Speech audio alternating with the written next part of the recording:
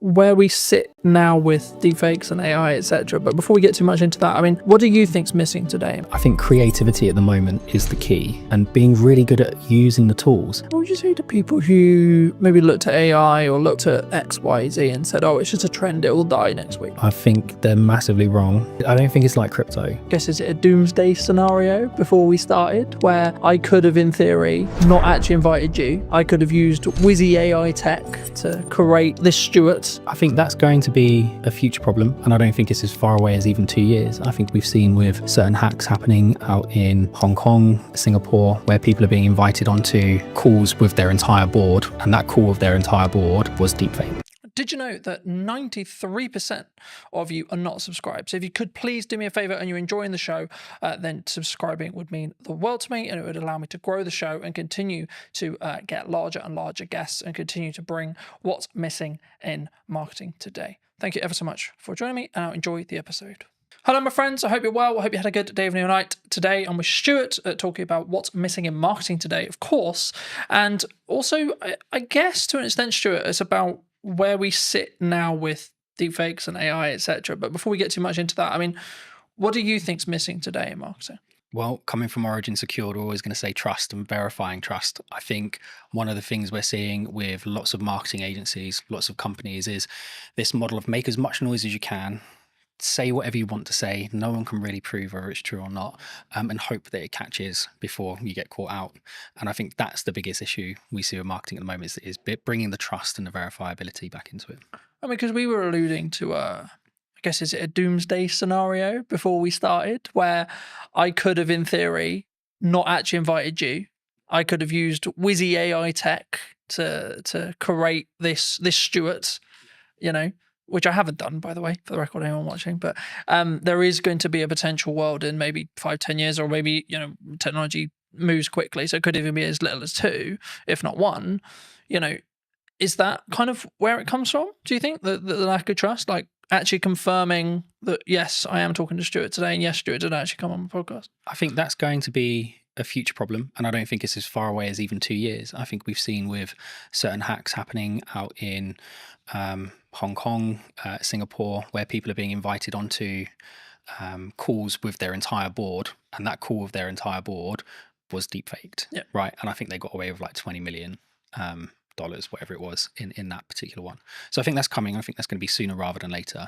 And I think we're seeing that online, where you'll get images of people like Martin Lewis or whoever saying something that just isn't true, or supporting a project that is a scam.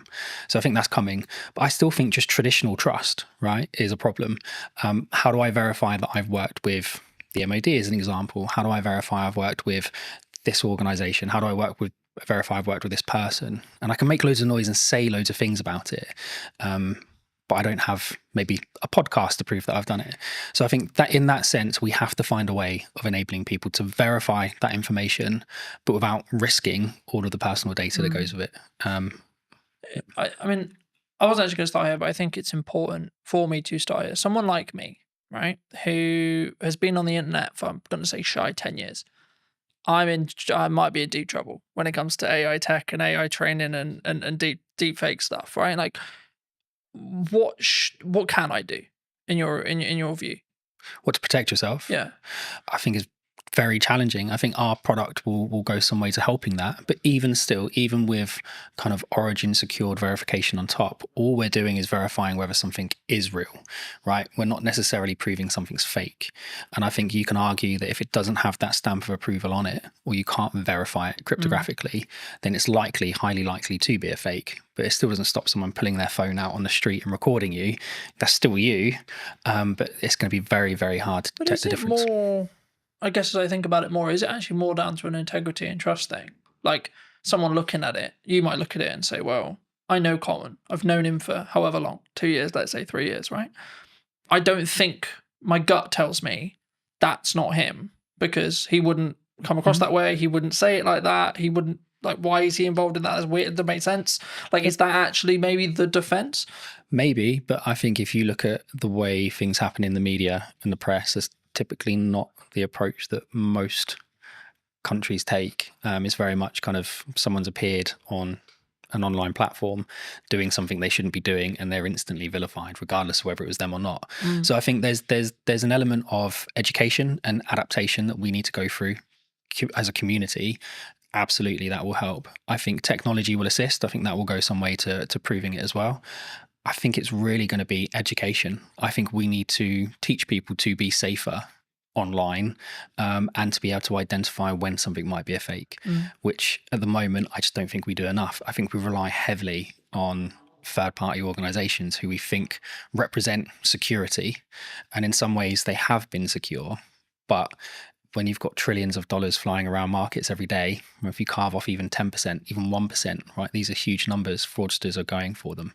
So I think we need to adapt and find new ways. Do you think maybe as marketing, or as maybe as like just a medium to small size business, what can I do then? What can you do? I think, again, having things like this will help.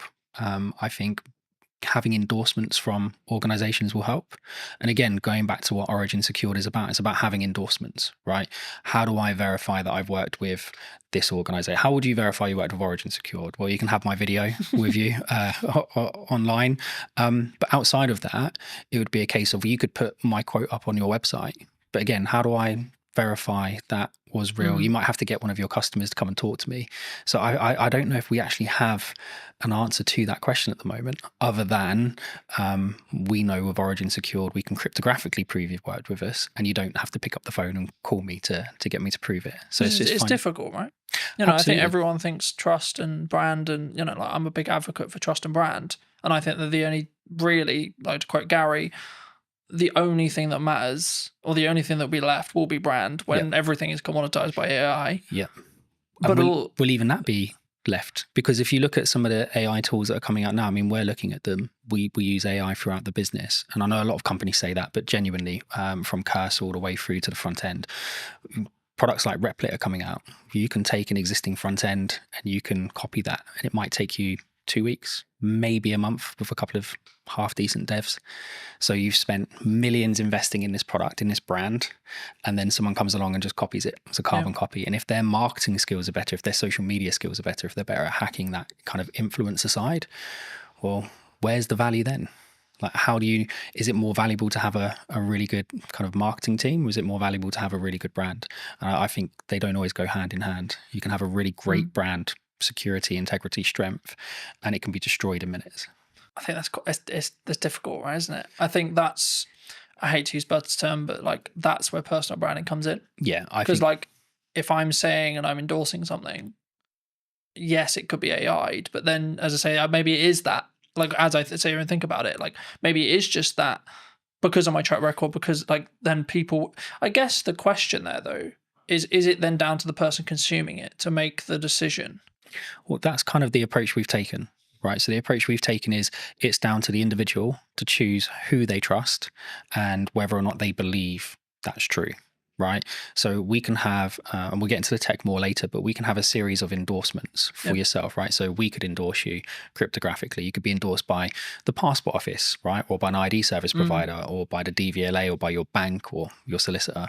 All of these endorsements build up trust over time, right? And the more of those you have in sequence, in the right time frame, the more people will trust you.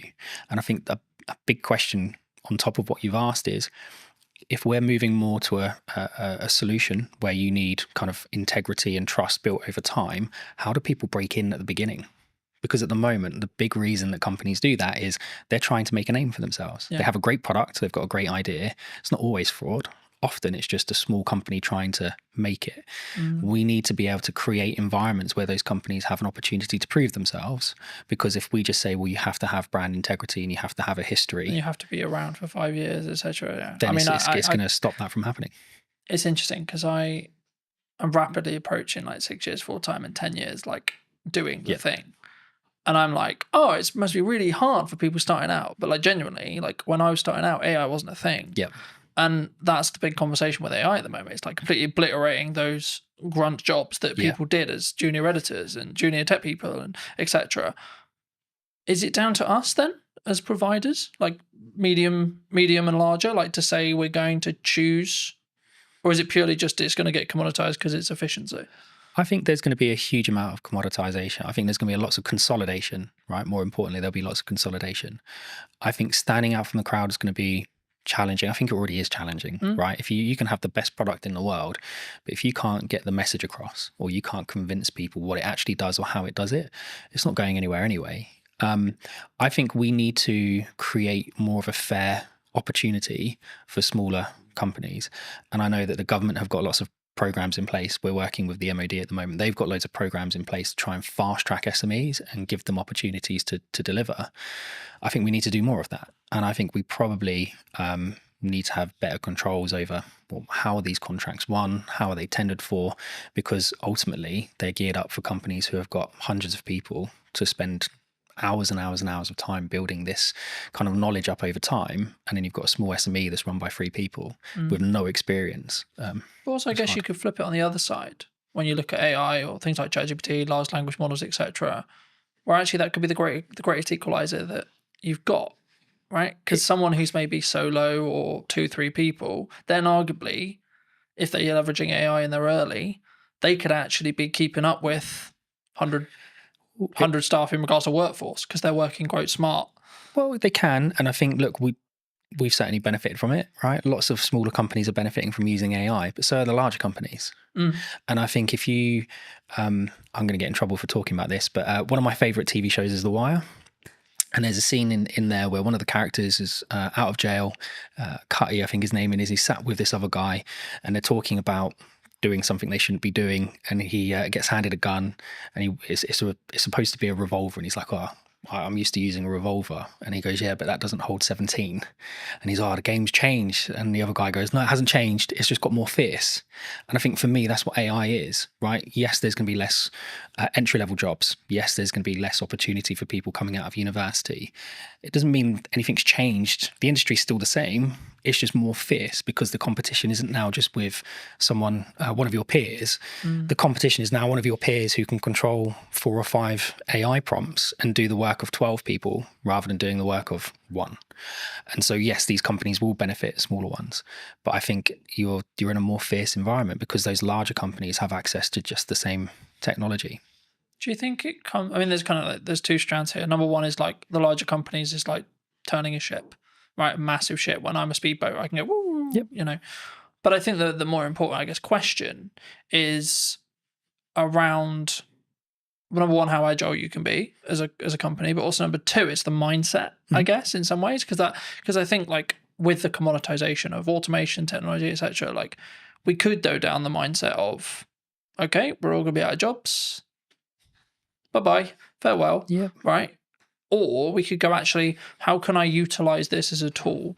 And, you know, I was having a conversation with someone very close to me about another filmmaker the other day, and I was very worried for his model, looking at his business model, because traditionally he's, in this case, brought in as a camera operator for other video production companies. And there's been a large conversation in the space, for those who are listening, about you've kind of got 2 models that you can really like business model-wise that are still profitable and can still work. Yep. Massive Hollywood stuff, which big crews, big money, lots of stress, and then the 1 to maybe 2 at most, like production size, right? The issue is, I guess, the middle-class filmmaker, you could say, in my realm, could be and potentially is going to be commoditized, especially if they're not utilizing or looking how to use AI, how to do prompts, how to, especially if you look at like the AI generation stuff that's coming out and like Google VO3 and etc. Like I looked at it and went, oh, right, okay, I need to talk about strategy more then. Because the idea of filming stuff is going to become less profitable than I think it was. Yeah, potentially. And again, playing devil's advocate to the other side, does it become less profitable, or does it just shift into a different community? So is it now not the middle class filmmaker, right? Is it now opening this up for everyone to be able to access it? And actually you get more creativity out of it because there are people who are learning to use those technologies at a younger age and more efficiently. I think my cousin is doing phenomenally well in Sydney at the moment as a filmmaker, right? She's still going through school, but she's done several productions. She came up with this phenomenal idea about a particular singer, and she's been talking to their team about being able to produce a particular song. The idea behind it is incredible. you won't get AI to produce the idea, right? Not yet. That might come in the future, but at the moment, AI is just really, really, really good autocomplete. Lots of people are going to be really upset with that, but it is, right? They're just predicting tokens. We're not yet at a point where it is finding new ways of doing science, right? It might find a new mathematical way of folding a protein, right? But that was always there. It's just able to run more permutations. But it's not going, I've got this great idea for this film, and I want this, and I want that, and I want the other, and I want the other, right? That's still really a human kind of product. And I think... Do you think that's where the opportunity lies then? 100%. I think creativity at the moment is the key, and being really good at using the tools, right? I still think there's going to be lots of jobs. I think they're just going to change. I think you'll have less entry-level jobs, not necessarily a bad thing, but you might just have lots of people who are really, really good at doing the prompt engineering. That will become a big job in my opinion. What would you say to people who maybe looked at AI or looked at X, Y, Z and said, oh, it's just a trend, it will die next week? I think they're massively wrong. I don't think it's like crypto, right? I think my co-founders and I always disagree on this, especially one Mark. He's very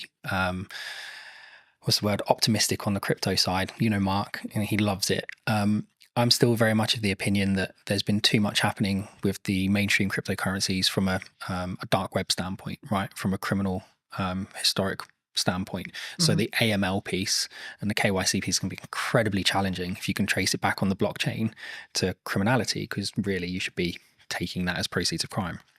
So I think there's a major issue with that. I think the difference between that and AI is AI genuinely has solutions, right? You can take someone who spent the last 20 years of their life learning how to spot tumors in lungs, right? They might have a really good accuracy, 80-85%. And then you can train an AI model to 92-93% accuracy in 3 or 4 months. That's a huge jump, right, for us as a species, in my opinion. So I just don't see AI dying. If anything, I think it's going to become more and more integrated. And I think actually what we're going to see is that AI is going to become smaller and smaller and smaller.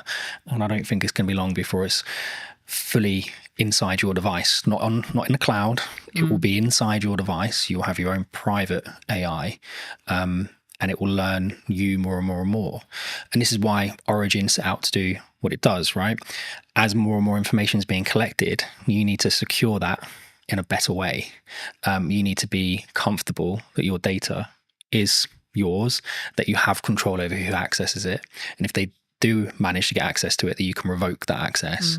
And if someone is storing your data somewhere, you've got some level of encryption yourself over that data.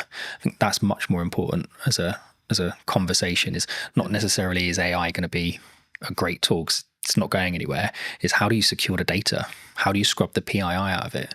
I think, because I know that, you know, other large language model providers I'm sure have done similar, but I know OpenAI, owners of ChatGPT, got into some hot water because they basically, what it seemed like was they were basically ignoring copyright law completely.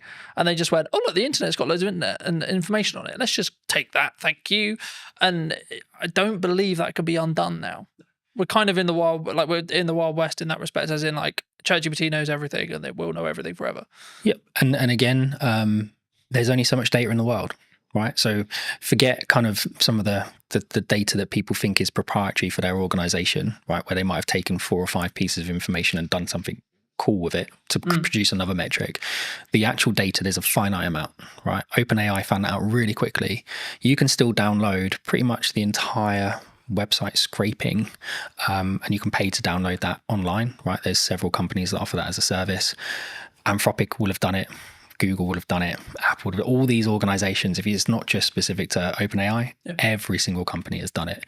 And I think at that point, there has to be a kind of really important question being asked is, how are you protecting your information? Not just from a copyright standpoint, but even from, we were talking about this the other day. So M&S, their hack, right, which was social engineering, well, how secure is me sending a 6-digit passcode to your phone?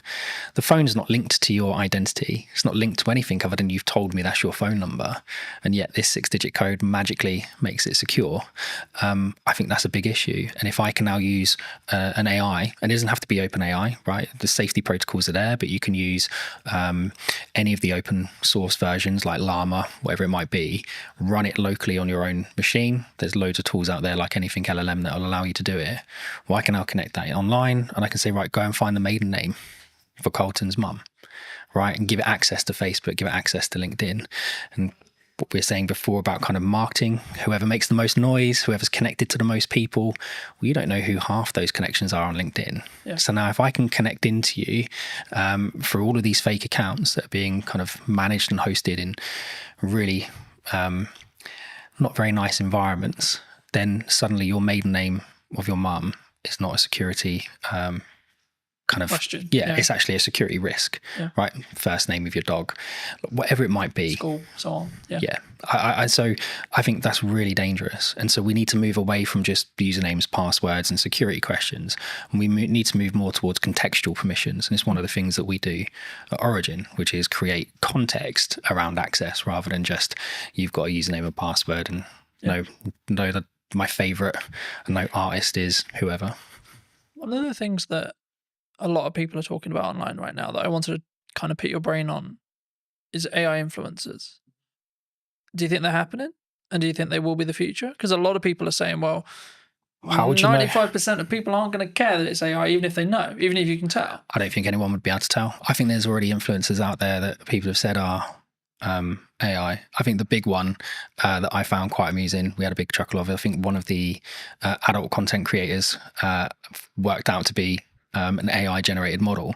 And I just think that's hilarious, right? That these people are paying for this personalized service and they've got no idea that it's not even a real person. And I guess the question, like you said, would they even care, right? The illusion is there that they're receiving that personalized service. And I think it's the same for all of us. If you had the choice between ringing up the bank and them saying, press 2 for this, describe your problem, and just go around in that never-ending loop, or would you like to talk to an online chat agent that's an AI model that you know is not real, is not a real person, but at least is conversing with you in real language in real time? Which would you choose?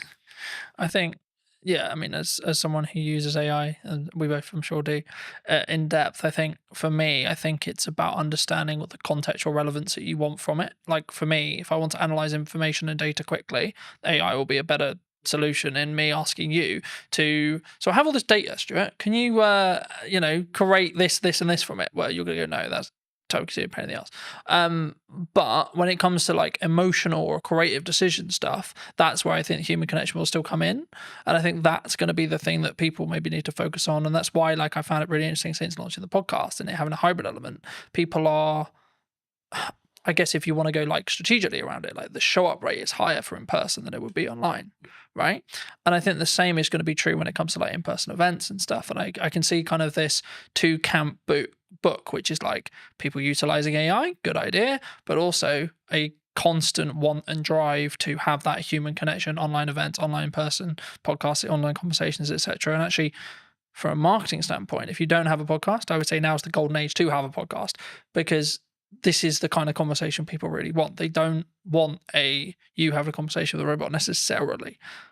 Do you think? I think there's a lot there. So if we go back to, I think in-person meetings are becoming popular again, right? We went through that stage. COVID was a nightmare, but even before that, lots of people were like, oh, it's much easier just to do it online. I was like, yeah, it is, but you don't get the same feeling, right? You can't gauge someone's reaction properly unless you're sat in a room with them. And I think there's a lot to be said about the environment, right? So the environment today, I can say something and it's not just your facial expressions, but I can feel the environment. If you say something wrong, you can feel it change. If you say something funny, you can feel it change. And I think you lose that online. I think we'll start seeing people doing more and more in-person meetings, more and more in-person conferences. I guess the question really I've been asking a lot recently is the younger generation, right? When I was kind of 12, I was out from morning till evening every day doing whatever I was doing. It's not always the right things to be doing, but I was having fun. Whereas my 12-year-old, getting him out of the house is a nightmare. And it's not just because he's on his devices, because we limit his time on his devices. He does lots of exercise. We do Muay Thai together. We train together. We do loads of stuff together. But him and his friends don't go out. Like there aren't loads of kids in our area playing outside, and it's the perfect area to be doing it because it's quiet, there aren't many cars, there's loads of open spaces. So I don't actually know where it's going to go, if I'm honest. I think it really comes down to this next generation and the generation after. How do they interact with each other? And if we don't keep encouraging people to maintain the social aspect of it, I think it will be an issue. And again, the trust side of it, I can trust you more if I meet you in person most of the time. But even then, you still have people who are really, really good at kind of convincing people of things in person that aren't necessarily true. I remember a handful of years ago, I did a talk as part of a business panel at a local college.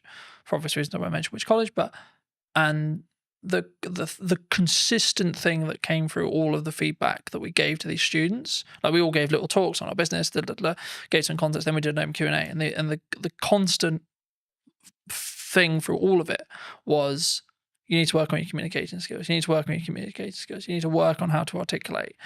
But I think sometimes especially someone who talks on content a lot, who does content a lot, who's constantly trying to do that 1% to improve how I come across, the words I use, how I pause, etc.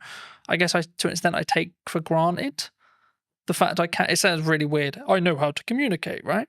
But I do. It's even the little nuances, like how I do a stupid noise, or how I pause, or when I pause. I mean, is that something that, like, and if so, like, if that's, we need to either invest that in our children or put that into like schooling level, and or when we're in the workplace or looking for careers, etc. I mean, is that something that's, do you think, weaker as humans? Obviously it's a broad stroke, but do you think it's something that we all need to improve on? I think it's a muscle, right? Communication's a muscle. I think being social is a muscle. That's not to say people who suffer from any anxiety aren't right to feel the way they feel, or that there isn't an underlying issue there. But I think a lot of the time it is a muscle. And I think the only way you can exercise that muscle is to push yourself past the comfort zone and do it. And we aren't pushing people to do it, right? I think we've got to an age where someone can self-diagnose as having a problem, and then we go, oh, okay, well, we won't talk about it anymore. Like, it suddenly just stops the conversation, and suddenly it's not, well, that's the end of it, right? Well, I think that's a problem. And I think that goes back to what you're saying before around kind of school-age children. Yeah. I think my wife and I foster, right? And we've just had a 2 and a 4-year-old that will be leaving us shortly, and we've had them since March. And when they came, like, the little girl was nonverbal, the little boy had some issues with kind of speech and understanding and some other bits.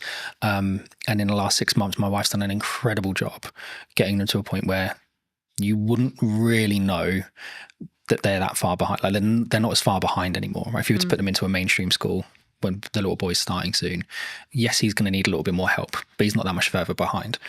But it's because we didn't just go, oh, okay, well, they've had a hard time, so that they get a pass, or we think they might have some anxiety issues. No, let's get them outside. Let's get them on the climber frames. Let's get them interacting with other children. Let's explain to them repeatedly. No, it's not just about saying, oh, kind hands if they do something they're not supposed to do. No, that's not right. Explain to them why, and spend that time educating them. And I think we don't do that with kids at the moment, right? There's so much, people talk about it all the time, but there's so much power with the kind of the child. And there needs to be some power with the child, absolutely. But you've also got children walking into schools stabbing people, right? That's a problem. I'm not saying we can solve that with Origin, not at all, right? But I think that's how far back we need to go. I think we need to start at schools. I think we do schooling wrong. Does that come from boundary settings? I mean, like the statistics from like a quote broken household is ridiculous, you know. Like, mine is true in that respect. You know, I didn't have my dad around for 20 years, and since about probably a month ago, 2 months ago, I spoke to him for the first time in 20 years. Mate, congrats. Right? How did that make you feel? Big deal. It was just, it is what it is. You know, like, I wasn't there to be like, right, I'm going to, and I wanted to make sure that when I did it, it wasn't coming from a place of anger. It's like, right, I'm going to pull 20 years. And it was, right, okay. But I did it for a point of view of, I need to make sure that I do this so that I don't regret if I'm told he dies. I did my best, I tried. And I think, but then also I've set a boundary to say, this isn't a fully open door as well. And I think for me, that's come from years of building on it. And that's why I asked you about, that's why I guess the question of like, do we naturally have boundaries, either in work or from parents to kids as well? I think we spend a lot of time teaching people how to drive, right? Lots of time teaching people how to drive. We spend a lot of time teaching people how to communicate at work, right? You can't say that. You can't say this. You have to say it this way. You have to say it that way. We don't spend a lot of time with children teaching them boundaries because sometimes the parents haven't been in a position to learn those boundaries in the first place, right? Not everybody has the same start. I had a similar experience with you. Didn't see my dad for a long time. And I did go in different directions, and I was lucky enough to meet my wife who kept me on the straight and narrow. And I didn't speak to him for a long time, and he passed away. So before we had a chance to reconcile, whether we would have not, I don't know. So I'm really pleased you managed to get through that.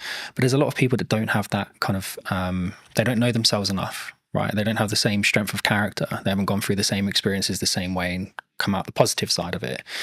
I think we encourage people, and TikTok and the others drive me mad because it's 10 ways you know you've got ADHD, and 10 ways you know you've got this, and 5 ways you know you've got that. And we're just creating excuses all the time for the behavior. And so boundaries, I think we all know where the boundaries are. I think a lot of the time we just choose to ignore them. Is that personal though? Because my boundaries and your boundary may be different. They should be, right? Otherwise it'd be boring. They absolutely should be different. But I think there are some basics that we should be able to agree, right? Certain spaces are private. Yeah.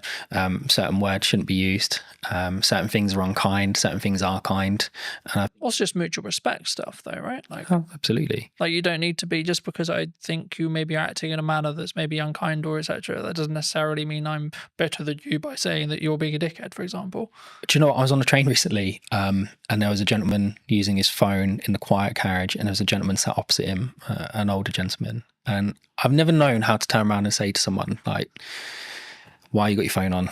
Why are you listening to it loud? Why are you not using headphones, etc., etc.? Because it always comes across as really aggressive, right? And the old guy just literally leant over and went, "Excuse me, I just wondered if you'd seen that sign." And the guy looked up and saw his quiet carriage and he went, "Oh, sorry, mate," and left. And that was it. There was no big like hurrah. There was no shouting. And I thought, well, that's a mutually respectful way to approach that situation. Would he have approached it the same way if it had been a 13, 14-year-old teenager listening to his music loudly? Would the teenager have responded the same way the man did?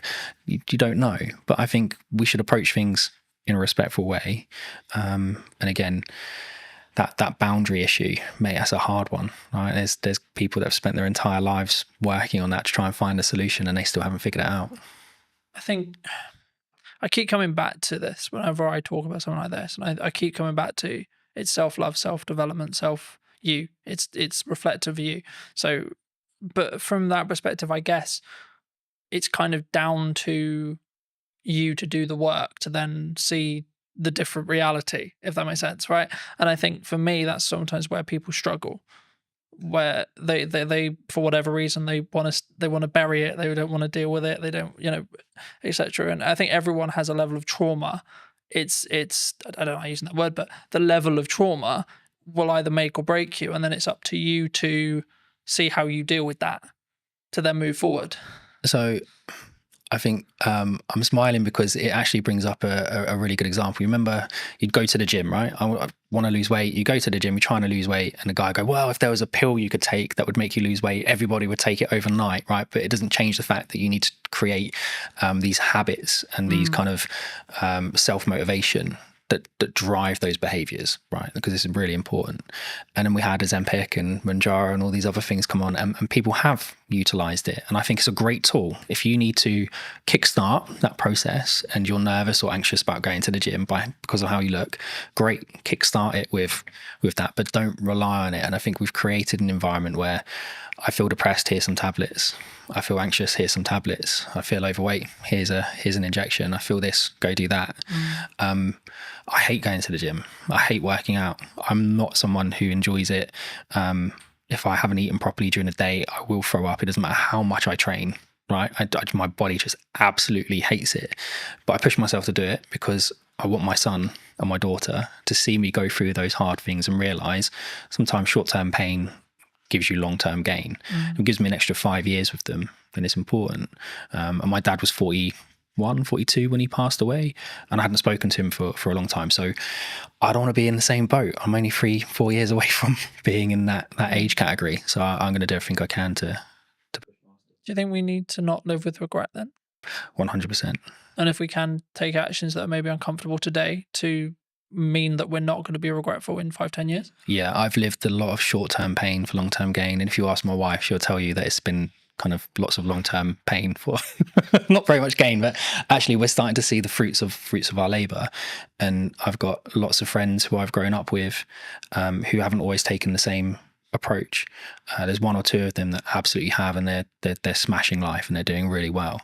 But there are still an incredibly large number of people I know who are living month to month, and whether that be just kind of taking out finance on a new car because they want another car, or they're not taking those kind of short-term pains of, well, actually maybe I'll just hold this car for another 5 years. Nothing really wrong with it. The plate might be, I don't know, my plate's a 17 plate, right? I've got no interest in selling my car. I love my car. I've had it for a long time. Yeah, but you don't get the, oh, that's a cool car. Oh, well done. You got a new car tick box from your social circle, though. No, you don't. But again, it's that confidence of being able to say, well, I don't need it. And again, you go back to what you're saying before about boundaries and how you're brought up. Lots of people don't have that. And again, from a trust standpoint, well, who's going to give it? Right? Because you do need a parent or someone you trust in your life to give you that validation. And if you're missing it, you're going to be looking at it from all the wrong people. Do you think we come from a place of like strong, I guess, I'm just thinking of the best word to describe it, but like for me, it's like we can only think about this way because we come from a sense of privilege.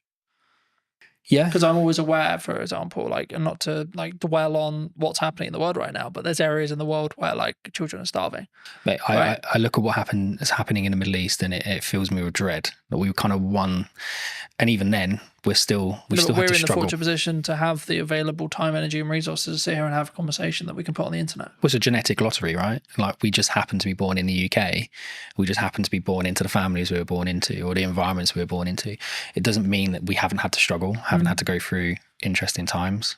But it just do we have to frame it in our perspective when we come in? It is a privilege. We're coming in from a level of passive privilege, because in 95% of cases, yes, there's exceptions to the rule, etc., etc. Everyone has their different story, but in most cases, in the UK especially, or Western culture especially, like, we haven't really need to worry about most of the essentials, either because state looks after us, and or because we come from a family that can look after us, and or we're given the tools to be able to create income that then means we can take those, have those things. Just having the opportunity, right? I think cars aren't exploding next to us.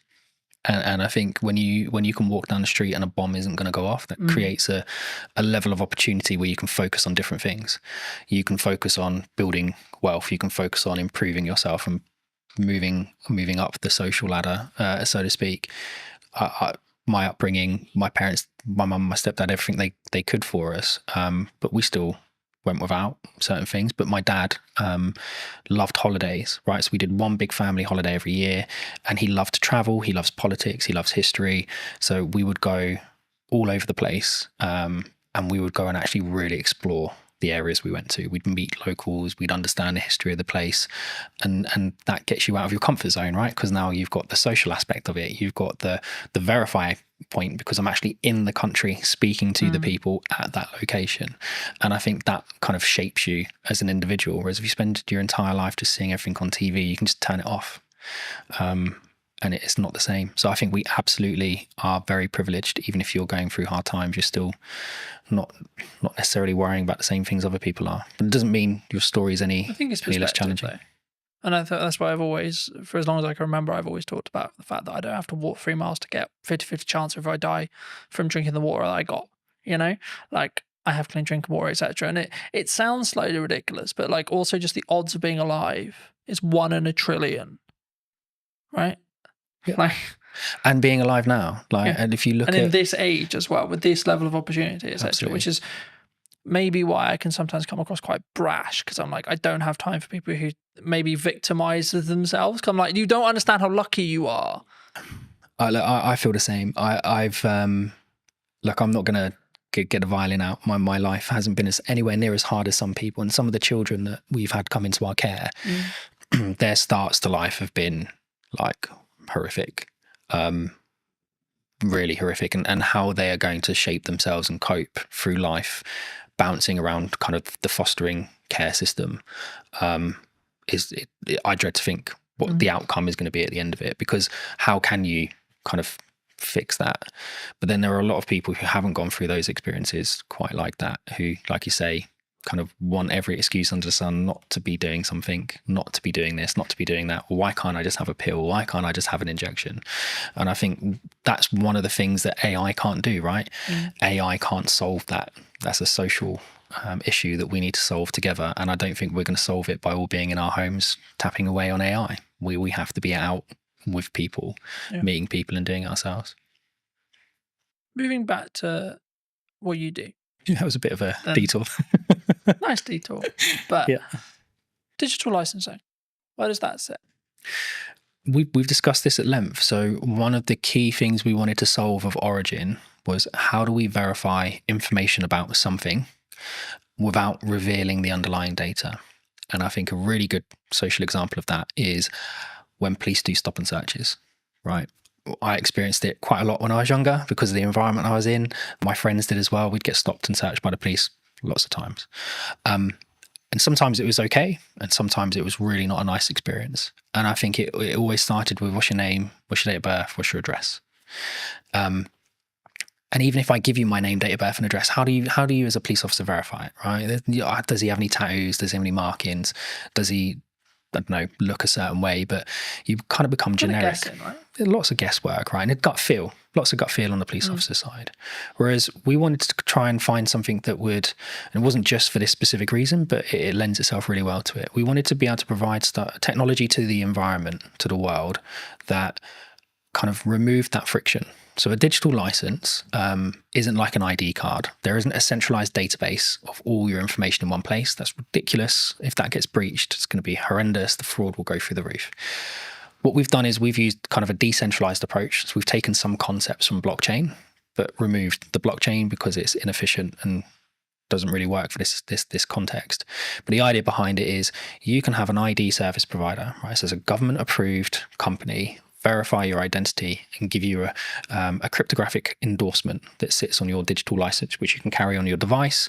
It could also be hosted in the cloud, but the idea behind it is you've got control of it. So now if I was to come and stop and search you, you would be able to present that credential to the police without revealing your name, your date of birth, or your address. But the police would know to a degree, he lives within a 5-mile radius. There's no outstanding warrants. He's verified that is his identity because he's done it with a biometric check on his thumbprint. And we can see that biometric check that's linked to that IDSP hasn't been changed on that device. And then we can link it to other credentials. He's got a full-time job with an employer. Don't need to know who the employer is, but he's employed full-time.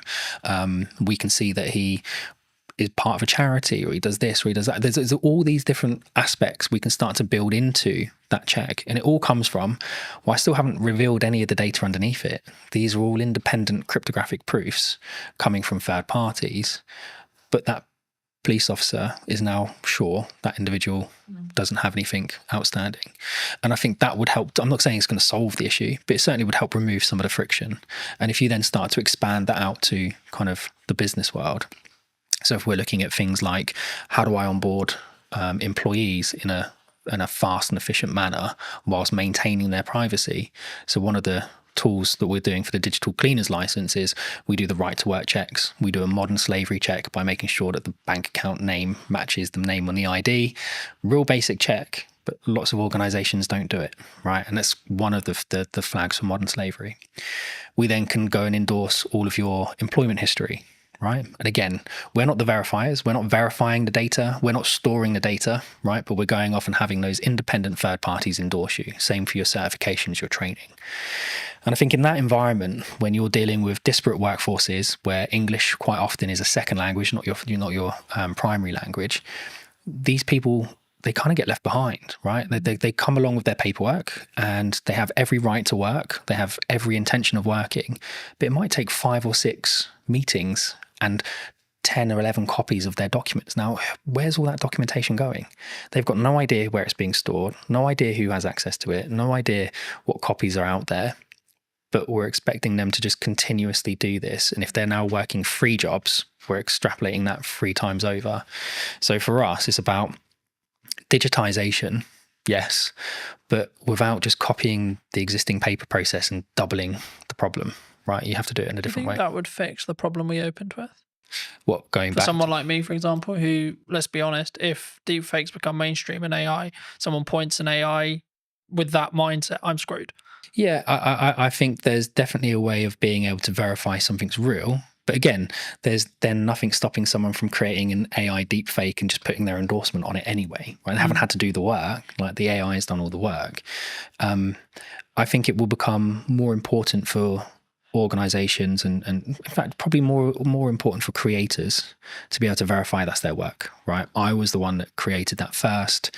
It's Here's kind my of in endorsement. some ways from a, maybe not a legality point of view, but kind of a copyright plus model, I guess you could say. Yeah, absolutely. And I think one of the things we've seen with the endorsements is, and you'll get it all the time with correspondence from the BBC, right, or for Sky News or whatever, our person on the ground. Well, that's great, but I don't know who that person is. I don't know their credentials. I don't know where they're from. I don't really know if they're from that country. I don't know what their background is. Whereas if you were able to say, here's the credential that's been lent to this article, well, now I've got, well, yeah, he's got an IDSP verified in that country that he comes from that country. He's got a university credential that says he went to that university. He's got an employment credential that said he was employed there at these points in time. That's not to say people can't build those profiles up at a state level if they really wanted to go to that level, but it becomes much harder to do. Right, the threshold for access to fraud becomes really, really high, because when we're actually taking these interactions and monitoring them, we create an encrypted hash of the interaction, and that gets stored on what we call event chains. So not blockchain databases, but the event chain is a point in time. And so you can't go back in time and put something on the event chain in the past. It has to be done in time. It's temporal. And so in order for someone to perform a high degree of fraud, it's going to take them 5, 6, 7, 8 years to build that profile up. And they will have to do it in multiple chains simultaneously. And they're just not going to be able to do that. And I guess it comes back to that point, which is like, it sounds horrible whenever you say it, but like, you're making it less likely that you're the one who gets targeted, because the burden of likelihood that your stuff gets stolen, etc., is so much higher than Barry, than Sally, than James, so on, and that's, I hate to say it, because it's like, oh, go and steal their car, not mine, because mine's a pain in the ass to steal, for example. There is that, but again, from our standpoint, I mean, we want to give it to universities for free. Right? We want to give it to schools for free. You have the Online Safety Act that's happening at the moment, and I think you've probably seen some degree of access to adult content reduced. But it's seen VPN usage go through the roof, right? Because we know how people are accessing it, just going around the issue. And I think they had, was it Keir Starmer's driver's license got leaked online, and people using that and a picture of him to be able to skirt around the sides of it. That's the same tech, by the way, we were talking about at the beginning, that some of the retailers are now choosing to use to verify their staff, right? It's not with an IDSP, it's just a localized check that looks right. I guess this was a big conversation like a handful of years ago, and I've covered it in the social media show and etc. But like, there was this big conversation, and lots of jurisdictions across the world have said, below 16, you're not on social media. And that seems to be the future, because it's like, we're now like, half the world has basically got that. How do you verify you're under 16? Exactly. Right. And again, with Origin, it's one of the things we were saying, if we give it away to students for free, you can have a cluster of credentials, right? And so from our standpoint, it's about enabling the verification of a credential to create context. And contextual permissions is something that we've kind of started to patent from using our tech. So the idea behind it is, I can access a system. I don't need a username and password, but I need a credential from an IDSP. I need a credential from my employer. I need a credential for someone linked to that system. I need a credential maybe from a school or university. All of those credentials must confirm specific assertions about myself, right? I'm under 16. I'm a UK citizen. I go to a particular school in a particular area. That means we're putting the control of the people that need it, schools, etc. But we're not then enabling people who have bad intentions to come along and manipulate that system, because they would have to manipulate it in 5, 6, 7 areas at the exact same time. So now if you want to access the internet, well, you could have your Origin handle with all of the credentials on it, and we would know straight away how old you are, right? And parents mostly can be trusted. So your parent could create a credential for you, but if that doesn't match your school's credential, well, then that's going to create an issue. So you don't have the permission to access that service or that particular piece of content. And that for us is really important. Context is much more important than just, well, we think you might be over 18 because you click the button. Yeah. For those people who have enjoyed this conversation, who may want to see more of the content, delve into a little bit in more depth that what you and the team are doing, where can people reach out? They can reach out to us directly, so they can come to us via the website, or they can reach out to us on social media or LinkedIn. I think we're starting to put more video content out there. So going back to what you were saying before, about kind of verifying trust, how do you prove it in the marketing world? Well, for us, it starts with video, right? And yes, there are deep fakes out there, but from our standpoint, I mean, we're able to verify our technology in our videos with our technology, right, which is important. We're certainly seeing kind of proof of concepts with the MOD gain lots of traction. We're talking to OFDIA, the Office for Digital Identity and Attributes, about shaping kind of how the UK consults on digital identity. And I think all of those aspects are important. So it's not just about us. I think people should be looking at digital identity as a whole in a much more holistic way. And reach out to us, reach out to the IDSPs, reach out to everyone. I think is something that people need to understand more, is that digital ID is more than just, here's my JPEG of my passport and driver's license. But yeah, reach out to us on social media or online. Just before we wrap up, I mean, obviously you have worked with us in the past and you've done some video content. I mean, now the other side of it, maybe a year on, how was that experience? What was the things you maybe learnt from? Except, like, how was it as a whole? Like, not putting words in your mouth, but I'm actually curious because obviously we haven't touched base since actually doing it last year. And I mean, was it how you thought it was going to be firstly from the percent of what we did, but then also, like, was there any byproducts that actually came from like working with us specifically? I think we realized really quickly that video was the best way. Yeah, 100%. And I think working with you guys and working with Lucas for the day, it kind of got into our minds a different way of thinking about things. And we were just on the cusp of really understanding how to talk about our product and how to talk about our technology. And by focusing on the video approach, and we've now released several other videos that we've kind of produced in-house, it kind of got us to where we are now, which is we know what our narrative is, we know what the story is, we know how to describe our technology. Whereas a year ago, we were still kind of trying to work out what it was that we were.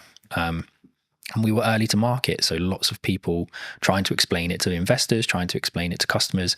It was a challenge. So no, mate, having that time with you and Lucas massively helped us kind of crystallize what we were trying to do. And then over the next kind of 2-3 months, I think that's when we nailed it. But it come off the back of the original filming we did, which was phenomenal.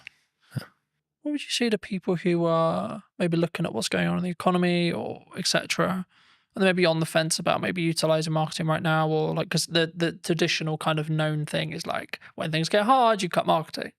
Yep. Honestly, I'm probably not the best person to answer it, but I'll answer it as best as I can. I think you absolutely have to have a presence, right? You have to. Unfortunately, at the moment, it's about noise. Right, we spoke about it earlier. The more noise you make, the more you get noticed, the more the algorithm picks you up and the more it promotes you to the top. And it goes back to what we we're saying as well about the SMEs, like, how do you get spotted? How do you get noticed if you have to have that kind of credentials proving you've done something? I think consistency, right? And we had this chat about podcasts a year ago. I think it's something like most podcasts end after 11 episodes, something along those lines, right? So 11 weeks, 11 months, whatever it is, that's the kind of podcast limit. And people go, oh, it's not growing, right? You have to push past it. And it's the same with the marketing. Yes, some people are really fortunate and they do growth hacking and all of a sudden they're a viral sensation overnight, but that's not the norm.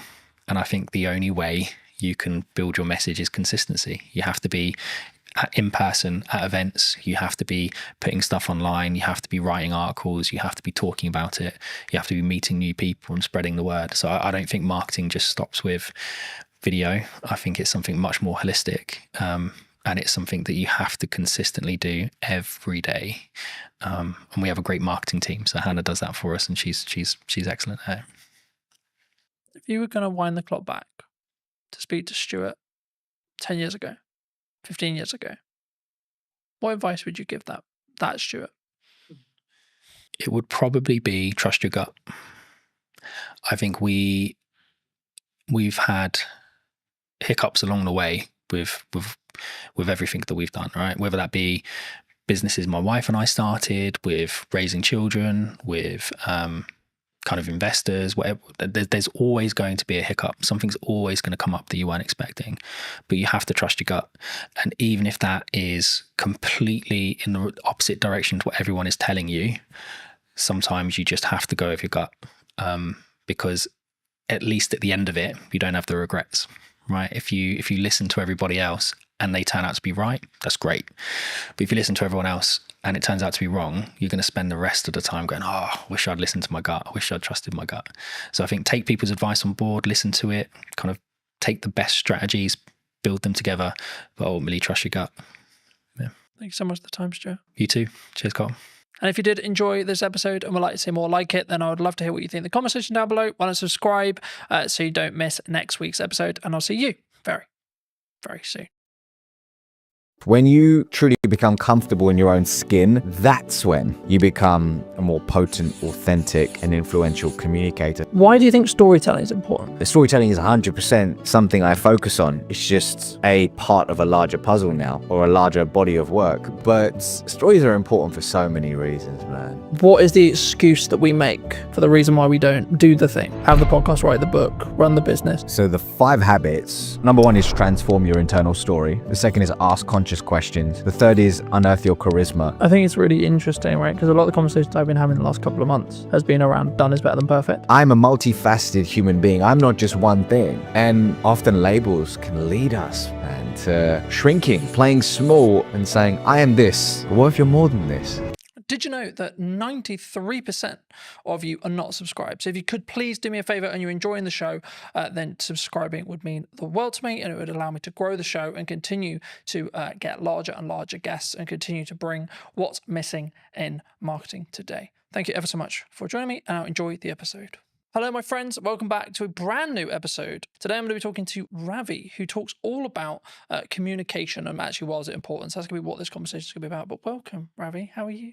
Good, man. I feel like we should have started rolling about 10 minutes ago because we had some good conversation about marketing, communication, books, all that good stuff. But I'm feeling good, man. As I told you in the green room or the coffee area, this has been a minute when it comes to me being on podcasts, given I've been focused on writing my book, being a dad, and all that good stuff. So it feels good to be here, man. It feels good to be here. Well, thanks ever so much for coming down and for the time, of course. I mean, it would be wrong to not open the show with what you feel is missing in marketing today. I mean, we touched on it in the pre-show conversation a bit, but just to reiterate for the audience's sake, I mean, what do you feel is missing today?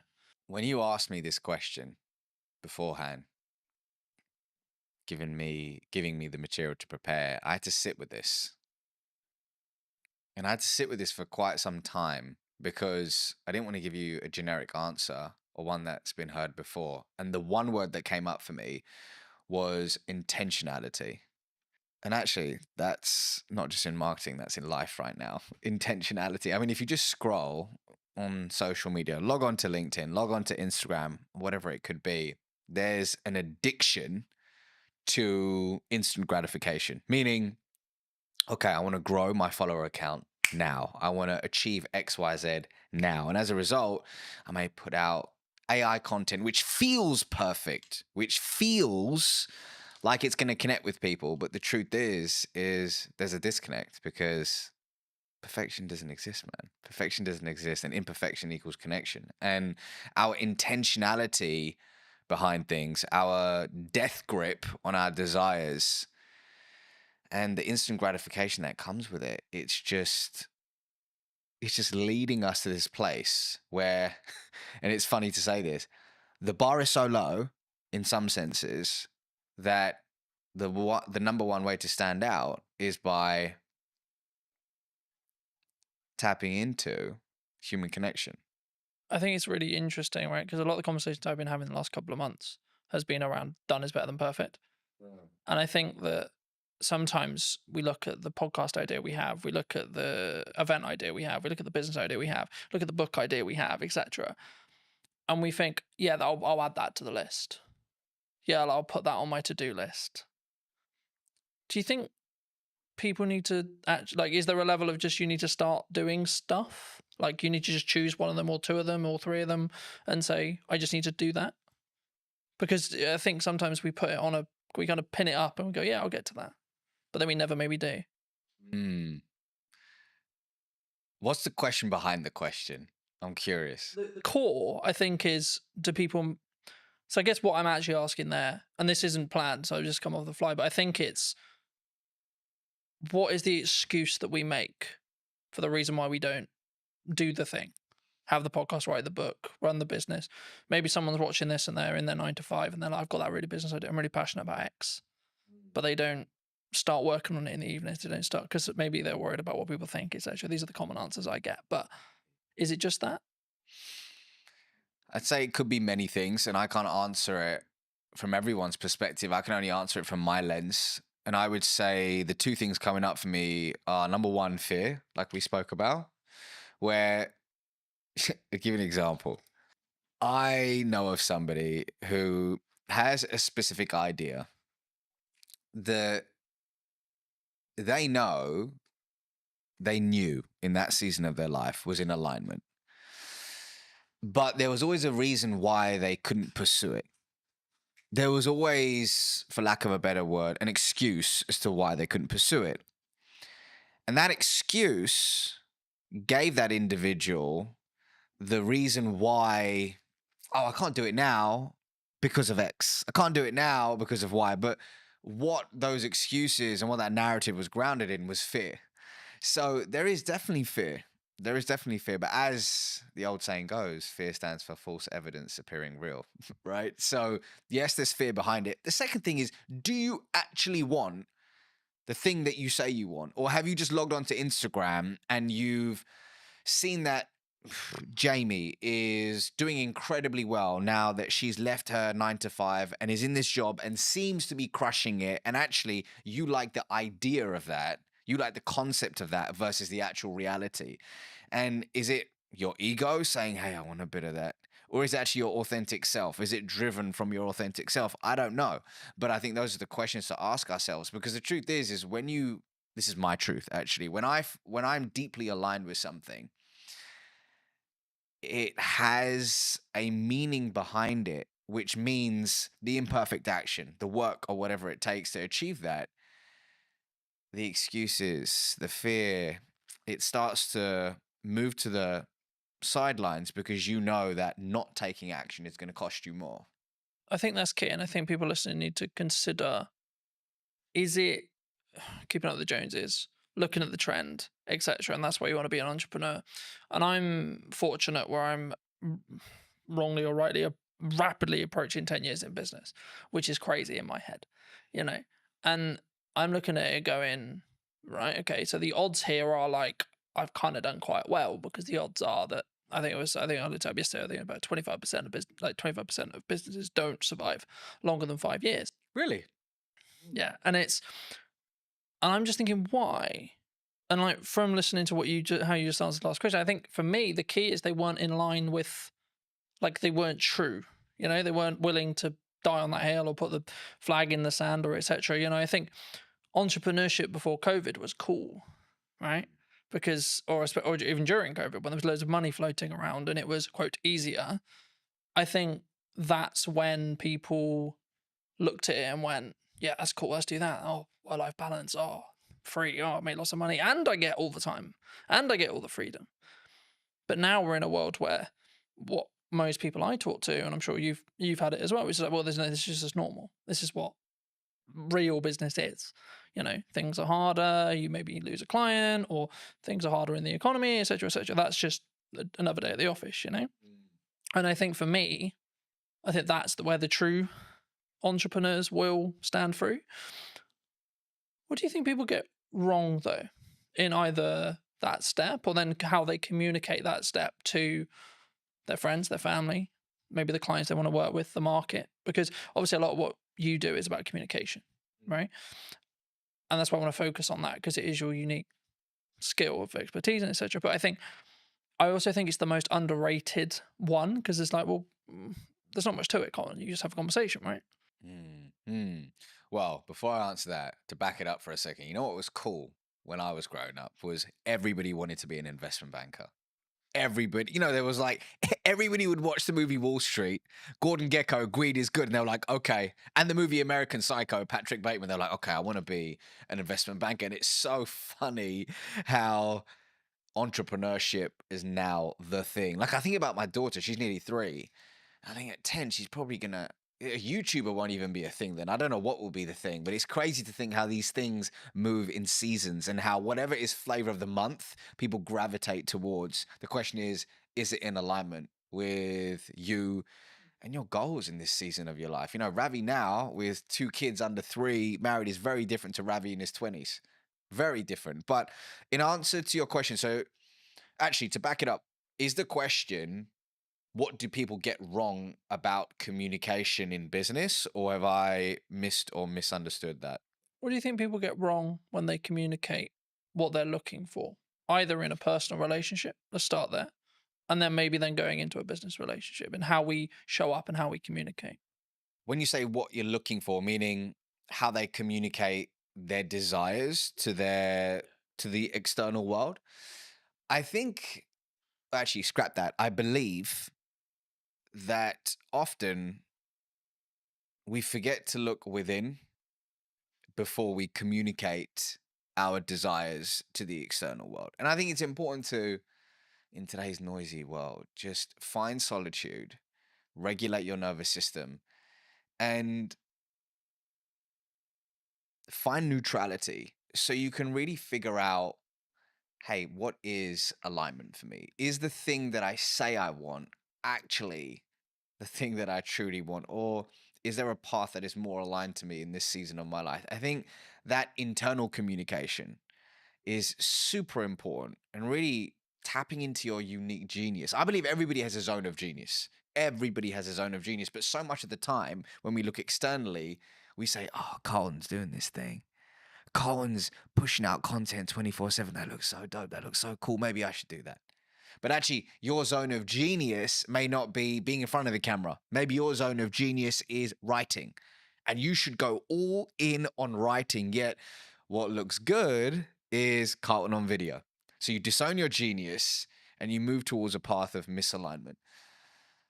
But hey, sometimes we need to have the disconnect to allow for the reconnect, right? And that's a part of the journey. So I think, once again, actually scrap that. I believe that looking inward is a step that is often missed in today's world when it comes to thinking about our desires in business and personally.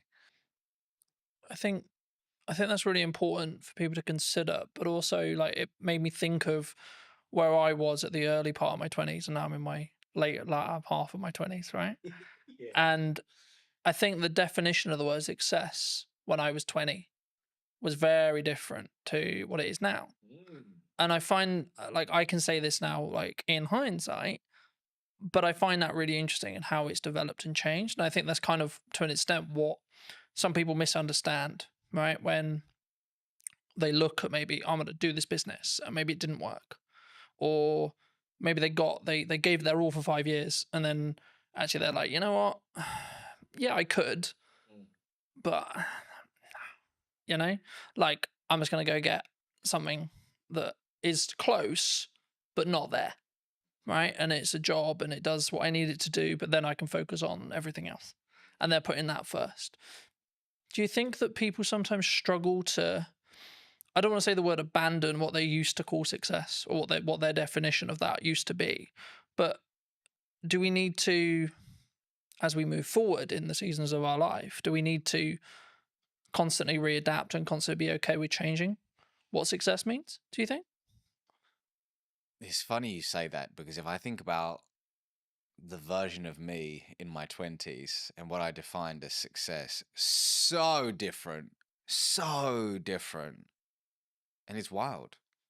But I also needed the 20-year-old version of Ravi to, like, actually, a better way to put it is I acknowledge that younger version of me. I have compassion for that younger version of me. And I know that he did the best he could with the consciousness that he had at the time versus berating that version. You know, some people say, oh, God, man, I was such an idiot. I did So many years. Yeah. Actually, we did the best we could in that season of our life with the tools that we had. So I've got to honor that version of me. But when I look back, I'm like, wow, I'm glad I've evolved.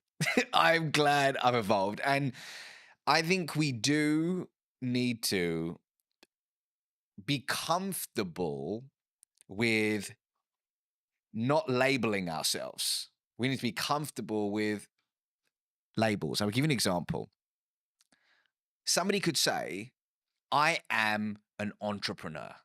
I am an entrepreneur. And on the face of it, great. Gives that individual a sense of belonging, pride, identity, brilliant.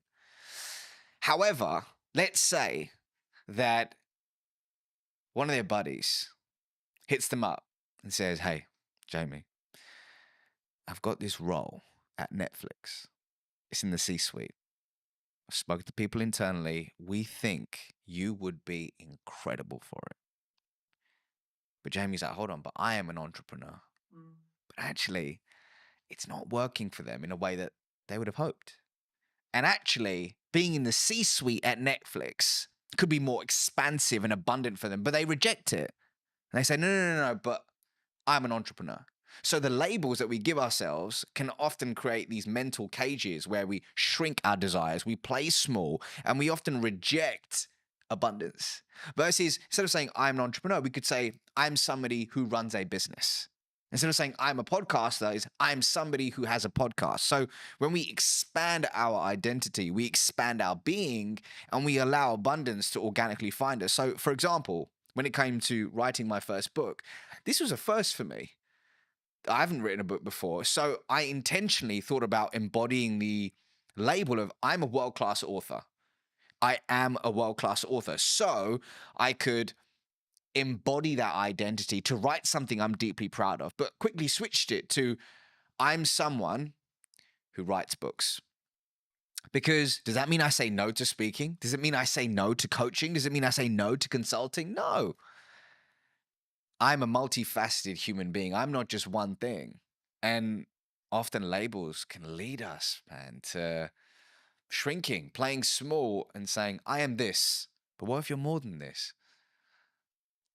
I think for me, and what I was thinking of as you were like explaining that as well, I think you can have your definition of success in the correspondence to the season you're in, right, as well. And I think I understand why people would like, I need the X, whatever it is, right? I need the car, I need the house, I need the wife, I need the lifestyle, whatever. But I think you can undo what's possible if you stay true, like if you only solely focused on that, rather than saying, I want to go north. Yeah, but come on, you're not being specific on where north. Okay, but I know I want to go in this direction, and then see what opportunities then arise from there, and then reflect on what happens. So at this moment, yes, I run a marketing company. Sure. Okay. But if you had a conversation, this same conversation nearly 10 years ago, I would have said, I do video production. Right.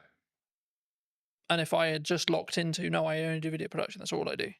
I work with other video production companies and I help them create content. Cool. Then it would have pivoted or changed what horizons I could have met or gone to. And what I found was that people, they tie what they're doing and their self-worth to it together. And I think that can be sometimes the issue. Massively. Because then you're tied to, like using your entrepreneur example, then you're tied to, oh, what if I'm not an entrepreneur? Now I'm lesser, right? Because that kind of implies you failed. And then to you, that means actually me as Colton has failed.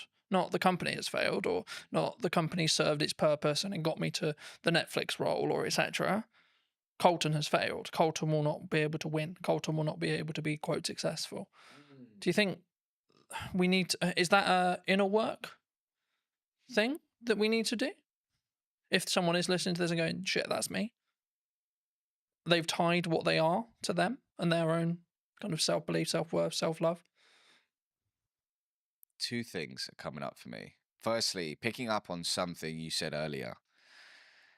Something I talk about in the book, inside of Habit 1, is about being fixed on the desire but flexible on the path. So let's say somebody says, I just want to generate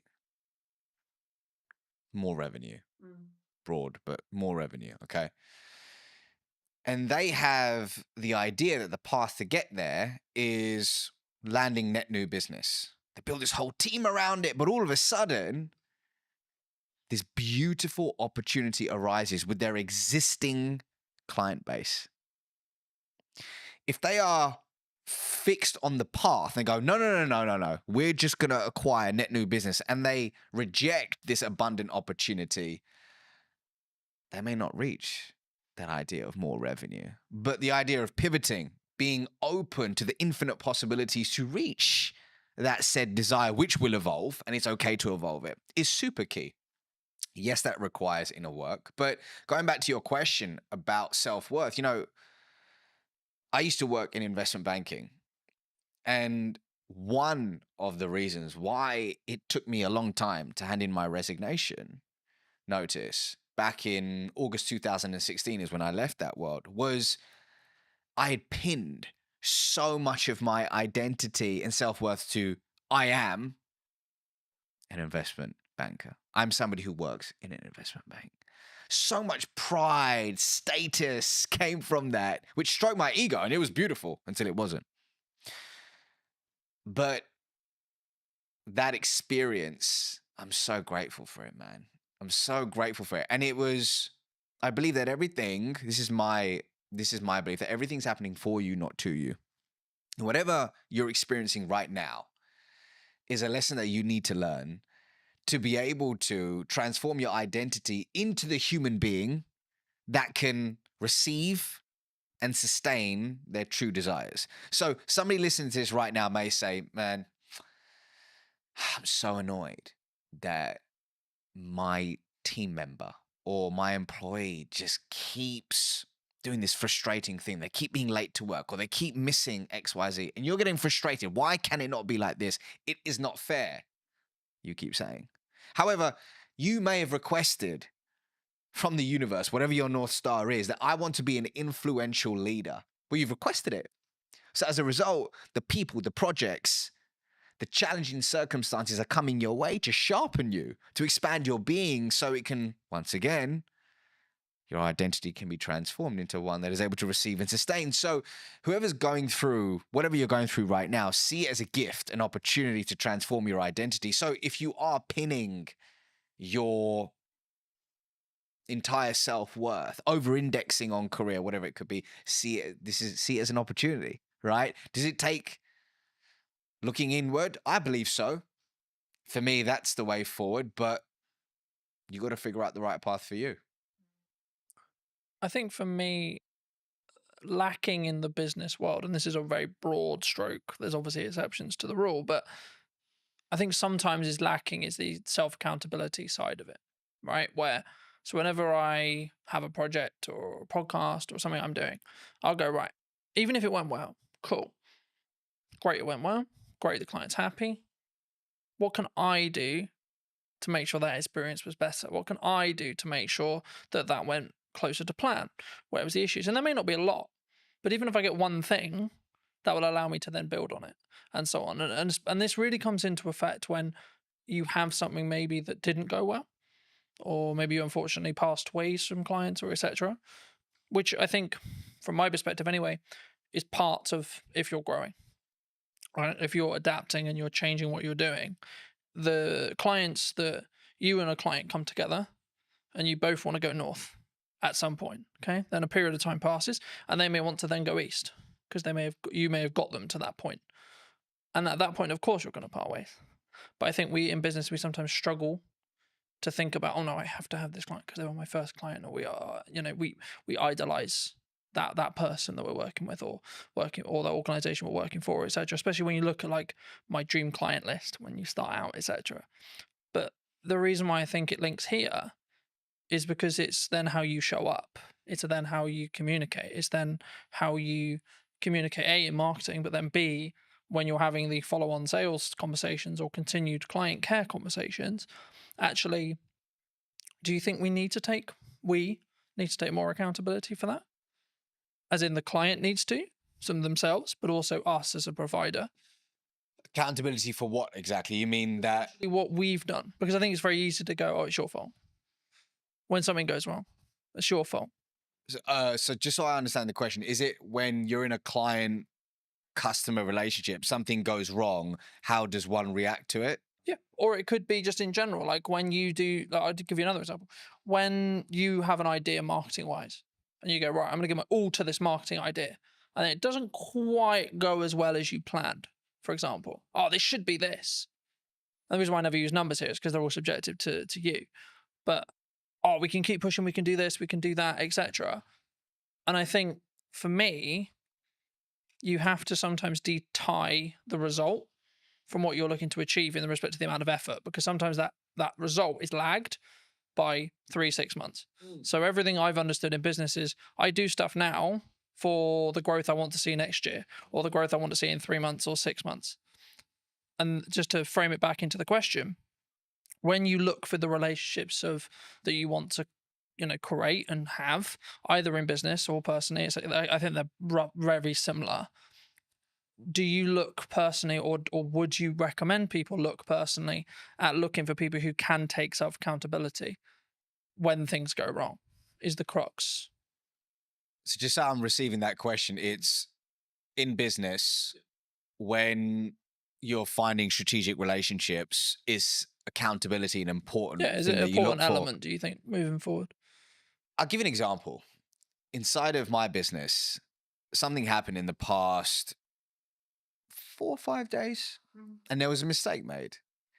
And I spoke to a team member about it, saying, can you help me understand what happened with XYZ? Now, they could have got defensive.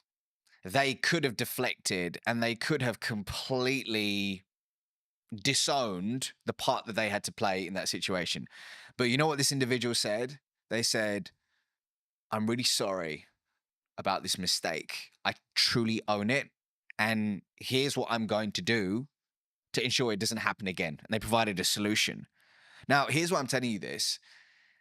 That was the most beautiful response, which told me the story about the following story about this individual, that they have a character of intention. And it told me that moving forward, I can deeply trust them. And something I talk about in this book is that when it comes to trust, one way to establish it is through the 3 C's: connection, character, competence.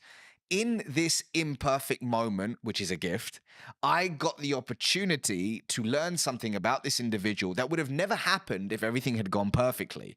I learned that they're self-accountable, and I learned that they're open to owning their mistakes. And they showed up with a character of integrity. It was brilliant. Simultaneously, I had another challenge, or gift, shall I say, in the business that happened about 2 weeks ago with a third party. That didn't occur, which told me a different story about the individual in question. It told me a different story about that company. And it really has left a sour taste in my mouth. And I probably won't be partnering with them in a different season of my life once this project in question is over. So it's everything, man. Accountability in that sense is everything, because it leads to trust. And I don't know about you, but I don't have a meaningful relationship in my life that isn't built on trust. Yeah.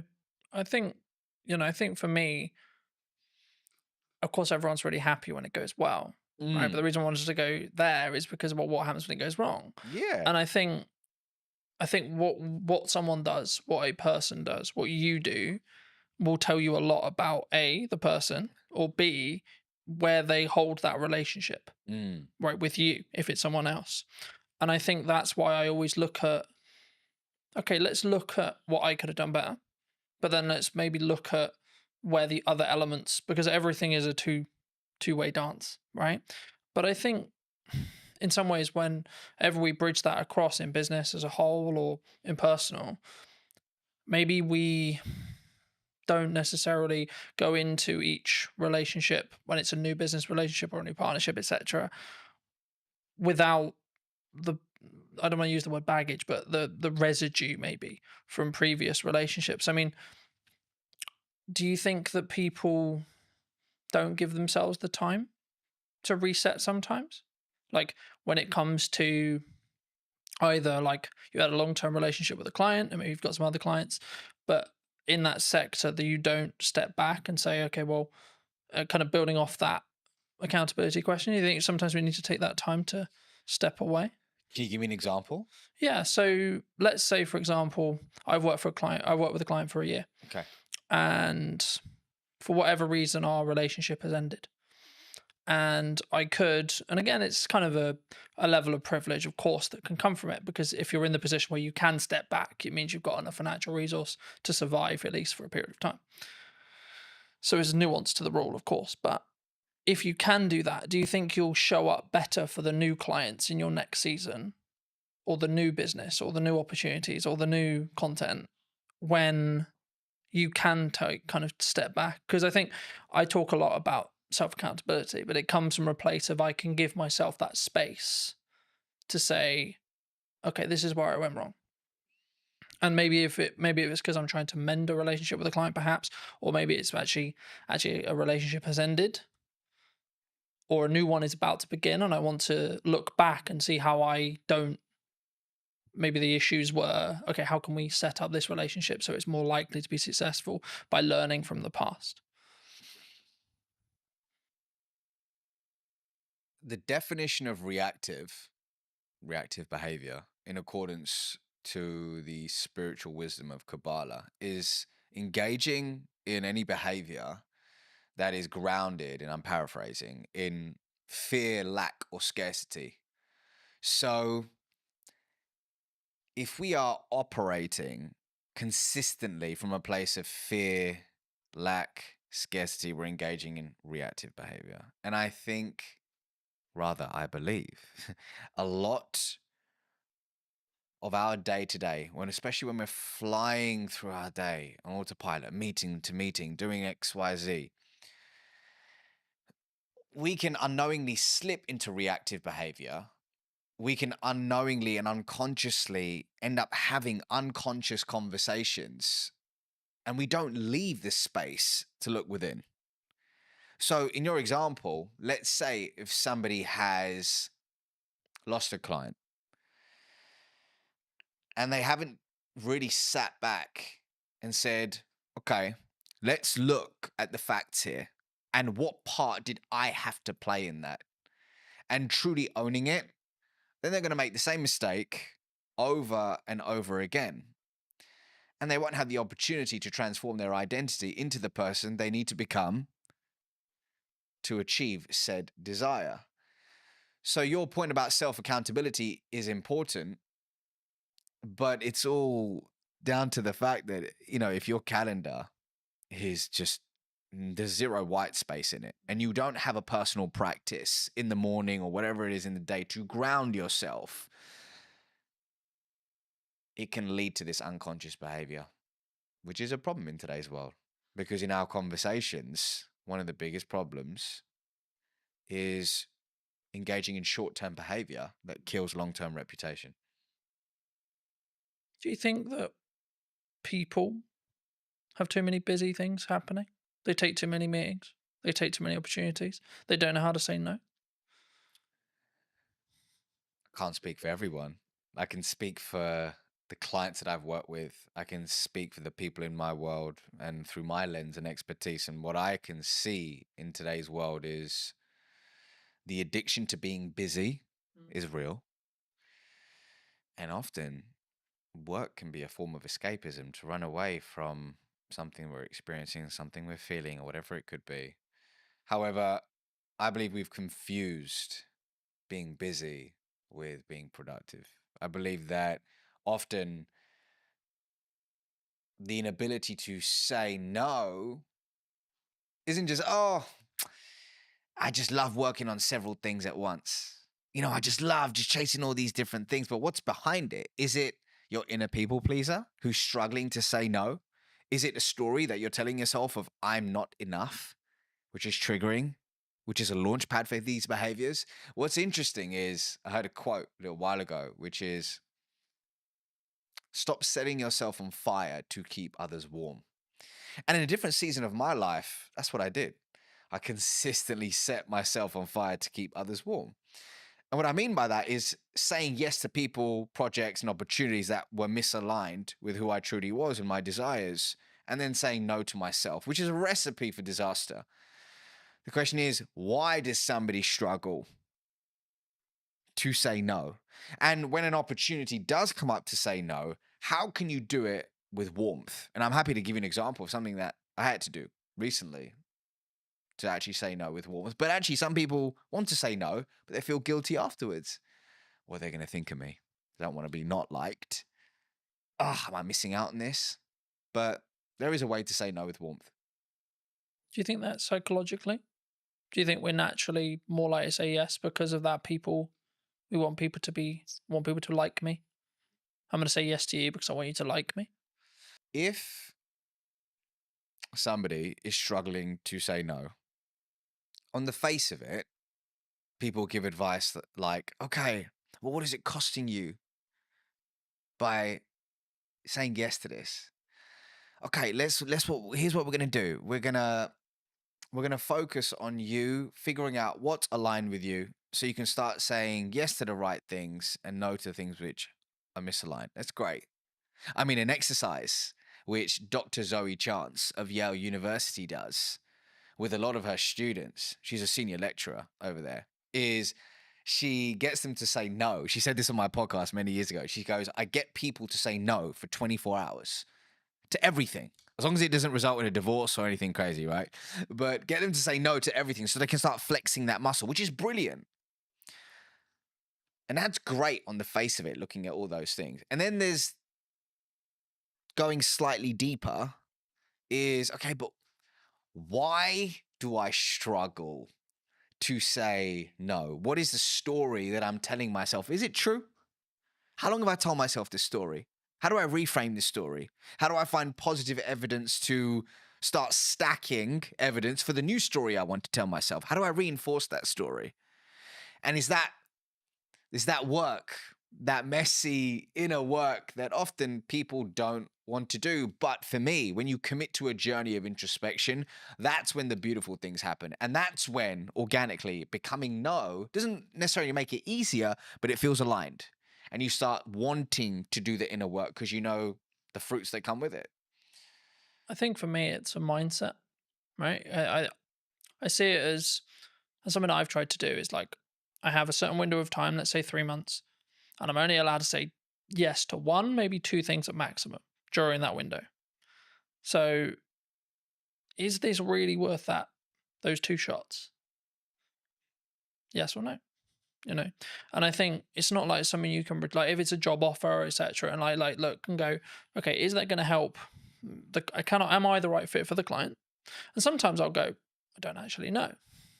That's when you explore more, you have more conversations, etc. But the key for me is making sure that whenever you do work with a client, or whether you do a body of work, write a book, run a podcast, etc., that it sticks into what you were starting to talk about at the beginning of today's episode, which was, is it authentic?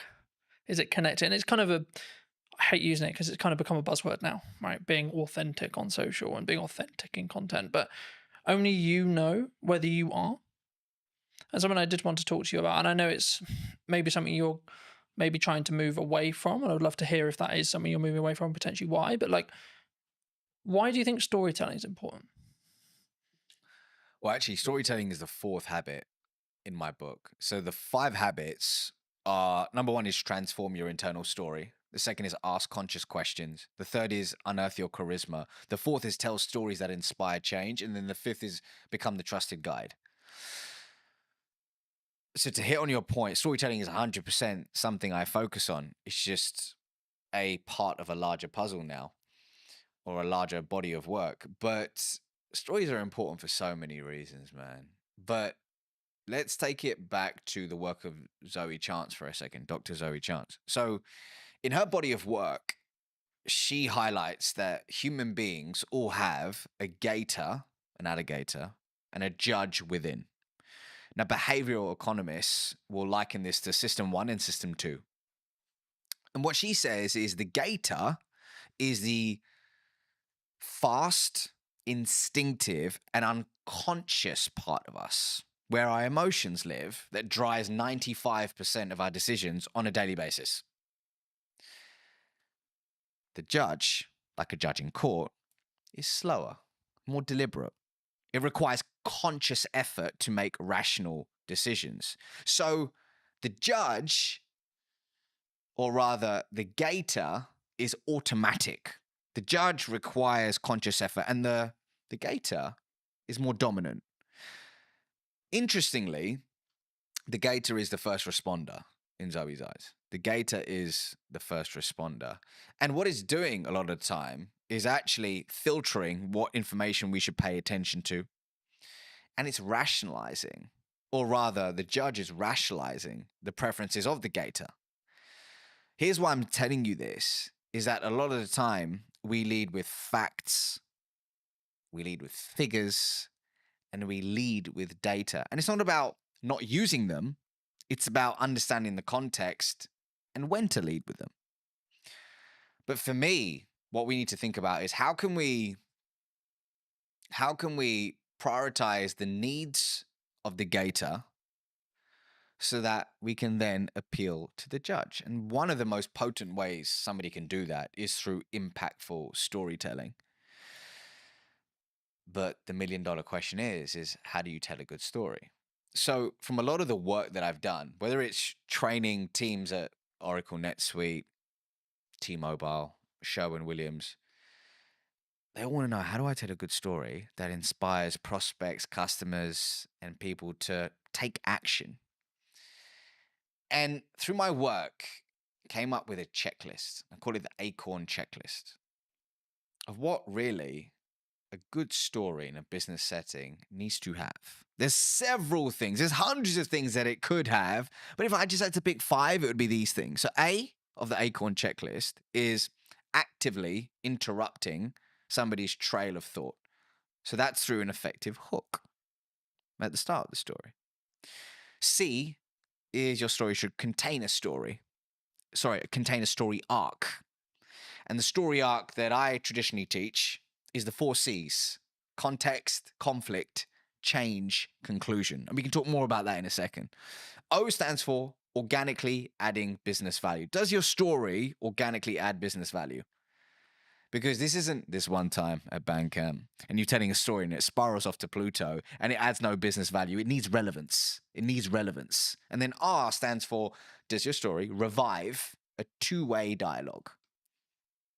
Not just talking at somebody, but does it spark a 2-way conversation? And then N, which is very important, does your story naturally, noticeably make the main character the hero, not you?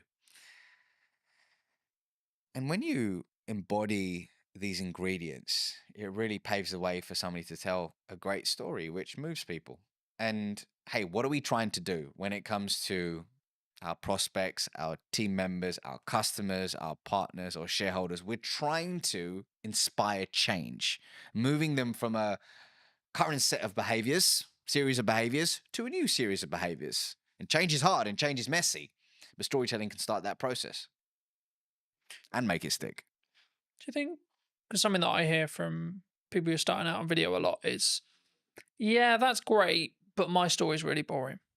My origin story is really boring. My day-to-day is really boring. I'm an accountant. I spend my life looking at spreadsheets. I spend my life looking at tax returns. I spend my life looking at paperwork. Is that true? It might be that person's truth in that specific moment. Is it, we gotta honor that that's their truth. That's their truth in this season of their life. However, is there validity in it? I don't know. I don't think so, right? I'm sure we'll be able to find cracks in the story that they're telling themselves. So I was recently speaking at an event called Atomicon. Incredible event, really cool business conference. And at the end of my keynote, this individual came up to me and they said, it's really interesting when you were telling stories about your kids and this and that or the other, there was humor in it. There was fun in it. It wasn't like, oh, I went through this immense pain and this happened and that happened. And that's what I struggle with. I was like, what do you mean? Tell me more. And they said, well, I'm struggling to craft my origin story because I don't have this huge moment in my life where, oh my God, I was down and out. I was at rock bottom and look where I am now. And for me, that's a recipe for disaster because it can leave you in analysis paralysis and forgetting that often the beauty is in the imperfect moments, the relatable small moments. When I came out on stage that day, I told a story about my daughter and how she was mimicking breathwork that I was doing in some season of my life. And as a result, it made me realize that how I do whatever I do in my life, she's going to mimic it. And my job isn't to tell her what to do, it's to show her who to be. That was the crux of it. But that came from a seemingly insignificant moment in my day-to-day life. So I think what it boils down to is creating a story bank. And I have a process for that, but creating a story bank where you're collecting these insignificant moments, figuring out which one of them can be transformed into a story and testing them versus sitting there trying to think of that one story and then going, I don't have it. I'm going to wait for it. And then just doing nothing. So everybody has a story to tell. The question is, do you have an intentional, going back to our question at the beginning, do you have an intentional approach to finding them, identifying them, and then delivering them in low stakes scenarios to test and tweak and iterate for high stakes scenarios? It's a real process. And I think it's something that you'll adapt as well. Like as you move through the seasons, right? Like you might not talk about the current season or the season you just come out of, but you potentially will talk about maybe season 1, season 2, season 3, etc. And I think for me that allows you to tweak and adapt and show that you're a non-finished article as well. Building off that, like my level of success at 20 was very different to now and will be very different in 10 years. And I think that's the constant thing. And the thing that kind of goes through the core of that is, what's my improvement today? What's the 1% thing I can do? What's maybe the thing I heard from you today, or the thing I picked up whilst watching something, or the key takeaway from the book I just read, or etc. And I think sometimes we don't give ourselves that time. That's why I asked you about the kind of the busy schedule thing. And something that I've tried to do is book less, like put more barriers in the way of those meetings, put more barriers in the way of guests coming on the show or etc. And then have more of a filter of who comes on, why, who am I having a conversation with, why, how can I be present in content, what content am I doing? And the reason why I do that is because then I can be more present and more focused on, and doing less work means I'm more present in the work I'm doing. And it means actually I'll be more transformational, so to speak, to that client, to that customer, to that guest, etc. I hope, I believe, anyway, in that respect. But for those who've really enjoyed this conversation, where's best to reach out to you? Where can they get the book? That kind of thing. Yeah, so if you click the link in the description, I'm sure you'll put it in the description, but you can pre-order my book now, which is available on November 4th, and it's called Relationship Currency. And really what it's about at the core is teaching people in any conversation how to build trust, cultivate authentic relationships, and master the art of communication along the way. So, hey, if this conversation has aligned to you, then pre-order a copy and I'll see you on the other side. But otherwise, I'm on LinkedIn, YouTube, Instagram, TikTok, all the places, just at the Ravi Rajani, and you can find me there. Magic. Thank you so much for coming on. And if you were going to talk to either yourself 5-10 years ago or someone who's your junior, what advice would you give them? About life, about communication, because I could take this so many places. Wherever you want. let's stick to communication. And I would say the following. I would say you can listen to podcasts like this. You can watch videos, you can absorb books, courses, and all that good stuff. But if you truly want to be able to communicate with influence and with intention, it doesn't begin with that. It first begins with a journey of introspection. And for some people, that can mean seeing a therapist. For some people, that could mean journaling, seeing a coach, or speaking with a friend where you can speak freely and remove the mask. But here's my truth. When you truly become comfortable in your own skin, that's when you become a more potent, authentic, and influential communicator. So start within and then look at all the cool stuff, such as the podcasts and the books. But hey, if you can't look within first, there's no hack, gimmick, or trick that will save you. Thank you ever so much for the time, ladies and gents. I hope you took value from this episode, and thank you for coming and Thank you. spending the time with us today. And I will see you very, very soon. If you did enjoy this conversation and would like to hear what's missing in marketing, probably tomorrow or today, then be sure to be subscribed. I'd love to hear what you think in the conversation down below. And I'll see you very, very soon. What would you say to people who maybe are on the receiving end of the obsession? I think you've got to be a part of it yourself and experience the ins and outs of the day to day, rather than just when the person comes home and they've had a bad day. I think that's true in anything that you do, marketing or fitness or writing or driving or whatever the skill is that you're trying to build. With consistency and with showing up when it's harder is when it will work. I think what you touched on there is a really common misconception in marketing. I'm not a fan of it. I'd much prefer the in-person world. If you were going to speak to either yourself or someone 10 years your junior, what advice would you give them? So I'd say take the risk, take it sooner. I waited too long. So I left it and I left it and I left it, and then I went, okay, I am going to do this now. Did you know that 93% of you are not subscribed? So if you could please do me a favor and you're enjoying the show, then subscribing would mean the world to me, and it would allow me to grow the show and continue to get larger and larger guests and continue to bring what's missing in marketing today. Thank you ever so much for joining me, and I'll enjoy the episode. Hello, my friends. I hope you're well. I hope you had a good day, evening, or night. Today, we're filming a brand new podcast, as you have seen, with Matt from Involved Health. Thank you so much for coming on. My pleasure, Colton. Thanks very much for having me. No, you're very well. Good to be back.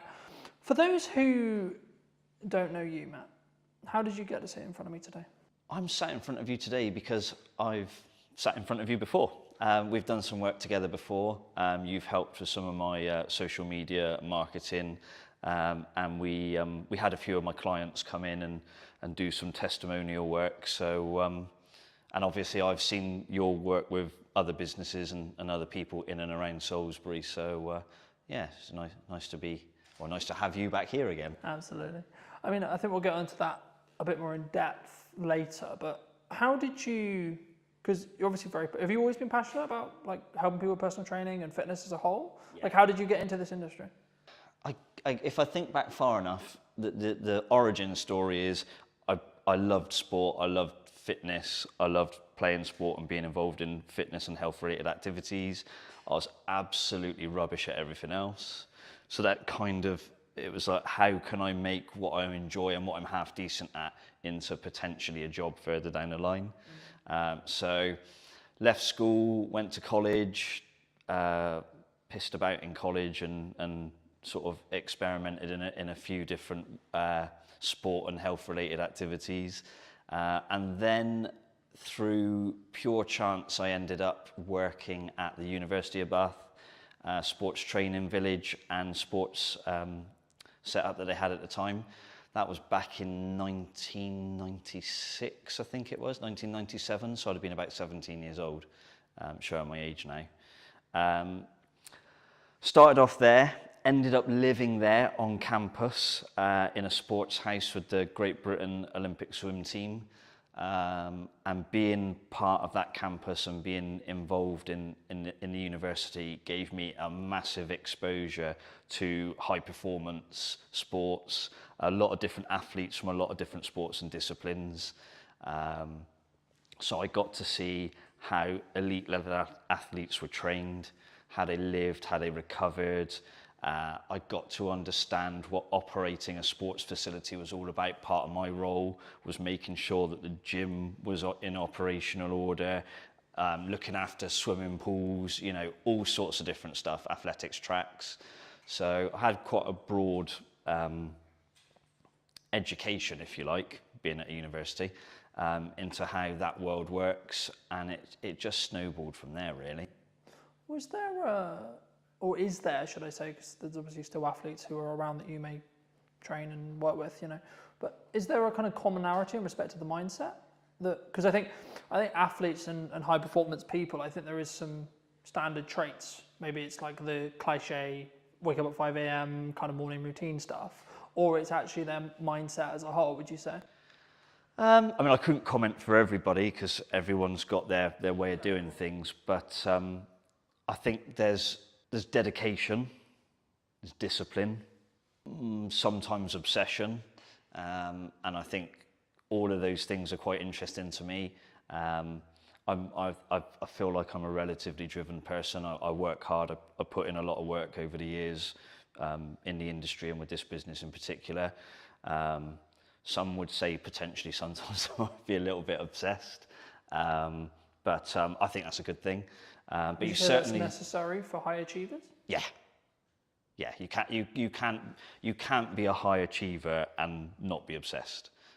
You have to throw yourself into whatever it is you're wanting to do or build or grow or be a part of, and if you're going to deliver a highly successful business or an environment, depending on what aspect you're working in, I think you have to be obsessed. I don't think it works if you don't. Not at that level, anyway. What would you say to people who maybe are on the receiving end of the obsession, right? So maybe they're with someone, their partner, their mother, etc. Like maybe when they're starting out and it's their parents, or maybe as it develops into a full-fledged business, what kind of can that support person do? Because I think for obsessed people who are very driven, like we get it, but sometimes that they don't get the attention or the thought process when it comes to, I wouldn't say how to deal with an obsessed person, but how to support that's a person in that respect.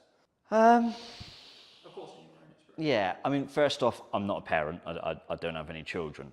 But what I do know from the backgrounds I've worked in is sometimes the obsession starts from the parents, and the kids or young people are pushed into something, and the parents, I mean, you know, when people used to say pushy parents, I think actually sometimes those parents are just obsessed with creating an environment for their kid to thrive, and sometimes that's awesome, and sometimes it can be, you know, sometimes terrible. So in terms of how to support someone who is obsessed in trying to deliver high performance, tricky one. I think you've got to be a part of it yourself and experience the ins and outs of the day to day, rather than just when the person comes home and they've had a bad day and they, Is use the phrase uncomfortability kick and the cat stress almost. that kind of comes from that? Is that normal though, for a high achiever? Is that a sign or a byproduct of them being high achieving? Stress. Yeah, like so from a partner's point of view, or etc. You know, like in that respect. I think there's elements of stress for sure. They will be stressed about delivering an outcome on a performance. You know, if they're trying to compete, they want to win. They're stressed in the build up to a competition, can be stressed at the competition. And then there's the stress if the competition doesn't go so well. So yeah, stress definitely plays a part. Obviously, I've not competed myself at a high level. I've experienced and lived around those that have, and more often than not, I think the stress is a positive, like the person has responded to it. But I definitely saw a couple of occasions where maybe it didn't.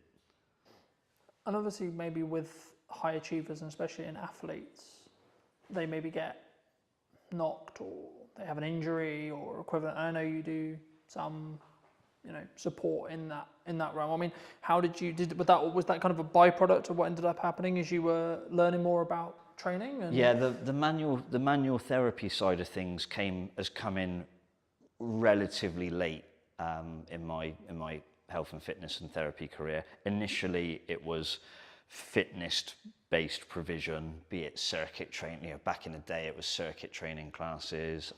Then I got more and more into the personal training side of things. And the therapy aspect for me has probably been the last 10 or so years, 10 to 15 years, I reckon. Whereas I've been in the fitness and PT industry for I've forgotten how old I am, 24, 25 years. So yeah, pretty much since I walked through the doors at Bath University, I've been involved in fitness since, and that's changed, you know, throughout the years. Therapy's become a big part of that. I guess, how was it a natural progression from, so you train Yeah. people and maybe they have injuries, and then you saw it as like, actually I can help people here with X injury or Y injury to actually help them with their recovery to get back and train as hard as they actually maybe want to mentally. Yeah, I mean, but certainly their body isn't there yet. Yeah, it was a combination of things really. One, I started to listen to most of my clientele is Gen Pop, so general population. So it could be business executives, stay-at-home mums or dads, doesn't matter, but it's across the board, probably age 25, 30 plus, up to my oldest client's 94. So they would always mention niggles and aches and pains. And it was like, right, how can I train around it? How can I train through it? And then I was like, hang on a minute, why don't I just try and help them deal with it more directly? And because of the nature of my client base, the need to be able to do therapy work was becoming more and more clear to me. So I'd say around about 15 years ago, I really started to delve into the therapy side of things. And 15 years later, that's probably a fairly significant part of Evolve's business now. Do you think that's one of the things that makes you unique in comparison to, say, another personal trainer, another gym, another etc.? I think when I first came to Salisbury, for those that don't know, I didn't grow up in Salisbury. I wasn't born here. An opportunity came, where are we now? Probably around 2014, 2015 maybe, to start getting involved here in Salisbury. So what I realised through that is a lot of places had personal trainers. There were some gyms around. Sadly, there are fewer gyms around at the moment. That's another story. And I realised that nobody was really creating an environment where it was seamless. So you could be down here in the gym, maybe having a therapy type workout. You could be upstairs on the treatment table. You might have ligament damage that needs hands-on treatment and things like that. So the ability to put the two things together is really, really important, because as a professional then, I can manage and help the client through a myriad of different options. So I can be involved in their fitness training, I can be involved in their therapy work, I can guide them on their stretching and flexibility, and it all has a carryover. It's better for the client because you've got one set of eyes keeping an eye on things. I'm not saying I can be all things to all people, but it does assist. But also from a finance perspective from the client, you know, if you have 1 or 2 PT sessions a week, then you've got to go to an osteopath, then you go somewhere else for a massage. Most people know what these things cost these days. That's serious money on a weekly basis. Whereas within a visit to here, they can have a PT session. They might need just a few minutes of hands-on work or some help with a stretch. And they've spent a fraction of what they would spend if they had 4 or 5 different professionals helping them. So it's almost trying to create a multidisciplinary environment, but the one person is delivering that multidiscipline. I think for me, like, that's maybe the unique selling proposition of what you do, but it allows that synergy. So if there is an injury that happens, either unfortunately with during training or like outside of training, and then when they come into training, then it can be maybe tackled like faster or potentially better, you know, in that respect. But do you think, I mean, I guess then, the next question I was going to go into was like, how consistent or like how focused should the average person be on fitness? Because I think as a whole, it's always been a part of my life, but I think maybe I'm unique. I mean, we're looking at, like, I don't know the figures off the top of my head, but the numbers are like constantly changing, constantly adapting, and I don't think for the better in respect to obesity and other such concerns in that respect. And I think, is it a shift? Is there like from what you're seeing, or is it still maybe it's upper middle class, it's the people who can afford it, it's, you know what I mean, is it because from my perspective it was always quite snobby, oh, you work out, it was always that for a long time. I think what's changed is the media. So you look at anything in life now, the media get their claws into it, and that can be good or bad. There's definitely an increasing problem of lack of physical activity in schools. I can remember when I went to primary, I can just about remember when I went to school, primary school and secondary school. I was lucky, I had great PE teachers, I enjoyed sport, and the provision was there to do it, and we did it for a few hours a week. But talking to clients now who've got kids in certain schools, and they barely get an hour a week of like taught physical education or the chance to just explore different sports. And I think these days, a lot of that seems to be happening outside of school. And then it becomes choice. Then it becomes, can the parent potentially afford it? If you're in a school environment, it's kind of delivered for you, to you. But to have to choose to go out and take part in a sport, it's not just the kid's choice, it's parents going, I work 3 jobs, I can't take you to wherever you need to be 3 times a week, or I can't afford for you potentially to have all the kit you need. I saw some kids walking along, I'm pretty sure it was hockey, and the stuff over their shoulders and what they were carrying or what they were wearing, I'm thinking, if you've got 2 or 3 kids, that is costing you some serious money. So the chances are you are in a slightly higher class. I don't like this class differential that people have, but it's definitely a problem. And I think, you know, I understand from my perspective what I charge for the work that I do is reasonable, and it certainly isn't affordable to the masses. Do you think the key is the educational piece then?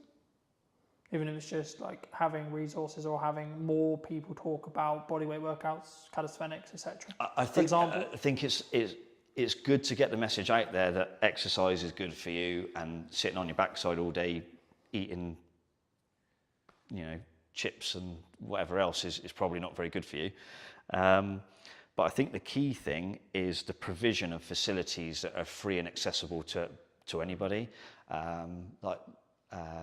These parks now where they're starting to put exercise equipment and like bars that you can do pull-ups or hang from and stuff like that. They're awesome, and we need more of those, but we also need people to understand how to use them. So we probably need to find some sort of community scheme where people who are big on calisthenics and outdoor workouts and almost like parkour and stuff like that. If you've got people like that who are helping kids from quite a young age get into that, then there's probably going to be a natural progression as the child gets older to, I want to carry on doing stuff like this, I want to go to the gym, I want to play in a team, or I want to partake in an individual sport, but I'm prepared to put in the work to do it. These are all the things we need. They're not being provided, not at the level they need to be. I'm quite lucky, I'm fairly well travelled, and a lot of places I go, you go to places and they've got outdoor, again, environment comes into it, climate, things like that. But even countries where the climate's a lot like ours, they've got outdoor parks, they've got outdoor physical activity. We're a long way behind in this country in certain areas, and that needs to change, and fast. Do you think, like, because for me, it's number one, it's a priorities thing. Number two, it's a mindset thing. Like, there's one thing having the education. Once you've got the education, you've then got to have I'm really busy, but I need to do it anyway, right? Because I look at it from a perspective of, I'm very fortunate where I'm younger and I've had a level of fitness in my life for a very long time. But I understand that if I want to continue to be able to do the job I do, I need to be in better physical condition than... So I can continue to do it for 10, 15 years. Absolutely, but what I'd say to that is, if you get the exposure from a young age, and it's a positive exposure, not, oh, I hated PE, they made me do PE in my pants and socks or whatever. I can remember, back in the days when I was at school, if you forgot your gym kit, it was plimp soles and pants and socks and off you go. There's no way that's happening now. It wouldn't be allowed. It's if you expose somebody to a positive health and fitness related activity from a young age, and you can do that consistently for a while, then the likelihood is you don't have to worry about mindset, motivation and things. It's almost inherently in there, ready to go. There will be people who went to school and hated PE and hated exercise who have grown out of that, and some will have gone, actually, I need to look after myself and my health because I've got a family now. And there'll be other people who go, well, I hated it at school and I hate it now. And we've got to get those people back then. If you were going to give advice to maybe those people who hated it at school, who maybe haven't done what they should have done, maybe they know they're not, like, because I don't think you say to anyone who's like not in good shape, I don't think helping the problem is, haha, look, you're fat. Or, oh God, no. That's not, that's because they know. It's not like they see themselves every day, Sometimes you've got to have hard conversations. Part of my job as a personal trainer is sometimes you have to have very difficult conversations with people, and in the best way possible, you're trying to explain to them that the situation they're in is not a healthy one, it's not a good one, and there's a desperate need to change.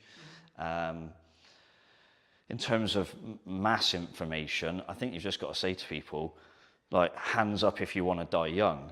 Not many people are going to chuck their hands up. Yes, please, Matt. Yeah, do you know what I mean? I can't speak for everybody, but most people are going to, well, of course I don't.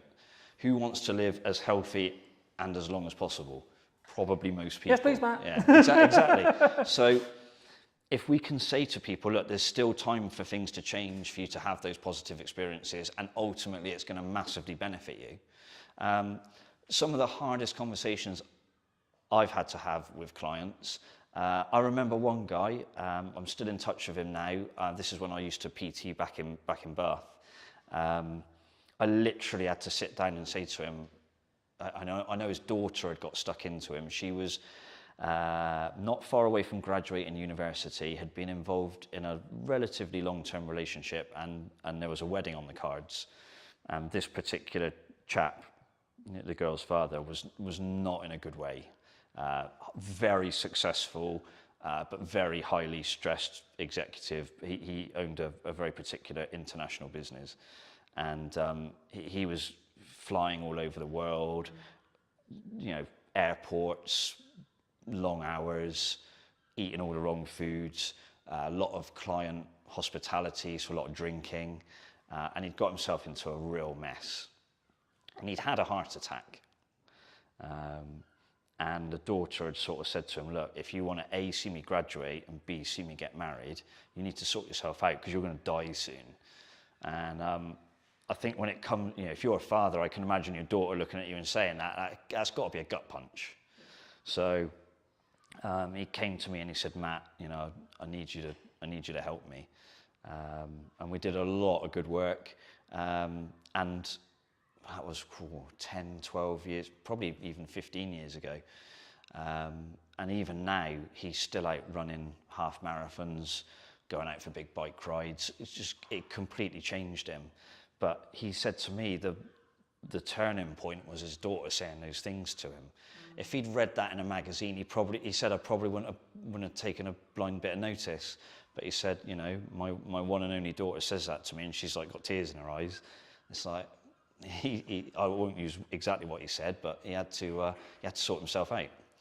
So sometimes you've got to be fairly hard on people, and other times it's how you create a different message or a different environment that might encourage people to get involved. Thank you for sharing that. And I think even just through that message, I don't want to use the term wake some people up, but hopefully you'll wake some people up to maybe, my next question was going to be around like age, and I think the science is semi-conclusive, and you feel free to confirm or deny, but like for me, as far as I look at it, like the healthier you are in your 20s, the better your 30s and so on, right? But there is a point where it becomes harder, but I think that could be perceived as, well, I'm not going to bother then. Is it that, or is it actually you just... there's no doubt that as you get older, things get slightly more difficult to do. Yeah. within reason. It doesn't have to be that way, and it isn't just a linear decline. You know, you would find in your 20s, not so much in your 30s, 40s are getting bad, 50s onwards, you're bollocks. That's not true. Obviously, if you haven't done anything for a long time, and then you come into a gym environment or a fitness environment, maybe you take up running, you're going to find those things slightly more difficult, slightly more comfortable at first. And if people tell you it's all going to be easy and sunshine and rainbows, you know, no, it's not. And you have to be honest with people about that and set the right expectations. So part of any personal trainer's job, but certainly how I look at it is, you have to set expectations. Sometimes you have to put a limitation in place, because sometimes people attack it too hard and they can do themselves damage. And sometimes they can attack it so strongly that it actually becomes less healthy. So it's striking a balance, pretty much like everything in life, really. You want to try and find balance where you can, knowing full well that the perfect balance is not achievable, I don't think, for anything. Sometimes you've got to be a little bit obsessed, like I said earlier. Sometimes you have to rein it in a little bit. But it's just finding that balance and working with the person. And it's building a relationship. So it's not just turn up through these doors and go, hey, Matt, just bark at me or tell me what to do. You have to build a relationship. There's an element of trust both ways. You know, the client needs to trust that I'll provide them with safe and effective exercise or safe and effective therapy treatment. And I need to trust that when they leave here, they're not going away and doing 10 times more stuff that maybe they shouldn't be doing, or their lifestyle is bad because they go, oh, I can offset it by going to see Matt, so I can carry on drinking heavily and eating all the wrong food. So it's a relationship, and the relationship's built on trust. And that trust comes with me establishing at the start of the process what are their expectations of me and what I expect from them. And it does go both ways. So that's crucial, I think. Do you think some people struggle the long-term mindset of the results? Because fitness is, from how I look at it anyway, it's a compounding thing. Like once you're consistently doing it repeatedly, then the results will compound. But there is, like, I would say probably a month, maybe 2 months, maybe 3 months where you maybe don't see, it's the question as you go to the gym, you do a thing, nothing changes. You go the next day, you do the same thing again, nothing changes. But there is a day where it does start where there's a change. Yeah. It's consistency. I can write the best fitness program, the best strength program, the best flexibility program for somebody. But if they're not consistent, they won't get the result. It doesn't matter how good one session is, it matters how good 20 sessions are. So most of my clients have been coming to see me for years. I mean, I've still got clients who are training with me now that we've opened the doors to 12 years ago when we first opened, and they're still training with me now. That's consistency. And they very rarely miss, they have the occasional family holiday. We tend to wind down a bit at Christmas as a business and let people go and have a good time and then attack it again in January. But the overall key is consistency. It doesn't matter what one session's like, it matters what 25 sessions are like and whether they are relatively close together. If you do 25 great training sessions but it's spread across 15 years, it's not going to work. But if you're consistent more in week in, week out terms, then ultimately you will be successful. Is that what you would say sometimes, even when on the hard days, like how I look at it is if I can show up on the really hard days where I'm really busy, really tired, etc. Not like really tired as in exhausted. Yeah, like, you find like I've shown up. It's not the best workout, but it's still a workout. Yeah. And it's building that momentum. Or would you say that like you need to then focus on recovery there? You find out most about people when they're having their bad days in any shape of life, or any walk of life. But in terms of training, I get people to walk through the door. I haven't got very many skills, but I'm pretty good at reading people. And one of my things as a personal trainer is when somebody, or a therapist, when somebody walks through the door, I can tell pretty quickly if they're having a shit day. So then you have to say, right, well, the person still turned up, so that's a win. So how do I structure the session now to make sure they go away feeling like they've had a win? And any personal trainer will tell you this, any personal trainer. The number of times someone will say, I didn't feel like coming today, I've had a shit day, but I've finished now and I feel much better for it. Every PT's had that conversation, or every PT's had that text message or WhatsApp message, whatever it happens to be. And that's crucial, like the ability to read the room, if you like, read the person, and still deliver a session and try and give them that encouragement and that consistency, even on the not so good days. That's when you get really good results for people. And if there are PTs watching this, then they're all going to be nodding their head to that. There's not one that won't be. I think that's true in anything that you do, you know, marketing or fitness or writing or driving or whatever the skill is that you're trying to build.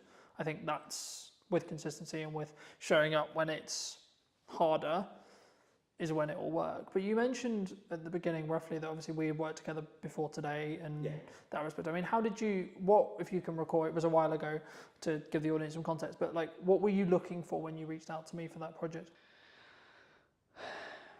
I think it was, how do I deliver the message of how we can help people, but through the lens of another person? So it's easy for me to say, hey, I do personal training, I do osteoarticular joint pumping for therapy, but most people are going to go, I haven't got a clue what you're talking about, Matt. But you're able to derive answers from people by the way you ask questions, and that's a skill that I haven't got.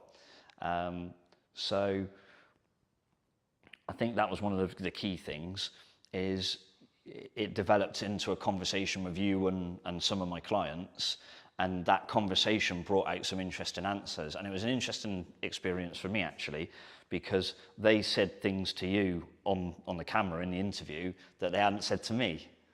So you get a different perspective on why they're here and what they think of the place and whether I've done a half decent job. Hopefully, it seemed to be that's what they thought, which is good. But the key thing for me was the ability to extract information from them that I hadn't got myself. Even though I know the person and I know what they're trying to achieve, the way they explained it to you was different, and I found that really useful. And that kind of then helps you think, well, how do I put that message out further down the line? So that was pretty cool. What, I mean, either since or in general, like, how do you look at marketing in the current landscape?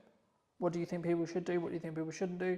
Is it a time, obviously it's nuance related to the business, of course, but is it a time, I mean, a lot of people are saying the creative industry is struggling, people are saying the economy's hard. I mean, in the nicest way possible, I've heard that for nearly the 10 years I've been in business. I've always heard that. So I don't want to be this way, but I'm like, but what's really going on? You know what I mean? Because for me, there's always something going on. There's always something going on in politics, there's always something going on in geopolitics, etc. But right now, at the time of filming, what are you looking at from a marketing point of view that you think is really going to work, or you know, are you leaning into more referral-based stuff? Are you maybe like keeping your costs lower because you are seeing the climate, or are you going the other way? I'll try and unpack that. I think the key thing is be transparent and be honest and upfront about what you do and how you do it. Don't bullshit people. Like I can't deliver, I don't know, think of someone who's in incredible shape, who's on TV a lot. Can't think of a name now. But if I said to all of my clients, you can have that in 3 weeks, I'm telling some porkies, yeah? So be honest with people about the process. Explain to them that, yes, you can achieve some brilliant results and sometimes life-changing results. And it might not just be the way you look, it might be the way you feel, it might be the way other people view you, it could be all sorts of stuff. But be honest and transparent about what you do and what you can deliver. Most of what we've got here at Evolved has always been referral based. I mean, you know, because we've had this conversation previously, I'm not a big marketer. I don't do, what is it, sponsored ads or Facebook, whatever it is. I wouldn't even understand how to set one up. So on that side of business, I'm probably not very good. But I came here to Salisbury, I knew two people. And we've built a business that does 80 or 90 sessions a week between myself and my colleague Charlie. We've been here 12 years. That's not marketing, that's referrals. It always has been, and I suspect it probably always will be to a degree. I think the challenge for me and how I grow Evolve now is I need to market to the people who don't know I'm here and that people can't refer to because they don't know we exist. You can only get referrals from people that know you're here. So I should probably try and get more people to understand that we're here. If I had a few quid for every time somebody comes and said, I didn't even know you were here, Matt, till someone told me about you, I'm like, I really need to do something about this. But yeah, I think marketing for me now is being able to explain to people what we do and how we do it, and saying to people, do you want to come along on the journey, as opposed to come and get fit in 6 weeks, which I hate that message in the fitness industry. It's rubbish. I think what you touched on there is a really common misconception in marketing, that people think it's either referrals or it's word of mouth or it's ads or it's content or it's this or it's that. The reality is all that content's going to do, all that marketing's going to do is apply fire to your word of mouth. Yeah. If you have good word of mouth, happy days. Yeah. If you've got bad word of mouth though, you can kill your business very quick because it's just going to make things better or continue things moving faster in whatever direction the business is currently going in. So what I say to clients when I start working with them, and I think we had this conversation when we initially started thinking about working together, I said, okay, well, are you moving the trajectory you want to work in? One, and then two, how can we utilize video content that's scalable that allows you to then do that upon scale, right? So instead of you having to trade one-on-one time with each person, you can say the stuff you want or get your clients to say the stuff you want on camera to then be like, okay, cool, this is what real people think. And social proof, which is what you're talking about, getting your clients to talk about it, is infinitely more valuable in a marketing context than you saying it. Yeah, exactly. In the nicest possible way it is, because in the same way with me saying, I'm going to say video is a good idea because I have a monetary tie to whether it's good or not. Yeah. In the same way you're going to say PTing is a great idea because you have a monetary tie. We don't even necessarily do this deliberately, but we're naturally going to because it's our natural sales process, marketing process, however you want to articulate it. And that's why hearing from clients, that's why I ask people about marketing, is really interesting and really important because then to an extent they're making the decision all on their own. Yeah. And I think for me, as the landscape changes, as the economy does what it will do, I think and it's more of a mindset thing and seeing how people either want to shift or don't, because and I guess actually this is a question of, in your case, do you actually need to market? I would argue you don't even need to market because from what it sounds like at this stage right now, at the time of recording, you're close to full capacity, if not full capacity, and you don't really have enough space or staff or both to scale. No. So actually, should you market? Yeah, tricky one, isn't it? Yeah. Maybe, finding maybe good. If you want to create a waiting list and you're trying to develop another product and you want to keep things going, but you wouldn't market in the same way as if you were trying to fill a new class, for example. Yeah. Finding good people in the industry locally is quite difficult. So it is something to factor in. Because I think for me, it's a key on whether it's a scaling issue, and that's why I think any marketer listening to this, they need to ask the clients they're talking to and the people they're talking to, what does their client, the person they're doing marketing for, helping with marketing, what do they actually want to get out of it? Yeah.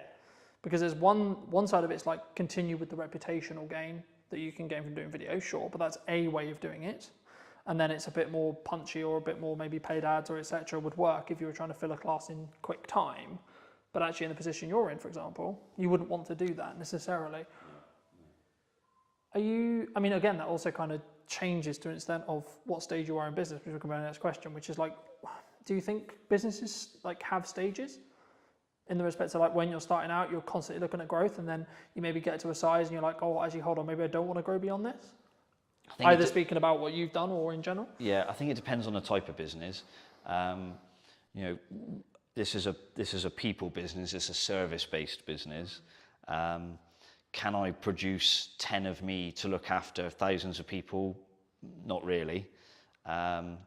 So there's that element of I can only grow to the extent that I am able to deliver sessions for people in some regards.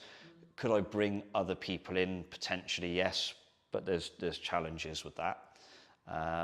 Could I go online? Possibly, but I'm not a fan of it. I'd much prefer the in-person world. One of the things that COVID taught me was I don't like Zoom very much. So I would be keen to avoid that. So yeah, it's a tricky one actually. So I think in terms of stages for a business, I think it does depend on the type of business you have and where you want to take it. You know, do I want a franchise evolve? No. Way too much stress, way too much money involved, way too much leverage. What are things about stages where you are in your life as well, right? Yeah. I mean, I'm 45. Yeah, 45. Do I want to be franchising a business at this stage in my life? Probably not. I've certainly got a fair few years left doing what I do, and I feel good. But I'm not sure I'd want to put that sort of pressure or stress on myself. Yeah, I'm pretty happy with where we are as a business. So in terms of growth for us now, it will be, I think it's improving what we do as opposed to doing more things or trying to be more things to more people. I would like us to go in a slightly more medical direction, and I am looking at maybe bringing a medical professional into the business, whether that's as a part of it or a service that is available to people. I won't go into the exact details of that because I know someone else will just jump on it anyway. Yeah, that's one of the things I might do. But in terms of how businesses grow, I'm not going to pretend that I'm a sort of serial entrepreneur business grower, because I'm not. I've worked really hard at this one thing, and I've tried to be consistent. I've tried to do the right things by people, and it seems to have worked so far. You know, we've been, as Evolved Health, it's been 12 years now, and hopefully a few more years yet. But no plans in terms of trying to launch a huge business. I think those days have passed now. Is there anything else you want to mention before we wrap up? Being in Salisbury has been quite interesting actually, because it's a very different dynamic to where I was previously in Bristol and Bath. Obviously it's a little bit smaller. Everyone in Salisbury tends to know each other. And so for me as a outsider, it was relatively challenging to grow the business initially because people didn't know me. But thankfully, because my work seemed to resonate with people and I seemed to do a good job, the business has been able to build and grow. But I think if you're a young person trying to start a business in Salisbury now, I don't think there's ever been more opportunity, but I also don't think at any stage it's ever been harder. You know, whether it's, you know, don't get too political, but you know, there's a lot of financial pressures on businesses the last few years, and they're only going to get bigger potentially by the sounds of it. I still think there's too much red tape in business, and that needs to be looked at. But also, I think there's a scarcity of space and facilities for people to start businesses. You know, if you want to go into town and rent a building there, you have got to have some very serious money behind you. And if you're a young person with a dream trying to start out, sometimes those stories happen and it works, but a lot of the times people are going to fall flat on their face quite quickly. So I think there needs to be some way in which young people who have an idea and something that can really grow are supported locally. I don't just mean by national government, but you know, maybe there are some property landlords who've got a space in town and think, actually, I could divide this building up and people could have, you know, some really cool startup businesses in here, and I'll help them. I think that there needs to be things like that, and there's not a lot of that around at the moment. I don't know if there are any groups in Salisbury. I'm sure there's like a small businesses association or group in Salisbury that might be able to, jump in and say, actually, Matt, we do that already. But I think we've got to try and support young people in Salisbury, because one of the things I have seen over the 12 years I've been in Salisbury is that the demographic is getting older and older and older.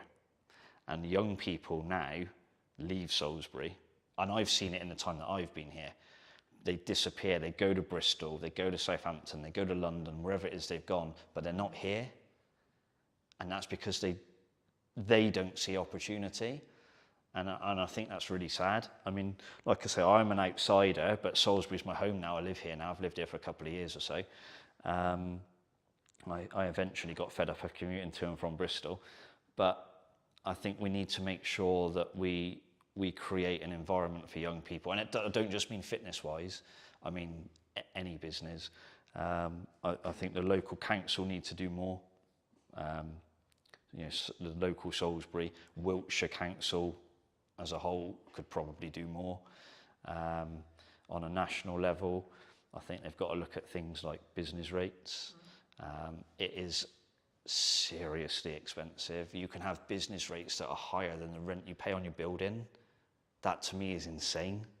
Like, that's just stupid. So I think someone somewhere needs to get a hold of that. But yeah, anything to try and make the town, the city, I should say, more vibrant would be a really good start. And there are a few businesses coming into Salisbury now,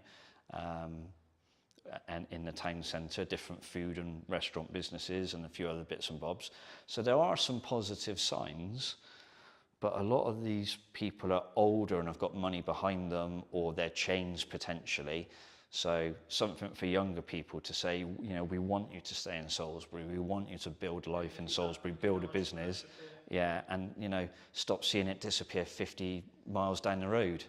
It's, maybe I'm wrong, but hopefully someone else sees this and goes, he's right. But that would be my one thing for Salisbury, having been here a long time now and sort of seen a few different things. For people who may be interested, really enjoyed this conversation, they want to see more of you, they want to connect with you, they want to reach out to you, where best to do that? One of the best ways is probably on the Evolved Health website, which has got various contact details. We're on Instagram at evolved_health. I hope I've got that right. We've got Evolved Health Salisbury is our Facebook name.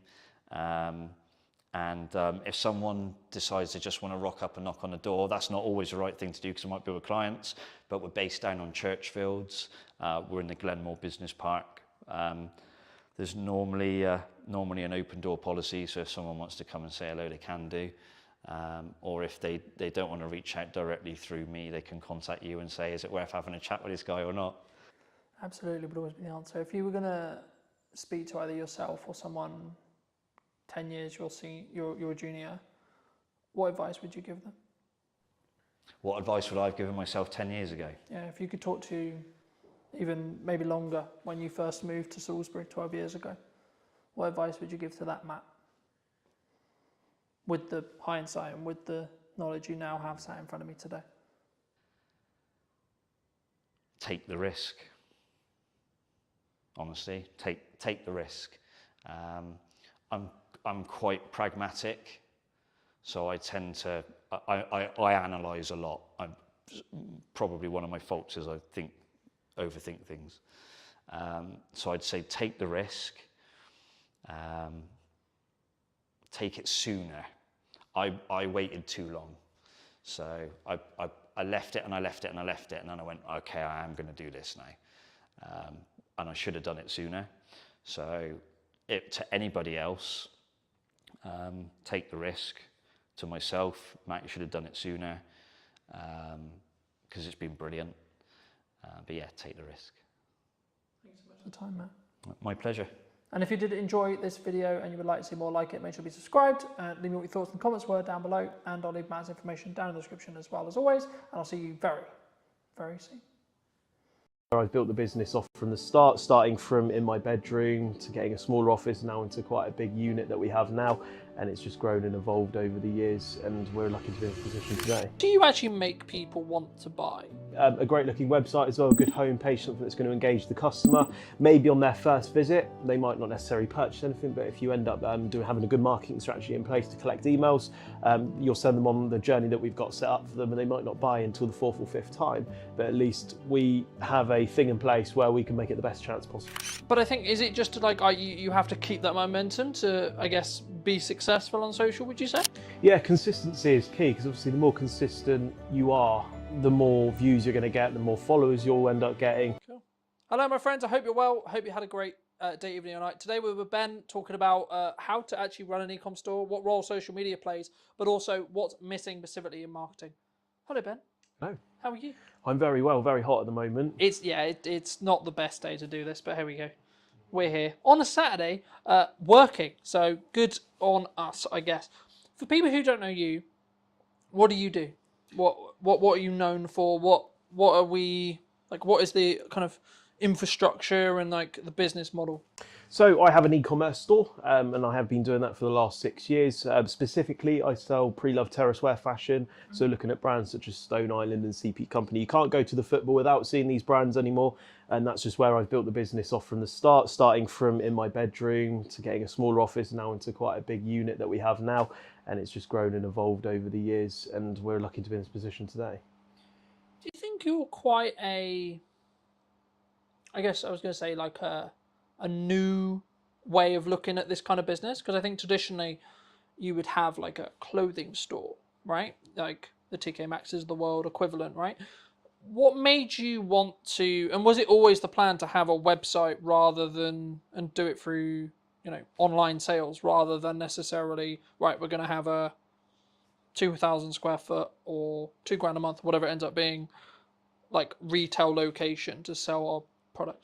Well, the perspective for me was that you're going to pay £2,000 a month for a retail store as it is, and that's without building up any customers, and that's very much limited to who you can target as well. So having a retail store, not everyone's going to travel hours down to come and see you without a reason, but whereas if you have a Shopify store which costs $39 a month, you can get anyone all over the world to have a look at your store. So that was always the passion and drive for me, to spend $39 and then I can have everyone shop. But of course, with an online store, the conversion rate's a lot lower than you would if you have someone coming into your store, because you kind of get that feeling of, I really want to buy that, and you'll probably buy it in person, whereas if you look at it online, you end up just cutting it off and not buying it. How do you, maybe on the website or like, we'll get on a social, I'm sure, but like, how do you actually make people want to buy online? Because I've always been like, unless you're like the Amazon, right, and I've got a specific destination or a specific thing in mind, I'm going to go click, click, done. But if you're not that, how do we get people to sort of go to the website and then actually make a purchase? Because I think that's the struggle. Because, you can push traffic to a website, but it's then how do you convert that traffic into baskets, into sales, into, people actually buying the things you're selling? So it's all to do with sort of like specific stock buying as well, making sure we have the right products available, because if at the end of the day, if you've got a store full of stuff that people don't want, they're not going to buy it. But if you buy the right things, it's going to look great. A great looking website as well, a good homepage, something that's going to engage the customer.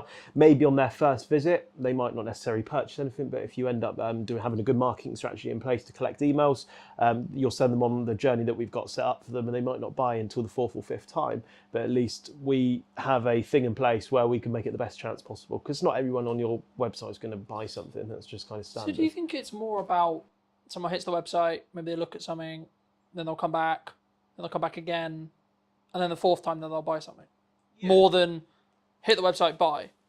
Yeah, unless you're specifically looking for a certain product that we have, people just tend to, because I don't really release my drops before, I don't show people what we're going to drop. So a lot of people go on there to see what we've got, and they might not necessarily want anything, but they all still go on there until they find something they want. So they might not kind of find anything for the first couple of weeks. But because we've obviously built up a lot of cash flow in the business now, there is always something available for everyone. So we make sure we cater for every single size, from anything from size small to 3XL. And so there is something for everyone, but not everyone's going to check out, and that's just kind of what you got to put up with.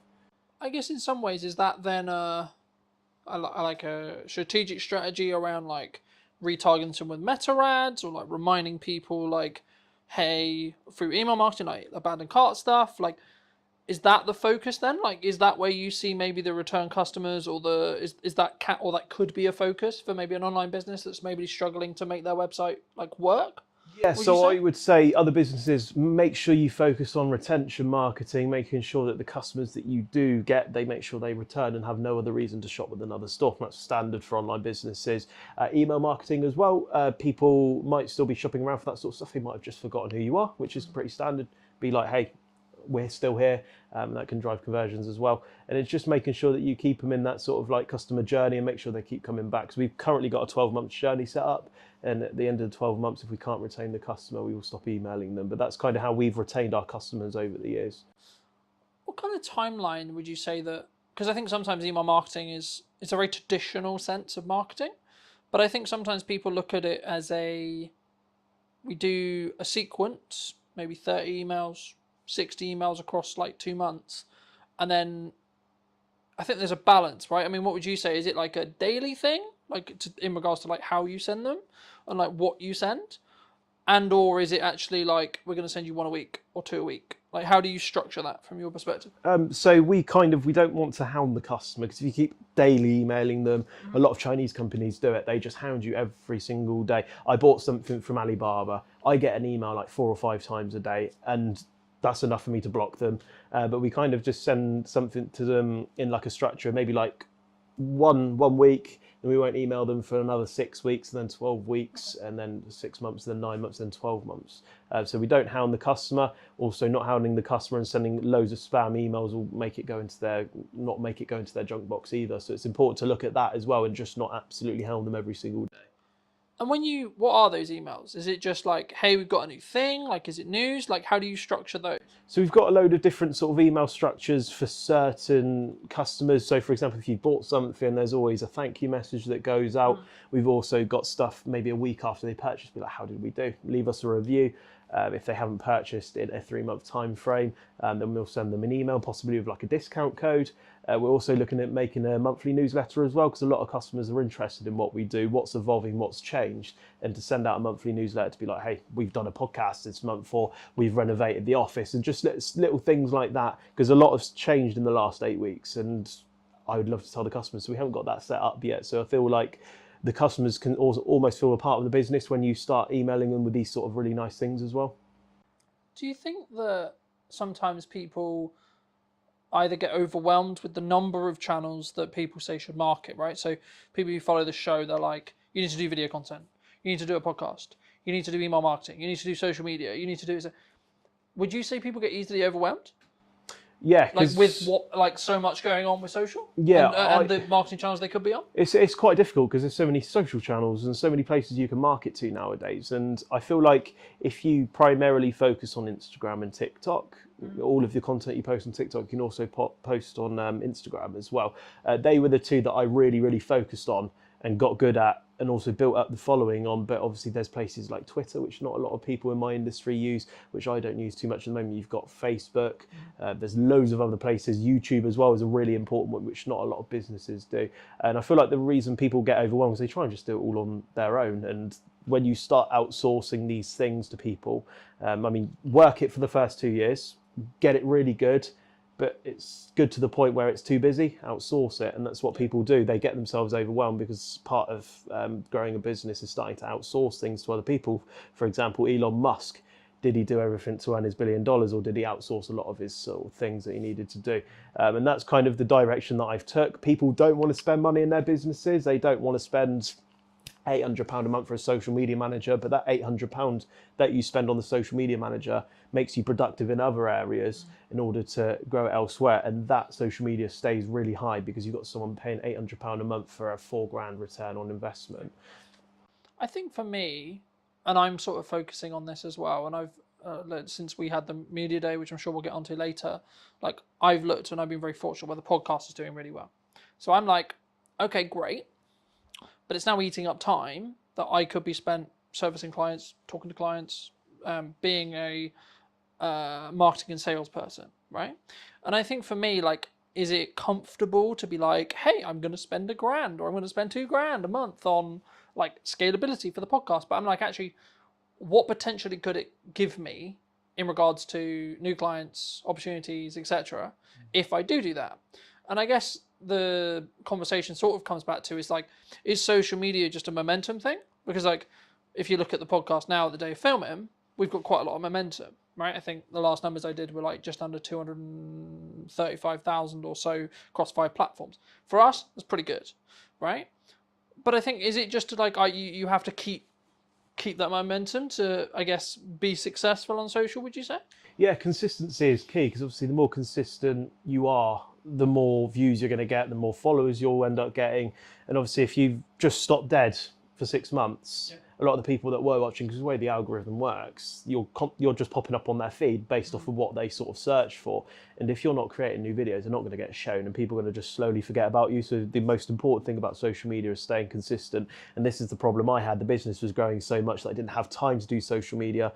So that's when I got into contact with you, and I was like, let's just do a media day and get like 40 videos in advance, and then I don't have to worry about it for a month. And then I can do 8 hours or 16 hours per 2 months on content, whereas instead of stressing about it, trying to do it myself, trying to edit it and everything like that. So it's definitely a big time saver for me. Do you think that people, I mean, what's consistency, right? Does it have to be, like, in your experience, does it have to be daily? Does it have to be weekly? Does it have to be like, we're going to do, because I do basically daily non-negotiable. And then when I can, I try to do 2, 3 or 4 posts per day, every day. But also that's with the caveat of saying, if I'm traveling to do the podcast, or I'm traveling to do this and travel, like, so last week at the time of recording was the first day in London, and I got 2 posts. Now that's pretty good when you consider I wasn't at home at all. But for some businesses, they'd be like, how did you even get 2 posts out because you were traveling, or the business was really busy, and etc. I mean, is it just preparation?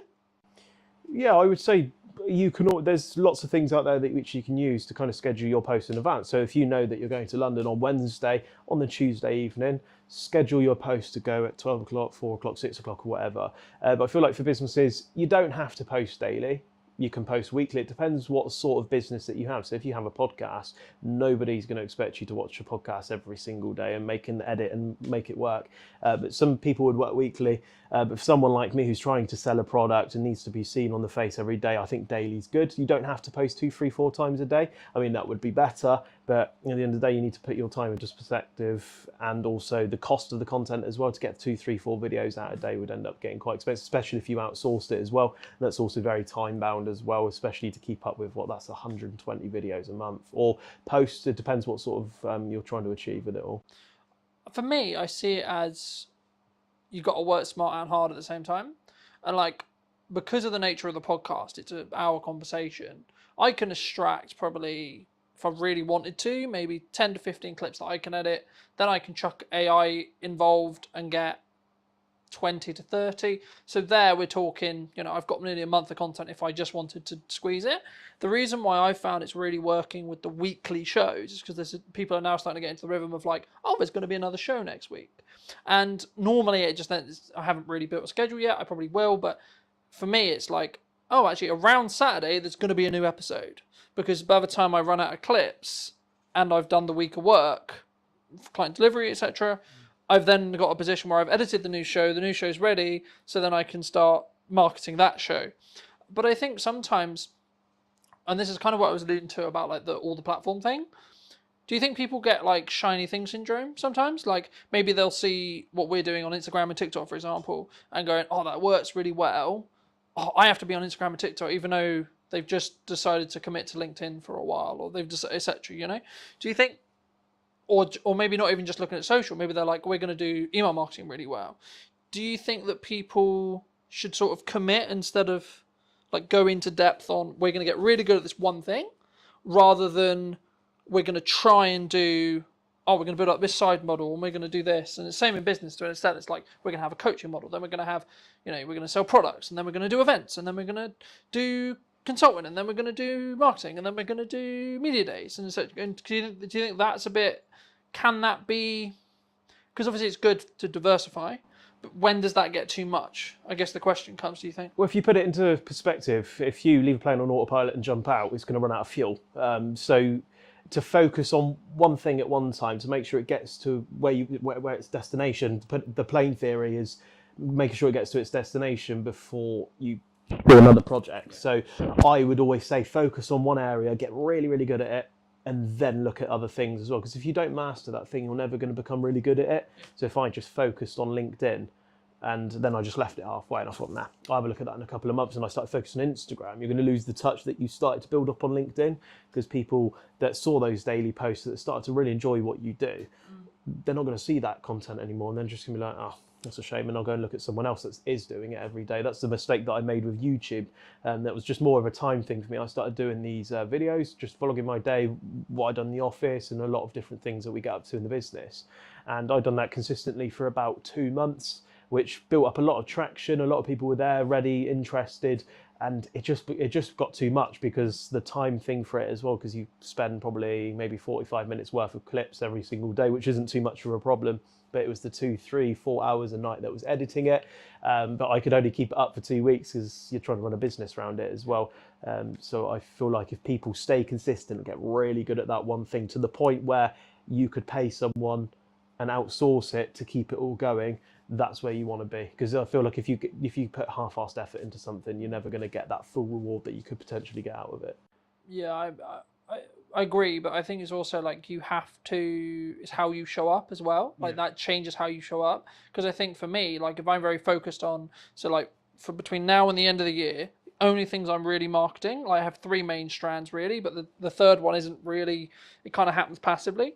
The first is the podcast, the second is the event in September, and then it's the service. But the service is a byproduct of everything else. So actually, I don't really need to market the service anymore. There'll be the odd video that's very specifically led towards that, but it's less important now because I've got infrastructure and I'm really far ahead regarding the podcast. So it actually allows me to go, when I'm really busy with client work and when I'm really on client delivery, actually takes the pressure off a bit because I don't need to go, oh shit, I need a guest for like Wednesday so I can get it edited and ready for Monday.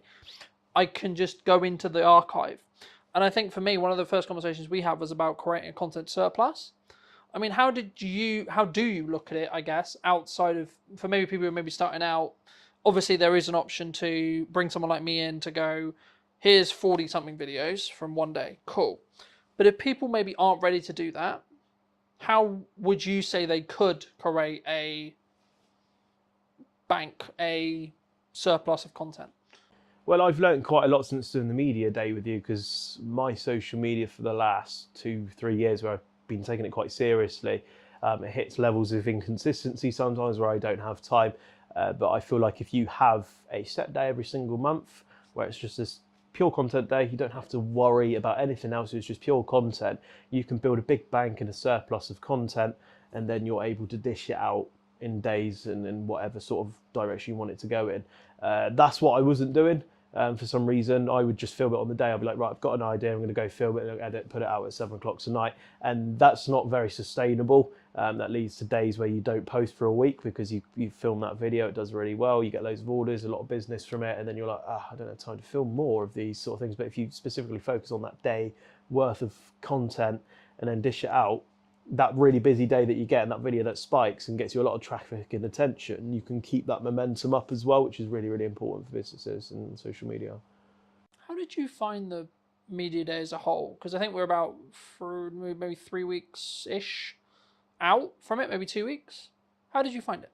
Really fun. I think it was great. I love being in front of a camera. I've always used my little DJI camera for my sort of videos in the last year or two.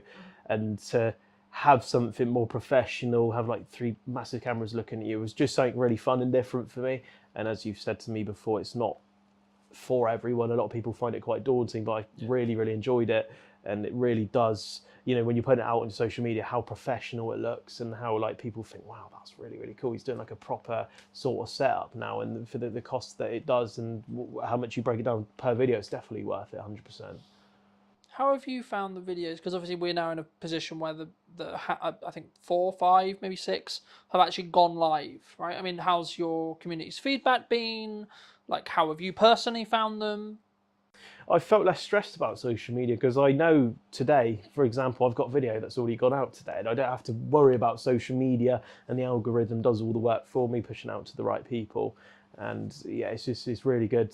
Obviously, yeah, it's brilliant. I have nothing more to say other than that it's just I don't have to worry about it anymore, which is an important thing for business as well. Because once you start growing and scaling, you need to make sure you have things in place that, whether that's outsourced, to make sure it gets done. Do you think that it's about, I guess in some ways, when you've got that bank, it allows you to then be more present with, in some ways, the other tasks that you need to do, right? So because you've got that bank, you're like, actually, cool. I don't even need to, it's not even partially in your head at all, you know? Like, it's, I've got all those pieces of content. I know I'm good for social media content. Okay, cool. What's the next problem I need to now fix? Because I think as business owners, we spend a lot of our lives just fixing problems. That's our job, really. That's what I try and do for clients. That's, of course, what you'll do within your business as well. But is it allowed you, I guess, in some ways to be a little bit more tunnel vision on the other problems that you have? Yeah, so in the last 6 to 8 weeks, I got a consultant into the business where they basically go into your business, find things, improve it pretty much. And it's allowed me to really focus on these tasks. So social media did take up a lot of time for me, editing and stuff like that. And I thought, to me, that was a priority because that was the only sort of channel that drove organic and all the sort of people that actually landed on my website before I even looked. I don't even know why I didn't look at like paid ads. I've never looked at paid ads, and I've built up the business to where it is 6 weeks prior, all through social media and also live stream shopping, which we'll touch on later. And I've only just started doing paid ads. I've only just started doing email and retention marketing, which are really, really powerful tools for businesses. Do you think it's just a natural, like, I guess in some ways, natural progression, or like when we start out, we just throw a load of shit against the wall, right? And we see what sticks. Okay, cool. But is it a level of overwhelm, or is it a level of just, I guess in some ways, naivety to be like, why would I do paid ads? That just is burning money, right? Like maybe people don't necessarily appreciate or understand the ROI, and then what time window that ROI, return on investment, is potentially. Yeah, I think the reason why a lot of businesses fail is because it's the money side of it. They don't have it's not the fact they haven't got the idea, it's because they haven't got the money to do it. I've thrown probably in the last 8 weeks, probably thrown about 10, 15 grand into all of this sort of things that I have been doing. And businesses might not be fortunate to have 10 to 15 grand to throw at these sort of things, especially with meta ads as well, because you can't just throw 1,500 quid into your meta ad strategy and expect it to work. And that's why you start doing little tests and stuff. I probably spent maybe £800-900 before we got the right strategy and the right cost per click and make sure that it works. But what people don't understand is that you spend £1,500 on ads, they think, what am I going to get out of that? You've got to measure, for every pound that you spend, I'm going to get X amount back. We're currently, for example, Meta, for every pound we spend, we're getting £5 back. And that's where you want to be with businesses. So it's not the fact that people are spending 1,500 quid. I mean, that's a scary amount of money to spend, but you need to think every pound that I'm spending or every 1,500 quid I'm spending, I'm getting £6 back or 6 grand back. And I feel that's what businesses don't understand, and they don't believe in it, but it's going to be the most powerful way, especially as e-com's growing and growing. There's going to be a lot more competitors for each and every business. And these are going to be the most important channels for people as well. And that's not to mention, you can look at these channels as well. And if they stop performing as well, is if you have a really good detailed dashboard looking at what's working, whether it's got a green light, it's got an orange light, it's got a red light. And if it's got an orange light, you can act on that. But if, for example, social media is in the green, you don't have to worry about social media. But maybe my email marketing is not performing as well. And when it's an orange, we can be like, right, why is it in orange? And we can act and perform on that. So it's important to have a look at those sort of things and definitely read data. Data is very important as well. That's what my consultant has really been driving into me. And I've learned in the last 6 to 8 weeks, absolutely loads of stuff that's so powerful for me to take on and learn and also talk about as well. Yeah. I think sometimes we get maybe intimidated by data, right? Like maybe we'll see a video that gets, I'll use an example for you on your feed. Like maybe you get something that gets 10K views, and then you get the next one that's maybe like 1,100 views. And I think maybe someone would say, oh, the 10K must get you more business. Does it? It's difficult because I've measured this one before, so I don't know if you see a lot of the dress-up sort of videos that I used to do. They used to get millions, like millions, hundreds of thousands of views, lots of traction and followers. But if you really do look into the data, a lot of the millions of views and sort of the traction and the followers, they're all people that were in like the Middle East and sort of countries that haven't sort of got that sort of economy behind it, you know, where these sort of people are earning £200-300 a month, they're not the sort of customers that you're looking for. Whereas that video I might have posted the other week, they got 2,000 views. Read the data, 96% UK, males 18 to 24, and then you end up making 4 conversions, and that only had, what, 2,000 views compared to the one that got 1 million views, which got 0. I think I was obsessed with numbers for quite a long time. How many followers have I got? How many likes did that post get? How many views did that video get? And that's not important. It doesn't matter. If I only got 2,000 views and 10% of people converted on that, that's 200 people. That's amazing. People would dream to have that. Whereas if I get 1 million and I got 0 conversions, but a lot of people would look at that and think, oh, that video is better because it got 1 million views, but that's not always necessarily the case. Yeah, and I don't think it's just as simple as like more views is better, but also I don't think it's actually necessarily less views if they're the right views are better either. I think this is where your data has to come in, and you have to actually know, to an extent, you kind of need to know your shit, because, like, I'll give you an example. I track every month. I track what is the overall views that all of the videos, all the posts, everything that I've done in 4 weeks got. What's that currently last 28-day number? And what was the last 28-day number? Now, if you're following that logic, Cartman cares about views. Okay, but then the next metric I track is how many sales have I made related to that jump, right? So, or how many potential deals or conversations have I had that could lead on to pipeline deals, right? And it's like, actually, then when you look at it that way, you're tracking all 3 metrics that matter. And I think sometimes, especially when people start on social, they just want the million views. They just want the 10 million views. They just want I'm going to gain all the followers in the world, blah, blah, blah. I mean, looking at just interest-based graphs, followers are becoming more and more irrelevant, to be honest. Sorry to say. But they are, because you'll be served content you enjoy. Simple as that, really. Right? Now, there's a difference between having an email list, because there you kind of own that data, right? And that's, I guess, the benefit of doing email. But we touched on live streaming, and I'm going to sort of tackle it as a live streaming element as a whole. I mean, because I'm looking to live stream the show, right, the podcast, in the next couple of weeks at the time of filming. What benefit do you gain from live? So I tackled live stream shopping a couple of years ago, and obviously live stream shopping for people back in the day, maybe if you were born in the 90s or early 2000s, was all tele shopping. And I got introduced to this idea in April of 2023, and I kind of visioned it as in, idea isn't very modern, if that makes sense. I kind of visioned it as a tele shopping thing, something that's gone out of fashion. But what I didn't notice, a lot of big businesses such as TikTok Shop, a lot of big businesses are getting millions pumped into it for this live stream shopping idea, and it's becoming such a massive idea. So I joined a company called Tilt. Tilt of one of the leading sort of like, they're specifically for live stream shopping. They launched in March of 2023. And I joined in April of 2023, and I've built a lot of my business off of live stream shopping. It was actually at the point where my website was doing 0, because I was so focused and driven off of the live stream shopping, and that was more than paying all my bills every month, etc., that I just kind of lost interest and focus on the website, which is my long-term sort of plan. So probably maybe like a year and a half or 2 years ago, my website just plummeted. Everything I worked for, earning these 5-figure months, just went down to £1,000 a month. It literally just went to 0.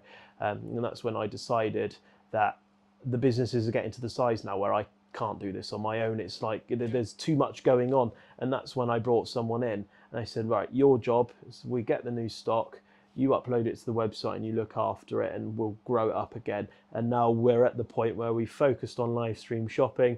Also, the website's up and better than it ever was before. But I always do wonder in the back of my head, if I didn't let go of the website and I'd done that earlier, would my website be 4 or 5 times what it is now? But everything happens for a reason. But sort of live stream shopping is massively powerful. So if you are in that e-com space, especially with what I do as well, it's maybe for like a business like yours, obviously live stream shopping itself might not be the right fit, but for people that sell a product, whether that's jewellery, clothing, new clothing, shoes, anything like that, seems to be a really powerful tool at the moment. Something which I'll be interested to see, which I don't know the answer yet because I haven't done it, but towards the end of this month at the time of filming, I will have had some live podcasts. Like I'll be filming the live sessions, and my thought process behind that is, at the moment I've got like I said to you before we started, this won't be out until September unless I pull it through like and let it skip the queue. It won't be out until September. And the reason why is because I've like worked really hard the last course of the next month to get ahead. So I have the consistency, so I can always have a podcast every week. But the reason why the idea came from the live stream side was actually I could actually have a live show here because I'm filming all the episodes anyway. I'm setting up all these cameras, I'm setting up all the tech. It could work. And actually there might be and purely from like one of my growth plans is to build the YouTube channel so it can become its own revenue stream. But if you want to gain watch time, one of the best things to do is live stream, right? So if I've got, let's say, a double podcast day and then some solo content on the end, I could do that in a 2.5 hour live stream, right? Now, it will take me some time, but also if you use programs like Restream, for example, and I'm not in a position where I'm in contract, so I can basically stream wherever I like. I could stream to Twitch, I could stream to LinkedIn, I could stream to TikTok, I could stream to Instagram, Facebook, YouTube, all these things all at the same time. So maybe each stream maybe only has 2 or 3 views, but across all of them, I maybe will have like 100 or something, right? Or as I build consistency, it will grow. And I think for me, like especially as a service-based business for me, like you're right, live shopping in TikTok style is like purely product led. But the thing which I think people maybe misunderstand or misappreciate about service is how you show up, and being the expert will be the reason why you will choose to work with me, will be the reason why the next client will choose to work with me, etc. And how much is that lifetime value of the client going to be potentially?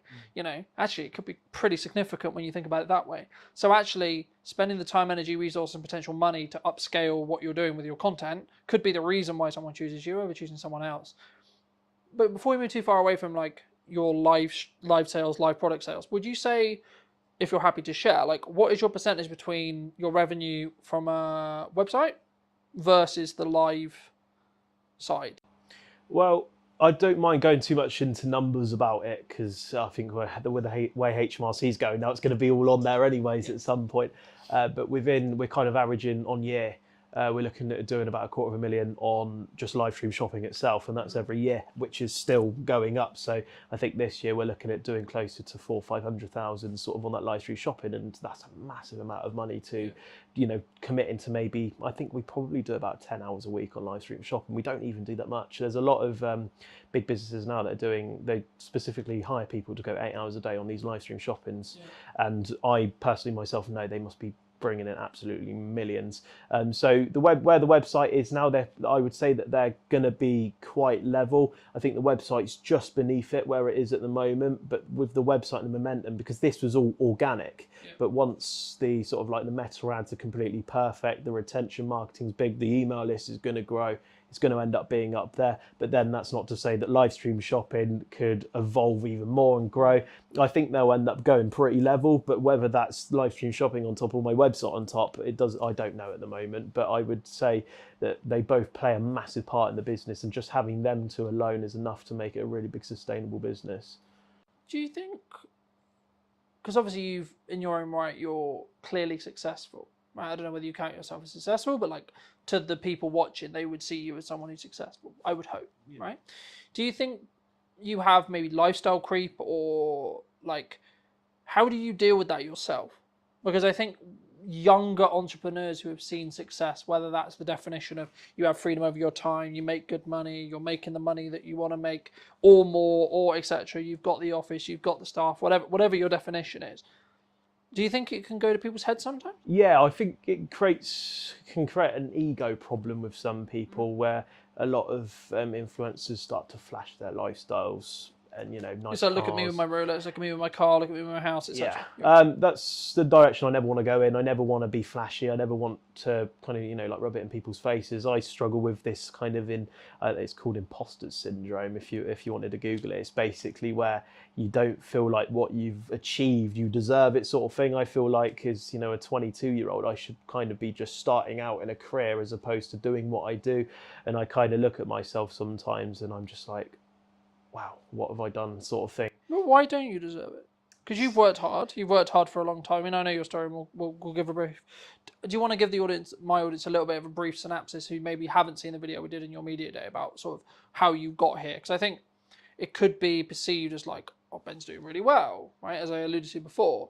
But how did you get here? Just before we go into a little bit more depth on like the, I guess maybe the insecurity side of it, or like the imposter syndrome side. Because I think for me, it's just a sign you've worked really, really hard and you found something that works and then doubled down on it by taking the risk. But how did you get here?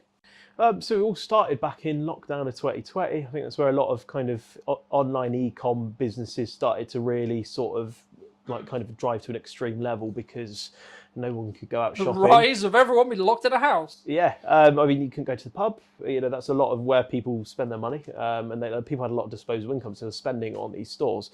So myself, I was working at Sports Direct, earning a very piddly wage, £4.58 an hour. But I was 16, so to me, getting that £200-300 a month was amazing. I could go spend on whatever I wanted. I didn't have anything to pay for. So obviously you got furloughed, so that was an extra £200-300 a month for doing nothing as a 16-year-old. It's the most amazing thing on earth. They then got a job at the One Stop down my local area. That made me earn about another £400-500 a month. So I ended up getting about £700-800 a month. And then to a 16-year-old, that is an astronomical amount of money. I was like, wow, brilliant. I saved up for my first car. I was able to do a lot of things because I was so tied away and stuck at home. I couldn't go out and spend it. I couldn't go to the shops and stuff like that. So it all kind of started from there, really, and I kind of got a bit more of an expensive clothing taste. I've always liked these really cool terrace wear brands such as Stone Island, but could never justify spending 180-200 quid on a jumper. I thought, what idiot would spend that? My parents still have that attitude, even though I might spend £700-800 on a jumper now. It's kind of perception at the time. That was a lot of money, and that what drove me to start looking on places such as eBay and Depop. The Vinted was in sort of like the horizon at the time, but it hadn't really grew to what it was today because their business model was amazing. They started doing buyer fees as opposed to seller fees, which drove a lot more people to sell on there. Therefore, a lot more people went on to there. That's obviously another conversation, but I started shopping on there, and that £200 jumper that I was looking at, I could get it for £80, and I was like, amazing. So even though I was earning better money for my age, I was still being quite sensible with it. I think that's what I've always been quite lucky with, is spending money, but spending it in a sensible way. So if I'm going to spend a lot of money, I need to make sure if I spend that 500 quid, I'm going to be spending that 500 quid in the most sensible way possible. And I picked up my first Stone Island jumper, and it was a worn navy Stone Island jumper. The badge had been through a wash a few times, but I picked it up for 70 quid. And when I put that on, I was like, this is amazing. I've got that £200 feeling for the price of like the third of it. And that same jumper, I sold it a couple of months later, even though I must have worn it to death, spilled so much stuff down it, all that. So I sold it for 100 quid, and I ended up making 30 quid whilst wearing something that I felt that I got that same experience with. And that led to one another. I bought another jumper. I paid another £70 for it. I sold it for 100 quid again. And that's when I got the bright idea of I'm possibly going to start buying stuff specifically to sell it. And instead, with the profits that I made, instead of wasting it like most 16-year-olds do, I was building up just a bigger pool of money, spending a little bit more. My parents were very controlling over this because they wanted me to save up, to put money away for when I want to move out when I'm older. So they were like, right, 4 or 5 items at a time. Don't buy any more. If you buy any more, we're going to kill you, basically. So I kept doing that, kept buying, making a bit of money selling, and it wasn't all plain sailing. There was a couple of times where I lost money, but that's just part of the business, and that's where you kind of just learn and develop over time. And then fast forward 5 years later, we're here somehow. Just all happened really quickly. Do you think, like you mentioned spending a lot of money, do you think like people maybe worry that you're spending, like, let's just use the example that you gave, like 500 quid, right? But they're coming at it from the perspective of, shit, that's like 20% of my monthly income, for example. Right now, but if your monthly income and you're in a fortunate position where you build a business where actually let's just use a number for the sake of it, of like 10 grand is your monthly income, then actually spending 500 quid is like, meh. You know what I mean? Like because it's less of your monthly income, it becomes, I hate to say less important because I'm aware of the climate, right? But it's like in context, right? Someone who makes £1,000, that's 50% of your monthly income. But if you make 10 grand, that's like around 5, maybe less, And And I think for me, it's like actually, especially if you're then going to make money from it, or like you see it as an investment, or you can actually justify, or it is an investment in respect to it. The implication is you're going to spend this money. I'm going to spend this £1,000, £100, whatever it is, and I'm going to get 10x. I'm going to get 5x. I'm going to get etc. Is that the? Do you think that's the reason why, like your parents or like your friends may be like, oh, don't spend this money?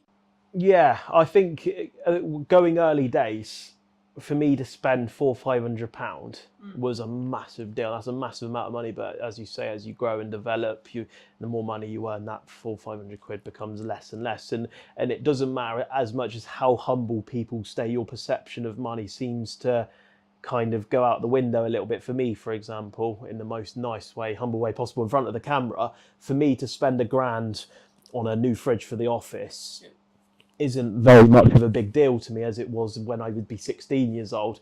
And that, I think, regardless of how humble you are, wherever your beginnings were, I think that's always something that it's just going to naturally happen. Do you think that also comes because, you know, we've spoken about it before, but I think it's I guess in some ways a lack of understanding that there's an abundance of work.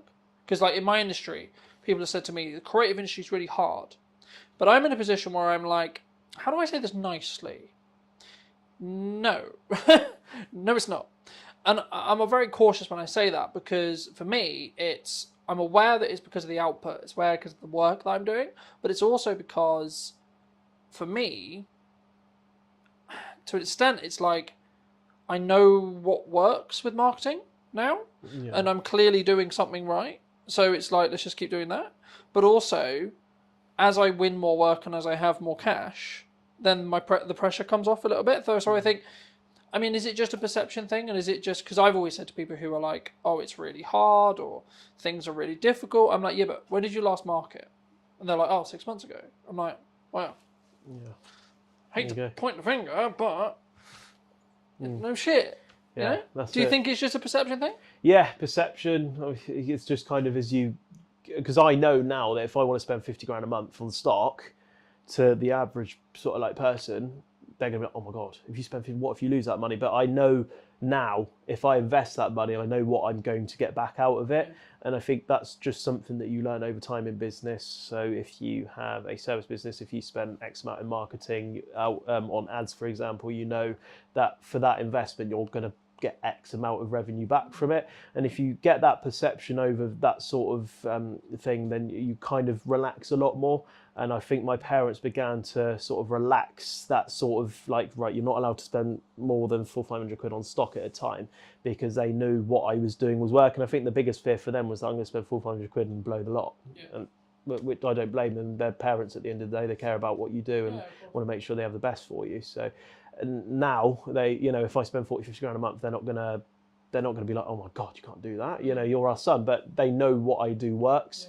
And I think that's what businesses need to kind of let go of the fact of just make sure what you do and what you spend works. So don't commit a massive amount of money on ads. So I think, as I said earlier, I spent £800 to £900 a month on my ads to make sure they worked first, and then we up the budget instead of blowing £2,000 a month. That's kind of the way to go with it, really. I think, especially in ads, it's like test, rotate, test, rotate, test, rotate, sure. But like moving a little bit back to what we were talking about, maybe the lifestyle creep, or in the position where I guess in some ways, because to me, I'm sat here going, why does he feel imposter syndrome? Because for me, it's maybe like you're outside your comfort zone. Okay, but then you're just outside your comfort zone. That's just, okay, just stay there for a bit, do it for a bit, and it'll be in your comfort zone. You know what I mean? Like, for me, I find that interesting. I don't want to delve too deeply because I'm aware that like we're on the show, but like for me, imposter syndrome is just you're doing something that you haven't done before, so the evidence in your head is like, oh, okay, this is new. Oh, this is difficult. Oh, this is challenging. I'll give you an example. At the time of filming, last Thursday, new studio, new people, but not new people, I knew the people, but like new studio, new space, new costs, new podcast, new idea. Wasn't really feeling comfortable about it, but I pushed through and did it anyway, you know? And I think those 2 episodes are really, really good. I think they work really, really well. I think the studio in London will be a very different thing to what I do on location, a very different thing in Southampton. And it's not like one is better than the other, right? If you want to go technical, sure. But also, in the nicest way possible, like the one in London's worth, like I pay more for it. And it's also in London. So I've got to travel and it takes more time, etc. So like, and again, it's like also, are we locking in where it is now in respect to, because the one in Southampton, for example, is in a build stage as well. So actually it could go full production like that.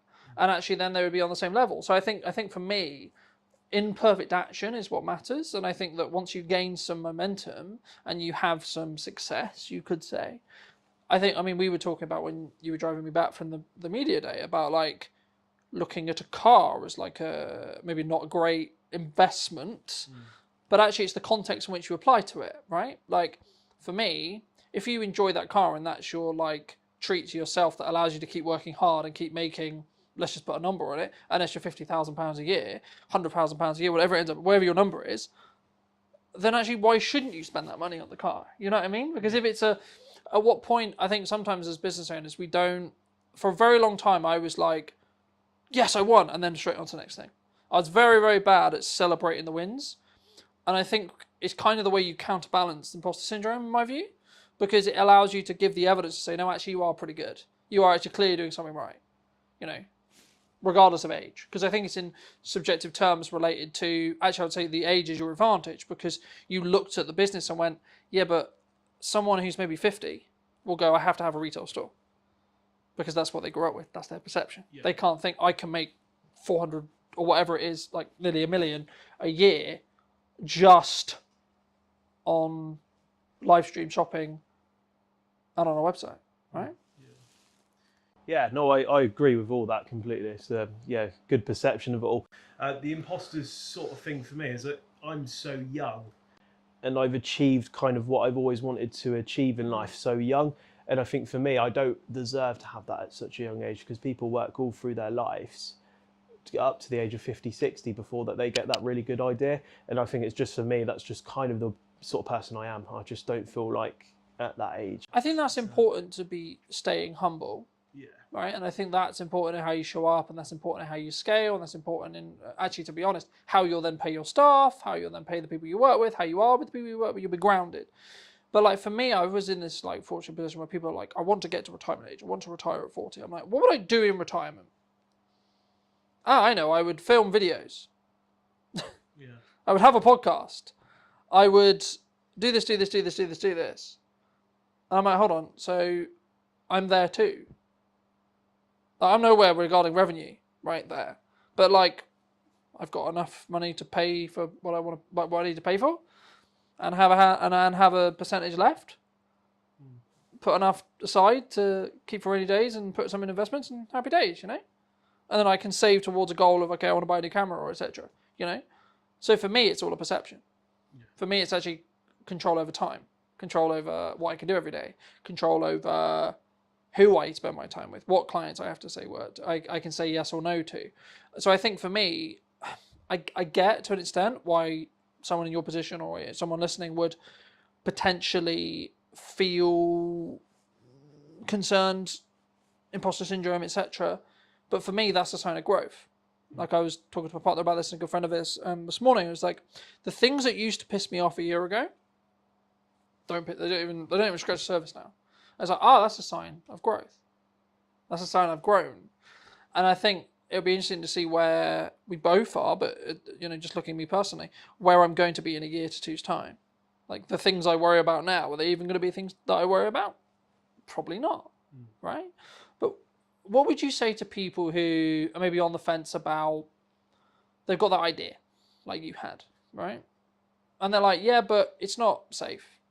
There's no 100% guarantee the business is going to work. Should they make the leap? Yeah. Absolutely, because let's say the business idea costs £5,000. You need to put £5,000 in for it to give it a chance to work.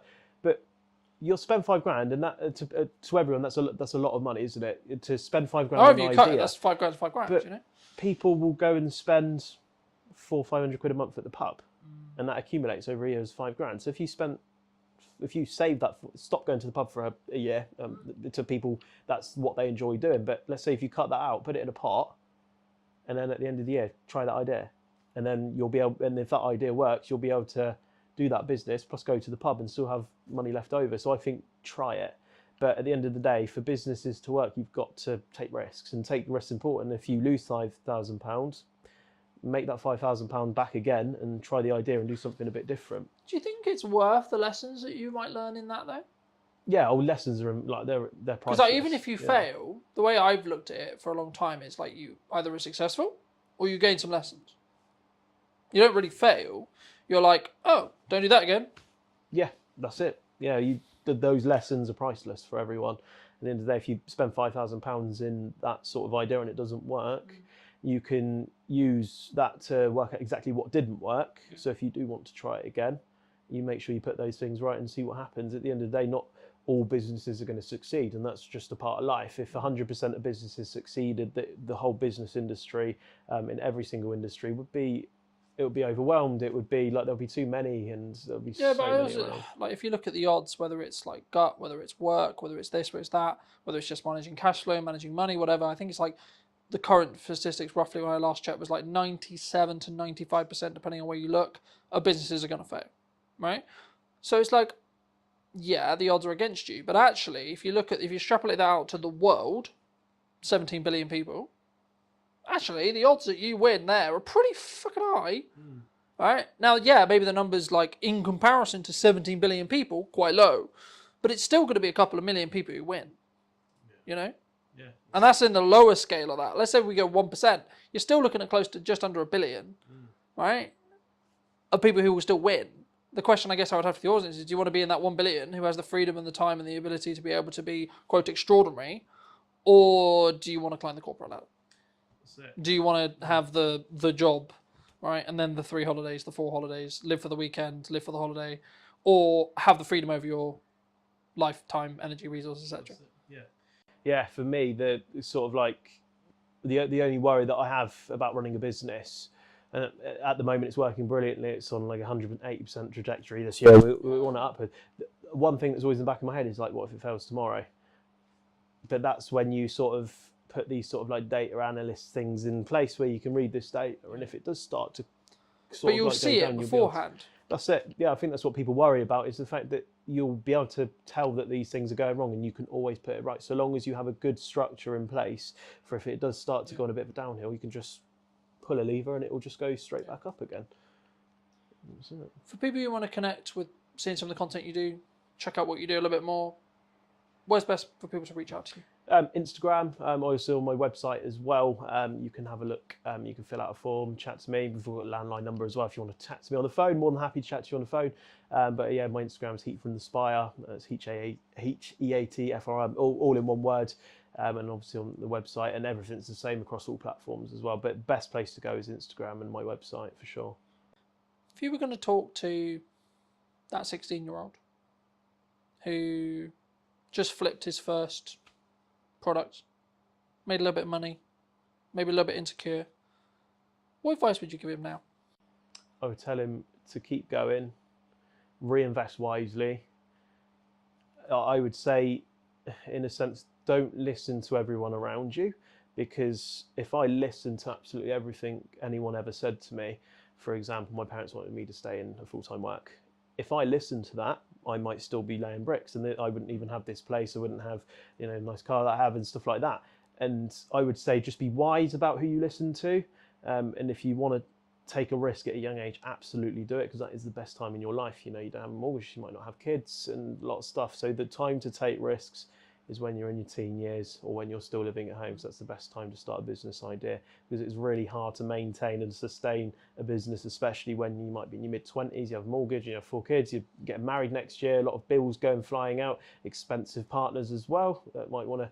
So yeah, I would say absolutely go for it. And if anyone is young that does watch your videos or watches this from my page, just reach out and I could give you some advice. Thank you so much for watching. If you did enjoy this episode and would like to see more like it, make sure to be subscribed and let me know what you think in the comment section down below. And I'll see you very, very soon. But entering the retail market was a huge step for us. Like how you want to perceive yourself in the market. It was a very difficult time, I think, for the business. Do you think it's changed how you show up as a leader? And it was honestly the most fun thing I've ever done. And it was stressful. What do you think's missing in marketing right now? when somebody rebrands, the general question is, has the company been dissolved? Like you want to, in some ways, make him proud first. I think if you've built brand loyalty, and by that I don't mean you're selling millions of products, but if people trust in you, I think as a person, you'll automatically gain respect within the market. Let's restart everything. Let's replan the business model. Let's replan marketing. Let's replan everything. And then, funny enough, when I executed on those things changed. The results changed. Work on yourself. Just work on yourself. Seriously. Like every day. Just be better every day. Hello, my friends. Welcome to a brand new episode of the podcast. Today's going to be a really special one because technically I'm actually interviewing my first client. Now, that sounds a bit weird, nearly 10 years in business now, but it is. So, welcome to me. Welcome back. It's been, I think it's actually been, nearly 4.5 years since we've actually seen each other? The last time I remember, I think we were shooting something on top of a car park in Salisbury. Yes, we did. And yeah, that's got to be about 4.5 years ago at least.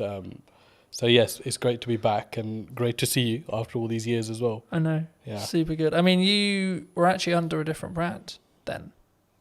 That's right. We were. So our legal entity remains the same, but we have rebranded to Anand, which incidentally is our family surname as well.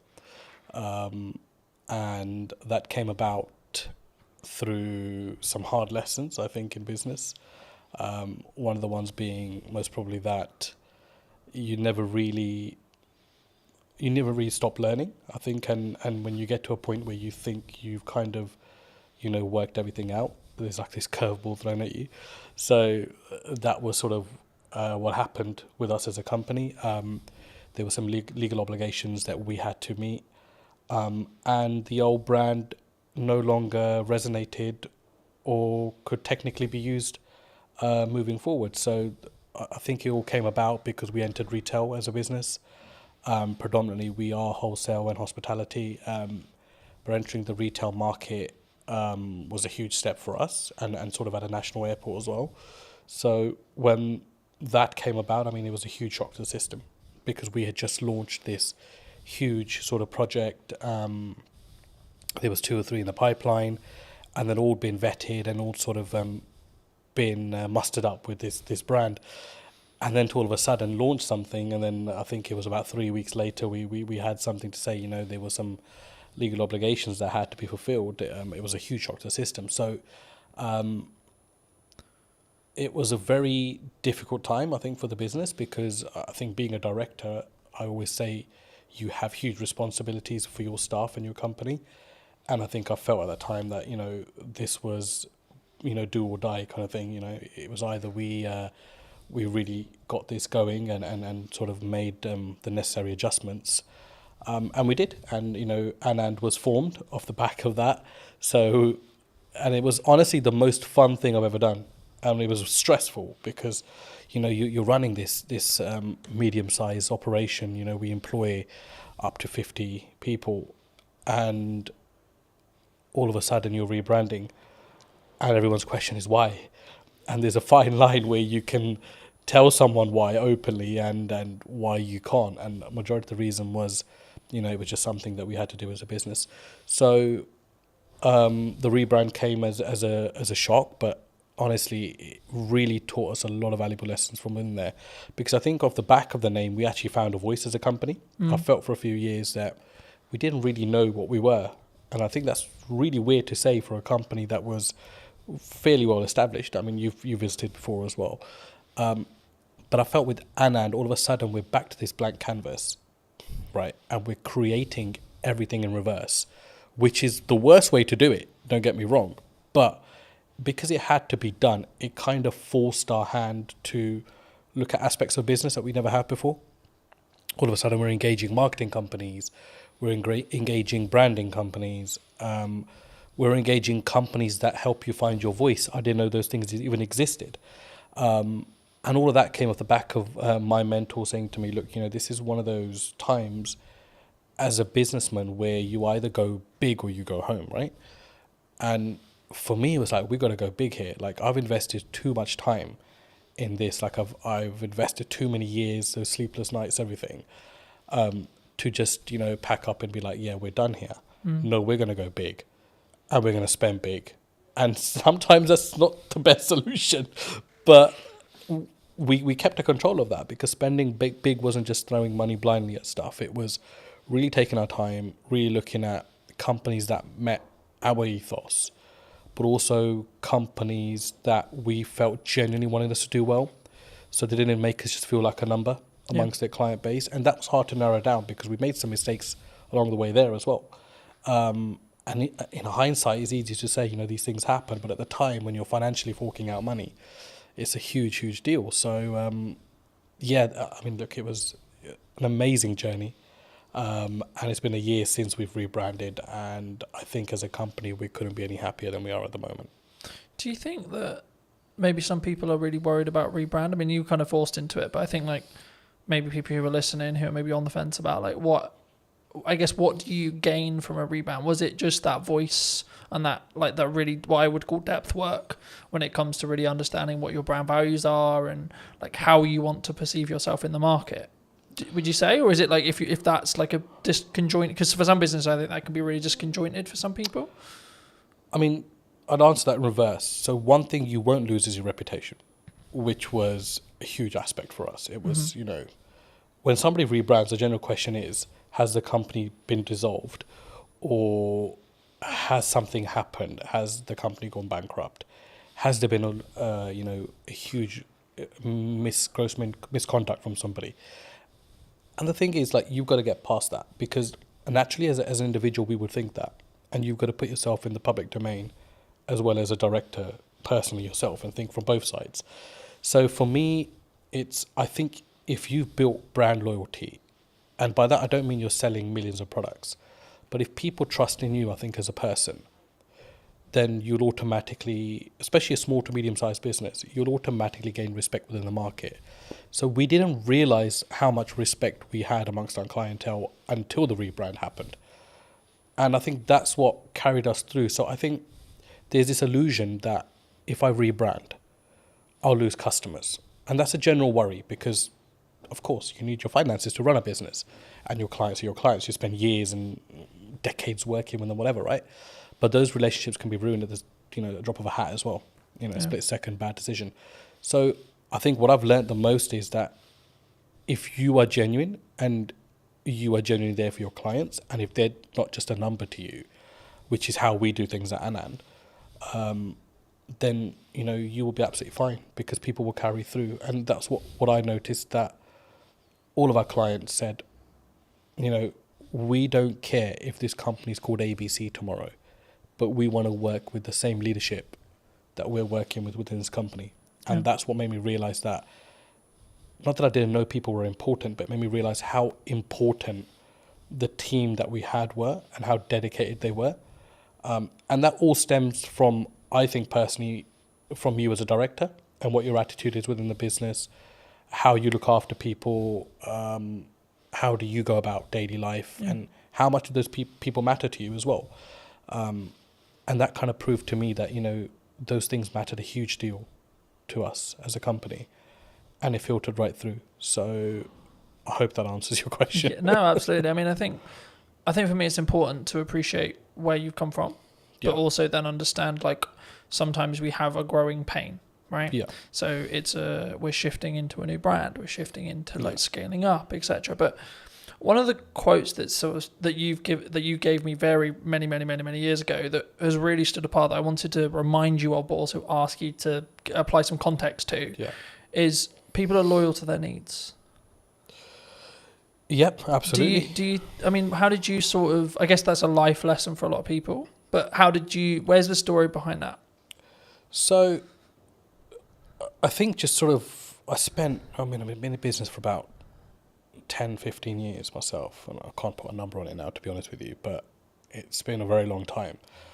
And one of the things that you realize very early on is that it's very much a dog-eat-dog world.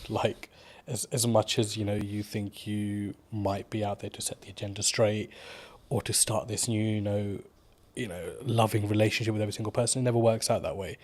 And we realized very quickly that as a business, after surviving the first 5 years, a lot of people are just loyal to their needs. When those needs are met, they will either move on or they'll no longer engage with you. And I mean, that's absolutely fine. You know, it's a natural thing to happen as well. But to put it into context, I mean,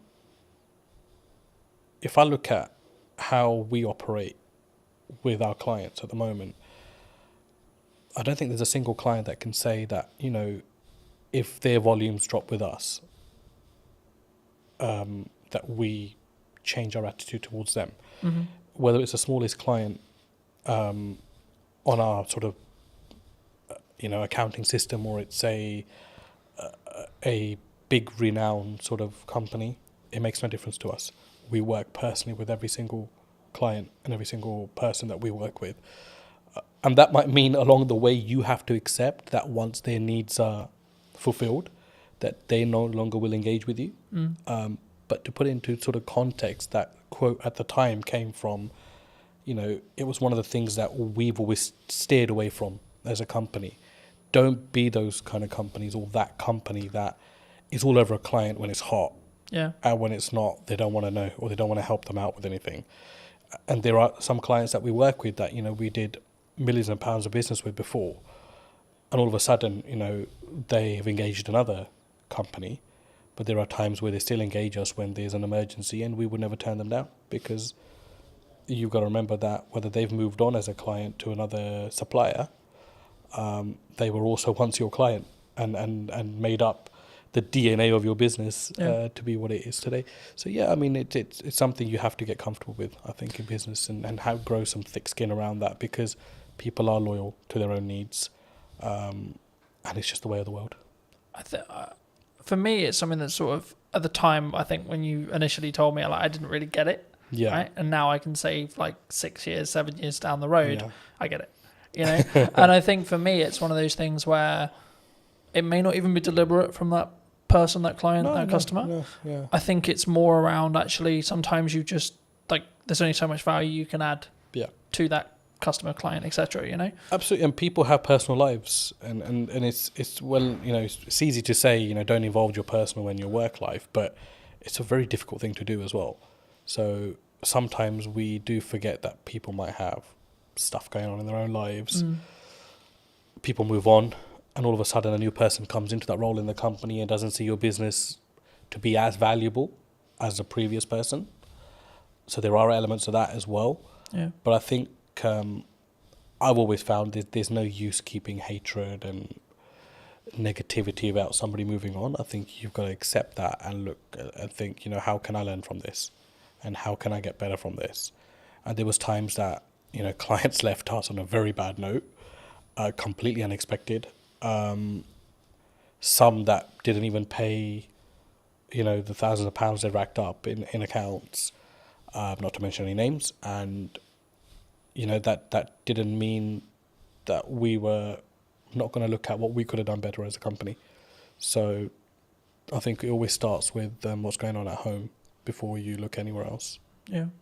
Do you think, because I've been fortunate enough to be in business and grow and scale and adapt and be in a position where I think there's always some people who are saying there's something going on in the economy or COVID or et cetera, et cetera. I mean, is it a mindset thing as an entrepreneur, as an owner? Because I've always been of the mind of yes, there's stuff going on, but actually your output can then fix your like if it's a revenue problem, then there's a solution for it. If it's a marketing problem, you can fix it. It's down to you to fix it, regardless of the economy's in bad shape. A lot of people have said to me the creative space is challenging right now, in comparison to maybe when COVID was really good, for example, where there was loads of money floating around. But it's actually, I think for me, you've got to focus on what you're doing, and I think that's the key. But I mean, in your experience, have you is it kind of a catch-all kind of, they're just saying it because the economy's hard, or as maybe as an excuse? Look, I mean, there's no doubt the economy is very different to pre-COVID, but then it's also very different to 2009, when there was a huge crash, right? Yeah. So I mean, that's just a constantly sort of evolving, situation. Yes, I do believe it's very difficult now to do business, no matter what field you're in. But there are some fields which feel legislation change particularly they feel it a lot more than some businesses. But I think you're right to say you can navigate through anything with a very positive mindset. And I think if you fold as a business, but you've given it your absolute everything, you'll sleep peacefully at night. And that's for me personally, and I felt that in a situation. I mean, 2023 to 2024 financial year was our worst performing year as a business, and it was also the year that we rebranded. And there was a lot of sleepless nights there because revenue was, rock bottom. We'd employed people that year, doubled our workforce because we were looking to go, north, and ended up going south as a business. And naturally along that is a lot of doubt because you think, should I have employed these 6 people? Should I have done this? Should I have done that? And it's easy to say in hindsight that actually I'm worried then, but you generally do worry at that point. So I think it's a mindset and how you navigate. And the thing that got me through was just mindset. I think I am just so resilient, like, to anything. I think right now in my life, where I'm just like. Do you think that comes from your years of experience in business and knowing that actually sometimes you've just got to, what I would call, grunt it or push for it to you just figure it out? I think it's both of those elements, but I think for me the biggest thing is upbringing. My dad was a very resilient character, hugely resilient. Sorry, not was, is still a very. He's still there. He's an extremely resilient character, and a completely uneducated man, which I must add to this story as well. So to see him, as a migrant in this country with little to no education, he still doesn't speak English fluently. And it was like, this guy struggled, and he struggled so much, but he made it. He made it in his career and in his life. And it was like a lot of that played on my head at that point.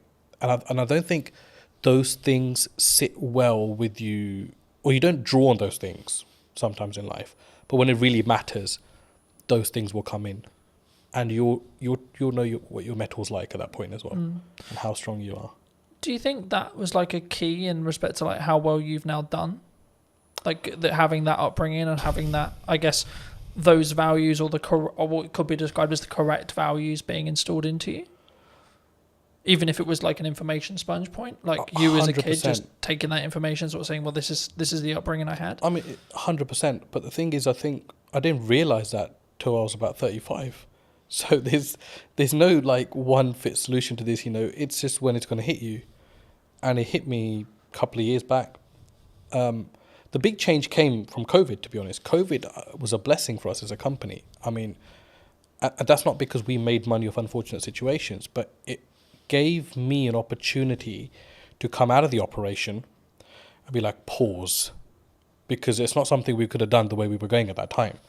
We were climbing as a business. There was no structure, there was nothing, and it was just like, this is gonna be a massive train crash one day. And COVID came and just put the brakes on everything, and it allowed us to restructure. So when we came out of COVID, I'd say that's my real journey in business started then. Because all of a sudden now I'm responsible for totally different things. Because now I'm actually acting like a director. I'm not now, stuck in the operation. And there were so many things that were falling off the side. So it was about coming in, containing that, and then restructuring the business through that. And then certainly obviously the rebrand came behind it. There is that, and obviously the resilience side. For me, I learned that from my dad, and I have huge admiration for the man. And that's to say, I rub shoulders with a lot of businessmen, but I take my dad's advice very seriously in life. I always have, but I don't think you as a child or as an adolescent at the time, will particularly understand that. But if you're exposed to that environment, I think it does rub off on you at some point. And for me, you know, I want to be like him. Yeah. Like I look at him and I think, you know, just the way he stands and acts and stuff, right? So huge influence on my life. Yeah. Do you think it's changed how you show up as a leader, as a, or even in your marketing maybe as well? Like that core, like you want to in some ways make him proud first, is what I'm sort of hearing from you. Would you say? I think I don't really think in that way, to be honest. Like for me, it's not about making other people proud. Like I think as long as you know you're on the right journey, I think honesty is very important in business. And I sleep very well at night, no matter what the situation is on the day. Everybody knows me, knows that once this guy is out, he's out for the night. So, and I think a lot of that comes from your ethos, and there are many shortcuts you can take, or there is the difficult untraveled routes that you can follow as well, or create yourself along the way. And I think I'm more sort of on that journey of testing my limits and also just not stressing out, you know, along the way. And there are times where you obviously get stressed within business, right? But I think as a director, you've always got to have that sort of facade where everything's okay. And sometimes it's not, but you need to have that because you know you need to always give your staff and your company the assurance that you've got it under control, because the buck does stop with you, the director. To install that confidence into the team? I'd like to think they're confident without that, but I think what's your problem as a businessman should not rub off onto your team, because it's for you to deal with and put those things right. And I'd like to think we've created enough leaders now within our organisation that those sort of mistakes won't be repeated again. But that, again, is no one's fault. That's your responsibility as an owner or a managing director of a company. As I said, do you think people struggle with taking accountability for themselves? Like when things go wrong in business or when things go wrong, like they're more likely to go, oh, it's your fault, rather than it's my fault and it's what I could have done better. I think it's an easier route these days. And society kind of allows you to get away with that now. Do you know what I mean? But I think in your heart of hearts, you always know when you could have done something better. And I'm that kind of person where even if something has 0% my fault within it, I'd be thinking, what could I have done better? Or what could I have done to negate this issue? Is there anything Do you think I could that have what done? makes you stand out though? Because if you're going to say the culture of maybe the country or like the and on average it's externally. Surely the unique advantage could be, actually it's my fault. How can I do it better? What can I do? I think any great leader, you know, let's go back. I don't consider myself great in any sort of way, or I don't think I stand out in any sort of way there. But one thing that I've noted is like great leaders, whether they're, you know, businessmen, politicians, war generals, whatever, there's a lot of accountability. There's a lot of responsibility they take. And I don't think you can really take responsibility unless you hold yourself accountable. I know that might not make sense, but in my head it does. So I think that's really true, and I think that you have to take yourself accountability to what goes wrong, right? Like I've spoken in content quite a lot about last year was really hard, economically, business-wise, etc. Now I could go down the approach of, well, it was a harder year, and it was financially this, and there was political uncertainty, and this and this and this, or I could say, well, what am I doing? Yeah, right. Exactly. Like, how am I showing up? How am I leading with value? Yeah. Am I leading in the right way? What's my office structure like? What's my business structure like? And then what I did was actually go, okay, right. So clearly something isn't working. Right. So let's go back to basics. Let's restart everything. Let's replan the business model. Let's replan marketing. Let's replan everything. And then, funnily enough, when I executed on those things changed. My results changed. Yeah. You know. So I think for me, especially something that you can't overly control, right? Like, who's in the government, what the government policy is, etc., etc. That's why you should focus on you. That's why you should focus on what you're doing and what your key is, I guess, in some ways. But what do you think's missing in marketing right now that people maybe don't look at, or like either what you're doing specifically, or maybe what you're seeing as like potential opportunities? What I've seen because we engaged with a lot of marketing companies before we decided to go with the one we did. It was just like how bad the quality of stuff is out there. And I don't know whether it's just that people settle for, whatever's kind of fed to them, or don't challenge back enough on things. And for us, I was like, no, I don't want to look like a Pret or a Starbucks, because those things are fucking done. Like, I don't want to be that brand. No, I don't care how they're presenting their material. It makes no sense to what we do. And, the comeback from some of the marketing companies was, oh, yeah, but, you're operating in a different domain. Yeah, we're operating in the aviation domain. It's a huge domain to this country. I mean, you saw what happened when aviation shut down with the ash cloud. Yeah. I said, we're operating in a very high marketable area. But I don't need to be another one of these brands. So there's this whole, I think in marketing, they've kind of got these slots in their head. Where, oh, okay, you're in hospitality, so let's just follow the footprint of this company. You're in travel, let's follow the footprint of this. No, it needs to be personal to you as a company. And I think no matter what size you are, I think you've got to have that arrogance and you've got to have that strength to be like, no, this is shit. I'm sorry. Yes, you might be saying to me this is going to cost me £5,000 a month, but I do not value this at £5,000 a month. Like, this content is shit. And it was until we took that stance, we were able to filter out the companies that we actually wanted to work with. And it ended up actually being a company that had absolutely minimal experience in marketing, had a very strong presence in videography. They did some of our content. We sat down and said, we'd love the opportunity to market for you. And I was sold on the directors of that company. And I think that's a huge valuable lesson, that don't just go out into the market and think, I'll go to the marketing agency that does marketing for X, Y, and Z. No, that will not be the necessary fit for your company. You need to find the necessary fit for your company. So overall, I think it's a huge gap in the market there. If somebody's willing to come in a company and work personally with smaller businesses, I think it's a huge market, because everybody wants to catch the big fish. And big fish will potentially have the budgets just to pay and be like, yeah, the campaign didn't really work out. But as a small business, you can't really afford to do that. Every campaign has to work out. And whether you're small, whether you're a medium-sized business like we are, it has to work, because you're paying a lot of money for that to work. So huge gap in the market. I think there aren't many companies that I would look at and think there's a good reputation there, even though they work with big brands, because they will just consider you a small fish and think that they can pull the wool over your eyes. And I think it's very important, no matter what size you are, that you're the captain of your ship. Yeah.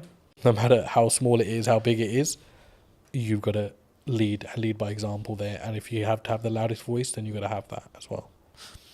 I'm glad you mentioned video, because I think sometimes people, they're overwhelmed by it, they're concerned by it. Yeah. They're like, well, I mean, why do you use it? Right, was the key, the question there. But I think there's so much that there's, like, from my experience, there's psychology around, like, oh my God, I sound like a dick on camera, or like, I don't like the sound of my voice, or this is how I look. But there's also then, like, the tactics, or like the tech side, right? Now, obviously, if we bring in a videographer, you don't need to worry too much about the tech side. But I still think you should, at some principle, you should understand it. I mean, why did you, because you mentioned that you leaned into it. I mean, why did you lean into it? I was obviously introduced to yourself into videography. I didn't have any, yeah, we know videos get made, but it wasn't something you ever gave, second thought to. For me, it was just kind of like, okay, I need to stop worrying about how I look or sound on camera. Like, just be genuine to who you are, like what you're talking about. If it produces great content, it does. If it doesn't, whatever. it's not the end of the world. And obviously, it was a changing landscape at the time as well. I think all of a sudden, Instagram changed its algorithms, like videos and reels, and all these new terms are coming out. And I'm like, what the hell's actually going on? And so, yeah, it was just something that came about. And for us, because we're hospitality and retail catering, imagery and videography is a huge aspect of what we do. as part of marketing as well. Of course, you can't just keep marketing with, let me take a picture of this and just keep sticking on social media. It doesn't really work that way. So for us, it was like, okay, we need to open our horizons here and actually look at things that work and just keep yourself open-minded in the process. I think it's something that people should always try and then like see what the data then tells you, right? In whatever the campaign is, whether you're doing short form, long form, et cetera, et cetera. But I think it would be important when talking about data to think about like AI, right? We're seeing an AI boom. Do you see it as like we're all maybe in trouble, or like some people, like you're very obviously service based in respect to what you do, so it might not be as relevant, but is there elements of AI in your business? Do you utilize it? Or have you gone the other way and said, actually, no, we're going to lean into the fact that we are doing it ourselves and we're not maybe using it as a utilizational tool? Because I see it as a tool that can be sharpened rather than it replacing you. I mean, there were people in our team that were huge believers in AI. And there are elements of it that we use, no doubt. But I feel with what we do, if we invest too much into or rely too much on AI, I think it will stop your mind from working. And I think it's very important that you're engaged consistently. From just a cognitive ability. Cognitive ability. And I think you don't want to get into a situation where, you're relying on technology to tell you what to do. Because then all of a sudden you're not problem solving yourself. Or, use it where you can, don't get me wrong, if you're stuck or whatever. But I just think that there are certain aspects of business, old school values that no matter, they've tested all elements of time and survived. So technology important, AI important, but I don't think it's do all and end all. No, I think that's a really important reflection. I think it can be, and I'm using the analogy of you sharpen the knife and then use it, right? Because I think it's a tool and we need to be careful with how we use the said tool. But like for me, I'm also building habits around like doing more physical reading, right? Because I'm aware that if I use AI, my cognitive ability may become less. So I'm like, how can I actually increase my cognitive ability with effort and energy, right? And I think for me, that's the difference. And that's why I think like you can still be sharper. But were you always maybe looking at, like, because I think when we look at maybe the arbitrage, or maybe we're looking at for an advantage as a whole, were you always someone who maybe looked at technology and saw the opportunities it could give? Because I think sometimes people, they sort of put their defense mechanism up and go, no, that's not, we're not going to use it. We're not going to do that because it's scary and new. You've got to use technology. It's not, I mean, a side story, but a family friend, I mean, he owns about 20 to 30 industrial units in West London. And he's a landlord on all 30 and he accumulates rent of all 30, is the managing agent of his own estate, charges his own service charges as well. So huge business. And in COVID, he had an issue where his bookkeeper caught pneumonia and was hospitalized. So he called me and said, I need some help with software and accounting. And I remember driving to his place thinking, there's just going to be so much advanced systems here because it's a huge business. So I don't really know what I'm going to be able to advise him on. When I got there, I was completely shocked that he had no accounting system, no software, and he was doing everything manually. To the point where he was even adding up sums on a piece of paper or his ledger, physical ledger. And I was like, and these are not small figures, 7,200, 9,229, and he's calculating all this on paper and he's got this account running per he's got, a book per tenant running. And I'm like, shit. There's no way they can't be a mistake in this. Like, there is absolutely no way. So his first job for me was, I want to move all of this onto an accounting system. Yeah. And I looked at it and I thought, like, that is just madness. Like, it's absolute madness. And I remember setting up Xero for him. And I mean, I'm no Xero professional, right? We have a team that runs our accounts and stuff, but he wanted this to be a personal favor. So I remember shifting all of these physical ledgers onto an accounting software, and the sums were wrong by like thousands. So his first comment to me was, I need to recover this £62,000, which is owed to me in rent. When we actually shifted everything onto a ledger, the figure was about 225,000, which was owed to him.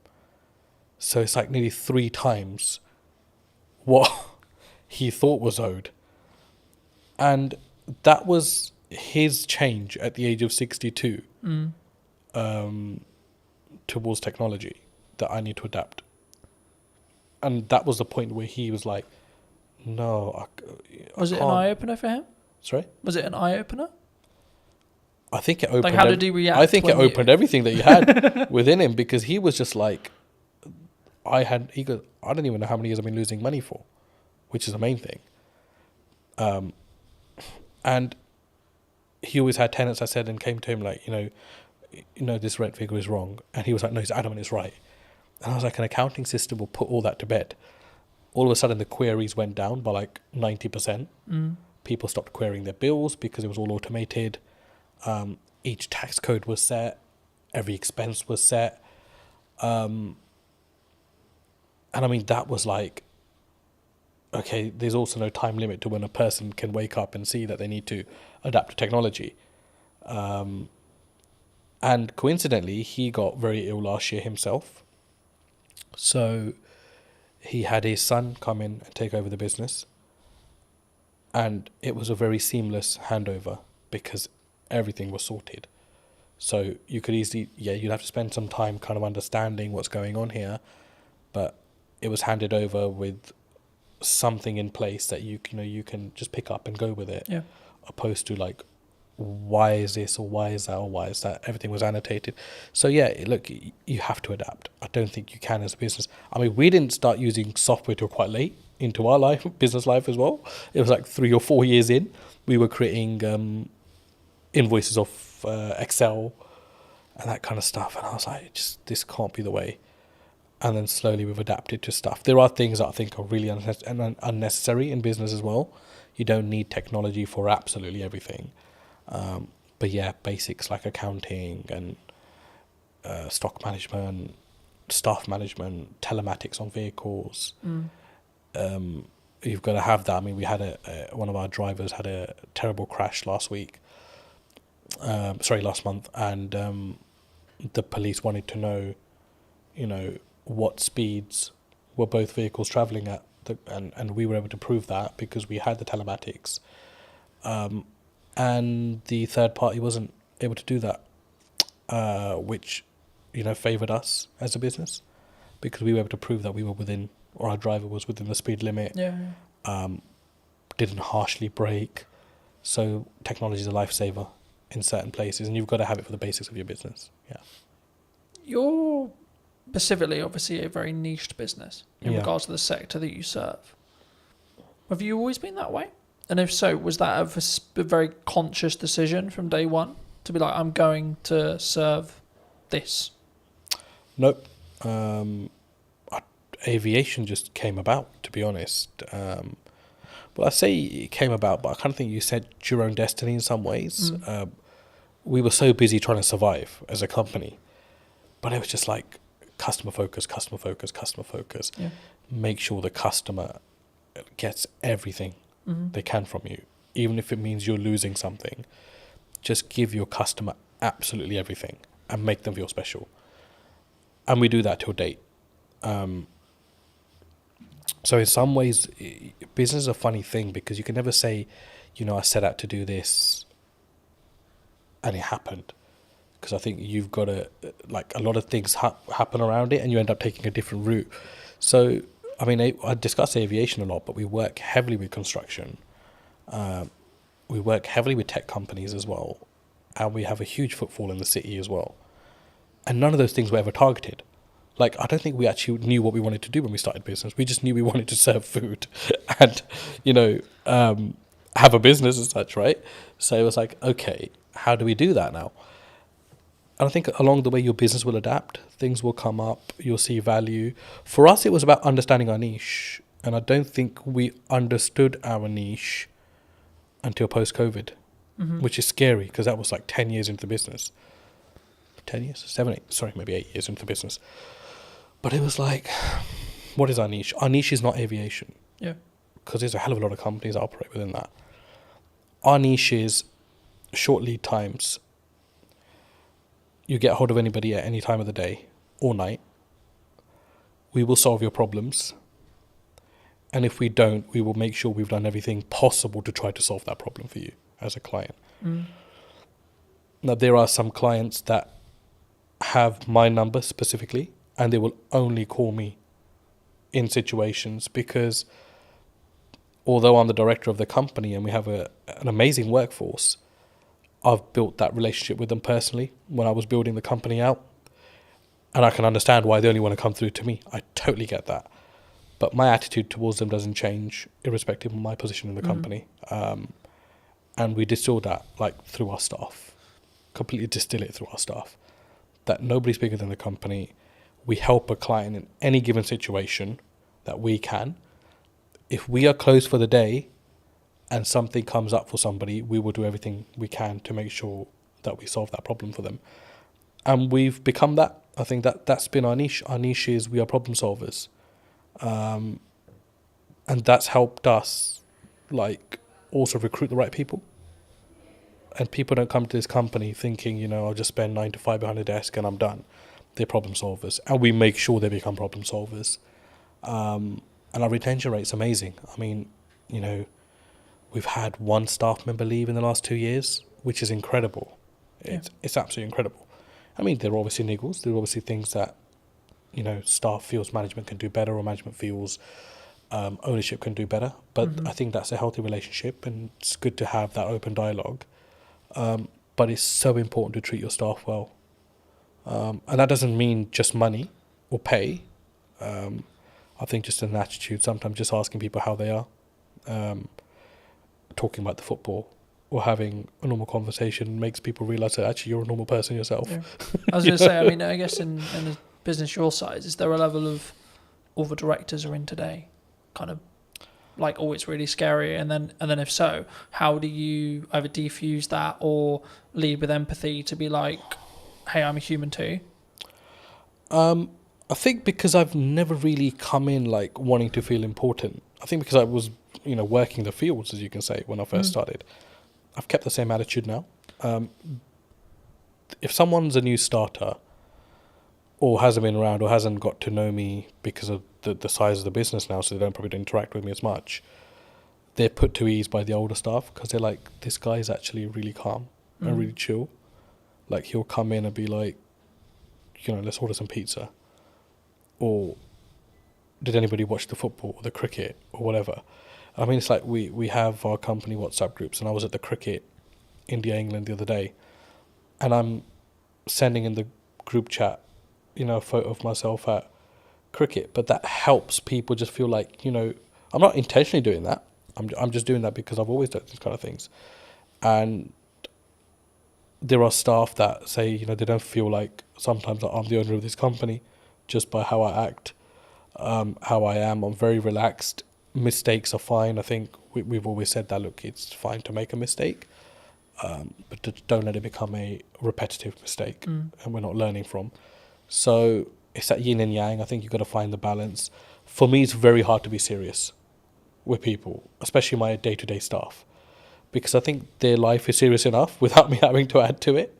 Our work is serious enough without me having to add to it. So I try to, you know, just be chill around them. If there's problems, I'll take that up with my higher management, and we'll deal with it away from our team. But I think it's very important to have that balance as well. Do you think, as a founder, as a director, as a leader, that maybe not you specifically, but people, those people in the question, you know, leadership founders, they maybe have an ego problem, and if so, like, is that maybe their undoing sometimes? Like they have a massive ego, they care about the car, they care about the house, they're keeping up with the Joneses, but they don't necessarily lead with maybe the correct, what I would describe at least as the correct values. Yeah. Do you think that has a strong impact as from a leader, from a founder, from a kind of how you show up for your staff, your employees, your higher management, etc.? I think so. I mean, the people with, if you've got the nice car, the big house, you've made it in some elements in life, and that's amazing for you as a person. I'm really happy for people that are able to do that. But do you think it comes from an insecurity sometimes? From insecurity, did you Like say? they're doing it. Like, I've got the car because I don't maybe love myself as much, or like I'm trying to fill a hole potentially in their own self. I think everyone's trying to fill a hole in some way within themselves. I think we all have that.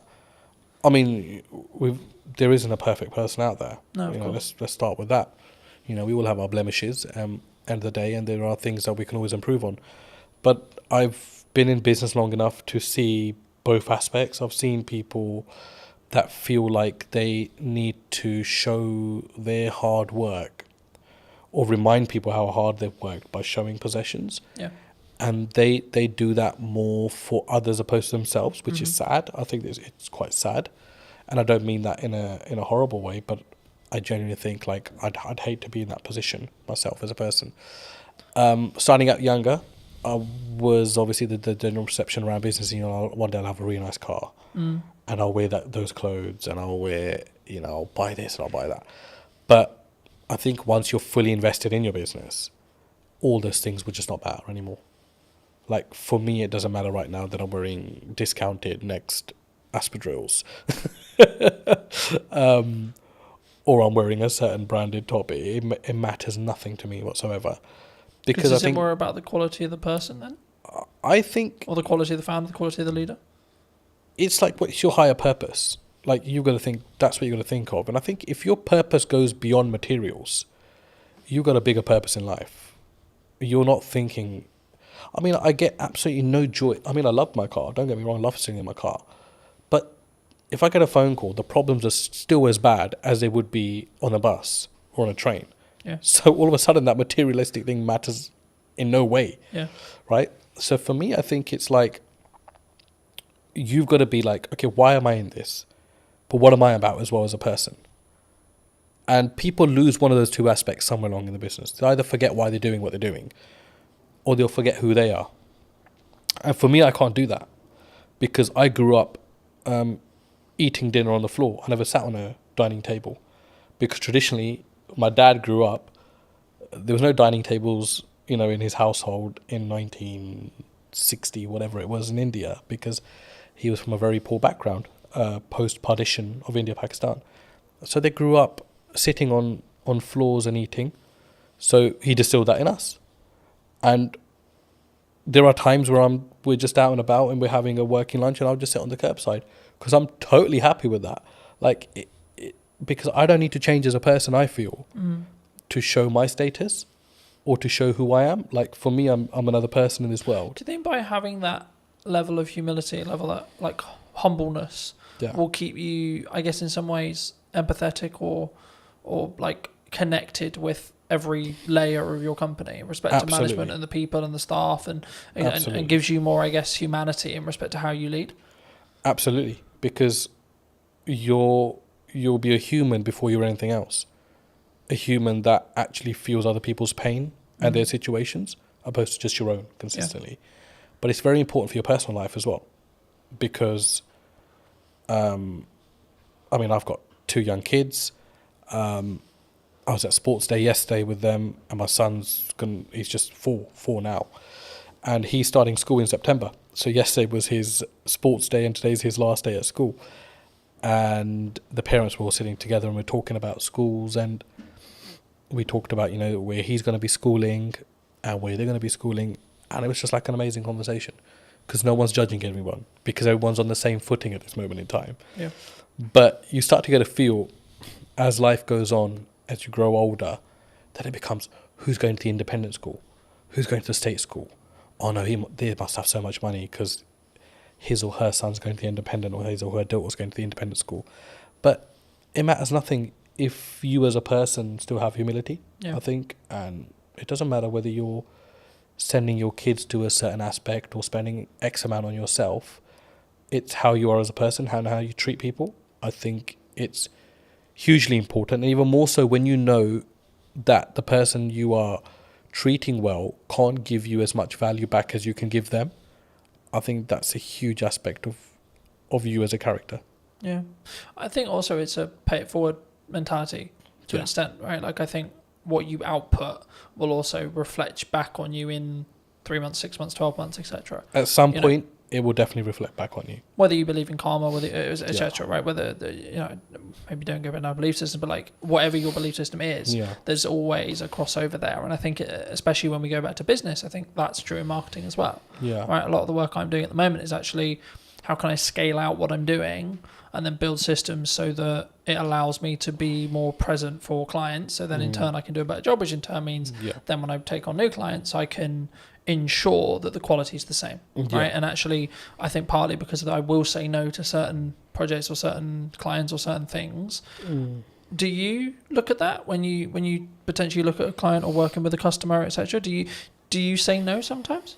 And if so, where does that mindset come from to be able to have the humility, I guess, or the confidence to say, actually, no, you're not the right fit for us? I think as a leader, you're responsible for a lot within your organization. And I think you realize that the more you grow as a business. It's something which is easy enough to ignore if you're stagnant or if you're growing through, the growing pains, right? And it's a very painful area when you're growing as a business.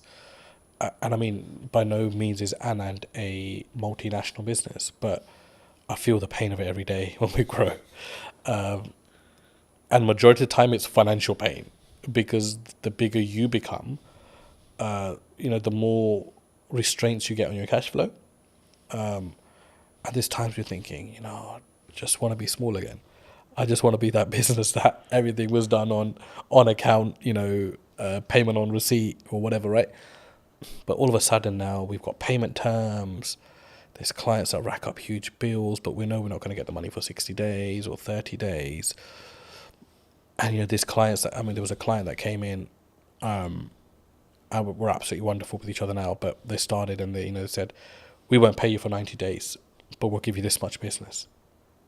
And everybody was like, oh, that's an amazing deal to be done.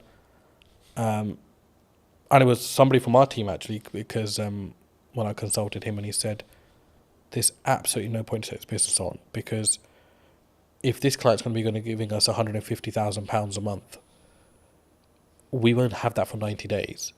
So all of a sudden we would have racked up something like 500,000 in 3 months. Or this business would have racked up 500,000 with us and that's a huge risk, because we only get paid 150,000 out of that 450 after 3 months. Yeah. And then it becomes that again. And then it becomes that again. And if that goes down tomorrow, we're going to be losing 500,000 as a business. And that's not just the revenue, there's the cost that comes with it as well. Yeah, because you have to pay out the cost anyway. Of course. And I think sometimes when people look at business, they maybe don't appreciate it, right? They'll see them with the nice car, they'll see them with the new studio, whatever it is. But I look at it and go, oh, that's a lot of money. Yes. Oh my God, that's a lot of costs. Yeah, of course. Right? And I think it's how, I guess in some ways we develop as people to stomach those costs as leaders. Definitely. And I think Carlton, it's got to be your attitude as well. Yeah. I think you've got to, I do not think that there is a company in the world, I do not think there's a single company in the world that should ever come to you and try to take advantage of the size of your business. Yeah. Or play on the vulnerabilities. But unfortunately they do, because that's the way the world works. And that's where I think you've got to show your mettle. Like, how much do you value yourself as a business? How much do you value your services as a business? But be able to back that up with quality as well, which is a fine line, right? And that doesn't necessarily mean you've got to have the best product in the market, but absolutely deliver on everything that you say you're going to deliver on. If it costs you to deliver on it, you deliver on it irrespective. You don't just shortcut and then leave yourself exposed in the market for having a bad reputation. But I think it's self-belief. But I know that doesn't come when there's no income or little income, because only self-doubt's there at that point. But my last 2 years in particular in business have taught me, got to value yourself. Yeah. And that doesn't mean you go and shit on people's parade, or you go and mistreat clients, or if somebody comes in trying to bargain with you that you mistreat them. you've got to hold your firm in a polite way, but you've got to know what your business is about, and you've got to know where you're strong and where you're weak, and you've got to be able to make the right decisions. And sometimes the first decision is not always the best decision. Yeah. But leave the ball open where you're still able to have dialogue with clients. There's times where we made, mistakes. We've misjudged, and we wouldn't be human if we didn't. But it's how do you react to that? Yeah. How do you go back and manage that? How do you have the humility to say, we got this wrong, but still be able to have that relationship with your client? I think as well, and I had a very fortunate conversation a couple of weeks ago about this, and it was like we just worked with a brand new client, and one of the things they said to me about why they chose us or me, however you want to perceive it, is that because I was the most expensive out of the ones they were talking about, and for like maybe a newcomer or etc., that sounds weird, right? Because it's like, why would you win the work but you're the most expensive? And I think from what they told me, it sounded like it was like, well, I've got the gonads, I've got the balls, or whatever you want to call it, I've got the confidence to say, no, this is how much my work, this is what I'm going to commit to price wise, but then also I'm going to follow it up with the value that I'm going to lead with as well. Huge. Do you think sometimes people get really challenged on price? Always. You're always going to be challenged on price. And then how do you deal with that? I guess with them with the conversation, like, is there certain scenarios where you're like, no, we're going to maybe negotiate by this much, but our final price is non-negotiable here? I think there's two ways to do it. I mean, I've been on the opposite end of that spectrum where I've bargained just for the sake of taking on the business, and I've negotiated myself into positions that are like the least favourable in the end. But it's easier said than done as well. But I think you've got to know your costs, know where you sit, know what you're trying to achieve out of that deal, because sometimes you take on a deal with the hope that it's going to lead to bigger and better things, which is fine if you know your market. And that doesn't necessarily mean that it's going to happen in that way, but it's a calculated risk. Do you think sometimes you have to take something that's maybe not ideal client, if it is just I need to make this money? Or would you still say no? For us, I don't think we really have that, because we're quite niche in what we do. So everyone that comes to us generally needs us, or we need them in some aspects as well. But there are, you won't know until you start working with someone, I always say. And the ones that you think are going to be troublesome end up actually being the better clients. And the ones that you think, because they're a big brand, sometimes extracting money can be an absolute pain, which is why relationships are very important. And you've got to go above and beyond. A business deal is not just, here's my service, I've provided it, here's my invoice, you pay it, thank you very much. It's all the stuff in between, the dialogue, the things that you don't cost. It's impossible to cost a project, you know that. Yeah. To the T. You can't do that. Because we never add our own time into that, really, if we think about it, as a business. And even if you add your own time as a calculation, they'll still be like, oh shit, I'm still spending too much time on this business. But it depends what your end goal is. If your end goal is like, I just want to be done with this client, get their money, and I don't care whether they contact me again, then that's a very different mindset. Or if you want to always leave you never know when a client might need you, that's a very different mindset as well. I think when you've done 30 years, you're really invested. You're really embedded in the business. The risk that you face when you've been loyal to a company for that long. I've always been of the view that content will work, email marketing will work, networking will work, going to a trade show will work, but only if you do one. That business gave me a solid foundation. I understood the basics of most areas of business. I experienced working with logistics, with marketing, with operations. I look at how many views did I gain between 4 weeks ago and now. Don't get me wrong, we've done that loads. Email marketing was one for us. I can focus on three main things: the podcast, client delivery, and the event. Yeah. That's it. I think AI is the assistant and we're the leaders of that. Hello, my friends. Welcome to a brand new episode of the podcast, this time in London. Today we're going to be with Michelle from, I guess it's from Eden now, but it was, as you'll find out briefly, from I'm going to go with corporation that no longer exists. Sadly so, yes. So, no longer on the high street. It kind of does, but not in the same way. It exists under another name, yes. Should we stop being elusive and should we We, just go we should into- definitely stop being elusive. It's WH Smith's. For those of you that didn't guess, it's WH Smith's, yes. How does, I mean, I'll start here. I mean, how did it feel? Because obviously you were, correct me if I'm wrong, but you were a regional manager.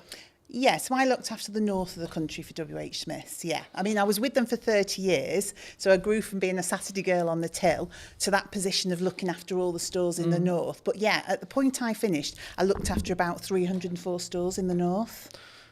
And what made you make the leap? Did you transition out?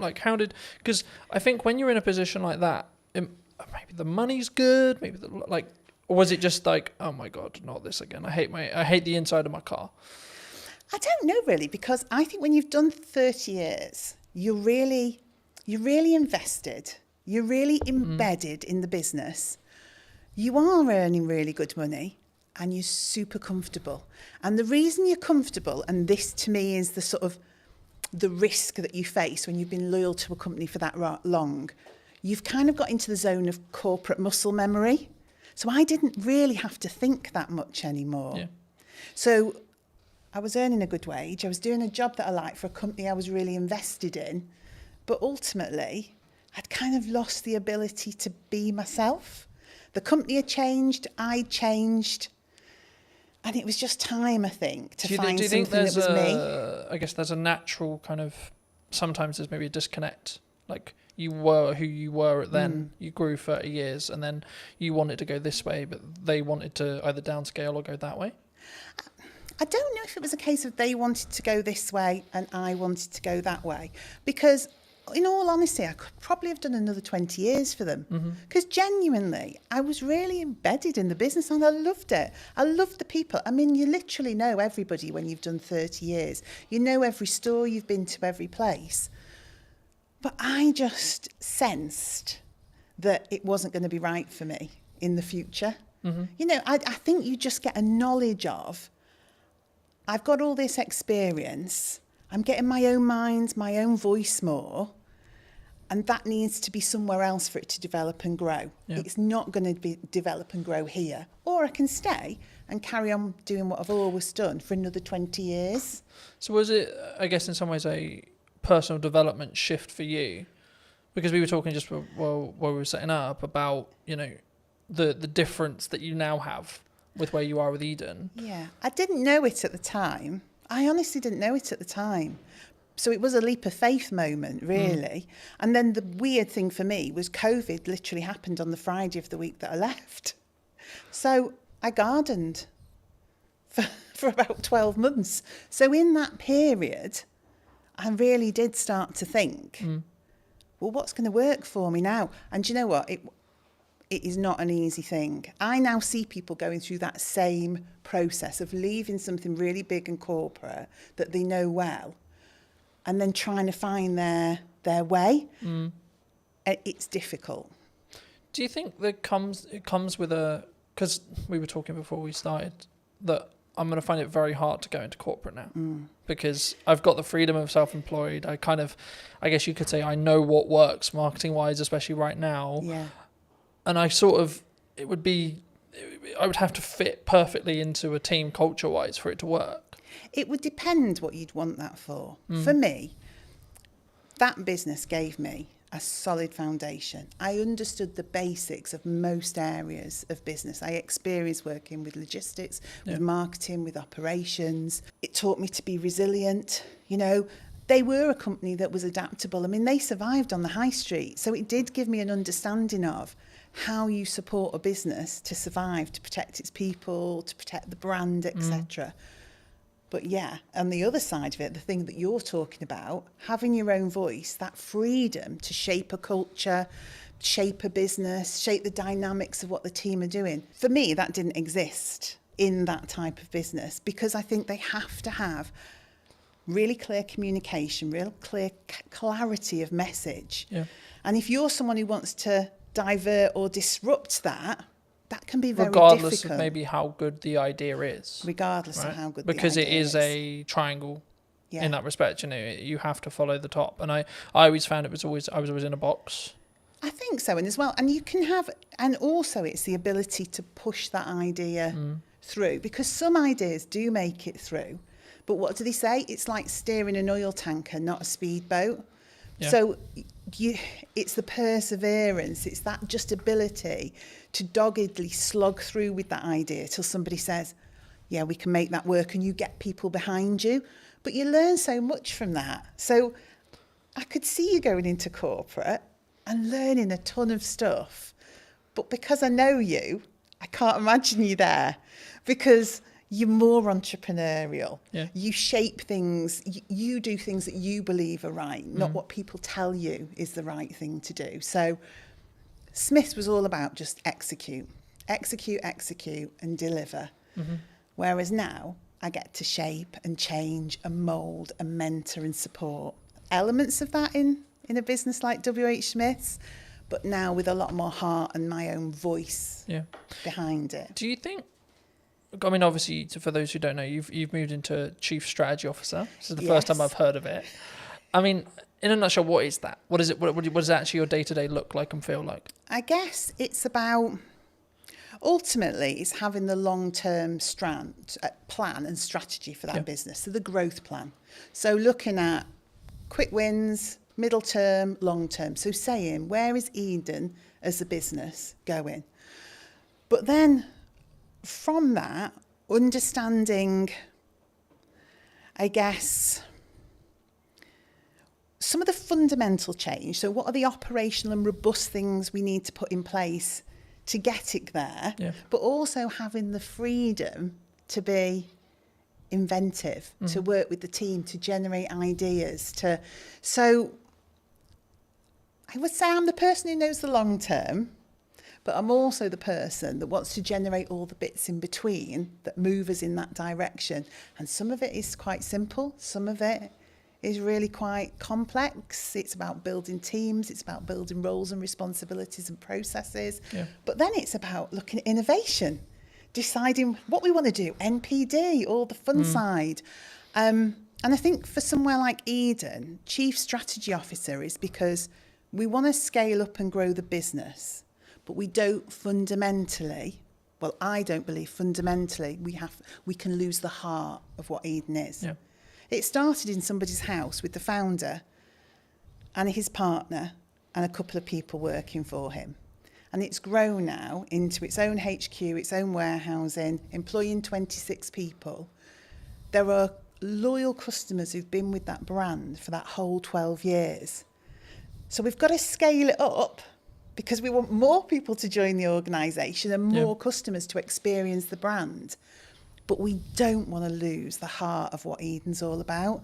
And I think it's my job to make the scale up happen, but make sure Eden remains Eden. Do you think it's difficult? Because by proxy of scale, you have to somehow, like I'm in this, as we were discussing before, I'm in this struggle at the moment where actually things have gone like a lot better than planned.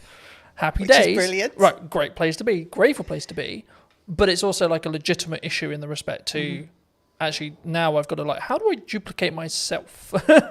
Because that's potentially the position I'm in, especially when it comes to like continuing the next step now, which is actually continuing with what I feel is working. But sort of, I guess, because I'll never be able to replace me sat here in front of a camera. No. Right? I can outsource everything else, but the only bit I'll never be able to, especially if a client is very tied to, I want Colton on the production, I want Colton on the marketing, etc. It's going to be difficult. I mean, did the team at Eden find that as well? I think because obviously you sell a product, right? But the essence is still there. Yeah. I mean, ultimately our main product, it's dog food. I mean, that's what we produce and sell, premium quality dog food. I think when I came in to that business, it was difficult because it was change. It was somebody saying, what you've done till now has been brilliant because you have organically grown this business with people from the local area, not experts, just people with a passion for pets, a passion for the brand. And then I had to come in and say, that's absolutely brilliant, but we need some roles, some responsibilities, some routines, some best practices. We need to get back to basics. We need the foundations. And that was the change people found difficult. So that freedom to just almost do whatever you want, whenever you want, had to be pulled in for a while we established some core basics. But once we'd done that, once we'd got the right people in the right place doing the right things, once we operationally were robust, when we'd done our risk management piece that said what are those critical points of failure that sit within this business, then people could see, oh, actually, I can still operate the way I did before with freedom and creativity and innovation, but there's more support underneath. Things don't crash off a cliff. Actually, the structure's there now for us all to be able to do the things that we're really fundamentally good at, which is connection with the customer, the love of pets, the love of the brand, getting out, word of mouth, spreading the word of Eden, knowing that the business is fundamentally running well. Yeah. Whereas before, the business could have been struggling and we wouldn't necessarily have seen it. So we wouldn't have been able to make the changes we required to keep the business in a good place and on track. Yeah. Do you think there's you, with your role, I think you'll look at maybe like the overarching strategic side of marketing. Yeah. But what are people missing right now in marketing, would you say? Because there's a I lot of think buzz some- around yeah. people saying like, oh, there's you can't get in, you can't have a podcast, you can't, you know? I think sometimes maybe it's not what are they missing, but it's have they sat and thought about the brand and their audience and what they want to achieve? Or are they just trying to follow trends and what people tell them they should be doing? So I think everything from your TikTok through to email marketing, etc., is all valuable and valid. But it is up to the business to understand, is that right for them? And maybe it's not right for me today, but it might be right for me in a month's time. Yeah. Or maybe something I've always done, I'm going to stop doing so much of that now because I want to change. So I think you have to consider everything in the marketing sphere, but it doesn't mean you should do everything. Because if you do it without authenticity, I've seen many TikToks where I just think I could literally crawl under a rock with embarrassment. Now, I'm sure some of that actually works sometimes.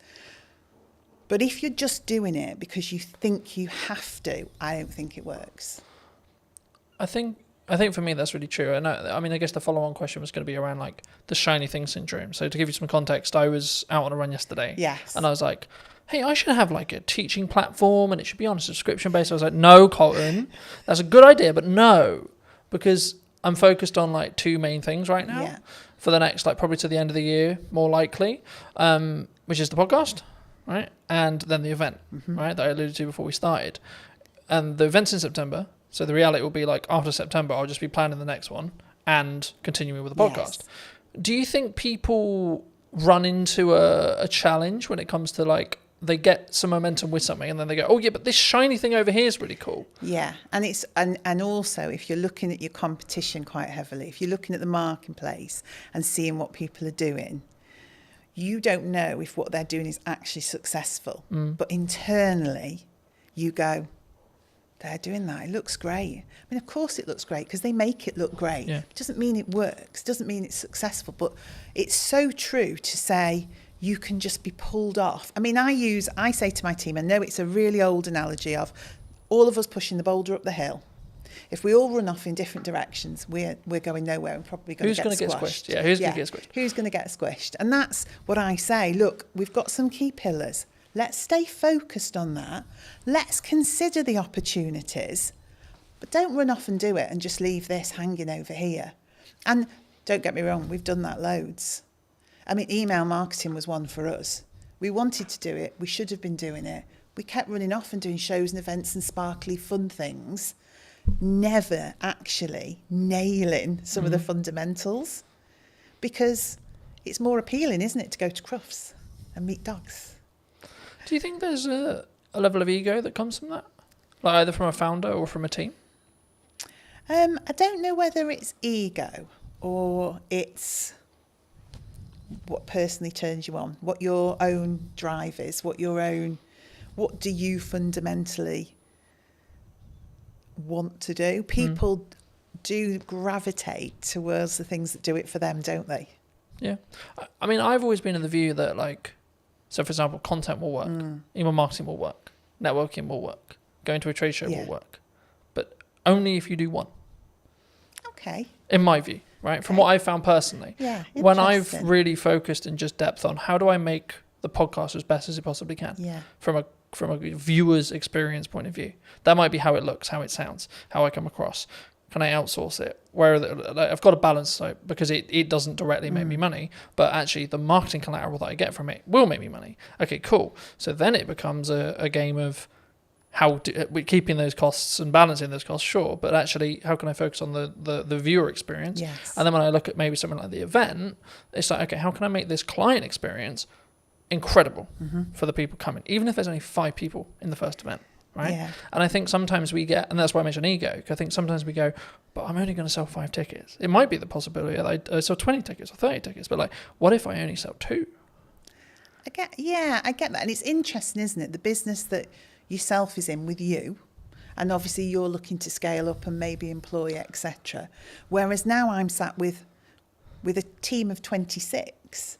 And so we've got the opportunity to do so much more. Yeah. But again, it is that decision on what's really valuable. I mean, and you just touched on something actually that I thought was really interesting. Doing things really well, you know, making sure that the experience for the customer is, well, I mean, we were in a whole cycle of wanting to be perfect and never actually doing. So we had 20 things we should have been doing. So we were going to a show, we were doing email marketing, we're creating a newsletter for B2B, we were doing, but actually all of those things had to be, to us, absolutely flawless. Yeah. And we were not delivering anything.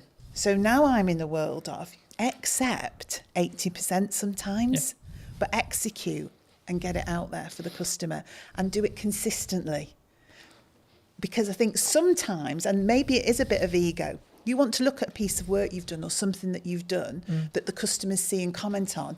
And when you're getting all the praise and, oh, that's so beautiful and that looks amazing and your brand is absolutely, but you've achieved very little, it's not really worth anything. Yeah.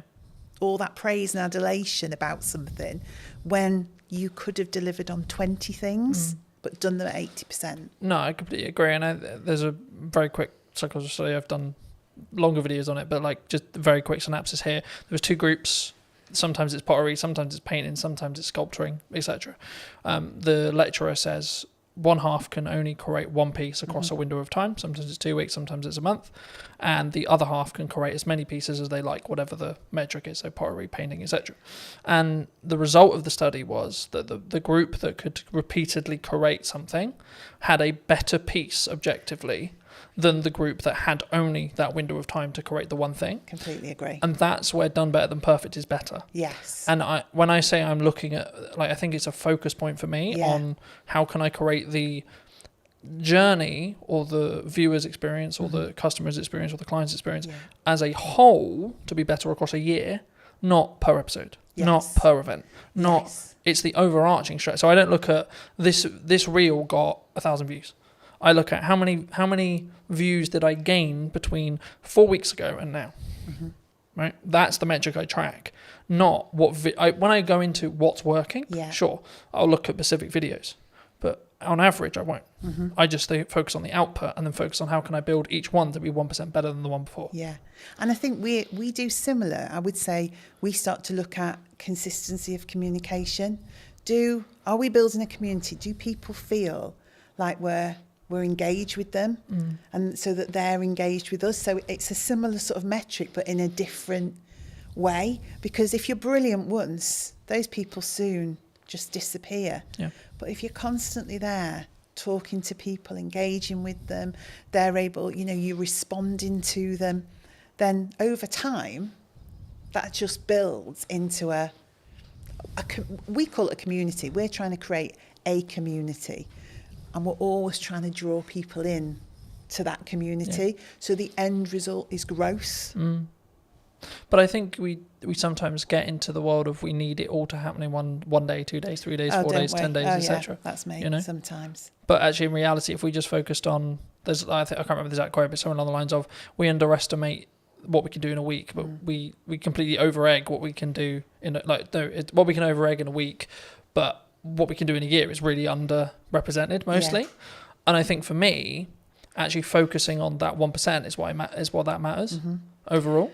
Yeah, Because then you're building that compounding effect. You're pushing the snowball down the hill a little bit faster, a little bit faster, a little bit faster, a little bit faster. yeah. And also, I think people can understand more. So if you are constantly jumping from one thing to another, your team just cannot grasp where we're going. They can't grasp the brand. What is the message? What is the strategy? So that continued delivery, that momentum that builds, you onboard the team. And by onboarding the team, you onboard the customer. And particularly in our business, because we've got customers and consumers. So the dog's the consumer. It's the dog we're trying to get to, but it's via that customer. And so it's almost like the baby food world, isn't it? Yeah. The baby's eating the food, but the parent's choosing which of the brands to buy. Same in our world. The dog's eating the food, the customer's choosing. A lot of that comes through trust. So that consistency, that slow momentum, is people don't trust people that flip from one thing to another, and they cannot understand what they're doing, and they can't see the message. So that repetitive, consistent approach. Oh, right, I know what Eden's about. I can see what the team's about. And because we're so accessible as well, a team of 26, we're all working in Stoke-on-Trent. You speak to one person, that understanding of the brand, you'll speak to the next person, you'll get that same message, you'll get that same education piece. So people start to think, this business knows what they're doing. And I think that's the same for yourself. When I see you online, when I see you doing what you're doing, I think that guy knows what he's doing. I also think it removes the pressure of being perfect every time, like building off the like done is better than perfect thing. Yeah. Because as long as I'm authentic to me, then it doesn't necessarily, you know what I mean? It doesn't matter in the same way, because I'm not like, oh no, that's not, as long as it's on brand and on piece and still me, then I'm like, actually, that's cool, you know? But talking about that to its extent, I mean, we're in a world where AI's like risen, right? Are we all going to lose our jobs? No, we're definitely not going to lose Is it all doomed? I think AI is the assistant and we're the leaders of that. And so you can use AI fundamentally to change your business. You can use it for insights, you can use it for planning, you can use it for content support, but ultimately it's the assistant to the business. It's not the business creative, it's not the founder. You know, the people are the heart of your business, but you can deliver fabulously elevated results if you work out how to use it in the right way. So no, it's not scary. And I did something funny at work the other day to show the team not to be fearful. It was just something really small. I took a picture we'd taken and I said to AI, you know, give this picture some movement. And it did this crazy thing. I mean, we're pirouetting around the stage on this picture. I think one of us had claws for hands or something ludicrous. But then I gave it real instruction, my voice and the heart of the brand, and explained what I wanted. What it created was amazing. But it needed that voice, that human voice, that human interaction, that brand understanding. So we shouldn't be afraid. I've used the analogy recently of you need to sharpen the knife before you use it. Very good, you know, in the same way with AI, you need to teach it what you want it to do and not just write me a social media prompt, enter, right? It's about actually understanding it as a tool and not just seeing it as a fix-all, right? It's the company assistant. It's like your PA. It's part of the business. It's part of your business. It's a tool of the business. But it hasn't become the business. And I would hope some of the more routine tasks that it will support people then to be able to drive more creativity and innovation because they've got the capacity and the space to do that. You know what business is like. Sometimes it's incredibly busy just getting tasks done, just executing things. And then you end up working in the business all the time doing. And you don't step away and think, right, okay, let me listen to the customers. Let me look at what's happening in the marketplace. Let me analyse some of the insights. And when you stop and do that, and I hope AI gives us that, so we can stand back and go, do you know what? This is what we need to do. Because I've had time to think about it because AI is my assistant. something that I found really interesting, and I'll be curious on your thoughts as I'm bringing it up here. I mean, I'm rapidly approaching the end of Mel Robbins' the 5-second rule. Okay. I don't know if you know it, but it came out a handful of years ago, and the crux of one of the things I read on the way here was procrastination is actually a reaction to stress management. It's nothing to do with like not getting the work done. It's how we cognitively distract ourselves and have that stress break. And it kind of links to the AI thing, because I think the performance, you could say that, especially when you're in C-suite or you're, you know, a chief marketing officer or a chief exec officer or a chief strategic officer, etc., we can be so do. How do you personally balance it, but also allow yourself to have that time to, I guess, think up the more creative ideas, or like have that more synergized approach in respect to actually, no, I'm going to step back now and say, let's look at the problems I may be facing and how I can like strategically fix them, but not with the pressure on having to fix the answer today. And sometimes I'm really bad at it. So if I'm overly excited about stuff, then I'm just do, just as you describe, really. There'll be days that fly by and I'm not quite sure what that day was about. I think there's a point in business there where you have to do that, right? Probably, yeah. Well, you do it because it's necessary, in the moment. But then what I also find, I like to be planned and organised. We were talking about this. I like my notebook. I like to think ahead because I like to show up in the right way. Yeah. I am myself. I'm always the same, but I do give thought to how do I need to show up tomorrow? What are the things that I need to achieve? Am I planned and organised around that? And when I am, that gives me those periods of time to step away with do that for people in the business as well. Say, hang on a minute, let's just stop. Should we just go and grab a coffee, or should we go for a walk? Because we probably just need to think this through a little bit. Is that an environment thing, do you think, as well? Like you need to physically remove yourself from the office, the home, to get a change of scenery? For me it is.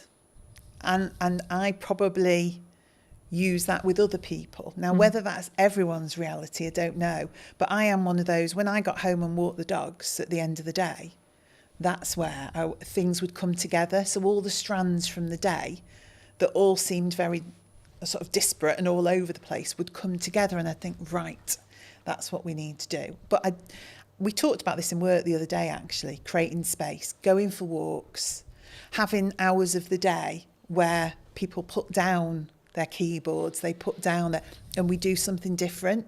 And whether you want to call that a team exercise or just chilling out and having a coffee, but forcing people in a way to have space. Because your natural reaction is you're being paid to do a job. You see yourself as, I must be productive. I need to be able to demonstrate the things that I've done. But that's not the case. What you need to be able to demonstrate is an understanding of what the most important and priority things that we should be doing. Not that you've done 100 things, that you picked the 10 most important things and did those. And do those well. And do them well, yeah. But don't do, like we said before, don't do them so well you don't actually deliver on anything. But, do them well. I think you need to personally ask yourself, I mean, I'm looking at it as I say, like, I can focus on 3 main things, right? And that's why I'm really leaning into across 3 months, 3 things. Yes. Right? And it's like, right, the podcast, client delivery, and the event. Yeah. That's it.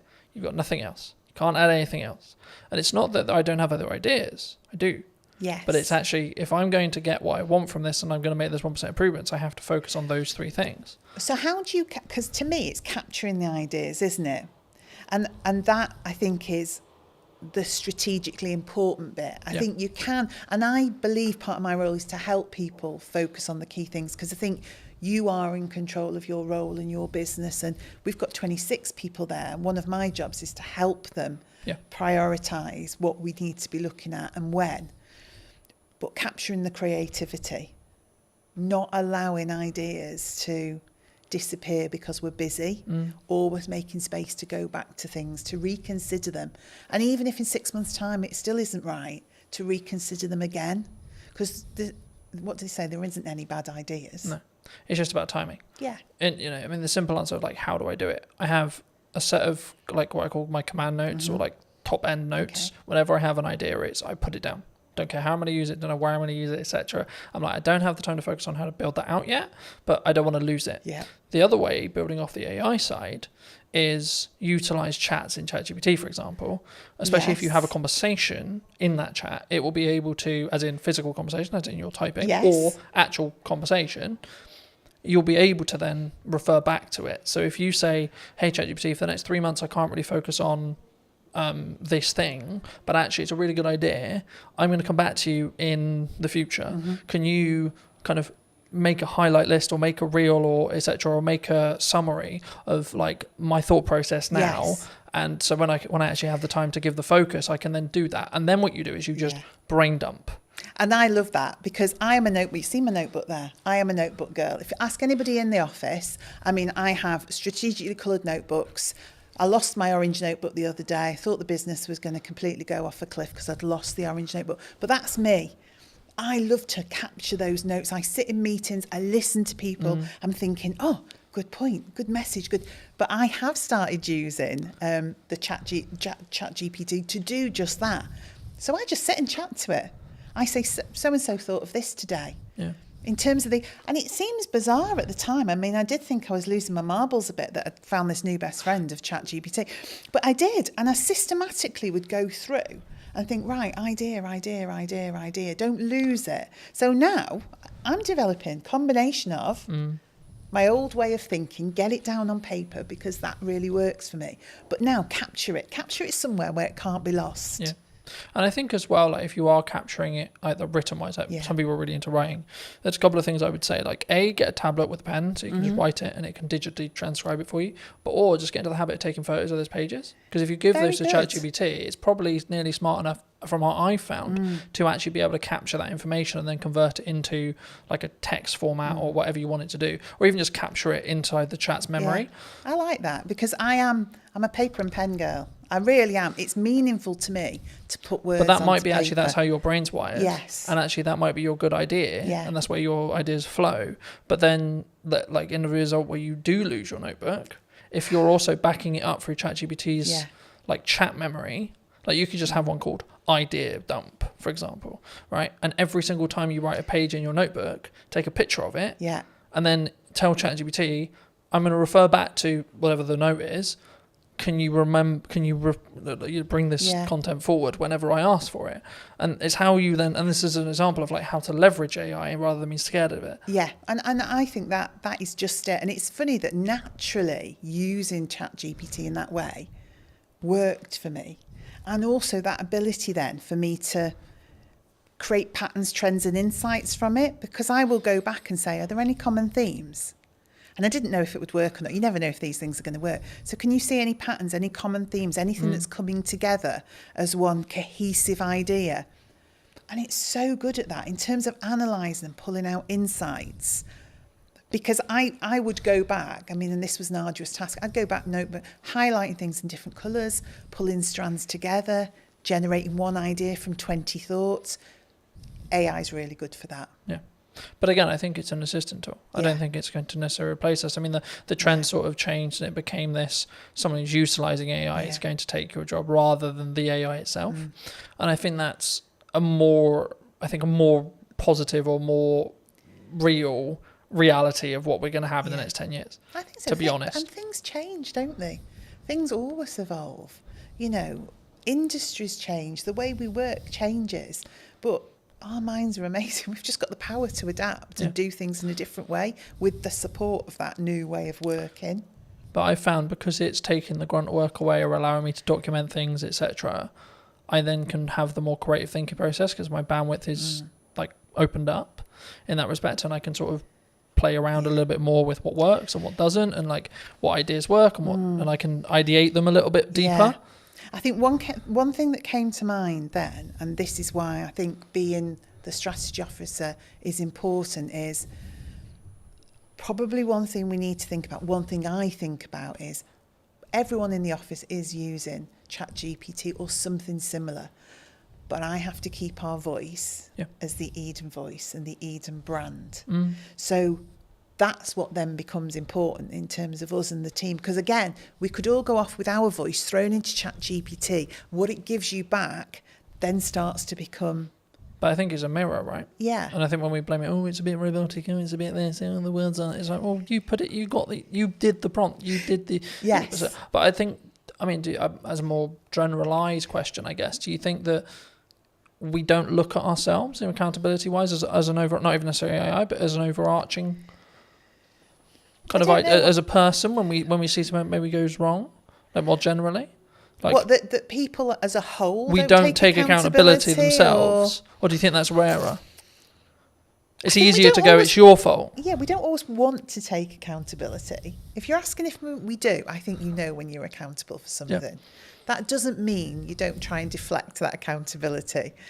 But normally, if you work it through with somebody, you can get to a place where you understand what role you had in that. And again, that's something I have to do, because I think part of my role is clarity. And I think clarity is caring for people. So getting people to a place where they do understand their accountability and they do understand. There's also needs to be a proven place of safety, right? Well, yeah, definitely. But that's how it should be, isn't it? It should be a place where because it isn't like hands up, I made a mistake. Oh shit, my job's gone now. No. It's actually no. Hold on, we're all going to make mistakes, and that's okay. How do we learn from it? It's we've made a mistake. You know, we have done. We've put tons of effort. We're relaunching it again, but we did a try before you buy campaign, and we got quite a few little bits wrong in that. Mm-hmm. So that campaign did not deliver as it should have done. Now we've learnt from that and we're relaunching it, but at the time, nobody wanted to hands up where the. So I just said, we've made a mistake. This team here, we're the project team. We didn't do it well enough. We weren't aligned. We weren't working together in a way that we were picking some of these things up. So you may have had that ultimate last part responsibility to deliver on that or to create that but actually fundamentally it was a project. Yeah. So we all bear the responsibility. But let's go back and say, what was your part? What was your part? What was your part? So next time we do it, we've got clarity. Yeah. Clarity is a form of kindness. If you don't give people clarity, what you're saying is, I want you to keep making mistakes. So ultimately, at some point in the future, this is going to blow up and you're going to be in a whole heap of trouble. Where it's much better to say, oh, that's not quite right. What can we do about that? Yeah. Or I just want to have a chat with you because I've just noticed. That's much better. A way of having accountability than waiting for something to crash and then saying you did that. Yeah.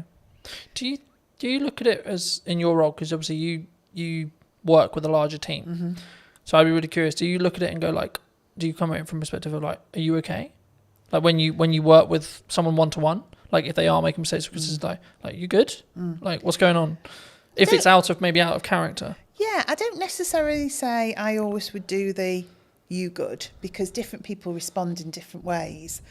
But I like to be in touch with the team. I like to have sat with people before we get to that point, so I know a bit about them. So some people want to share more than others do, but fundamentally, you know the dynamics of the team, and you can see if they're having a good day or a bad day, if they need a bit of space but a business, and also SME, I have to say one of the things I noticed about being in a small business, it is a lot more personal and emotional to me, because I know all those people. I know their dreams, their passion for their role, but equally, that's really positive as well, because just as you described, there are days when I can say, hang on, that's not like you. Or do we want to just take 5 minutes? Or actually, is there anything we can do today? You know, is there anything you just... So, because I feel differently about a small business. I definitely feel it. There's a lot more heart in a small business because that connection is so close. I'm so close to the team. I'm very close to the product. I'm much, much directly closer to the customers. Yeah. So those decisions you're making, those things you're doing are much more personal. So I would say it's made me more thoughtful. I use my own voice more. I use my own judgment more, and I deal with things in different ways at different times, rather than a blanket approach because I just need to get things done. Yeah. Do you think that do you need to I guess, lead with empathy as a leader in some scenarios? Definitely. I mean, I would say for me, what has always been important to me in the roles I've had, outside of the things you need for life, like your money and all the rest of it, Absolutely. is building a strong team and a strong set of people and individuals. So, yeah, you've got to have empathy for that. You've got to have some kindness for that.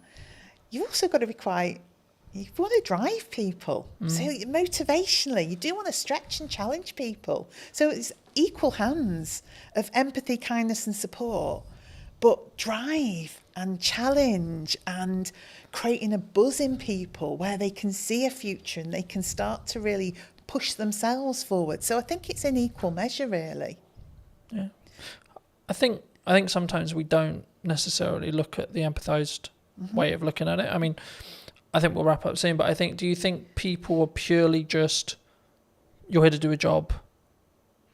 Like, could that be the approach? Like, it can be very, like, I'll use the term like maybe domineering or led or like very pushy in that respect. Like, you're here to do a job, get the job done. It definitely could be, couldn't it? And I think we all have to admit there are times where you just want somebody to get something done. 100%. And actually, is it more of an ebb and flow? Yeah, in some scenarios, you need to lead with candor and you need to lead with empathy. And in other scenarios, you're like, come on. Yeah, because you're also thinking sometimes the mentality of just get it done is because you know what the impact of that is going to be for other people and other things if that isn't done. Yeah. So it is empathetic, but in a different way, because you can see the end result of that not happening. So say we get something wrong. We've got someone who's relying on our food, getting to them on a certain day for their pet, who's always at their food, has a health condition, and logistically we get something wrong. My view is I have to help that person. So in that moment, you just need to get that done. Because we really need to care for that customer, that pet. We have to do the right thing for them. Then we'll stop and say, right, okay, could we have done that differently so we didn't have to get to that point where we had to drive somebody to get that done? Yeah. But there are moments where it's right, but most of the time that's a result of not having done the hard slog in the first place, that you got there. Yeah. For people who may be interested in connecting with you, seeing more of your work, seeing what you're doing at Eden, where's best for people to connect with you? I guess I would say social media, Eden-wise, and then message me via there. So if you go onto Instagram, Eden, throw a message out. Because we're all in the office together, I will pick that up and see it. We're so easy to contact. I am on LinkedIn. I have to say it's not my favourite forum. So I'm much happier to see messages come through on that social media platform, and then I'll be in touch. Fabulous. If you were going to talk to the person who was in corporate maybe 10 years ago, 15 years ago, and you give them this advice today, what would you say to them? Gosh. As a final thought. Allow people to have a voice. We all care about business at whatever level we work and are operating in that moment, and let that individual have a voice. That would be my message. Thank you so much for watching. If you did enjoy this episode and would like to see more like it, make sure to be subscribed. Let me know in the comment section down below if you enjoyed it and what your clear takeaway was. And I'll see you very, very soon. Hello, my friends. I hope you're well. Welcome to the Old Mill. And today we're going to be doing a brand new podcast talking to Johnny from Taste World and just kind of the Old Mill. Hello, Johnny. How are you? How are you? I'm very well. Absolutely. I was going to think about where to start, but I mean, we're sat in the Old Mill restaurant, right? And I think a lot of people who are local to Salisbury will obviously know the Old Mill in Harnham. You've just acquired it maybe, 6 months ago? 3. 3 months ago? Okay. Yeah. Why here? Why did you choose here specifically?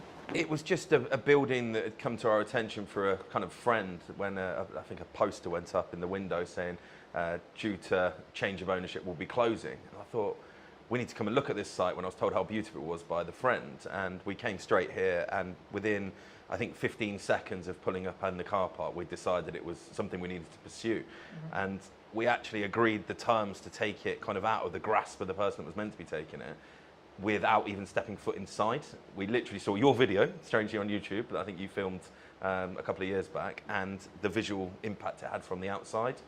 And that was the decision we made. It was just something we almost kind of fell in love with. It's not something I normally do, to be fair. I normally think with my brain, not my heart, but I just fell in love with it. And then when we came inside, it was actually better than we'd imagined, which is always a good thing when you've already made a decision like that. But yeah. So, I mean, we were talking just before we started about the ebbs and flows of hospitality, maybe the ebbs and flows of any business. I mean, in your experience, how have you looked to target, how have you looked to frame creating a business that can be sustained through winter, through slower months, rather than, like, how do you look at that from a hospital? Because hospitality, in my experience at least, is known for do really well in the summer, do really well at Christmas, but then you have those other areas where it's maybe tipped down a bit. I mean, how do you look at it in your other venues as well, which I'm sure we'll get onto, but either here or in general, how did you strategically think about it? How do you sort of create that demand throughout the year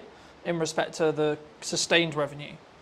How do you see it? Because I think that's like, if you can do that with a business, then it will continue to, you'll make more money overall because you're more consistently creating that consistent revenue. Absolutely. And I think the big thing, you just actually used the word there, we talk about a lot in our business, is consistency. Delivering product consistently to the customer, giving consistent service. That helps to kind of get people to come to you more regularly, which obviously helps stem that kind of peaks and troughs you're talking about. Now, obviously with a site like this, I would say we have the best beer garden, cocktail garden, cider garden, whatever you want to describe it as, sat 100 feet from us currently. It is a beautiful spot down by the river, and we get a lot of passing trade from people walking from Harnham obviously into Salisbury. We also get a lot of trade come from Salisbury up just to come to our beer garden. Now, that is something that we aren't going to be able to change necessarily, but what we can do is pivot on that garden and not just make it into a garden. So come September, we are completely covering it over, and it's going to become an event space for probably the next 6 months after that. So all the way through till April. So we've got a Halloween kind of pumpkin picking experience thing lined up. There's a Santa's Grotto, a pre-bar ready to go in November time that will go all the way through to December. We'll probably have a quiet downtime in January just because the team are going to work really, really hard. And then come February, we're going to do a really cool Valentine's themed month out there. Really cool stuff. Again, we'll share all this on socials when it's finalised. I'm being tentative what I'm saying, not to kind of ruin the marketing spiel when it comes out. But then coming into kind of March, April time, we're going to have obviously a big space where we could Mother's Day out there. So we'll maximise the real peak moments. Mother's Day obviously being the busiest single day in the calendar year. We'll have a potential extra 130 covers out there to what we would normally have. And then we'll have an Easter experience out there. And then we're back ready for the summer. Again, with kind of how we bring people into this space, the beautiful restaurant we're sat in with the river flowing there behind me. I'm sure you can probably pick that up on the mic. It really is a stunning feature of the building. We really want to drive people to want to come here for an experience. So that will come through kind of the level of food that we're trying to aim for, using sustainable local produce. And the big USP is the fact that we are either already or can be 100% gluten-free. So that's something we're really going to be targeting over the next sort of 3 to 6 months, is doing packages wrapped around the bedrooms and dinner experience for those with celiac disease or those avoiding gluten. Now, the figures on that at the minute in the UK is around 6 million. So it's about 10% of the population are either actively avoiding or for medical reasons cannot consume gluten. Now, these people have birthdays every single day of the year, right? So 365 days a year, I've got a potential celiac that I can target with some marketing, go, come and stay at the Old Mill, have an amazing stay in our beautiful bedrooms, and by the way, we can do dinner for you as well, which is celiac safe. So that's something that we really will be pushing hard. As soon as we get the main kind of summer bulk out of the way, wasn't the best time to take a pub like this, kind of going into the busy period already, should we say. So we're very mindful of not trying to overload ourselves. So layers to a cake, layers to an onion, however you want to look at it, we kind of stack on top. When we get one thing right, we'll do the next thing, the next thing, the next thing. So we're hoping if I sat here this time next year, I'd be able to say to you, everything I've just said, we've done it, and it's great.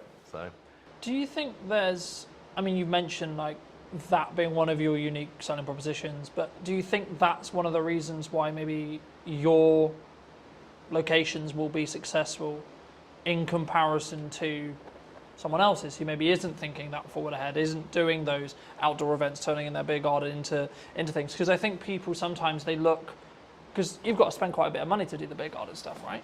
It can't be cheap to convert the beer garden semi-consistently and then convert it back, and then I imagine if it works, you'll do it the following year and you'll flip and you'll continue to rotate it. I mean, Is that just the nature of the business, would you say?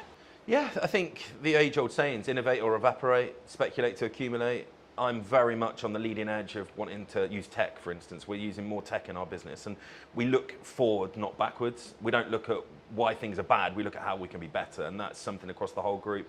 Our senior team, that's all I'm talking about. I'm not cutting wages, I'm increasing sales. I'm not saying how do we get rid of people because times are hard. I'm saying how do we bring more people in for different reasons. What we're also really good at, and if anyone on here is listening is a hospitality owner or manager, we are very good at getting brand deals. So all the cool stuff I've just spoke about, we'll be approaching brands. And so the pre-bar, for instance, will be selling a shed load of Bailey's hot chocolates, I'm sure. So I'll approach Bailey's and say, look, I want some support. They will give you money to support their brands with the right streams and for the right events, similar to your festivals. When you see the big festival bars and stuff like that going on, that's got brand support behind it.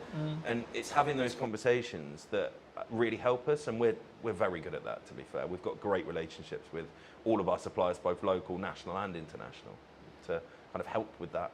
Not just the financial costs, but they've got years and years and years of expertise doing similar events, so why would you not lean upon them to kind of help?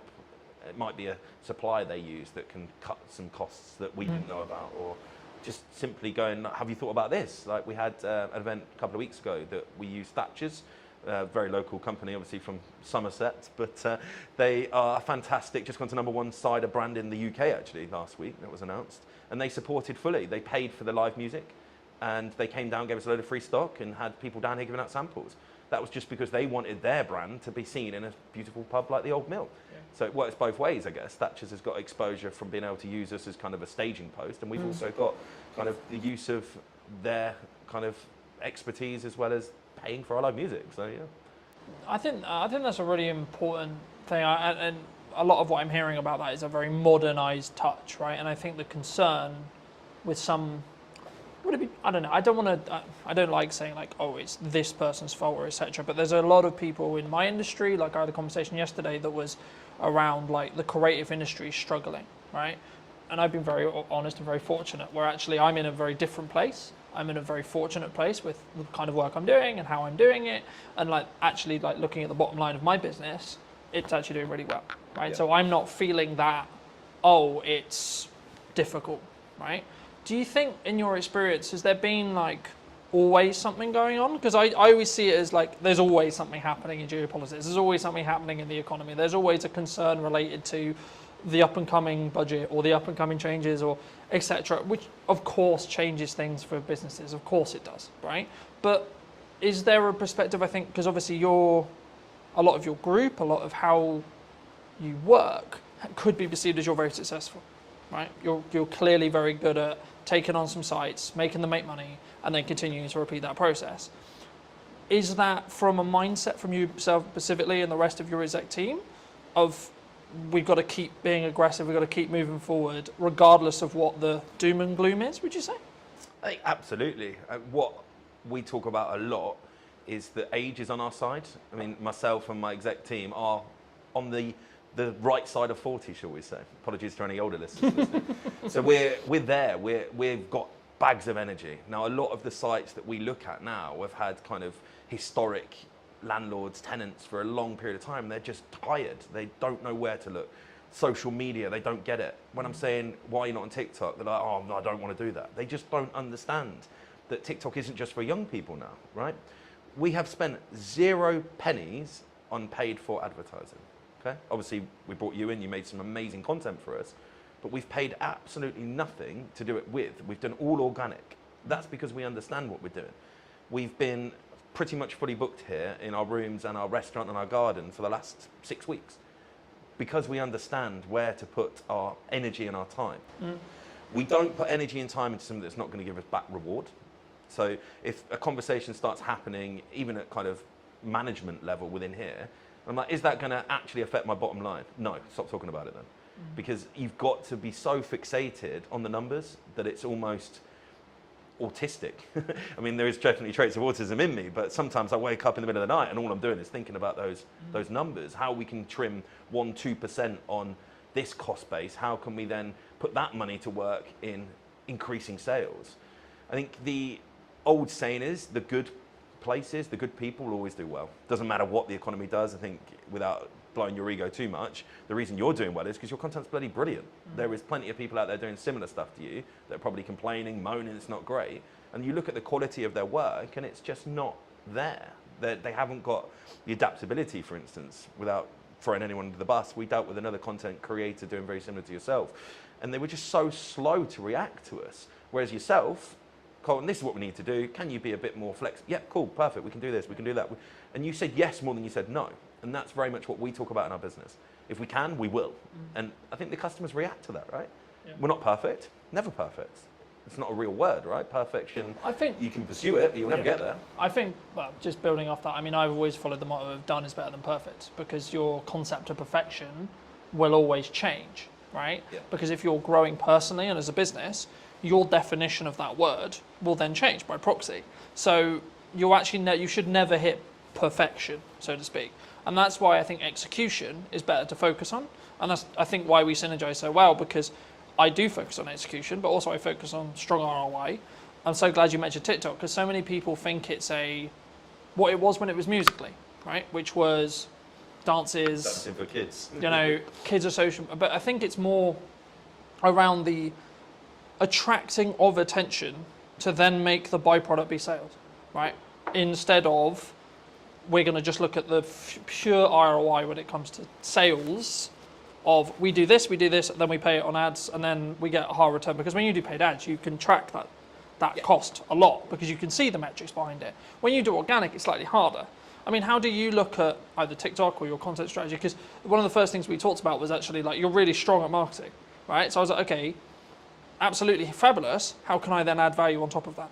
Because I wasn't then going to have you need to post on social media. I wasn't going to, because it was like you had it. I didn't need to have that conversation. With some clients I need to, because they're new to social and we need to get them up to speed. But with you, it was like, okay, cool, what do you want? What do you want us to do? Yeah. I mean, is it just TikTok? Is it just Instagram? Is it socials? Like, how do you tackle marketing from your perspective?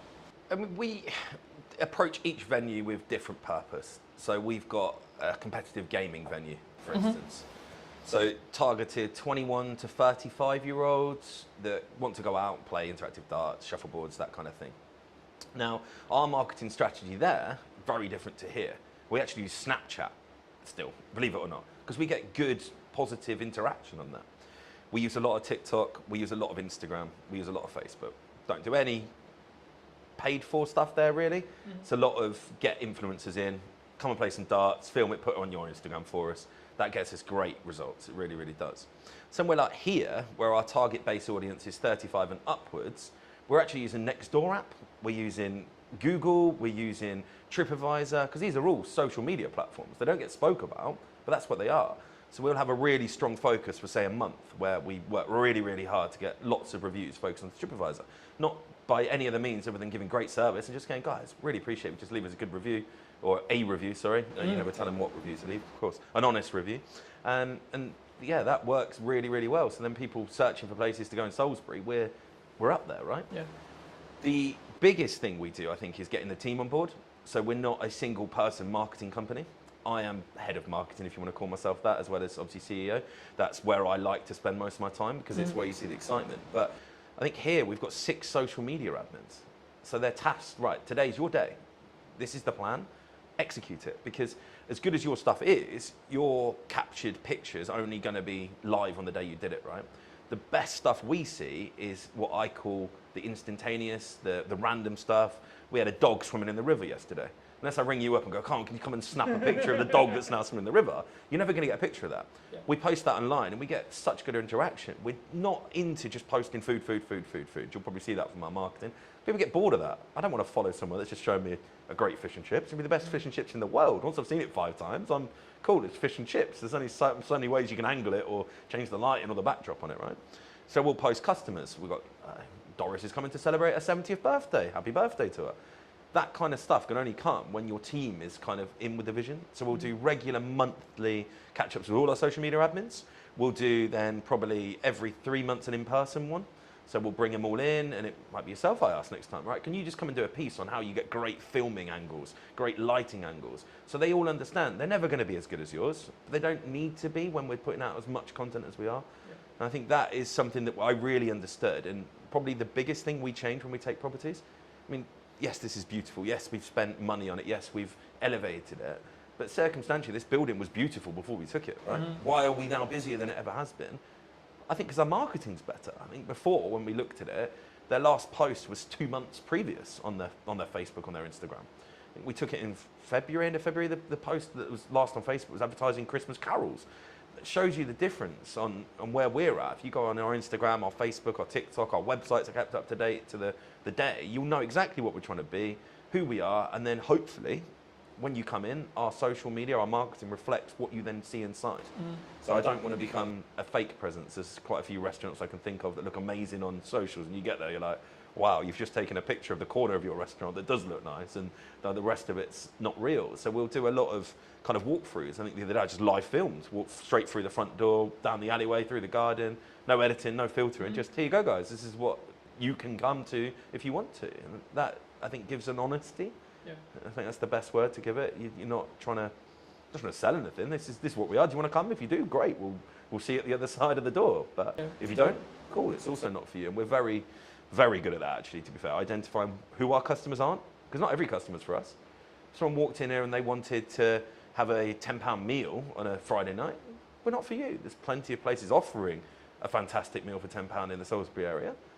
But on the flip side, if you were looking for a fantastic Chateaubriand on a Friday night to enjoy with a fantastic bottle of Malbec, we're the place for you. And you should come here. You're not going to get that if you go to the £10 meal place around the corner. Yeah. So it's understanding where your market pitch is, not trying to be for everybody, because it's impossible, but the people you are for, really being strong at that and having that kind of full team cultural mindset that all of my team will know who we're for within probably a parameter of what age we're aiming for, what service we're aiming for. They'll all know that our USP is gluten-free. And I think that's really, really important, because I can't just sit here now spouting all of this and then not relay that to my team. And again, we're not perfect. We're definitely, particularly in this site, 3 months in, it's nothing. You're really still learning everything at the minute. We're learning our customer base. We're learning our team. Still a weekly training for all of our team. In 6 months, would I expect 99% of customer visits to be at the level I'm talking? Absolutely. And anyone watching now that came here and didn't have that, please contact me on the Facebook, and we'll put that right, because that's another thing we're very good at. If we're not right, let's put it right. If we know it was something that we did wrong, we need to do everything we can to put it right. If someone came, they just didn't like our menu, that's okay. Really sorry we weren't for you. Hope you find somewhere that is, because we're not going to be for everybody. But if something's kind of not to plan, shall we say, identifying that, having the touch points during the visit to identify why you're here is best practice. But having then the touch points after visit, we have feedback emails that go out. I've got business cards that go out with my personal email on it to everybody. If you've had a great time, let me know. If you've not had a great time, let me know, because we want to know. Even at the scale right now, when we employ 165 people across 10 venues, we are relatively big. I still understand the importance of being customer-centric in my role. And that comes through marketing, coming back to your kind of original question, I guess. That is all part of it, right? Marketing is understanding why something went wrong and how you fix it. Yeah? That is marketing, yeah. Do you think there's and this is a more general, like broad business question, or like it could be your business, could be my business, could be any business. Do you think some people, because I've always followed the own up to if you made a mistake and it's your fault, or if God forbid something went wrong on a video, I'll be like, look, I made a mistake, hands up, right?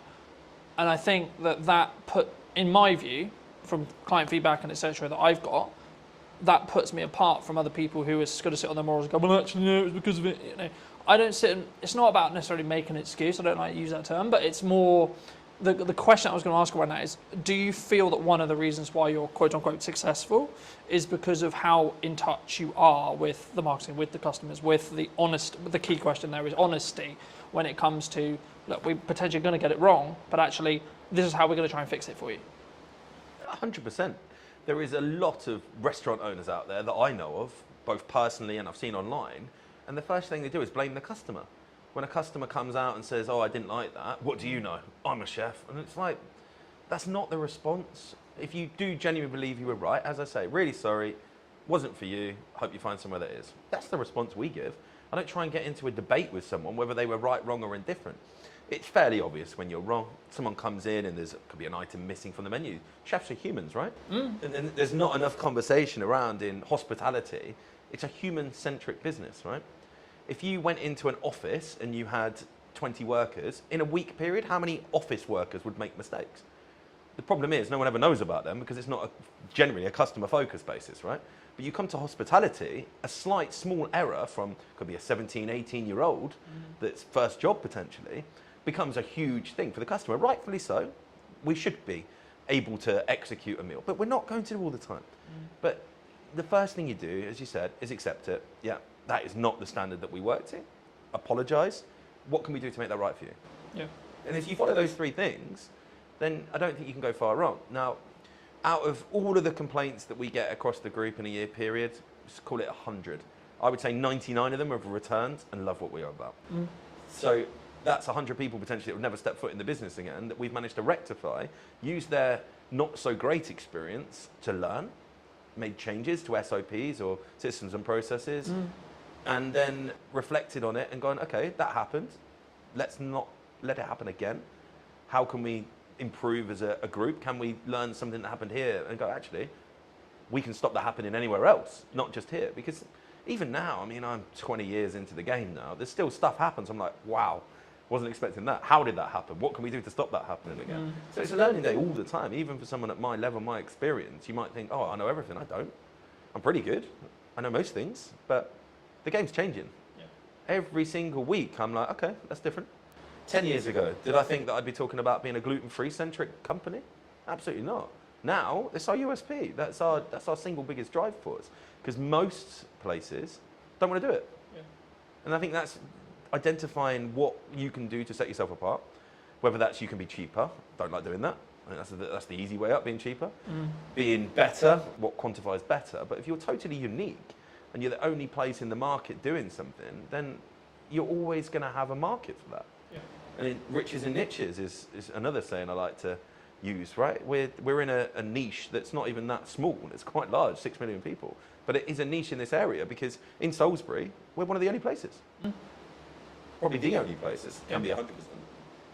I think that's really unique. I think it's sort of, to an extent, it leans back into what do you want to do incredibly well at, right? And I think I've always tried to pride myself on, I may not be the oldest videographer in respect to being in the game or the biggest marketing company or etc., but I will give as much effort and as much energy as I can to create the best content that is tied around what you, whoever it may be, the client, is looking to achieve from that video, that set of videos, etc., whatever we're doing. But from your perspective, why, maybe not necessarily just me, but why do you look to invest in video as a whole or marketing as a whole? Because you said earlier in the interview, your team does a lot of marketing, right? So I guess the question from potentially the audience is then, okay, well, why do you then spend money to get a professional in to create those, what I'll call showpieces? So it's long form. Stuff that's going to be around for a long time, I will always invest to make it professional. I think it makes you stand out from the crowd. So our long form content will live on YouTube.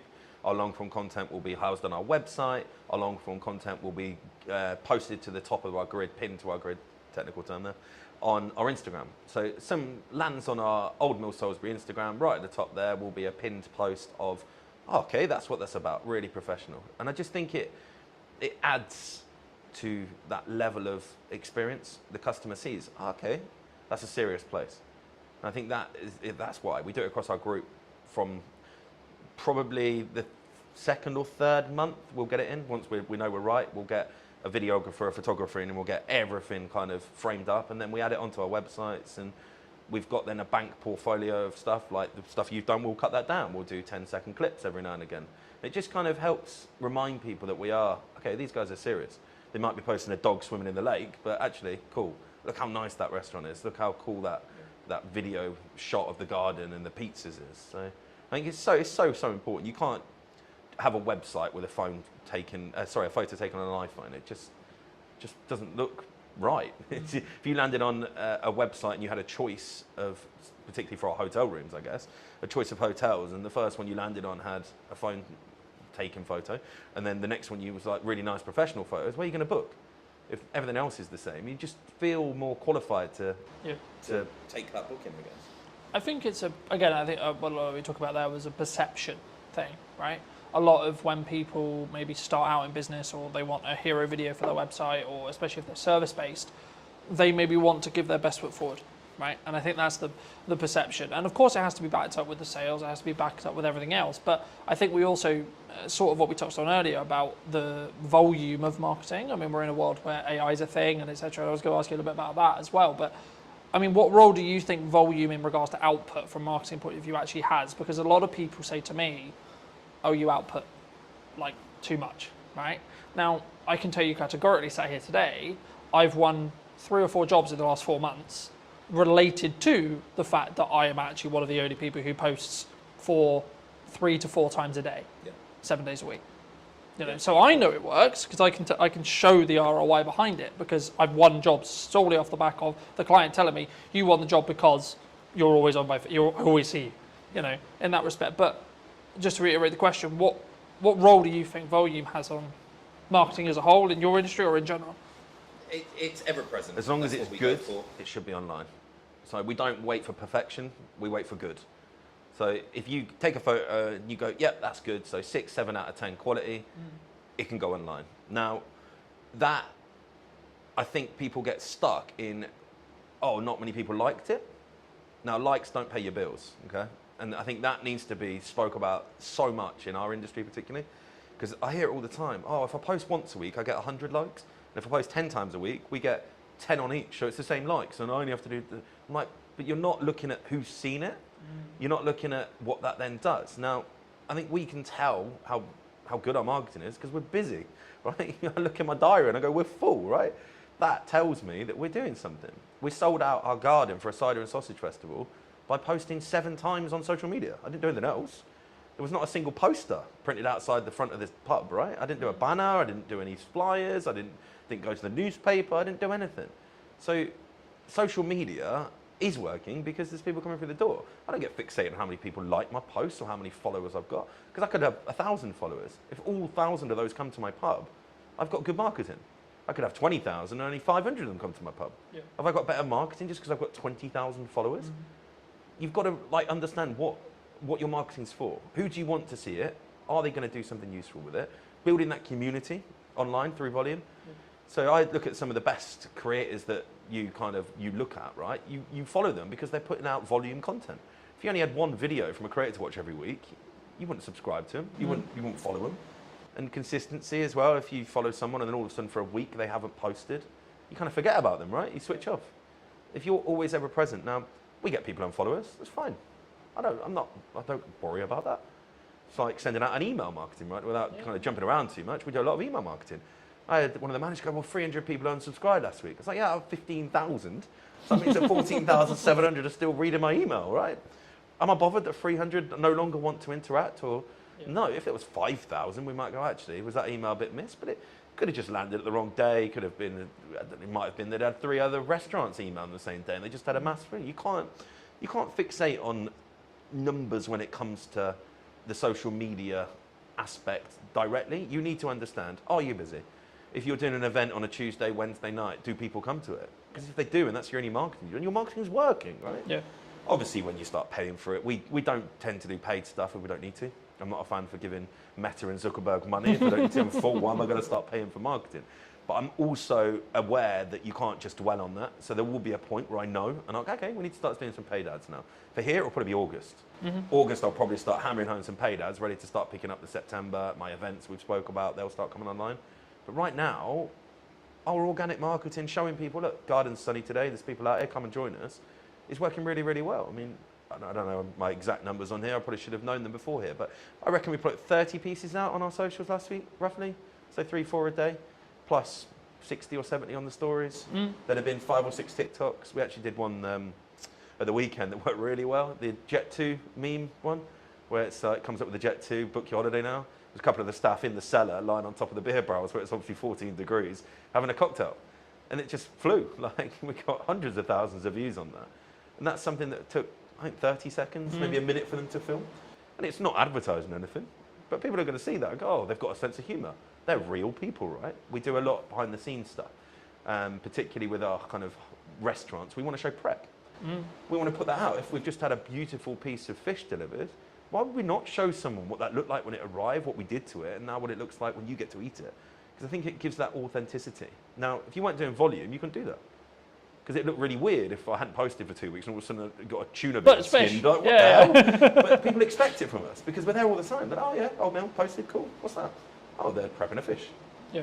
It kind of it makes sense. Like, it's not sporadic. It's not random. It doesn't take people by surprise because that's not a good thing, right? No one wants to be surprised on social media. I think so many people, they don't. Well, I would say if I was going to go down the nuts and bolts of it, they don't optimize for the lurkers, right? Because the lurkers, the people who don't actually interact, the people who actually don't comment, the people who don't, etc. Like, oh, I got no likes on that. Oh, I got 2 likes on that, etc. But like, how many views did it get? How many impressions did it get? Yep. Actually, and then, as I say, like, what then is the knock-on effect to actually seeing your business, right? And you're seeing people come through the door talking about that post, talking about, oh, etc. It's about being human, especially in a world with like where AI is a thing, right? That people is concerned about. I mean, maybe it doesn't affect your industry as much, but do you feel that, like, are you using it? Like, firstly, are you using it if you're open to share? And then secondly, like, is it something which you were scared of, or was it actually, hold on, this is actually a supercharger for us? So I went to an event called EMC. Big shout out to Matt Wilson if he watches this. I'm sure he will. An incredible event. 500, 600 plus entrepreneurs. They're all there because they are the owners of their business or senior team of their business, but they are the marketeer. They want to generate sales through social media or Google online digital marketing, right? And this was 2022, and there was a spiel on AI, and everyone in the room looked at each other and went, "Holy crap, this is real," right? 2022, the average Joe had no idea what AI was really. Artificial intelligence, yeah, cool. That's something that That's does nerd. that, That's right? a nerd thing. Yeah, yeah. ChatGPT was mentioned. I got on it pretty much within 3 months of that conversation. So I've been using ChatGPT when it was a bit rubbish. Now, every single one of my social media admins, every single one of my senior team has it on their phones with the pro version. Okay? Now, we write our posts, we put them into ChatGPT, and we tell them to optimize for our audience. So it knows our audience, it knows what we want to write like. So you end up with a post. If you really knew the marketing like we do, you can kind of tell, but the average person has no idea that's what we're doing because it feels personable. What we don't do is go, ChatGPT, write me a post to advertise Cider and Sausage Festival. We don't do that. We'll write into it. What it does is proofread. So you don't end up with posts going out with spelling mistakes. Can't get my words out today. Spelling mistakes. You don't get posts going out that aren't in the right context for the right platform. What we also do is we'll get it to do one for Instagram, one for Facebook. Very different. I don't think people understand that. The wording that goes on Instagram has very different impact to what goes on Facebook. On Instagram, you need big chunky headlines because many people don't read the blurbs on Instagram. It's, okay, what's that picture? What does that mean? Whereas Facebook, people get drawn in and they want longer form reading content. So you have to give more wordy stuff to it, less big headlines, because Facebook looks a bit spammy when you put big chunky headlines. That's something we get ChatGPT to do for us, right? Yeah. Costs, it's about £9 a month. It's not a lot of money when it does what it does for you. And it saves so much time. Now, AI in our industry at the minute where it's gone the wrong way, I think, is AI food.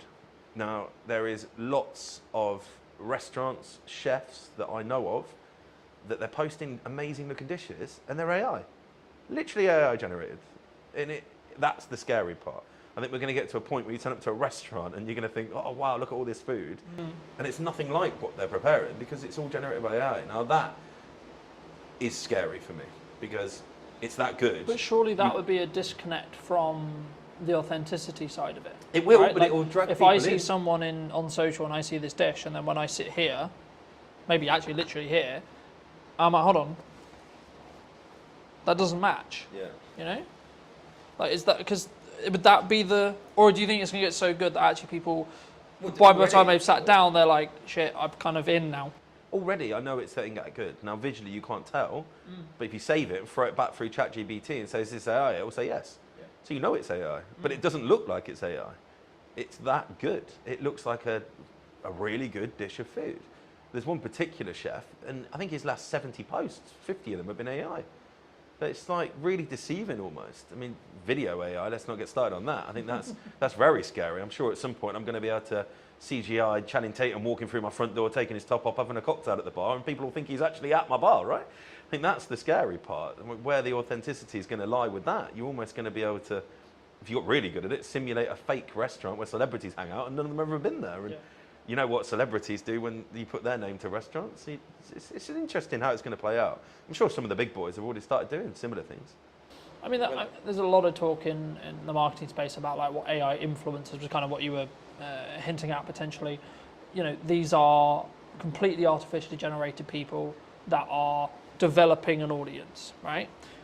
And I think it's about, to an extent, from my view at least, yeah, you can run a business that way, but then you're not trying to be an authentic person behind the business, right? Yeah.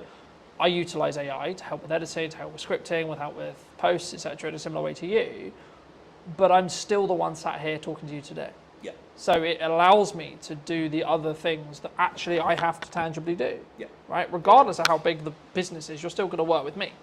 You know, I'm still going to be the one who has the conversation related to what we're doing with marketing, potentially what you're looking to achieve, how you're looking to achieve it, etc. But you saved 2 hours last night. But I saved exactly. Write out, well, without jumping off marketing, job descriptions. Yeah. You can go onto ChatGPT now and say, can you write me out a job description for my new assistant manager that I've just employed?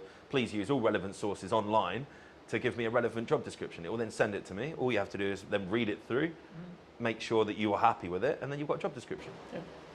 5 years ago, it had taken me 3 hours to write out an assistant manager's job description. We're doing it now in 10 minutes. Yeah. Like, that's the big thing, I think. We're probably slightly more protected as well.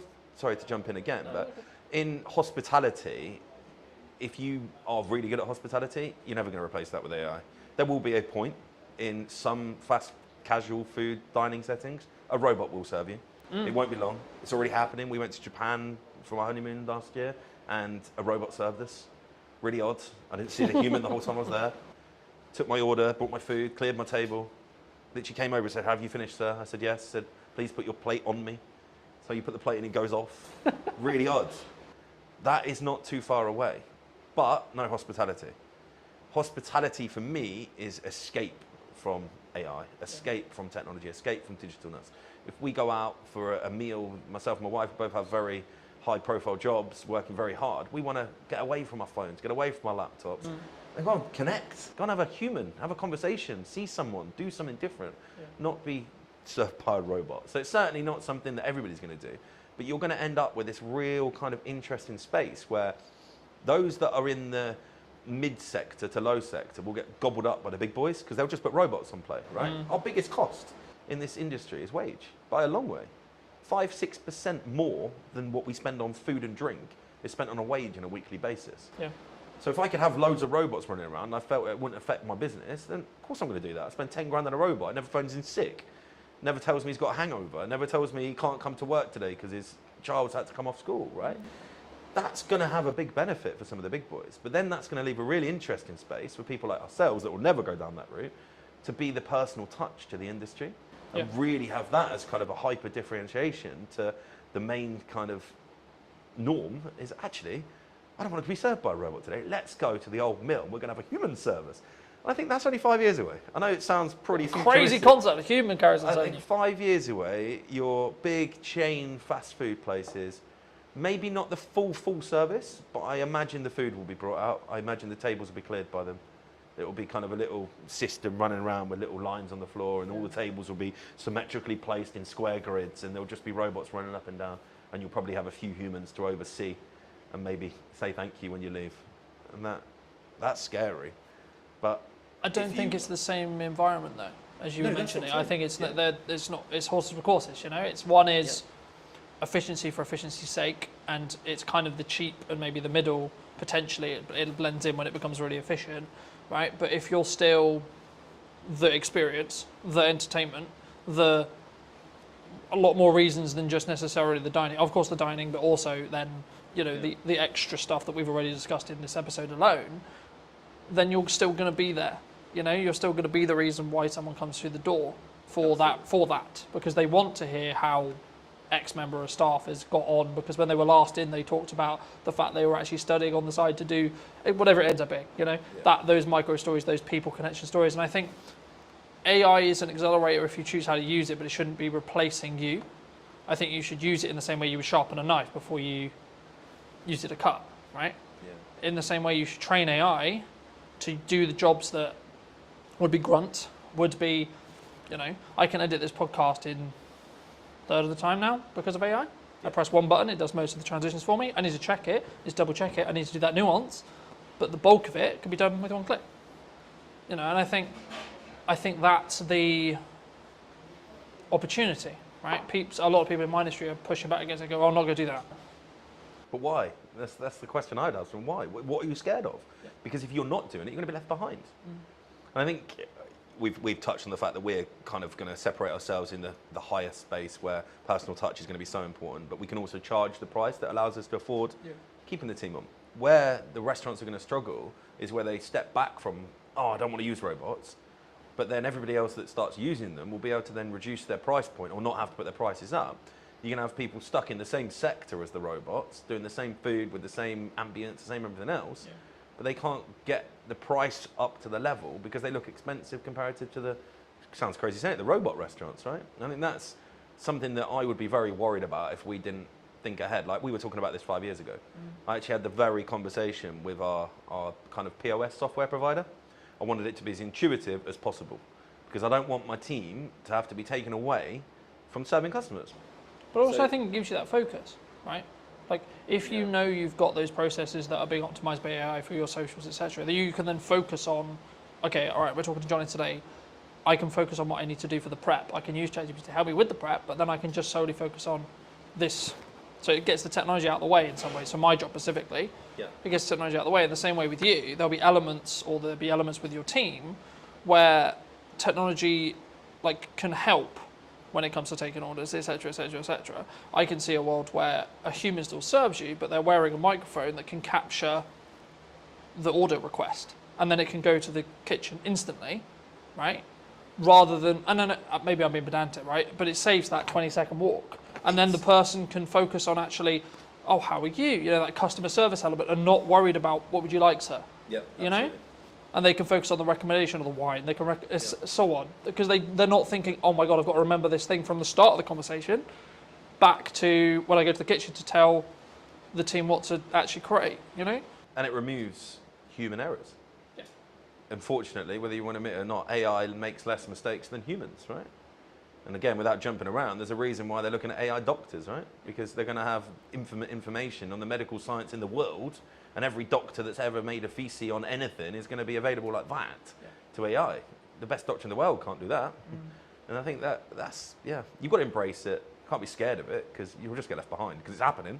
I mean, I don't want to go too deep, but when the www boom came in the early 90s, everyone, no, it'll never happen, it'll never happen, it'll never happen.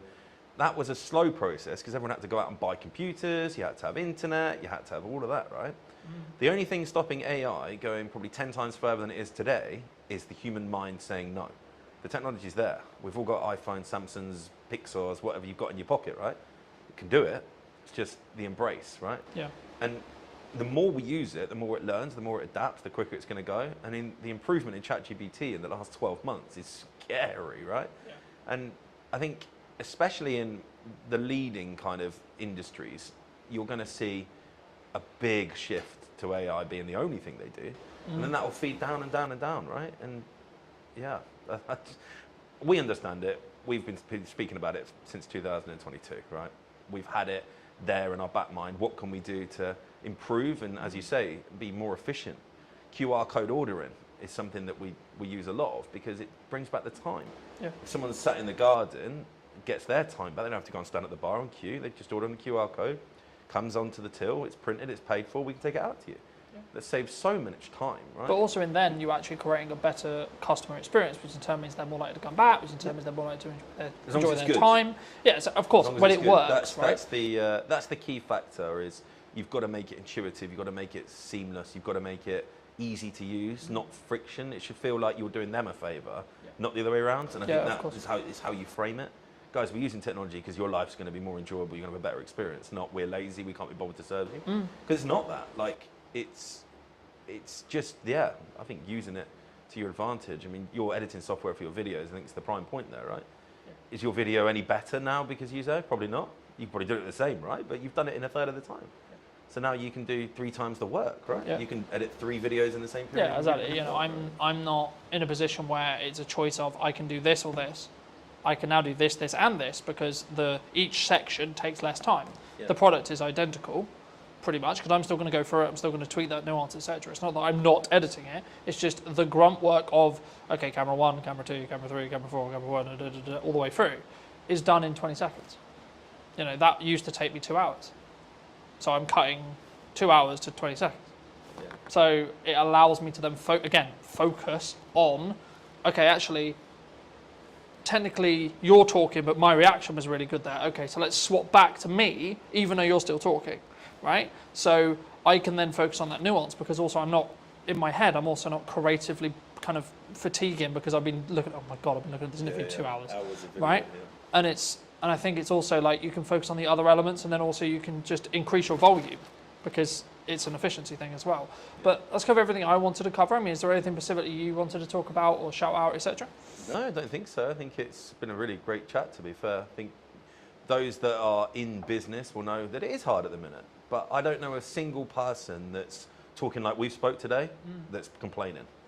Because that's the kind of the key, I think. If you're complaining, you're not thinking, you're not changing, right? You're complaining. Stop bloody complaining and just look what you can change in your own business, in your own life to be better, because it's not going to change in the macro, right? Complaining is not going to stop the Labour changing any of the crazy wage bills they want to put on us. It's probably going to happen again in April, right? We all know that. But we're already factoring that in. We're like, okay, what can we do different in 12 months? What can we do different in 6 months, 3 months, 2 months? Not, oh, it's happened. What am I going to do now? Because it's just too late then, right? You get to the point where something's already gone wrong. It's, what can you do, right? It's, You know, I think it's also about focusing on what you can control, outside of like the government's going to change what the government's going to change. Yeah, cool, it affects you, but you can't control what they're going to change necessarily. Like really, yeah, you can write to your MP, yeah, you can try and lobby, etc.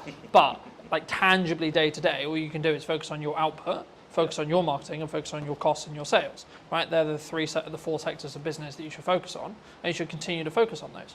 Right, how can you provide more value to your customers or your clients? How can you increase the likelihood that you're going to get more clients or customers? And then how can you retain or make more sales from the ones you have, right? So whether it's adding more value or thinking about a model differently or adding a retainer service, so you've got more, because as we just opened the episode with, looking at a returned income rather than project gap, you know, and actually if you've got some retainers, especially as a marketer, then you can take on the odd few projects as well. So then you've got an even better month, but your baseline is going to be at a certain level because of those retainers.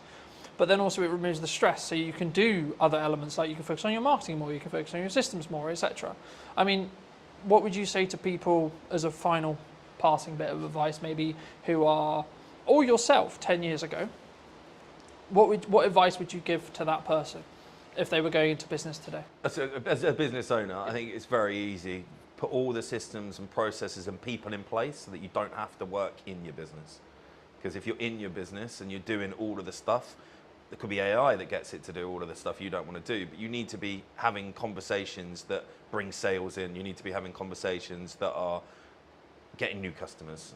If you're not doing that as a business owner, you've got a job. You're not in the business. That's, yeah, I think my biggest advice, and something I've been able to do in the last few years, and why I think we're where we are now. I don't pour pints. I don't cook. I know how to, but I don't. I've got people that do that, because as soon as I start pulling pints or I'm in the kitchen, I'm not marketing, I'm not growing, I'm not out there looking at what we can do to be better in the future. It's a lot easier to find a chef than it is to find someone that can do all the stuff that I know I'm brilliant at. And most business owners are going to be the best salesperson in their business, the best marketeer, because they know it inside out, right? Yeah. But they just get so tied up, and I get it. You're a one-man band plumber, but you're only ever going to be that level. If you've got aspirations of being a full-on business owner that can be on a beach 4 or 5 times a year, and not having to be worrying you've got income coming in while you sleep, which is the dream for everybody, right? You've got to put the people to do the job that you are currently doing, and then focus on how you bring customers and sales in to pay their wage. If you do that, game changing. Easier to say when you run a pub, because you have to employ people, right? Yeah. I think the biggest challenge, even for yourself probably, I don't know where your growth map sits, like, it is the biggest challenge for most people, is the mindset, oh, I'm going to employ someone, I've got to find their wages every single month. Yeah. But that's ultimately what makes you a business owner. I think that was a real kind of shift change for me, that brought an ops manager in, brought an exec chef in, brought a head of marketing in, brought all of these people in. I went, wow, I can now concentrate on the stuff I really enjoy doing. Yeah. I'm not having to sit there and get like fixated on the pot washer didn't turn up on Tuesday night. although it is my problem, ultimately it's not my problem. You need to make it someone else's problem, those little minute details. But then, again, it's that focus, right? It comes back to that focus. And I think you have to build financial stability within yourself in answer to what my growth plan is. Build financial stability for me, then scale it to the point where it has financial stability for someone else and 2 other people. Yeah. And then look at, okay, how can I allocate those resources to potentially replace me in this role, and this role, so then I can then open up to do 4 podcasts a week, 6 podcasts a week, whatever it ends up being, because the only thing I will never be able to outsource is me sat here today. Correct. I can get 2 camera operators in today to run the cameras. That's not what's happening, but I could have done, right? Yeah. That would have cost me something. Cool. But then I don't even have to think about, is the camera recording, etc., etc. Yeah. But then I can focus on our interview, right? So it's about removing those hats when you can, but building them, in my view, especially as a creative industry that's very this and always been this, and it's been very you're always very fortunate and should be very grateful to be able to work in the creative industry as a full-time career. It's not a obligation or a thing you can do. And I remember a YouTube video saying, for a long time, especially during COVID, when there was a really strong boom and there was lots of creative work going, everyone was very entitled about being, I'm a creative and I do this and they don't want to pay my day rate or whatever it was. But followers on TikTok. Yeah, but now it's actually, I'm grateful to be able to do this for a living, and it's a privilege to be able to do so, not necessarily a thing that is likely, in that respect. Or if you could only do it part-time, okay, cool, be great if you could do it part-time, or etc. And I think it's about your work ethic. It's about how do you control those levers regarding sales. Actually, when you make money, how much do you keep and then hold on to, so you have that financial safety net. So if you are project to project, do you have enough to cover 2 months, 3 months, 4 months, 6 months, 12 months, etc. And then once you've got that, then you can develop another financial pot equivalent to go, okay, cool, I can now outsource for 3 months, 4 months, 5 months, 6 months, 12 months, etc. And then you can then say, okay, well, how's best to spend that money to get strong ROI, strong marketing, and what's your timeline on that? That's just my view. But thank you so much for coming. I mean, if people who don't know, what do you want to shout out? What do you want to link to? I think if you haven't been to the go? mill and you're local to Salisbury, it'd be great to see you down here, see what we've done. And yeah, it's been a pleasure. Thank you so much. And if you did enjoy this episode and you would like to see more like it, then make sure to be subscribed. Obviously, if you're looking to potentially up what you're doing with content, I would love to hear from you. I'll leave my information somewhere around this video, and I'll see you very, very soon. The reason a podcast is valuable is the trust building element to it. I don't think any other format builds trust in the same way that a podcast does. Sometimes done is better than perfect if it's a barrier. Talking to people about their own personal relationship with money.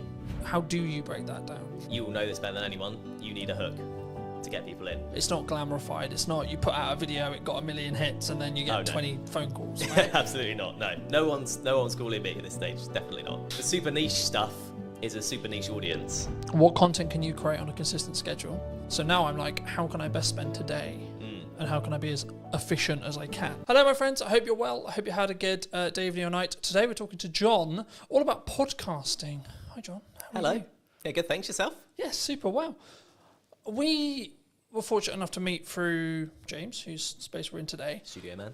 And I was debating about how to start this, because I think sometimes like podcasting can be a really challenging thing, right? And I think for me, why should someone actually have a show like this as a whole? But then because I think there's a psychology kind of hurdle in the respect of creating content, but especially in a podcast environment.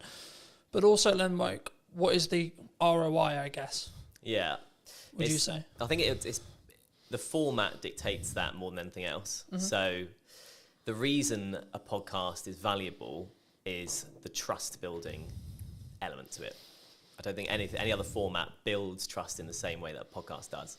For a couple of reasons. First of all, you are sort of having a long form chat. So you can go into subjects way deeper than you can in other stuff. Sometimes even videos and documentaries and stuff. If you're watching a documentary, there's kind of like a point at which you need it to move on. With a podcast, you could sort of effectively ask questions forever. And if it's good content, it keeps going. Do you think it's the first or easiest step into content creation, would you say? I think audio only, yes. simply because of the barrier that is video in terms of skills and everything. And you've got to think about camera setups and everything like that. Whereas if you do audio only, so easy to get a mic, so easy to talk to someone online, you know, virtual on a video call. That's so accessible that actually, it's quite an easy first step into it, I'd say. Do you think you're limiting like yourself though? Because I don't know whether, like, I question audio only, unless obviously you're on the platform, but when you're looking at maybe social posts like LinkedIn or Instagram or Facebook, is there is there an audience, would you say, for audio only still? Yeah, definitely. Because I think the thing in terms of marketing, like you say, and promoting the show, without video nowadays, it's hard to get it out there, definitely. But a lot of people, myself included, view the podcasting format as something you listen to while you're doing other stuff, while you're hoovering, while you're driving, that kind of thing. Yeah. So I think it's definitely still there, and I don't think that's going away. Would you say then it's more of a step by step? So someone could start audio, and then where's step 2? I think so. Yeah, I think so, because for depending on who you are, if you're a business, it's a bit different. If you're an individual, you kind of learn the time required to sort of get to each step. So once you start on the audio step and you're like, actually, it's taking me too much time, it's not worth it for whatever reason, you know it's not for you. If you then introduce video purely for clips, so you film the whole thing but only use clips, then you can see what time the promo takes, and then when you should go to a full video, you can see how long that takes. So I think that's why you'd do it potentially in that step if you're coming at it from a completely new perspective, if that makes sense. And then, I mean, I guess you then can grow to the Diary of a CEO style, full form trailer-esque piece, right? And I think sometimes we get so, and this is true for any marketing, not necessarily a podcast, but it could also be true of a podcast. I think we get so hemmed in I need it to be Diary of a CEO quality instantly, right? Yeah. And I think that we struggle with the idea of, I'm going to take one step, make a 1% improvement, next step, 1% improvement, one step, so on, right? And I think for me, especially with what I've done with marketing, it's always been so this is the results I've got previously from this output. Okay, but what happens if I double the output, right? And it's constantly that testing period. I mean, in your experience with podcasting, how would you recommend people, or how would you look at like working with a client, because I know that's some of the work you do, to actually help them actually work out, should they have a podcast, but then secondly, like, what are the nuts and bolts of their podcast in regards to topics and like theme and etc. and or does that matter now? Yeah, so I think in terms of the sort of nuts and bolts, you kind of have to have the reason why you're doing it first, then you go into the nuts and bolts. So like I said at the start, the reason why is the building trust element. I think you need, if that's what you want to achieve, and you have, say you're selling a particular service or a product that can be gone into in depth, then it's worth doing from the start. Then the nuts and bolts from there all depends on how you want to package that, I guess, to be unique or to kind of be the same, because everyone is kind of getting used to this kind of format. So there's options on the table for sure. I think there's obviously that psychology thing that we've talked about a little bit as well, but I think for me, I didn't overthink it. I was like, I enjoy talking about business, I enjoy talking about content creation, I enjoy talking about marketing. And yeah, I've evolved it, and yeah, it's sort of changed, and depending on like the guests, will kind of tailor the conversation slightly.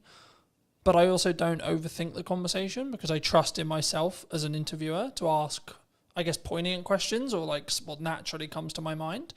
And I think sometimes when we look at content, it's not in this box, right? I watched a video this morning talking about the fact that like one of the reasons why they're not, the person in question wasn't on YouTube, was because he was constantly concerned about, he sells video production, so it has to look good, has to sound good, and I followed the logic of, yes, sure, but actually sometimes done is better than perfect if it's a barrier. Do you, like, how do you, when you look at either, and I'm sure we'll get onto the podcast you're launching, but like when you work with clients, or when you're maybe looking at your own podcast, like, how do you balance that line of, okay, it's done, but actually there's these things? that that could be better? Do you hold a podcast back? Would you reshoot a podcast? Like, where's your line? Yeah, I think you'd want to know that before even starting, frankly. If you want it to be polished, and the client's a big company, for example, you want it to be polished, you start from there. That's kind of, the level is set effectively. And going on from there, in terms of, if it looks scrappy, there's kind of growing evidence that a scrappier look still appeals on the right platform. I was reading recently about TikTok and how people, or watchers or users of TikTok, prefer the raw content, the raw sort of footage and stuff. So someone literally picking up their phone and talking, there's no kind of green screen, no one's putting any effects or whatever. If the content looks like that on TikTok, it sells on TikTok. Yeah. Whereas on YouTube, like you were saying, people kind of expect a bit more of a polished thing. But I think authenticity is quite a big thing these days when it comes to content. And like you were saying with your questions and it just coming off the dome and stuff, that's in some ways kind of seen as a more better or nicer to watch compared with a completely polished, you've gone through 20 questions with a fine-tooth comb and you're only asking 10 because they're like the best ones only. It doesn't, conversations don't work like that, and that's ultimately what podcasts are. I think that's an important point. I think that there is obviously a line when it comes to the quality, especially if it's what you sell, like what I sell is video production. So there is a line, but I also think that there's an opportunity cost of refilming a conversation that isn't the first one, for example, right? So to give you some context, last week or so, I filmed a podcast with my mum, and that post, me announcing the fact I did it, did really well, which kind of doesn't surprise me to an extent. It doesn't, but there's actually a tech challenge with that podcast because one of the cameras isn't in focus. So my camera isn't in focus. So I was in a position last week, and I think I pretty much made the decision I'm just going to work around it. But I'm in a position where I'm like, the episode is really strong in regards to the content, but it's not perfect video production wise. Do I reshoot it with the potential opportunity that it will feel different and the conversation will maybe come across differently? Or do I work around the fact I've got multiple cameras and I fix it that way?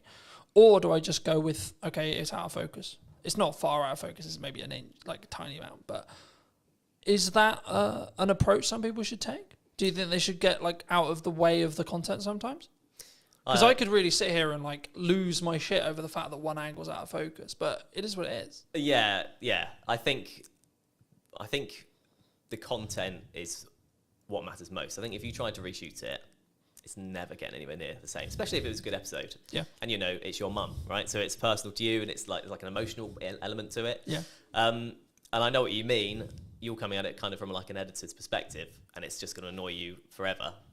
But the average watcher probably won't bother them that much, I'd say. So actually, if the content's really good, I guess like you say, you could in theory refilm your bits of you could pretend you were there again. Yeah. Unless you're a particularly good actor, it's not gonna work. Yeah. So I would say no. I'd say take the hit on the because I also look at it from a perspective, from my point of view at least, by saying, okay, well, in the grand scheme of all the episodes I've got in production, that's one episode out of 20, right? This week, I think I'm filming 9 or 10, right? Total. And I think for me, it's the action will always outweigh that. And maybe that one with my mum isn't perfect from a production point of view, but the conversation, the content's really powerful. Yeah. So I think that's the thing people need to focus on. I think that's when, especially when they start, I think they get in the way. They get in their way sometimes, and they're constantly it needs to be £40,000 of production. It needs to be this, and I only use 45% because Stephen Bartlett's known for what he did with Director of CEO and how he then scaled that to the point he did. But I think we don't look at the journey sometimes that Stephen went on specifically. If we're going to use him as an example, anyone with a big podcast, we don't look at the micro testing that happened through the journey to then get to the point where they're at today. I mean, have you confirmed where you are with the podcast? Where's your podcast? So yeah, yet to officially launch, but all the stuff's going on in the background basically at this point. I've got first bunch of guests booked, I've got the studio booked, and yeah, in terms of the background work, in terms of questions and what I'm thinking of asking and how I want it to look, that's all sort of down in my head. Yeah. So it's I've got to start it now. I've got the dates booked in, so it's just a case of starting when it starts. Happy days. That's super exciting. I mean, for people who may be interested, I mean, how did you come up with the idea? What is the idea? Like, what are you going to be talking about? Like, where's that? And I think it's really important to also highlight, and something I try to do is like collaborate with other people rather than, because some maybe will be watching this and go, but Colin, that could be like technically you're a competitor in some ways, right? Yeah. But I'm like, no, actually, because I think we can both work together to actually create a better show as a whole, right? And lean into each other's skills where it makes sense. But I mean, just to reiterate the question, I mean, where, what, and how is your podcast going to be about? Yeah, so it's called How Do You Money? And that's the idea. That's the sort of opening question somewhat. So it doesn't actually make grammatical sense, obviously. But I think most people can get from that. It's talking to people about their own personal relationship with money. Strictly not an advice show, because I'm not an expert with money. And it's purely human interest. So I'm going to talk to people about their money habits. Things like how often do they check their banking app? Mm-hmm. When you ask people these questions in day-to-day conversation, it's amazing how different the answers are. How people in relationships deal with money between them. Everyone does it differently. And so like the crux is that twofold. First of all, in the UK, we're just not taught what to do with money in school, college, university, whatever. Do you think we should? Yes, absolutely. That should be in school? Absolutely, yeah, because it's a fundamental life skill. As you know, we had a short conversation about money at the start. Yeah, absolutely. So yeah, I think it definitely should be. But at the moment it's not, right? And so I think as a result, two things happen. Number one, everyone makes up their own way. Second of all, people are too scared to talk about it because there's no official like guidelines. Do you think from the start? Do you think that's an insecurity? Do you think like if I say that I nearly lost the business in 2024 or previously, that you're going to judge me? Do you think it comes from that? Absolutely, yeah. Do you think that I'm going to think that you think I'm a failure? I think that's a big part of it, definitely. And then let's flip it. Do you? Absolutely not. No. And I don't think anyone would, because, well, the main thing being everyone else will have their own story along the same guidelines. Because we're not taught about what to do, because life is a challenge anyway with money, because there are so many ways you can trip up with money.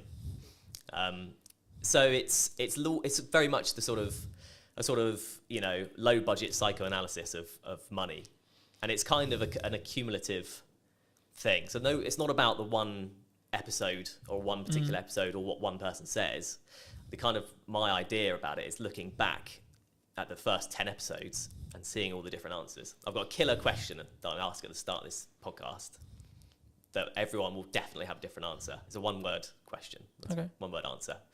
And I hope that kind of sets the tone for how the rest of it is going to be. Yeah. I mean, looking at your planning stage then for your show, I'm curious because obviously I plan mine in the way I do it. How have you looked to plan it? Do you completely pre-plan it? Do you have an idea of questions in your head? Obviously, you've already said you have the opening question there. I mean, what do you have the rest of it? Like, just break most of the audience's case, but also I'm curious as well. I mean, like, how do you break that down? Like, how have you broken that down? So I have kind of set it into 3 or 4 kind of different sets of questions that relate to specific things. So, like, I'll have 4 main topics, let's say. And then questions that come underneath that. One of my sections is clickbait questions. Okay, fair enough. Just being really honest about it. But are you doing that for the clip that you're going to extract from the show? So partly to do with that, yeah, okay. Absolutely. You will know this better than anyone. You need a hook to get people in. Yeah. That's just the reality. Yeah. But as well as that, those questions often come up with the best answers. There's a reason they're clickbait questions, because they're the big questions. But it can't just be all of that, because it's like me going to you, what's the biggest mistake you've ever made with money? What's the best thing you've ever done with money? What's the worst problem you've ever got? Do you know what I mean? It doesn't, that's not a podcast. It doesn't work as a format in any interview or anything. So that's one section, for example. But in terms of the process, I just thought of the questions based on normal conversations with people, and then I've sort of categorized them, chopped a few out. Yeah. The clickbait thing was only a recent idea, really, so I've added some of those in. And yeah, in terms of a format, it's conversational, right? So I don't have to hit every question. If I ask the second question and that lasts a good chunk of the podcast, so be it. It's quite loose because I want the content to be real. I think that's important, right? Because I think sometimes, and we were talking a little bit while I was setting up, about why people don't post or why people don't show up or why they don't talk about their money, or there's loads of the kind of, from a psychology point of view or like coming across point of view, it's the same. And I think that for me, I've been very fortunate that I've always sort of taught publicly or built in public, and it was interesting because about a month or two ago, I think, I personally saw, I don't know when the trend started, but the trend of building in public really started taking momentum. I mean, have you, because I know we in our one-to-one, we talked about the fact that you were 6 months-ish into freelance. I mean, how was your journey from okay, I'm going to do this thing, I'm going to go freelance? I mean, was it forced on you? Was it 50%? Okay. Yeah. I took voluntary redundancy basically from my previous job. But to be honest, I'd come to a point where I felt like I wasn't going anywhere in that job, if that makes sense. And yeah, it was a bold decision because I was also 3 months away from my first child being born. So I've since had a conversation with a friend who was like, "You're mad, why have you gone and done this at this exact time?"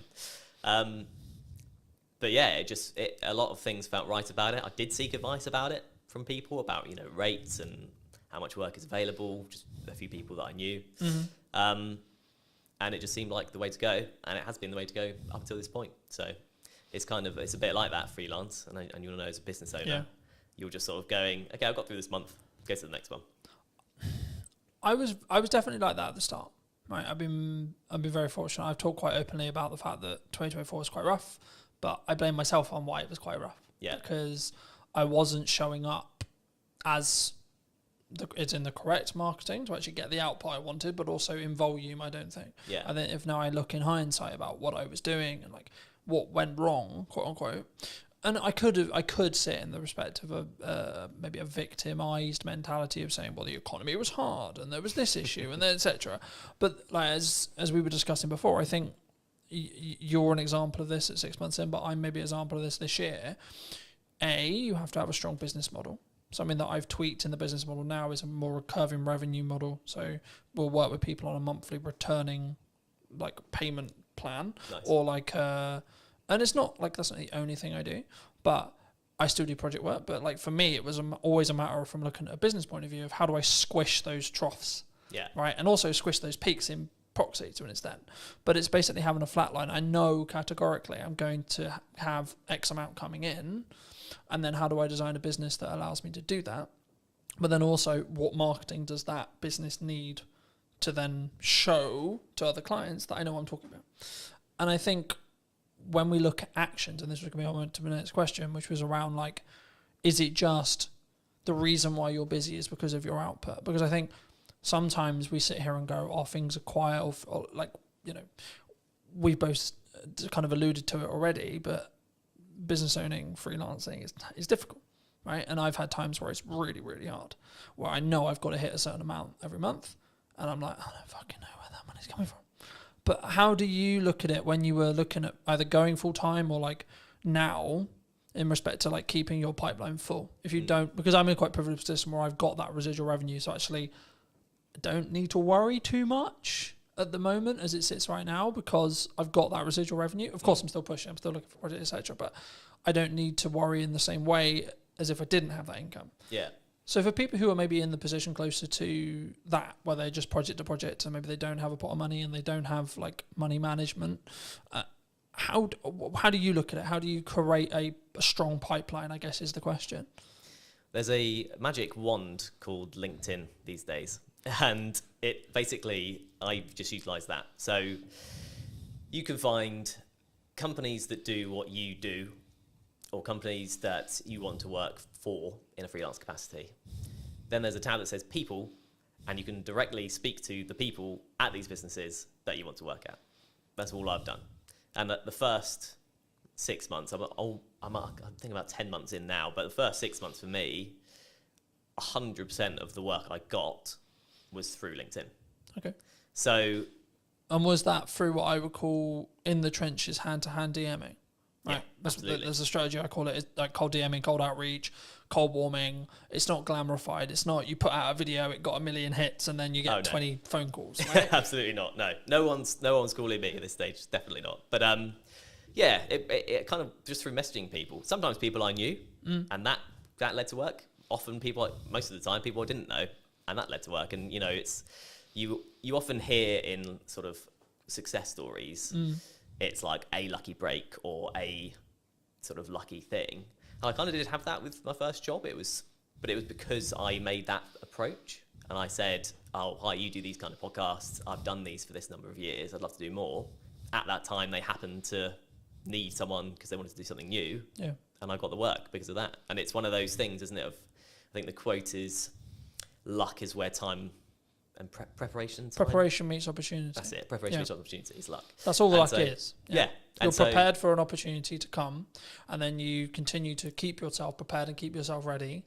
Like we're recording this just before, about a week and a half before the kids break up for school, right? A lot of people in business look at that as, oh Christ, everything's going to go quiet.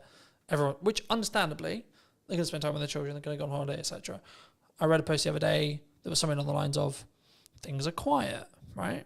Things like the creative industry is struggling, like these kind of terms. And I was like, okay, that might be true. And it might be actually we're coming into the summer holidays, etc. But that's then an opportunity for you to A, output your marketing, B, look at maybe cold outreach or what you're doing there, and then try and set some stuff up for September. I mean, do you see, like, because I remember when I was just project, especially when I was like tighter on cash flow, it'd be this rush to get money in because I knew I'd have 6 weeks where things would be a lot harder. Are you either financially planning wise or pipeline wise or etc.? Are you planning for that to be slower, or do you expect actually there's going to be a percentage of businesses that actually just keep going and work around everything? Yeah, I just feel like at this stage, I don't think I can really plan for it, if that makes sense. The planning is outreach. Yeah. Just message people, talk to people I know, people I've worked for before, people I don't know, people I want to work for, all that kind of thing. So yeah, I'm not at that stage yet where I could do that, but there are opportunities sort of on the horizon where I may be able to do that. So it's one of those, really. I don't know exactly how that planning would look like for me right now, if that makes sense. Yeah, no, absolutely. I mean, I think, and this is kind of like a bolt-on question to marketing or networking and how you tackle those things. For a long time, people have always looked at maybe traditional marketers as, I'm going to go to an event, I'm going to network in the room, and I'm trying to get work from that room.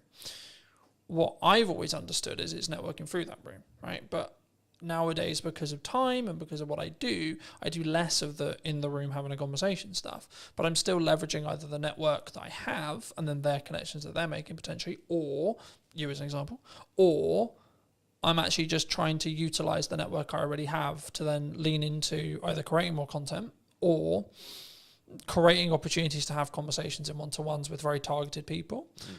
And I think sometimes, especially at the beginning, and I look at it as phases in business, right? So I'll use you as an example. The phase you're in freelancing as a whole is you've got to do a lot of hand-to-hand, you've got to do a lot of time investment, you've got to do a lot of network events, you've got to, like, I think the term would be like kiss a lot of frogs before you get your prince or princess, right?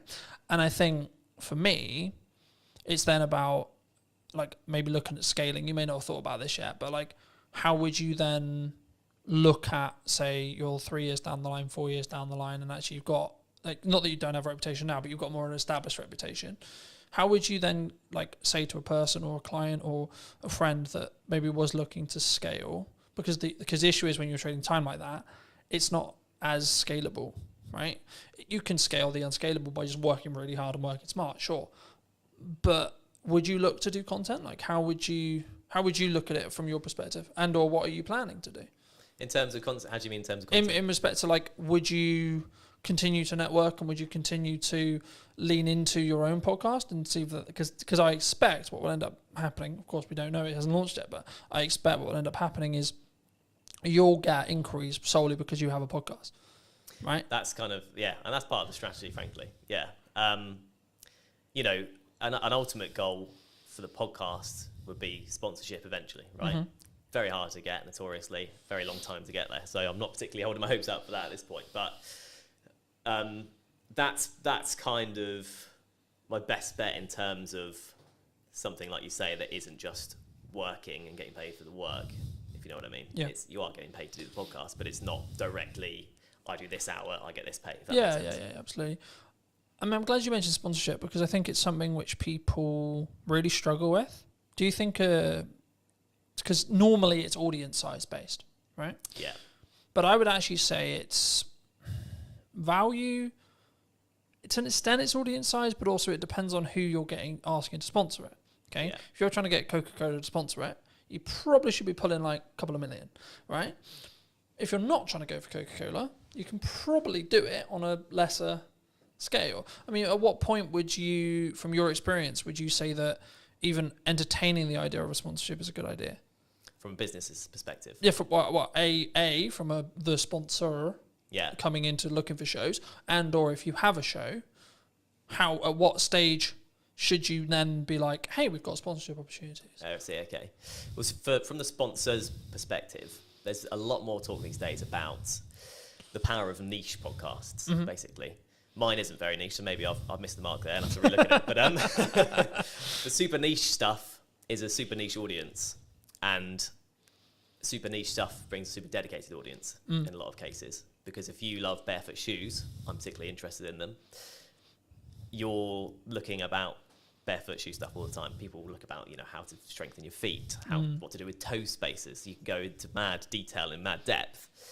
And if you're a barefoot shoe brand and there's a podcast with 1,000 dedicated fans, you can put yourself in front of 1,000 dedicated fans. It doesn't sound like huge fry, compared to small fry, but it's dedicated people that if they like your brand will keep coming back. So it's kind of like a repeat customer concept.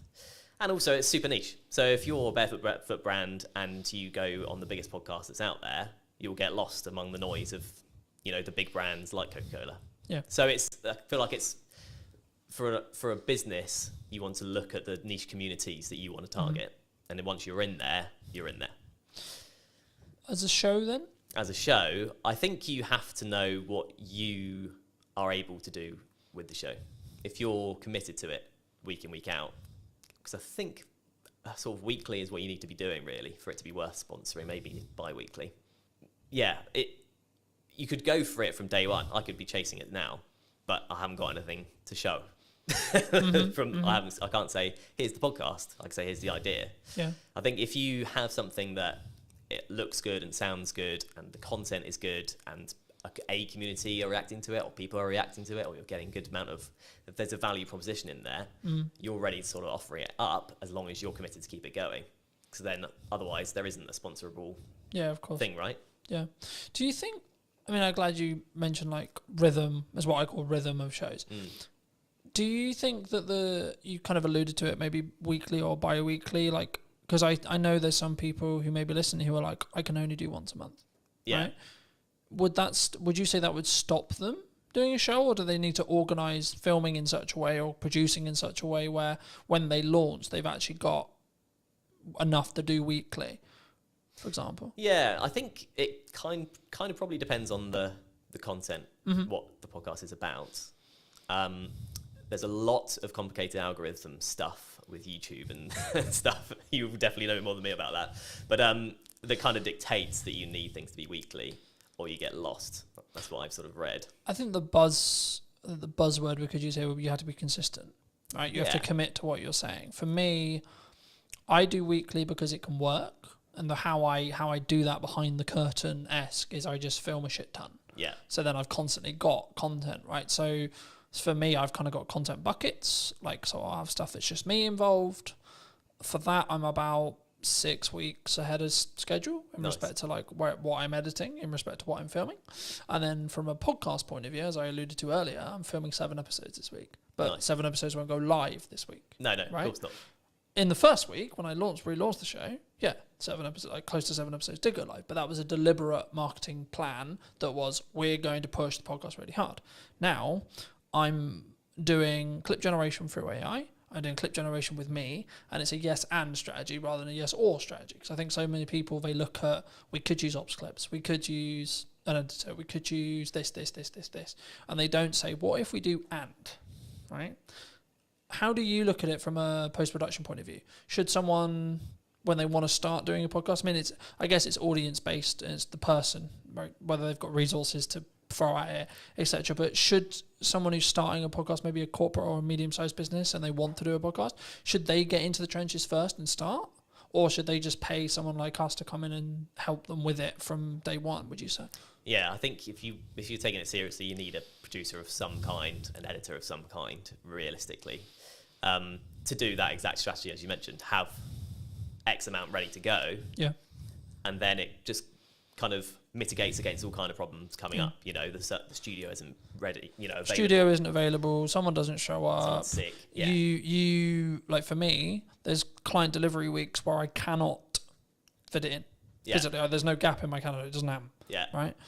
But then I also have the week after, the 2 weeks after, where I'm like, this is podcast filming week. Yeah. Then I'll have a month where I don't have that, but because I've got a load of bank, and that's why I constantly try and bank as much content as I can when I can film it, that I can then be in a position where actually it's fine, right? So if I do fortunately get really busy with work, which is a nice problem to have, I guess, right? Which is actually the reality I'm now in, because I have an abundance of content, an abundance of, I guess in some ways it's a mindset thing around like, I don't need the work. So to an extent, actually the work's more there because I'm showing up differently, I think. But I think for me, like, especially as I'm doing a clip strategy as well as the YouTube, like the YouTube is a focus, sure. But for me, and just quickly, as we're talking algorithms very quickly, the way YouTube's algorithm currently works, basically, in a nutshell, is you'll be served a piece of content that you like when you open the platform. So it will pull, not push, it will pull the content for you. And what will happen is when a piece of content goes live, so I put a new podcast out, I put ours out, etc., it will send it to a specific audience sector, okay? And then it will say, okay, cool, this audience sector watched X amount, Y amount, it got number of views, etc. If that is, and the threshold changes, right, and it's the unknown bit of the algorithm, but if it hits above a certain threshold, it will then be served to a similar sized new audience. Then it will check the threshold again and repeat. So when something goes, quote, viral, what's happening is the watch time, the likes, the views, whatever it is, whatever metric they're waiting on at the time, is basically scaling repeatedly into new audiences, and the reaction from every new audience is great. So it's greater than the next one. So it then serves it to a larger audience, and so on. That's how it gains momentum. But even virality videos will lose momentum eventually. Yeah. Just because it will be oversaturated to the market. It will go into a different part of the audience, etc., etc. TikTok's known for this. And then people will start clicking off or not watching it, and then you'll just watch it sort of drop off. Right. You know? But then there's also the reason why like YouTube's so powerful. So you can have a video that's been it's got 5 views. 6 months, 12 months time, for whatever reason, triggered by the algorithm, 1,000 views. Right? I've watched that happen. I'm sure you have as well. And I think for me, it's not necessarily about looking at what the algorithm is rewarding or isn't rewarding. It's more about what content can you create on a consistent schedule that you're passionate about, that you can speak from, that puts you in a position to put your best foot forward. When you look at working with people, are you quite picky and choosy? Or are you in a fortunate position where you can be picky and choosy when you work with people on their podcasts? Just in terms of clients? In terms of clients, in terms of people you collaborate with, in terms of people you work with. Because I'm always curious whether it's just the nature of the beast in some ways. Like, as I said, I sort of explained the makeup of my business this year. I'm now in a position where I'm very protective of my time. And that's not like I don't want to talk to you. It's just I only have a certain amount of time, and that's the only barrier. And that's my hurdle now. Because actually I'm okay on cash flow pretty much all the time because of my retainers. I'm okay because of project delivery. I've got a strong pipeline, and I'm good on content because I've got a large pile. So now I'm like, how can I best spend today? And how can I be as efficient as I can, in that respect? So is that, I guess the question, I'll re-ask it, but like, is it something you personally do? And if so, and or if it isn't, is it something that you think you'll adapt to as your business scales and grows in that respect? Yeah, I think it's a stage thing. So at this stage, I'm picking up what I can, where I can, effectively. If there's something I particularly don't want to do, I'm not going to do it. I was just saying, is there still a line? There's still a line, I think. Yeah. There's a line in terms of the day rate, frankly. If that's not up to scratch, there's a line in terms of what the actual work is. Sometimes. Do you think people struggle with? So I've said no to certain clients just on like, not necessarily political ideology, but their approach, how they come across, whether they respect my time, things like that. And I think people, they sometimes worry, what if I say no? What if there's, like, do you think that's it comes from I'm aware that I'm overusing the word insecurity, but I can't think of another way to describe it.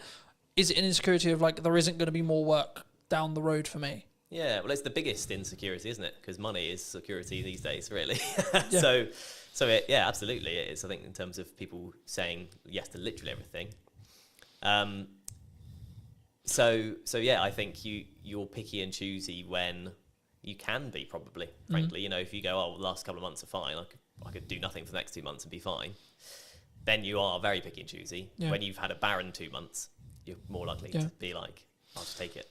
I also think it's a perspective of obviously synergize with the client, can you add value, but also like, even when you have an abundance of money or you're in a strong position with money, it might also be actually, my goal is to hit this amount, right? And this project might not be ideal, but it pushes me closer to that goal so I can hit it sooner as well. And I think I'm in two minds about it, because I'm a big advocate for you should say no, but also I'm a big advocate to get off your ego, get off your high horse. You still need to be in the trenches. Just because things are good right now, they're only good because you make them good for 6 months' time, etc. Right? And that's why I'm focusing on content. That's why I'm focusing on how I show up. That's why I'm focusing on constantly personally developing me, so that actually in 6 months' time, things can be even better than they are, rather than, I had a really good 25 for the first half. Do you think people sometimes just want the instant though? As a question, like, because we're very social media orientated in that respect. Do you think it's purely around short-term validation, short-term money, short-term deal, short-term this? I guess, yeah, to an extent. I mean, it's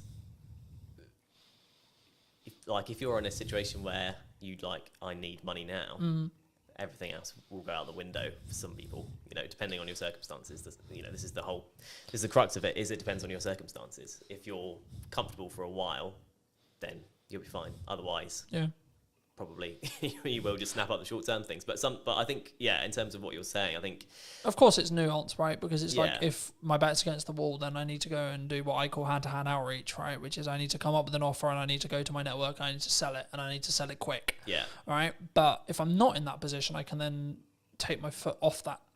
I can step back and I can say, okay, actually, let's play the mid to long game now. Yeah. And that's what I try to do in my content all the time. It's not direct sales. It's not this. It's actually, hey, have you thought about doing this? Hey, da, da, da. But as a society, as like starting creators, as freelancers, as video people, whatever you want to call it, have you noticed that people are more, they want short term? And they don't really have, I guess, the patience to look at where you're going to be in a year? Yeah. I think that's a reality. I mean, I would have been quite sort of downbeaten if I'd had a different first 6 months to it. You kind of have to go through the journey to understand what the journey is. Yeah. Right. So with clients, with people approaching you, and you will have experienced this as well. You have 100 people you message. Yep. 30 reply, Yep. 10 say they'll have a call with you, 1 person gives you work. And if you think of it, if you go into it with that mindset, you'll live by that mindset, right? Yeah. So you'll keep doing it and you'll Yeah. keep getting work because you've played the numbers game effectively. You've hit as many people as you can. Eventually something's going to come up. You've done the rep, so to speak. Yeah. Yeah. I think, I was going to ask you, it was about speed of delivery, speed of output, speed of execution. Do you think that's maybe a nature of why someone's more successful than someone who's, I'll do that tomorrow? from a mindset point of view? Do you think? So I'll give you an example. Like for me, when I came up with the idea to relaunch the podcast in the format that it was, so on location, in person, and or remote, and then within a week, I had filmed 3 episodes of the idea. Within 4 or 5 days, the first one was out. Because I didn't let myself get into the, oh yeah, that will be on the to-do list for next year. That will be on to-do list for next summer. That will be on the to-do list for 3 months' time. Because I knew I'm only going to get the results. I'm only going to start getting the data if I start outputting. Yeah. Right. And now it's becoming actually a core part of the marketing strategy for the next 6 months to a year. But that's because I've gained a load of momentum with it. And I know I'm really starting to get into a nice groove with it. And that's why I asked the speed thing, because one of the unique selling propositions I have personally as an editor is, so I'll give you an example. At the time of filming, I did a media day for a new client on Monday. And today we're filming on Monday. He's already got half the content already. And it's a week, right? But also, it wasn't like that was the only thing I was doing. I've also put out, like, I think, nearly 40 pieces of content for me, etc. I've done a load of other stuff related to the business. So for me, I'm one of my unique selling propositions, or one of the things I do is like I work really smart and really hard consistently with no result, plan no result. But for me, from what clients have told me, one of the reasons why they continue to work with me is the speed. Yeah. Right? Like one of the things that comes up in conversation all the time, and James mentioned it a couple of weeks ago when I came to do 2 more podcasts, he was like, your speed's ridiculous. And it's because I've built a strong system to be able to work smart, but also just work really hard. And that's where I kind of come from that point of view. Like, I know it's really important, but I know I'm willing to put the graft in and continue to put the graft in for 10 more years or more, if that's what it takes. But do you think that's uncommon in entrepreneurs as a whole? I guess potentially, yeah. I mean, you kind of touched on it. Because there's a level of complacency. There's the work smart, not hard mantra, isn't there? But like you say, if you do both, kind of double the results effectively. I'm going to outperform someone who's just working hard, sure, because I'm working smart and then doing the hours on the smart work as well. Yeah, right? That's it. Yeah. So I think it probably is in terms of that. I mean, the get up and go thing. If you follow Gary V on social media, then you'll get the get up and go thing, because that was very much me. This podcast idea I'm doing was, I think I first thought of it 2 years ago. I've been writing notes about it on my phone, like month after month, something pop into my head. I'd be like, oh, that'd be cool. And then, but do you think we have a culture of we're going to write notes about it? Yeah, definitely. Rather than execute on it. Yeah, absolutely. You know, because it's you have to. I think you have to go through that journey. You know, I'll be better at fitness next year. My diet will be better next year. Yeah, right? Absolutely. Yeah, you just need to go. Or next month, or tomorrow. Yeah. It's okay. We can. We've had a really long week. We can chill. Yeah. You know. Yeah, it's true. It is. It's and we've got that comfort, and it's the whole being in a comfortable position. You don't grow in comfort. You have to be in discomfort. But actually, saying yes to things, you've got your yes and kind of mantra. Yeah. So just saying yes to things opens up. You realise, oh yeah, I can do this. Like if you just go, I'm just going to do it, just and actually plan it. Like whether that's setting a reminder, put it in the calendar, write down, you know, on your fridge, this is what you need to do today. However you do it. Something I just building off that briefly. Something I found really valuable the last couple of years was, if it takes me less than 2 minutes to do, I just do it. I don't set a reminder to do it. I don't I'm going to write a to-do list or this or this or this. Like, I need to send an email. I'll send the email rather than write a reminder about sending the email, because the action will probably take less time. Yeah. 100%. And it's done. Then you don't need to think about it. Yeah. If it's a longer thing, I need to ask ChatGPT about that. I need to do some research on that. I need to plan the podcast, and it's like a longer goal thing. Start momentum by putting a reminder in your calendar and then stick to that. Yeah. But I think sometimes, especially with like fitness, I use that as an example all the time. It's like, I need to start running. Okay, but when's the first run? Yeah. You know what I mean? I think, and I've just finished Atomic Habits from a book point of view, and it talks about specifically, my girlfriend's driving mad because I keep using the word compounding, but it's the only word that matters at the moment, right? Which is that everything I'm doing is like, how can I compound? How can I small win? On the way here, I was reading my second book. I've started reading physical books rather than listening to them. For a long time, I listened to them. As a dyslexic, I was like, right, this year I'm going to read a book cover to cover. No excuses, going to do it. So I was like, right, let's get a book that I actually really want to read that I haven't read, that I know is actually quite good because it's got good reviews, and has been talked about in the self-improvement space for ages. So I was like, cool, let's start with Atomic Habits, see where I go. And then I went on to Mel's 5-second rule, which I knew about for a long time.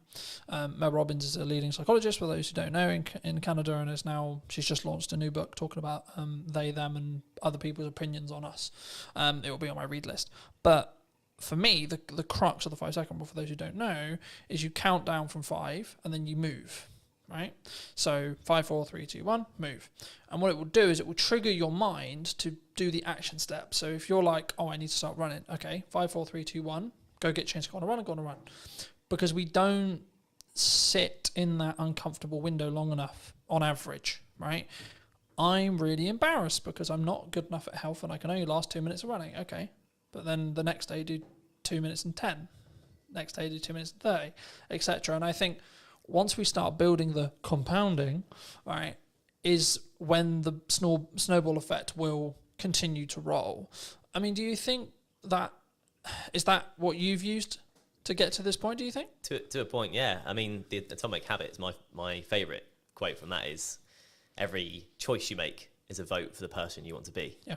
And once you tie it to your identity in that way, there is a bit of a mental switch, and you start doing even the smallest things, right? You know, like the eating healthy or whatever. You make the healthier choice on a menu, or that kind of thing.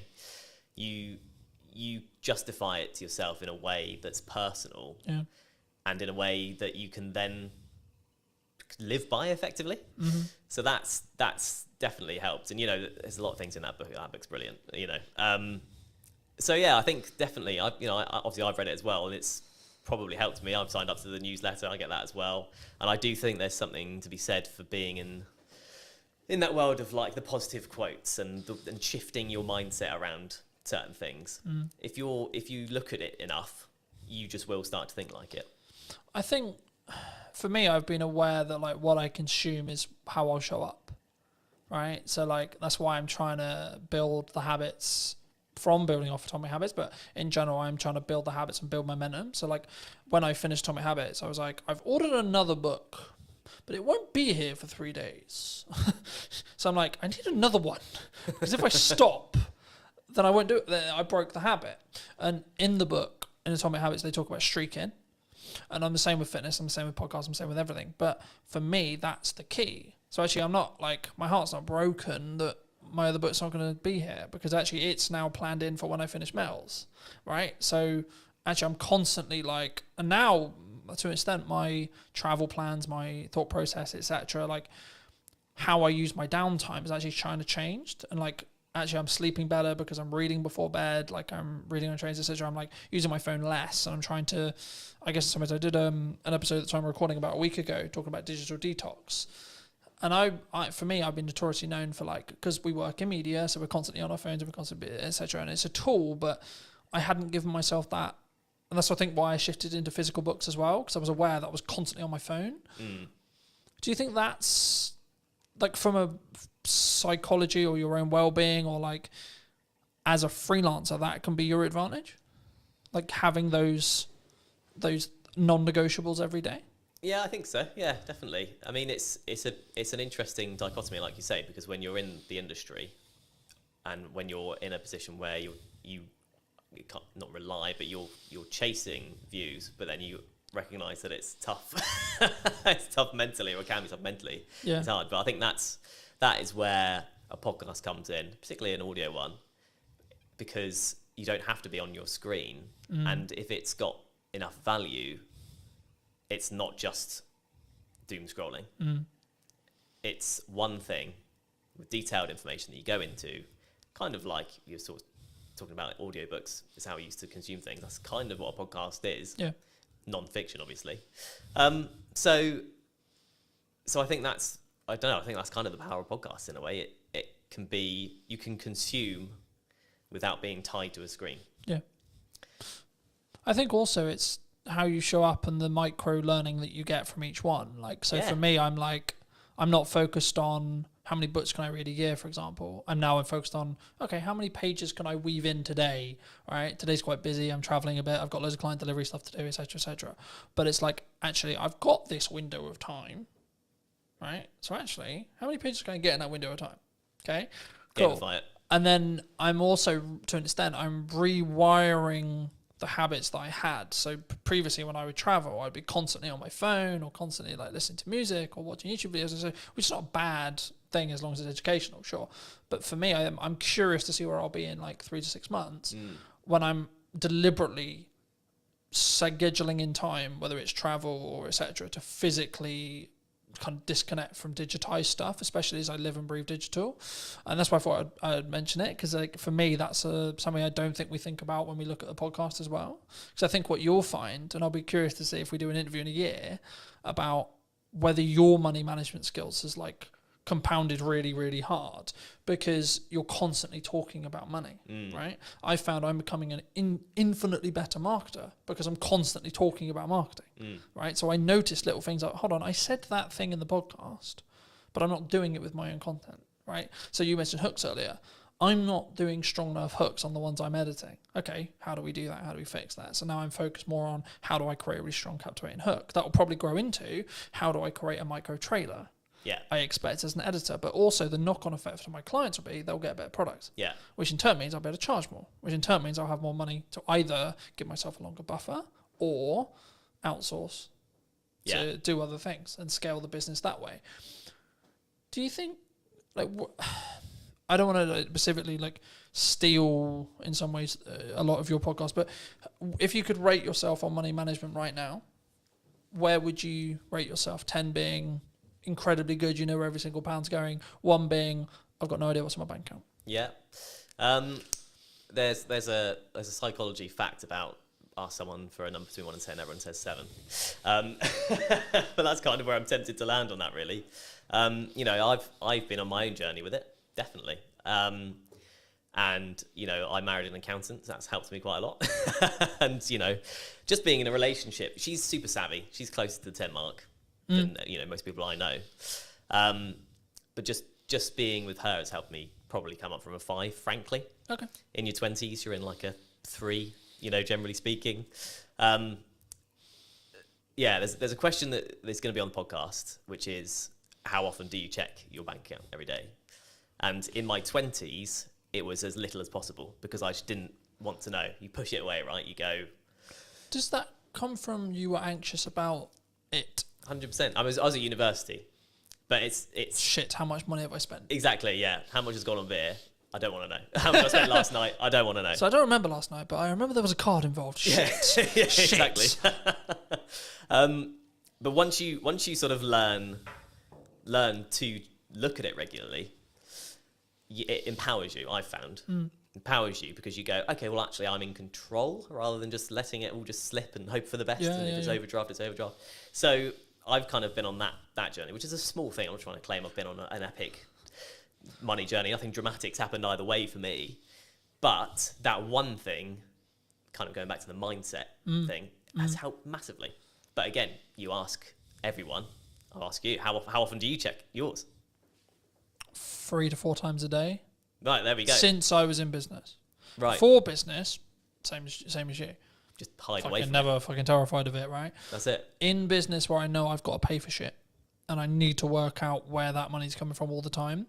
And I'm doing a technique at the moment where I'll hide a significant amount. Whenever I get paid, I hide a significant amount of my money away into an account that happens to have 4.1% on it. Happy days. Yeah. But it's actually the point of I deliberately, yes, I'm doing well, but I deliberately live on a lot less. Yeah. And I deliberately keep, in regards to what I see every day when I check my bank account, a lot less because it allows me to keep pushing forward and keep thinking I need to find another way to invoice something or have more money coming in, A, but also B, when there is an emergency, I can go, I'm actually good.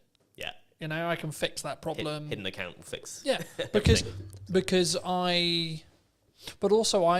so this is an example of how I use AI. AI is currently tracking for me the books I'm reading, what my takeaways are, how much am I showing up, what my fitness is, where my money is being allocated and how and why, and how well that's doing and how in line I am with the goals, how the podcast is doing, how many episodes I've filmed, how many episodes have gone out, what views are going on, what views are likely to happen in the future because it can extrapolate the data from, okay, you're here now and then in 6 months I think you'll be here, you're following the growth rate. So people, and I wanted to talk briefly, and I'm aware of time, so I think we'll wrap up soon, but I wanted to talk a little bit about AI with you. Yeah. Because I think it's, people are either going to use it to be more efficient and have a lot of those things being monitored for them, as I mentioned, or they're going to sit on the moral of, I don't want to. You know what I mean? Yeah. I'm not doing it because it's the world's over. Yeah. You know, and we're all going to lose our jobs. Do you think we're all going to lose our jobs?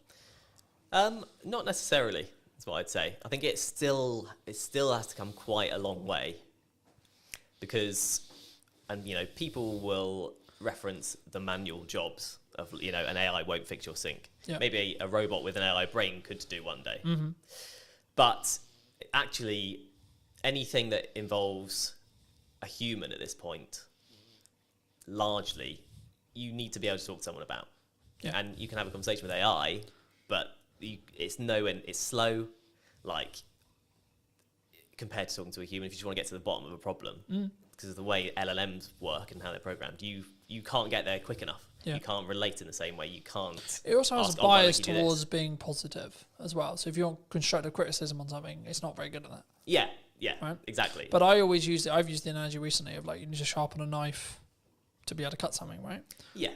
So you need to sharpen the AI, tell it what you want. And that's what I mean. When it comes to data analytics, which is everything I basically just discussed of how I use it, it's actually really good. Yeah, absolutely. Because all I'm getting it to do is do the thinking for me. Yeah. But I'm also aware that I may lose my cognitive ability. That's also why I shifted to reading physical books. Yeah. Because it keeps my cognitive ability high. Yeah. Right? So actually I've got the best of both worlds now. Because I'm building more time, because I'm being more efficient, to then utilize my brain more in tasks which are more challenging, you could say, to then be able to utilize AI better, and the snowball effect goes that way. Yeah. You know? Do you think people are naturally scared of it because it's the new thing? I think there's an element of that, yeah. But I think it's also, it's seeped into normality. So This feels weird. I'm not used to being this side. I'm sorry. You're sorry. fine. You're good. It does feel weird when you're on the wrong side, doesn't it? It's like what? Well, hello, my friends. Welcome to a brand new podcast today in James's studio. Today I'm going to be with Maddie, talking about her new book, talking about neurodiversity, money, etc. Hi, Maddie. How are you? Hey, thanks for having me. It's lovely to be here. It's good, isn't it? The second time on your podcast. I as know. well. I know. Love it. And you also, while I was setting up, you reminded me that it's been a year since we has last been- spoke, it's been and a that's year. nuts. That is We have absolutely. spoken a little bit in between then. It's Yes, not but like I've it- totally ignored you. Hey, people are busy. It's all good. For people who don't know, Yes. what do you do? So I like to call myself a multi-potentialite. So for people who don't, That's a sentence. it is, yeah. For people who don't know what that means, it means that I am a jack of all trades, and instead of being master of none, I'm actually quite good at some of them. So I am an ADHD money and business coach. I am a visibility strategist. I'm a speaker. I am a app owner. I'm a wellbeing platform owner. I also am an author of a Amazon best-selling #1 book, Mad About Money. I think that is about it. Oh, mum as well, dog owner, crazy Wonderful. person. Wonderful. I'm a neurodivergent with every single neurodivergent presentation that there possibly could be available. It's funny, right? I did a podcast yesterday, and the crux of the conversation afterwards, we ended up talking for an hour afterwards. Cheers, Johnny. Appreciate the conversation. Was basically like everyone's like, oh, you need to niche, right? I wasn't actually going to start here, but as you mentioned it, we'll start here, right? It's my favourite topic. Why do we not? Because I've always been in the world of like, I could niche, but I don't want to. Yep, that's exactly Right? where I am. Like I could make probably a lot more money if I did, maybe, right? Arguably that's what everyone who's into niching will tell me. But for me, I'm like, yeah, but tell that to wedding videographers during COVID, for example.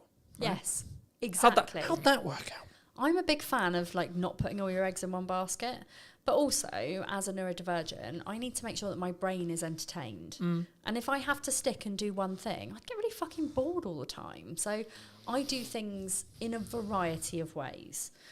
So the way I describe my business to people is I have an A side and a B side. Like think about like cassette tapes, owning your soundtrack.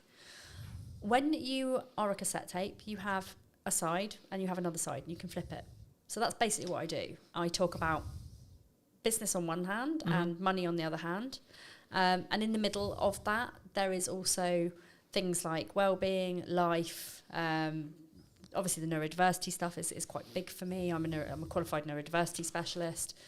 And I don't niche by the things I do. I niche by my values. I niche by the things that I talk about. So I talk about basically 4 different things when it comes to my content pillars. I talk about neurodiversity. I talk about life. I talk about money. I talk about business. And it just so happens that I'm also really bloody good at TikTok, social media, all of those kind of things. But they all do fall under the business arm. So, I'm a qualified business strategist. I've been a business mentor coach. I hate the word coach, really. It's more, I do more mentoring. I don't do that whole, how does that make you feel type of, coachy thing. I do the, this is your strategy. This is how you do it. Let's talk about ways that we can grow your business, and let's talk about how to get you a plan to grow your business. So it's not your traditional coach. It's kind of more like sounding board, let's throw stuff around and help you to grow type of situation. I think there's so much I could go there, but I'll start. I mean, let me ask you this a very selfishly personal question. Okay. Because I'm a dyslexic. Yes. Is that why I don't want a niche? Because I think there'll be people watching this who maybe are on the neurodivergent scale. Yes. Who are like, I don't get it.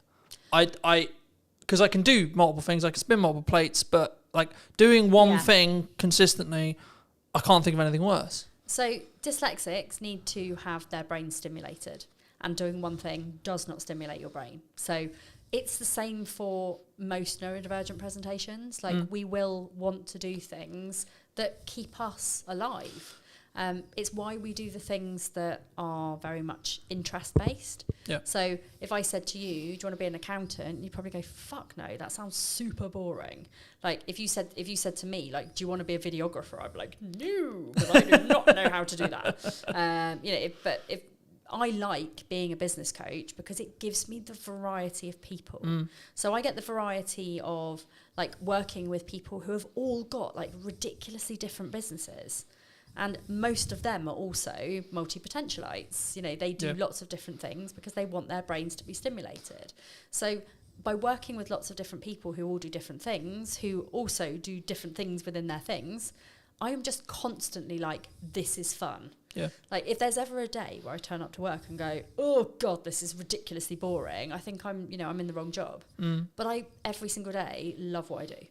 I think it's so easy for us to sit here and go, oh, well, we love what we do, etc., right? Because there's that A-Dodge analogy of you find something you love, you'll never work a day in your life. But it's I work really hard. But that's what I was going to say. I mean, I think it's one of those things where when you say that, I can tell you haven't done it. Yes. Because the whole bouncing around things and spinning multiple plates and coming up with new ideas drives my partner mad, because I'm constantly coming up, I've got this thing, I've got this thing, I've got this idea, oh, what about this, oh, what about this? But that's one of the reasons why I would argue I'm going to be a really good entrepreneur. Yes. Because I can constantly adapt. I'm switching from finance head to marketing head to sales head to client delivery head to now doing a podcast, etc., etc. Exactly. It's nice when you get to do when you get to kind of build that team and get rid of the things that you don't enjoy as much. So for me, admin, funnels, anything that is process driven. Yeah. Literally makes me want to die. Sales, marketing, talking, podcasting, video creation, not in front of the camera rather than behind it, because God no, I would not want to be the other side. But for me, it's all about the people facing, and I love going networking, and I like going to events as long as they're not too big. But that gives me all of the variety, but also it means that I can outsource the things that I don't like doing as well. Yeah. Do you think there's a stage with outsourcing? Because I've been very open in my content and in marketing. 2024, I overspent. I nearly lost the business twice. Right? Yeah. And I'm now in a position which is kind of not the opposite, because it's weird to say that, but it's I'm in a stronger position, but I'm actually doing absolutely everything myself again. Yes. So I do most things myself. I've got a couple of virtual assistants who are absolutely amazing. Shout out to Kira and Naomi. They're amazing. But yeah, I think one of the things that I did super early on in my business, so even with my previous business, was that I outsourced the things that I don't enjoy doing first. Because if you have to do all of those boring tasks, they never get done. And actually, they're quite important tasks, like scheduling emails, paying your invoices, like creating invoices. If I didn't have somebody creating my invoices, I would never make any more. I'd never make any money. And I've just been in a little handover with my 2 virtual assistants, and I realised that I haven't invoiced for like 4 months, and I'm like, oh, I thought my cash flow was a bit down. But it's because I don't have the executive function to actually do that piece of the business. So it's not that I don't think it's important. It's just that my brain goes, no, you don't like me, so I'm not gonna be a friend. Mm. Do you think there's a? It's not even bored. I think it's because I was going to link this into TikTok because I know that's a lot of what you do and a lot of what you teach, and so it'd be wrong of me not to talk about it. But do you think there's a level of people who are concerned about being on video? They're concerned about doing marketing, Absolutely. especially if they don't know what they're doing, because they're like, what if someone? It's not, from my experience at least. It's what if X person thinks I'm a dick? What if they think da-da-da-da-da-da? Absolutely, and there's a lot of confidence building that goes on in the background with that, especially when people are new in business, because showing up and doing videos, like, you're going to get your friends judging, you're going to get your parents judging, like, why are you doing this? Why don't you go get a proper job? Like, I see it all the time, and it's a case of just being like, do you know what? This is my business. Nobody else has a say in how I make my money. I don't even think it's just your business. I think it's your life. It is. One of the things that I remember very early in my entrepreneurial career was entrepreneurship is a lifestyle, not a business. Ooh. Right?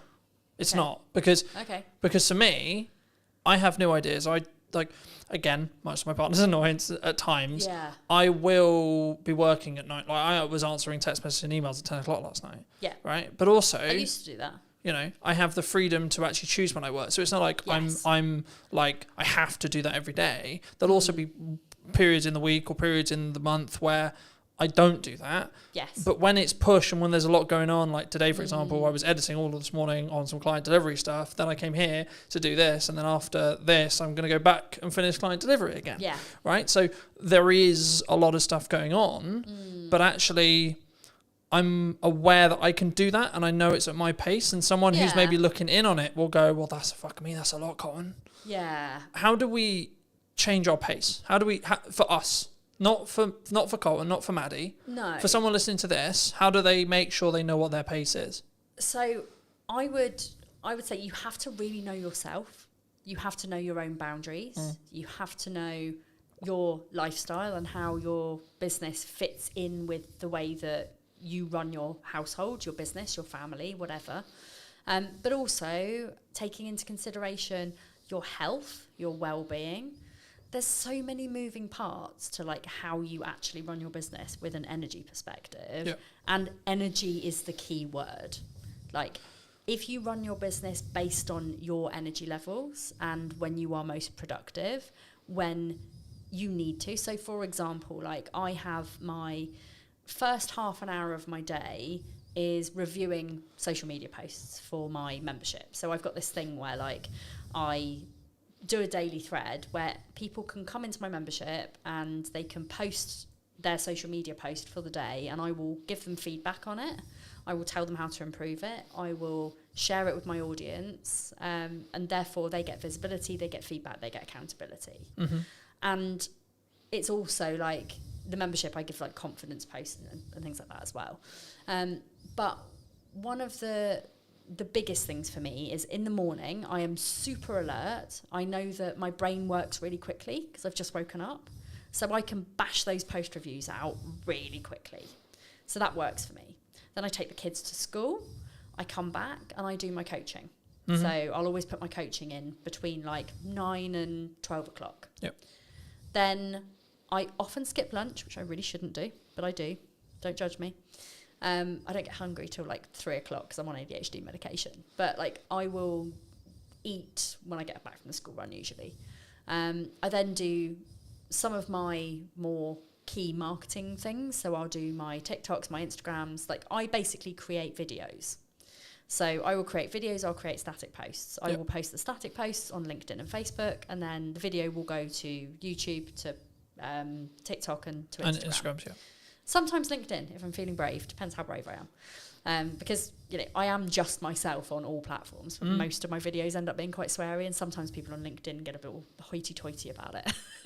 Well, just to stop you there quickly, I mean, that's interesting, because one of the things that people ask me before the show is like, is this a, like, no bars, can you swear kind of thing, right? And the first thing when you sat down was like, is it good to swear? Like, and I've always been in this world of like, is it authentic to you? I've always been that way of thinking, right? Yeah.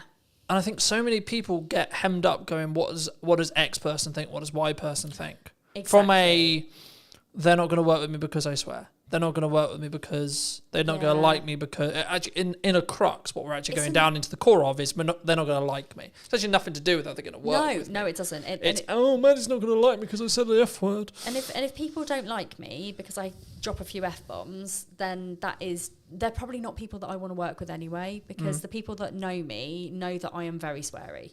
I never swear at people. I swear in general.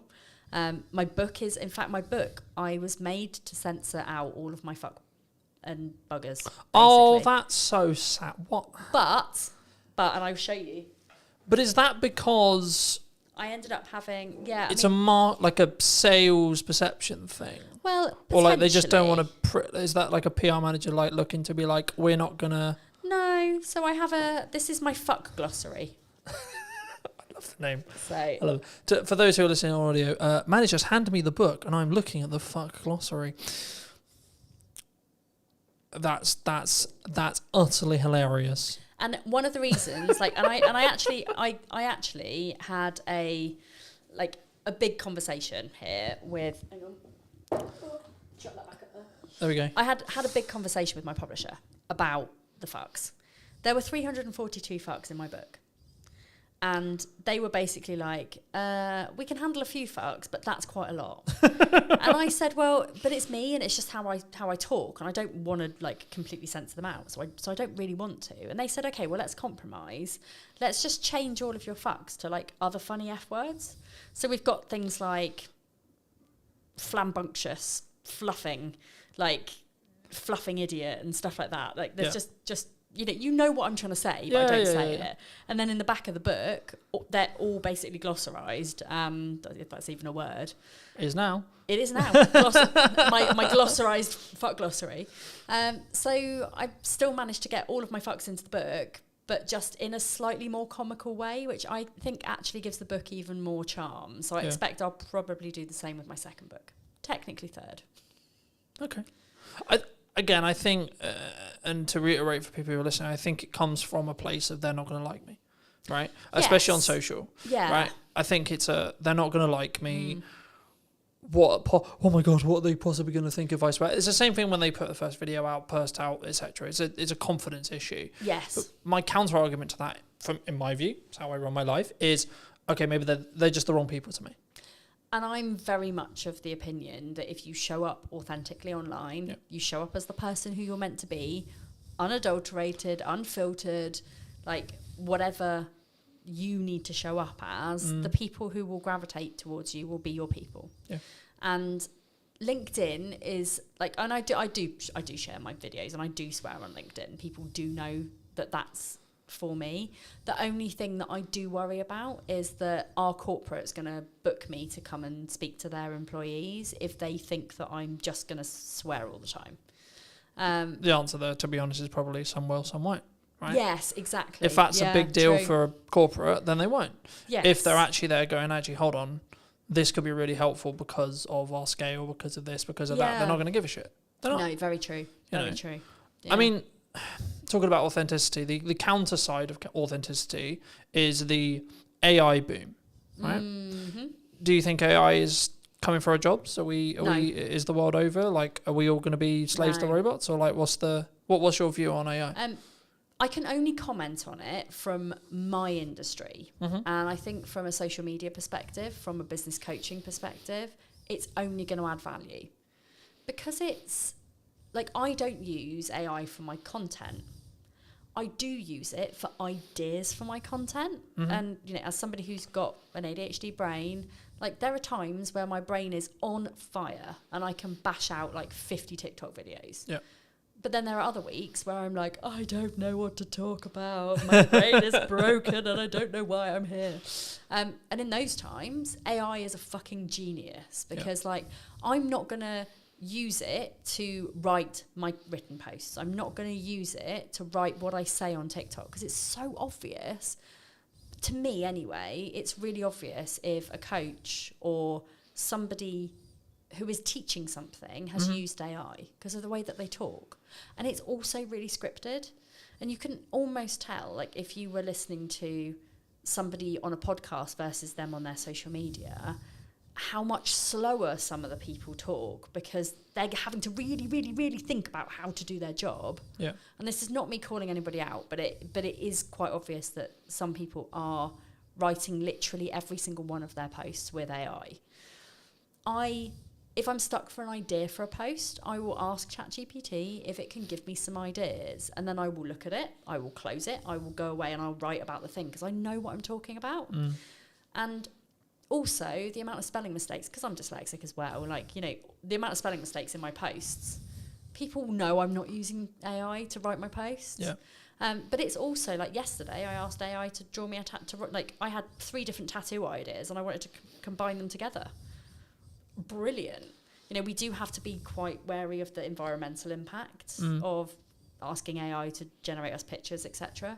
However, like, it's really bloody good for things like that. Yeah. I don't think it's coming to take our jobs. I think we're more at risk of, in kind of places like the retail sector, of things being run by AI.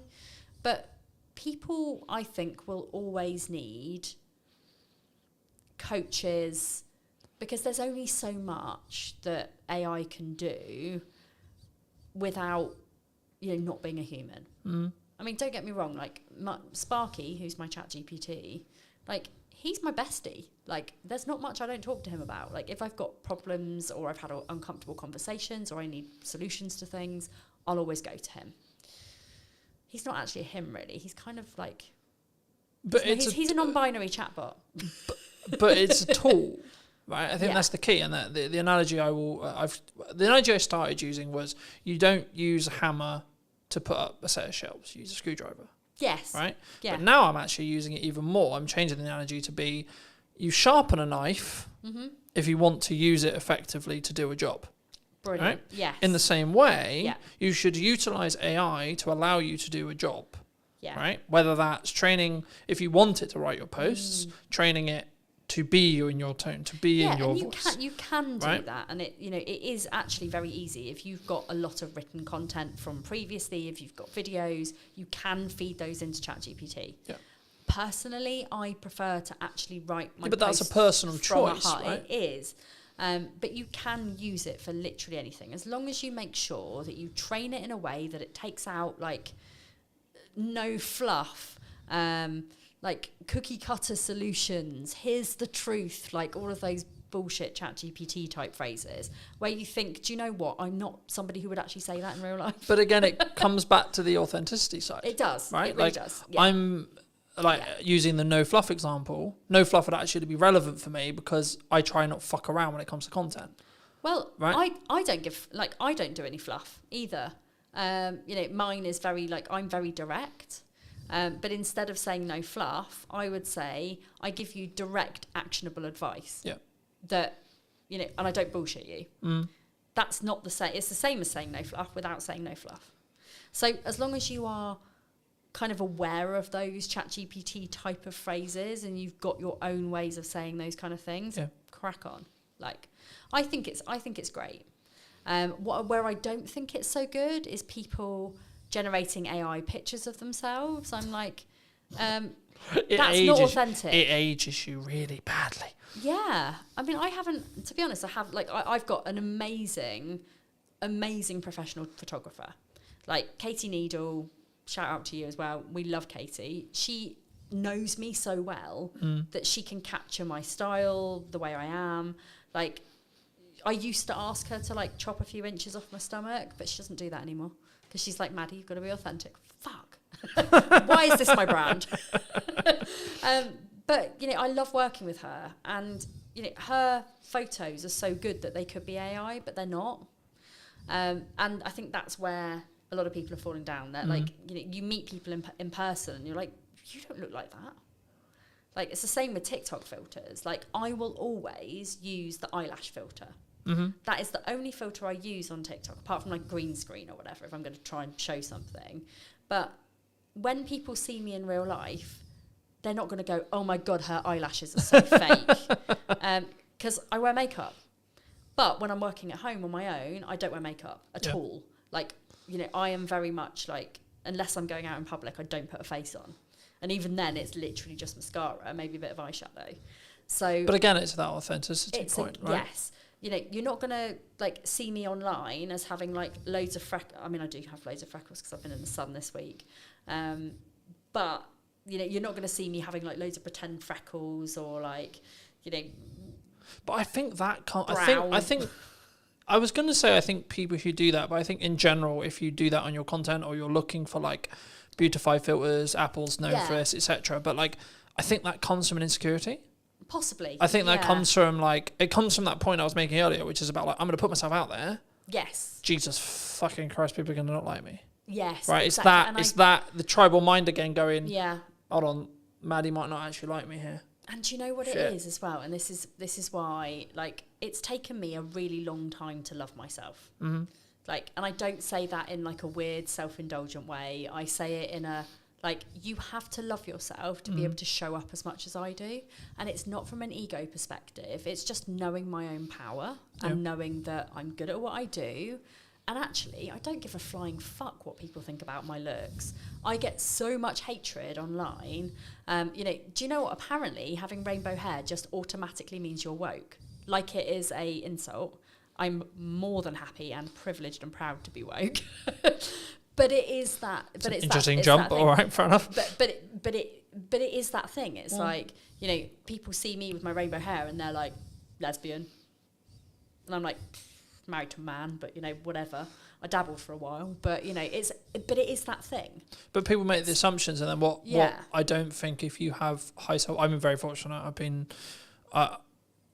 installed into me from a very young age, has been what I believe to be the correct values, right? It's always been, how can I love myself? How can I have self-worth? How can I have self-esteem, etc.?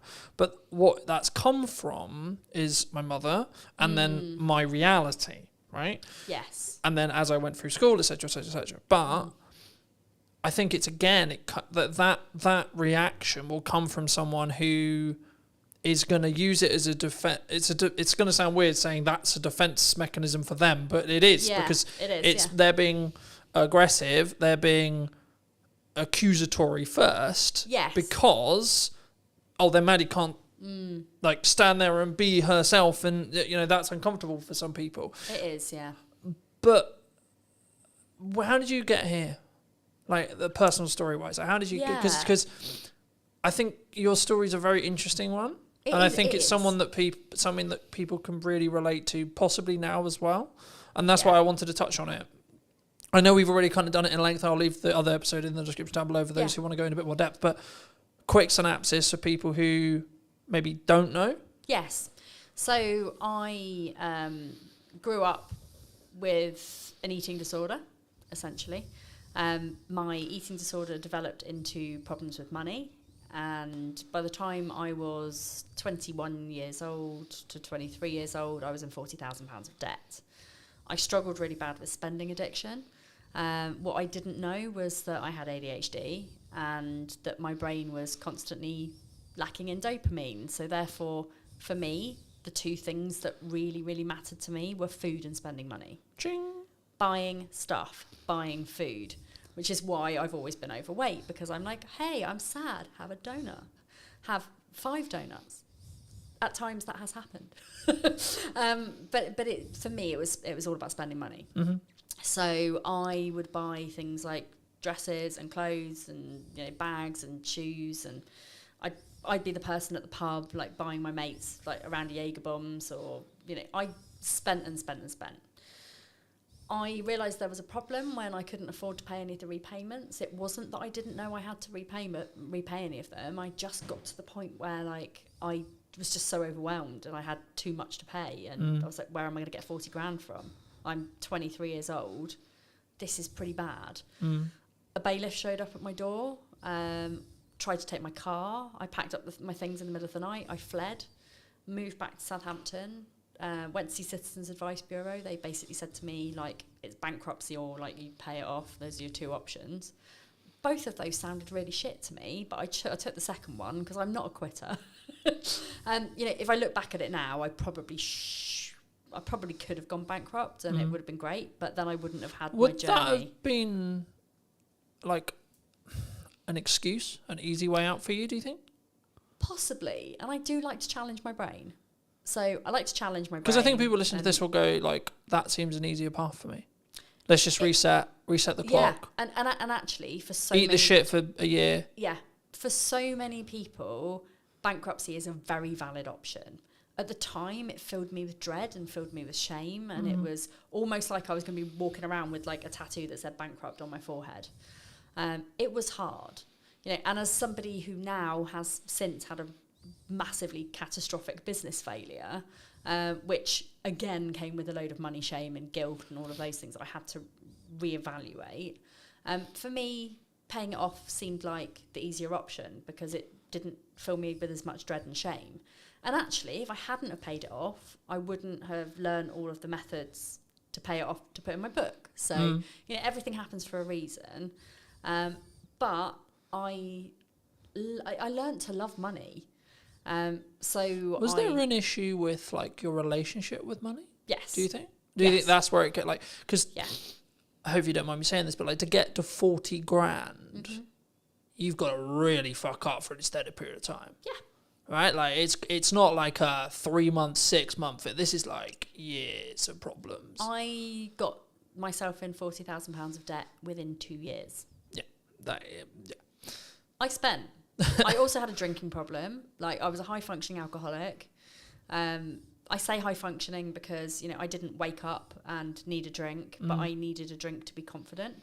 I was using alcohol to mask all of my neurodivergence because I didn't realise that I had ADHD and autism. And I was very awkward in social situations. People, like, now all of my friends are like, you're not awkward in social situations. I'm like, because you met me when I was pissed. Like, all of you have known me as Maddie the social butterfly who likes a drink and is super chatty. But if I didn't have that alcohol, I wouldn't be super chatty. Yeah. So now, when I'm in social situations, I don't know very many people. I'm actually really reserved and really quiet. Put a drink in me. I'm anyone's, but pretty much that was kind of how it was. And now I don't drink anymore. So, because I'm more comfortable with who I actually am. So, do you think it came... I hope this isn't too personal, but, like, it links. Do you think it came from a lack of self-love, self-worth, self-esteem? Absolutely. At the core? Yes. Because a couple of months ago, I think near a month ago, 2 months ago, Jamie Oliver put out a documentary on Channel 4 all about neurodiversity and dyslexia specifically. And I was gobsmacked by some of as a dyslexic, I was out here going, how am I not a fucking drug dealer? I know. Like, what the fuck's going on? Like, how? ADHD and dyslexia are so closely linked, and a lot of the presentations kind of overlap each other. Yeah. So, you know, dyslexics have a very, very, very tough time, especially in early years when it's not picked up on. Yeah. And people just assume that dyslexia is just, oh, they can't read and write. It's so much more than that, and it's quite frustrating. Like, I actually go into quite a lot of detail about, like, breaking down all of the individual neurodivergent presentations in the book, so you can kind of, like, learn more about those things. Yeah. But this is the thing, we end up with such low self-esteems, but also the lack of dopamine coupled with that often makes people turn to really unhealthy habits like drinking or smoking or drugs or stealing. You know, I would highly suspect that a lot of people in the prison system are neurodivergent. Yeah. And it's not because they're bad people, it's because of a combination of things like their upbringing, maybe again from neurodivergent parents who hadn't had any of the help. Yeah. It's those dopamine-seeking behaviours which are often really unhealthy. It could be, you know, stealing, drugs, firing a gun. You know, all of those things are like, woohoo, exciting. I just looked at it from my perspective and went, I don't know how by stroke of luck, but like my dopamine wires are just like make money, create content, do things that are a net positive. Yeah. But I've always been very like cautious with like my circle and like what I get into, because I didn't know the like inner workings of my brain necessarily, but from a very young age I knew I had an addictive personality. Yep, same. So I was like, shit. Same, and I ignored it for a very long time. I was like, hold on, if I get addicted to the wrong shit here, oh boy. Right, Yeah. I'm gonna nuke my life by accident. Absolutely, and I have been incredibly close to doing that. So, you know, having that self-realization, and like, you know, for me, there have been plenty of things that I have had really unhealthy relationships with, which I have managed to curb now. Like, my only vice now is that I vape. But I was saying to my podcast guest, like, I have no plans to stop vaping at all, because I know that if I didn't have that one tiny thing, when I spiral, and that does happen a lot as a neurodivergent, when I spiral, I would rather turn to a vape than to drink or food or drugs or smoking or like any of those things that in my mind are actually in the long run more harmful for me than a couple of puffs on a vape. Yeah. That's kind of how I see it. But you know, lots of people would be like, "Oh, vaping's really unhealthy." It's like, but I don't do anything. But else. it's the like, lesser of. It's the lesser. It's of the lesser of the evils. other evils, Yeah. right? And food is really bad. Like, you know, Naomi. If it's heavily processed food. Yes, yeah. yes. So Naomi, my weight loss coach, you know, I've been working with her now for about 3 months, and I've lost quite a bit of weight. But it's also about the mindset around food. Yeah. Which is hard for people who have got ADHD. And I found that since working with her, like, I've cut out processed food, I've cut out chocolate, fizzy drinks, like all of those things that have the chemicals that potentially could give me cancer, I no longer eat. I mean, I'm not saying I'm not going to get cancer because I do vape, but for me, it's like I could constantly and consistently eat really bad food, which I was doing, or in moments of stress, I can have a little puff on my vape. That's it. So... I think it's about focusing on those lesser of all evils. Like in an ideal world, like your stress response would be fitness. Well, right? in an ideal world, but you know, as a disabled person who has hips that would probably die if I went to the gym, I mean, this is the reason why I'm on my weight loss journey. It's not because I'm fat. I couldn't give a fuck like about my weight or about what people think of me. I want to be fitter. I want to be able to go to the gym without after 10 minutes wanting to pass out, you know? I think that's an interesting thing. And, you know, we won't go too much into fitness here because it's not a fitness show. But, like, for me, people are like, why do you stay consistent, like, with fitness? And for me, I'm very aware that, like, my job's very physical. Yes. And I'm just simply at the thought of, I want to do this for 50 years. I want to be able to look after my kids when I'm older, you know? I mean, they're not going to be kids when I'm older. But at the same time, like, you know, I went to a soft play with them at the weekend. And, like... One of my children is very like, she likes the fact that mummy's an influencer, so she tells everybody. So this lady comes over and she's like clearing the plates, and she's like, my mummy's an influencer, and this lady's like, oh, tell me more. So I'm like, oh, it's really embarrassing, but yeah, I do this. And she was like, oh, our area manager really want to speak to you. So the area manager comes over and she's like, oh my god, you're an influencer, like really love you to do some TikTok content for us and blah blah blah. She went and got me some socks. She was like, you have to go in and play. I was like, I can't, it's really embarrassing to say I'm disabled and I actually don't really want to go in and play. So I went in and played for like 10 minutes before I almost died, and then went on a very scary slide. I mean, that also rhymes. But I was heavily aware of the fact that I am not fit enough to go and do these kind of things with my kids, and it made me really sad. So that's my kind of motivation behind it. It's a good motivation to have. Yeah. Do you think in business people, and this is kind of more a mindset thing about like, they don't start the podcast, they don't start video, they don't start posting, they don't build the momentum, they don't start whatever it is, right? Do they do that from is it just the what if someone else thinks of me, or is it still a tech issue? I still think that there's a tech issue there. There's also an overwhelm issue. It's like we're told that we have to do all of the things. We don't have to do all of the things. And people, I think, like they see me as somebody who is very heavily into visibility, and they're like, Maddie's on every social media platform. She's got her own podcast. She's always on other people's podcasts. She writes books. She does speaking gigs. She's got a radio show. She's got all of these things. I'm manifesting the radio show, by the way.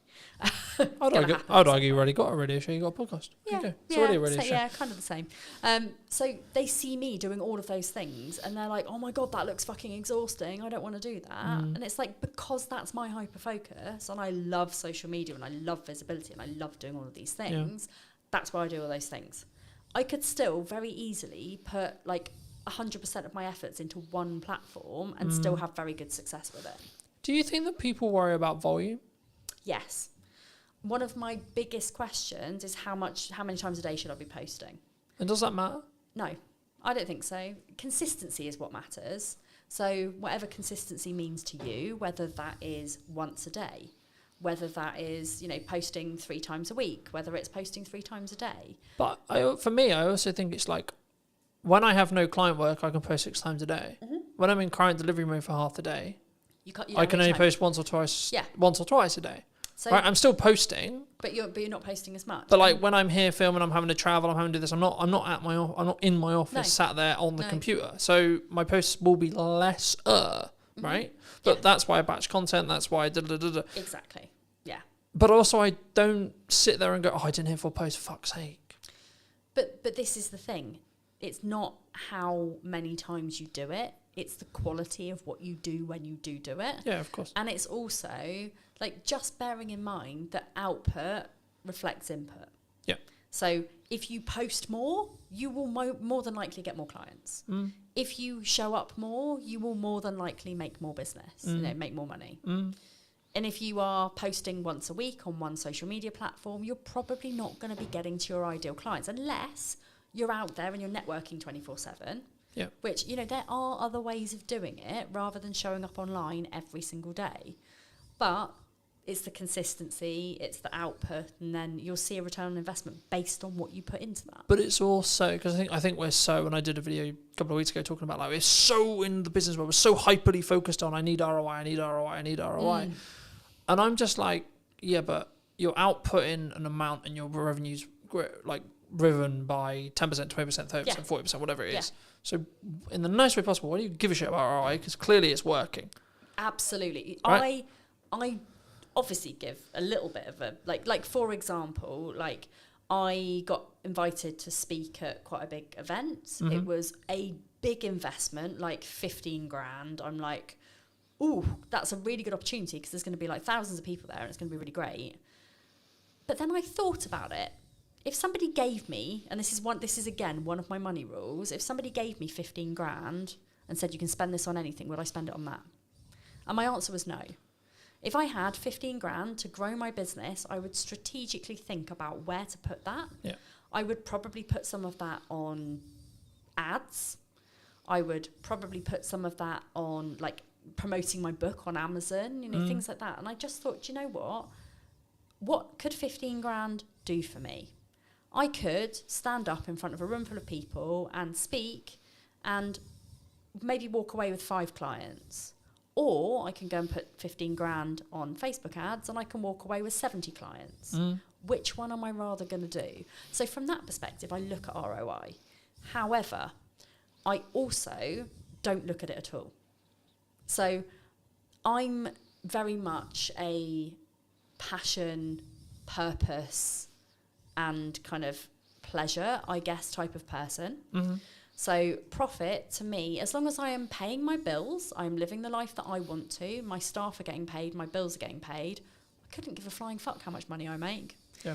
Like, and by me having that attitude, but also having very, very low costs, the only things that I really pay for are things like advertising, but I don't do traditional advertising. I mean, when I say advertising, I mean things like I'll go to an expo and I'll have like a stand at an expo, or I will have like something where like, maybe I'll pay for like to hire this podcast studio, for example. So my costs are still fairly low. And in my first year of business, I made 100 grand. But I wasn't focused on making profit. I was focused on making people happy and getting good reviews.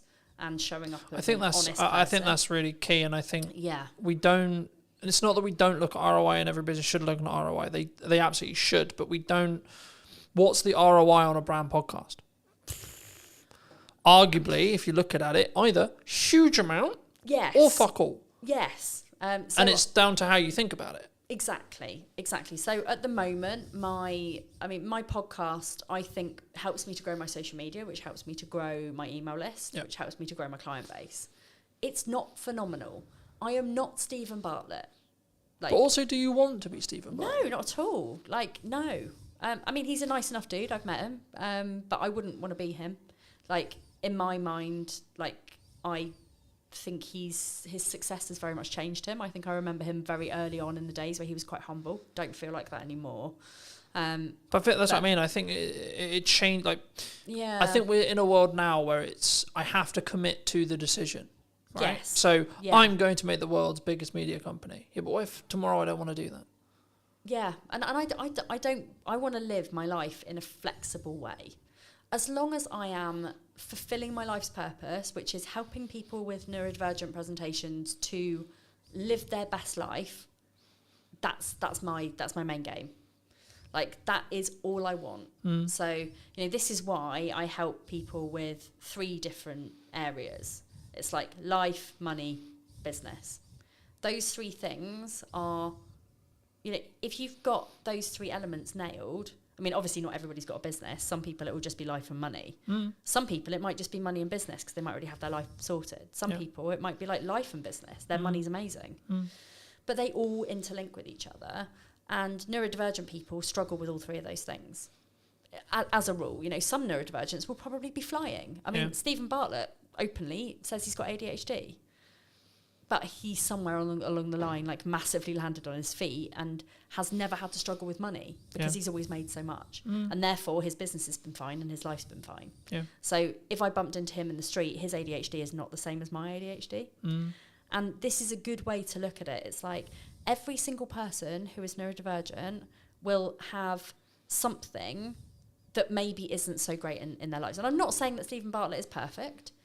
He might, not be in love with somebody, or he might have, problems with relationships, or he might, because he's so busy with his life, maybe he doesn't have friends. I don't know, and I'm not going to judge him for that. That is, I mean, we're at times I think that's Robert saying, but that is like something that I think people don't talk about enough in business, and like how you maintain a relationship, and it's something that I'm working through the process of now, being nearly 2 years deep into a really healthy relationship that's so really important to both me and my partner. Yes.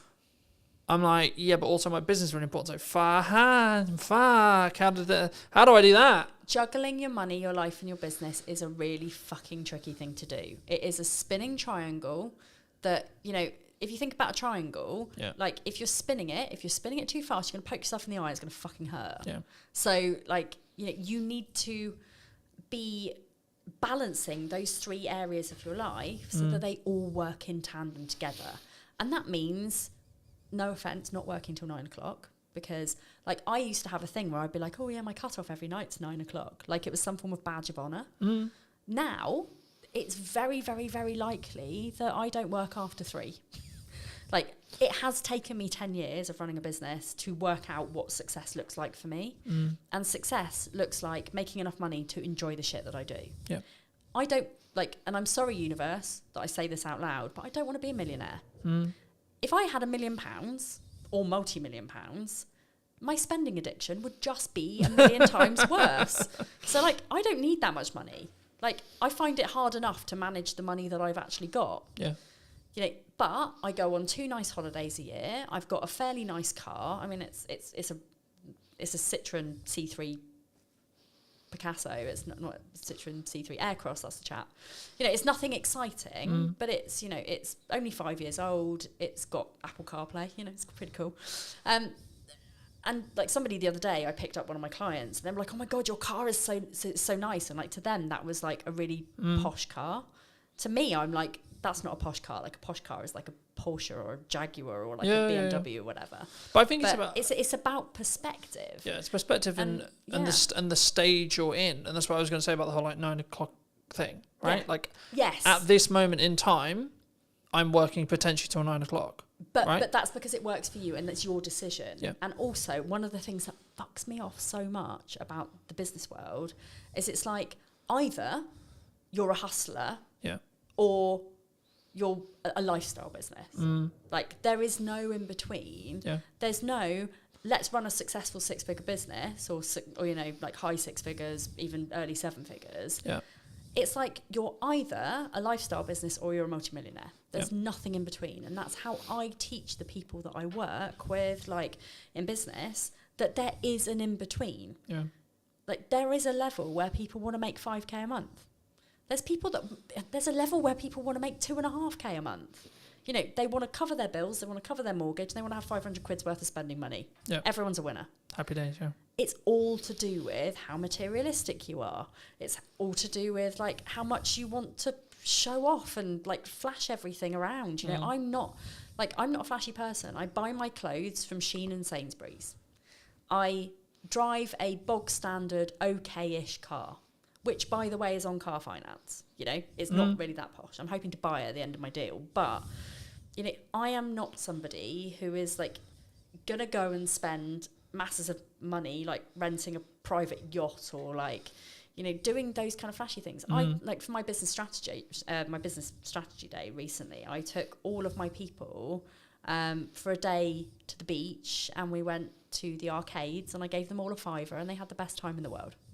You know, that's the sort of thing that I bring to my business community. Yeah. It's not about being flashy. It's not about like all of the things that. But I think that makes you more relatable, right? Well, it's not more about like, oh, this guy's untouchable, this girl's untouchable because she has the yacht, she has the car, she has the house, etc., etc. But no. And again, I think it's one of those things where you've got to choose: do you want to live to work or work to live?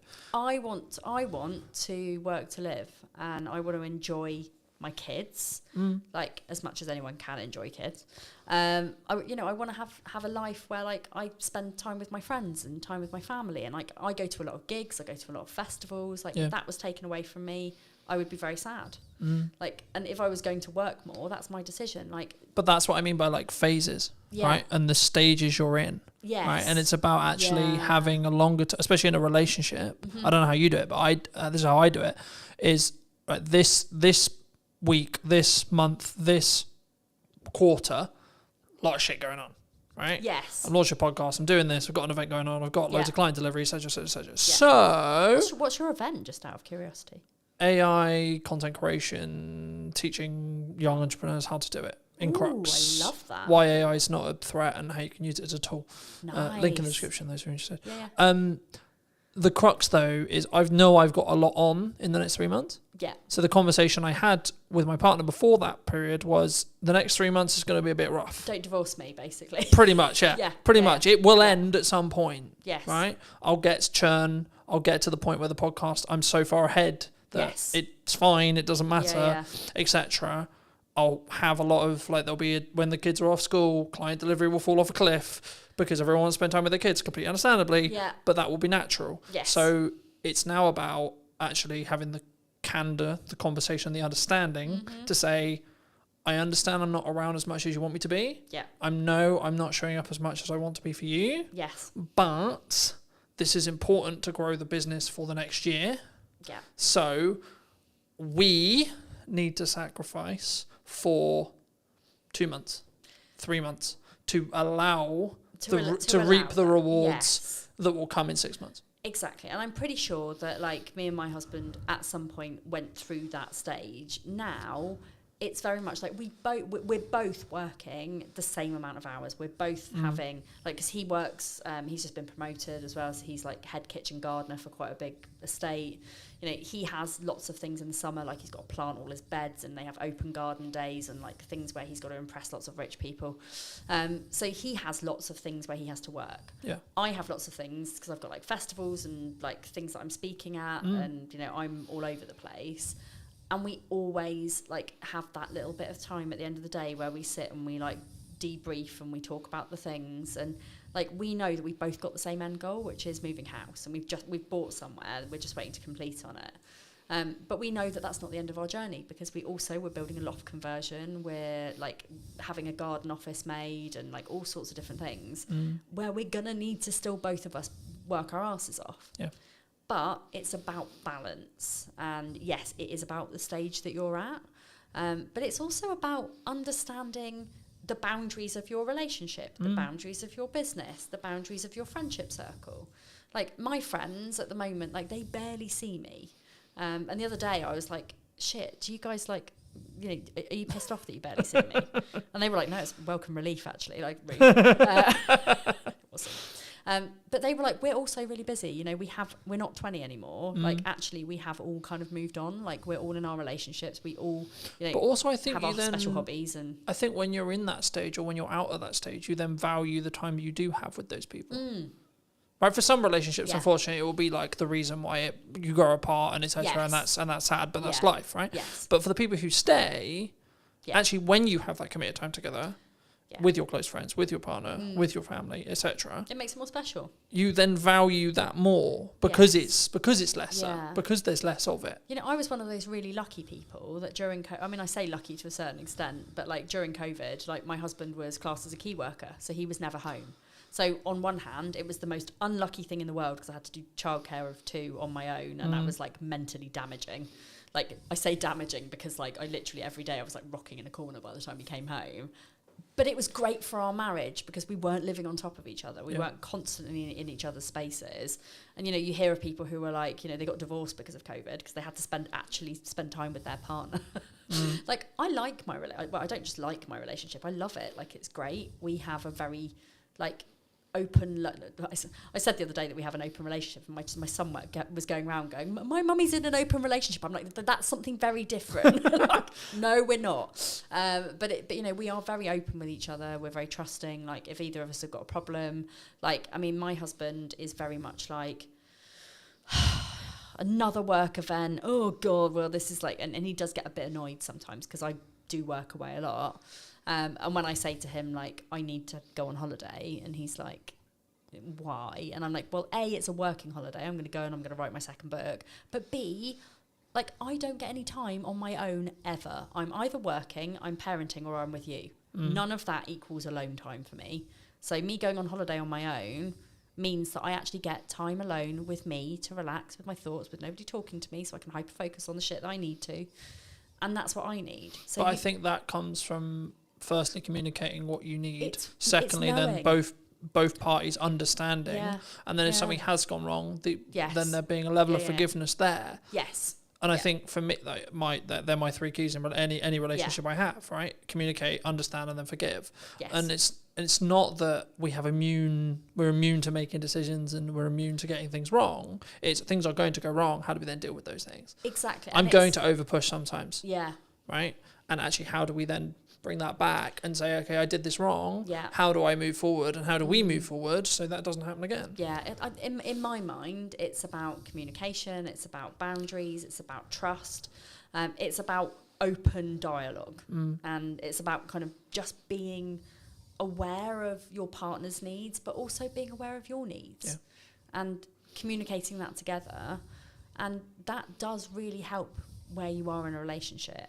And I think often, especially when you're new in business and you're just working and working and working, because you kind of have to hustle at the beginning to kind of get something off the ground.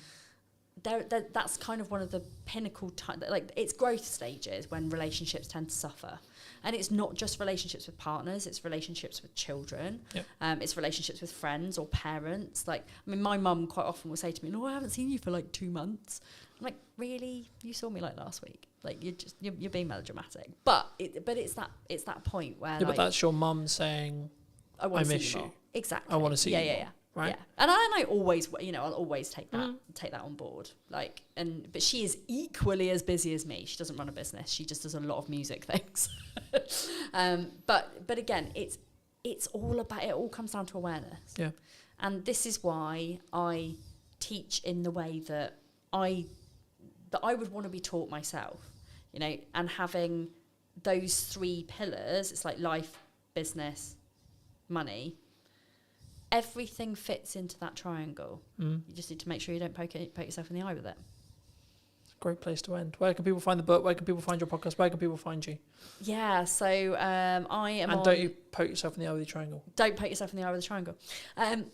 I am on all social media platforms, not saying that you have to be at all. Maddie Talks Money on Instagram, Mad About Money Official on TikTok, LinkedIn and Facebook and everywhere else, Maddie Alexander Grout. The book is here. I mean, you can't get it from here, you can get it from Amazon. You can get it from all good bookshops as well. You can even order it in. If you don't have it, you can order it to your own library.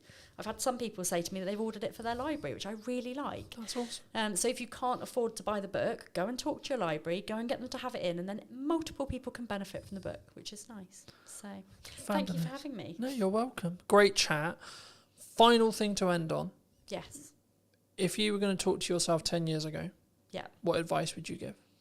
I would tell myself that I am neurodivergent and to go and sort that shit out. It changed my life, genuinely changed my life, understanding my brain. When you understand your brain and you understand your body, anything's possible. Magic. Thank you ever so much for coming back and joining me. If you did enjoy this longer conversation, then make sure to be subscribed. Leave your thoughts in the description down below, comments down below, etc., etc. And I'll see you very soon. Take care. Hello, my friends. Welcome to a brand new podcast. We're here with James in his wonderful space. Hey, thank you. How's it going, much. James? It's going very well. Very busy, though. The space is launching very soon. We just started kind of putting the idea together for Hampshire Podcast Studios, and it launches July 1st. So I'm sure by the time this is out, it might already be launched, but putting together an all-purpose space for content creation, video podcasting, audio podcasting, anything you need, one-stop shop, walk away with your footage. So it's going to be fun.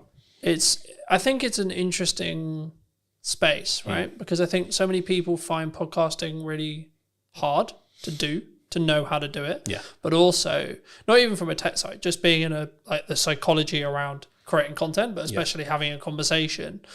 I think maybe it's slightly more natural with the conversation element, but I wasn't actually going to start here, but I think it's a nice place to start. Why not? How would you say right now to people who are maybe watching this, who are looking at this and going, I kind of know I need to be doing content, yes, but it's terrifying. So I for a long time, so I've run a social media agency first. That's our main background for around almost 5 years now. And I think one of the biggest learnings I've taken from that is ultimately there's a lot of personal psychology tied up in even business social media if you have to be in it. And I really didn't realize that in the first few years of doing it, because for me, a lot of it, this is so common sense. As like a marketing practitioner, is like, we need to get you in a content surplus. We need to get you everywhere. We need to transform your brand into a media asset, essentially, like a whole brand in itself, churning out stuff all the time. I want to do YouTube channels, Twitch, TikTok. I want to go to town. And I took that attitude to everyone. And I obviously had to kind of bring everyone through baby steps. I had a lot of pushback all the time. So what's going on? And I realized that, it is how you feel about each app individually. For a start, so you've got different challenges in each thing, and also how you feel as an individual, because you've got to put yourself out there, whether you're the founder or you're a marketing manager. And I think in learning that is what attracted me more to the whole podcasting angle first, and video podcasting. When you try and drop someone straight in it to create 2-camera, YouTube videos and TikToks, you forget everything you've ever said in your whole life. Even if you're my mouth doesn't work, James. Yeah, literally you could be the most knowledgeable person in the world. You're like, what the fuck is going on?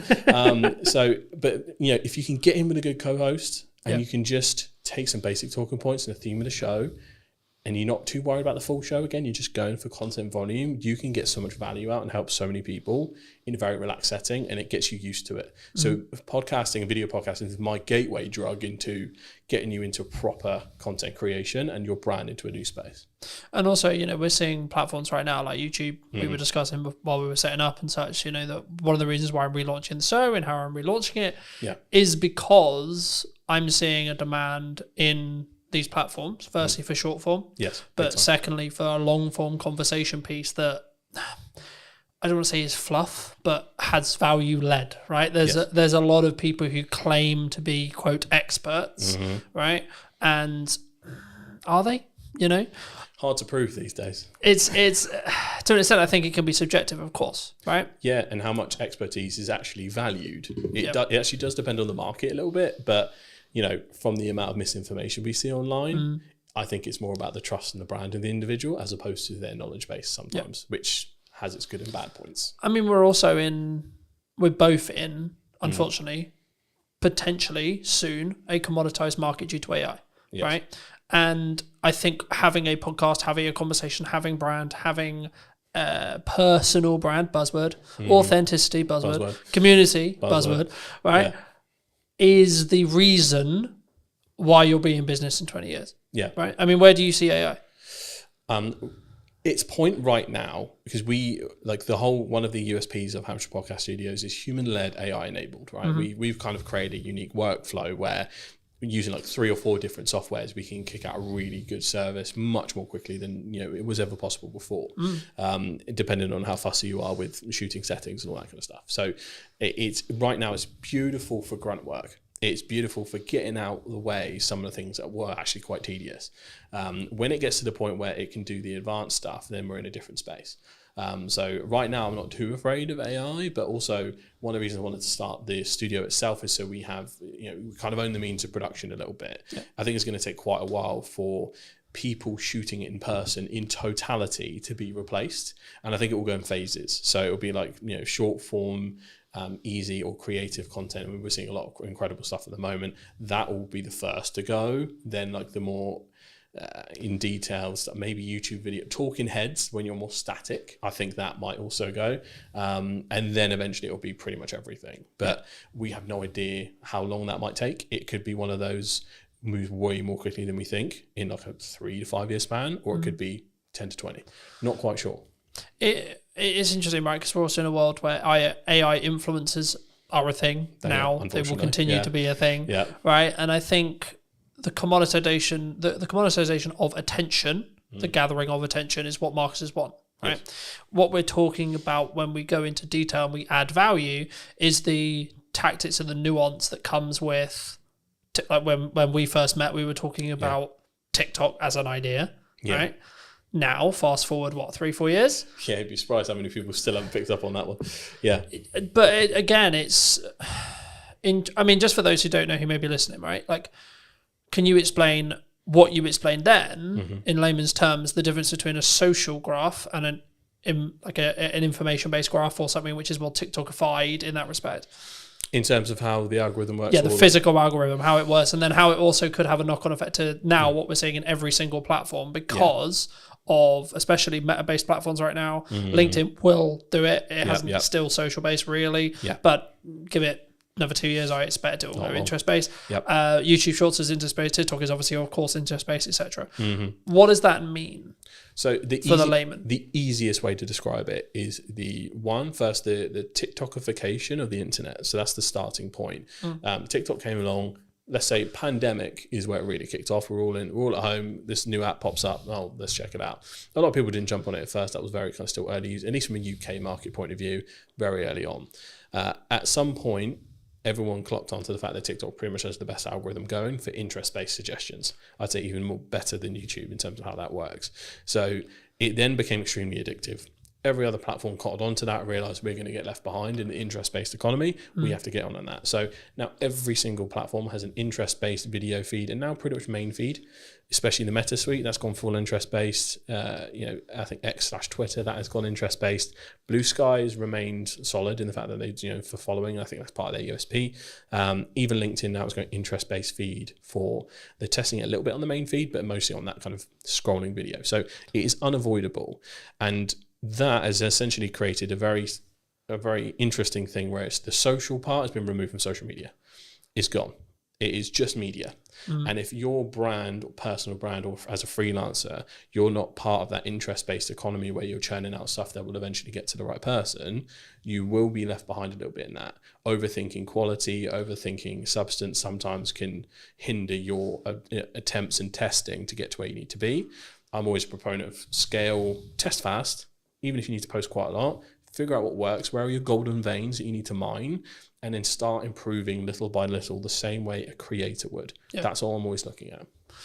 I think it's interesting, right? Because when we first got here, we were talking about the difference in scale versus perceived quality or quality, right? And I think that so many people worry about what is the judgment of X, partner, friends, colleagues, so on, dog is equivalent, right?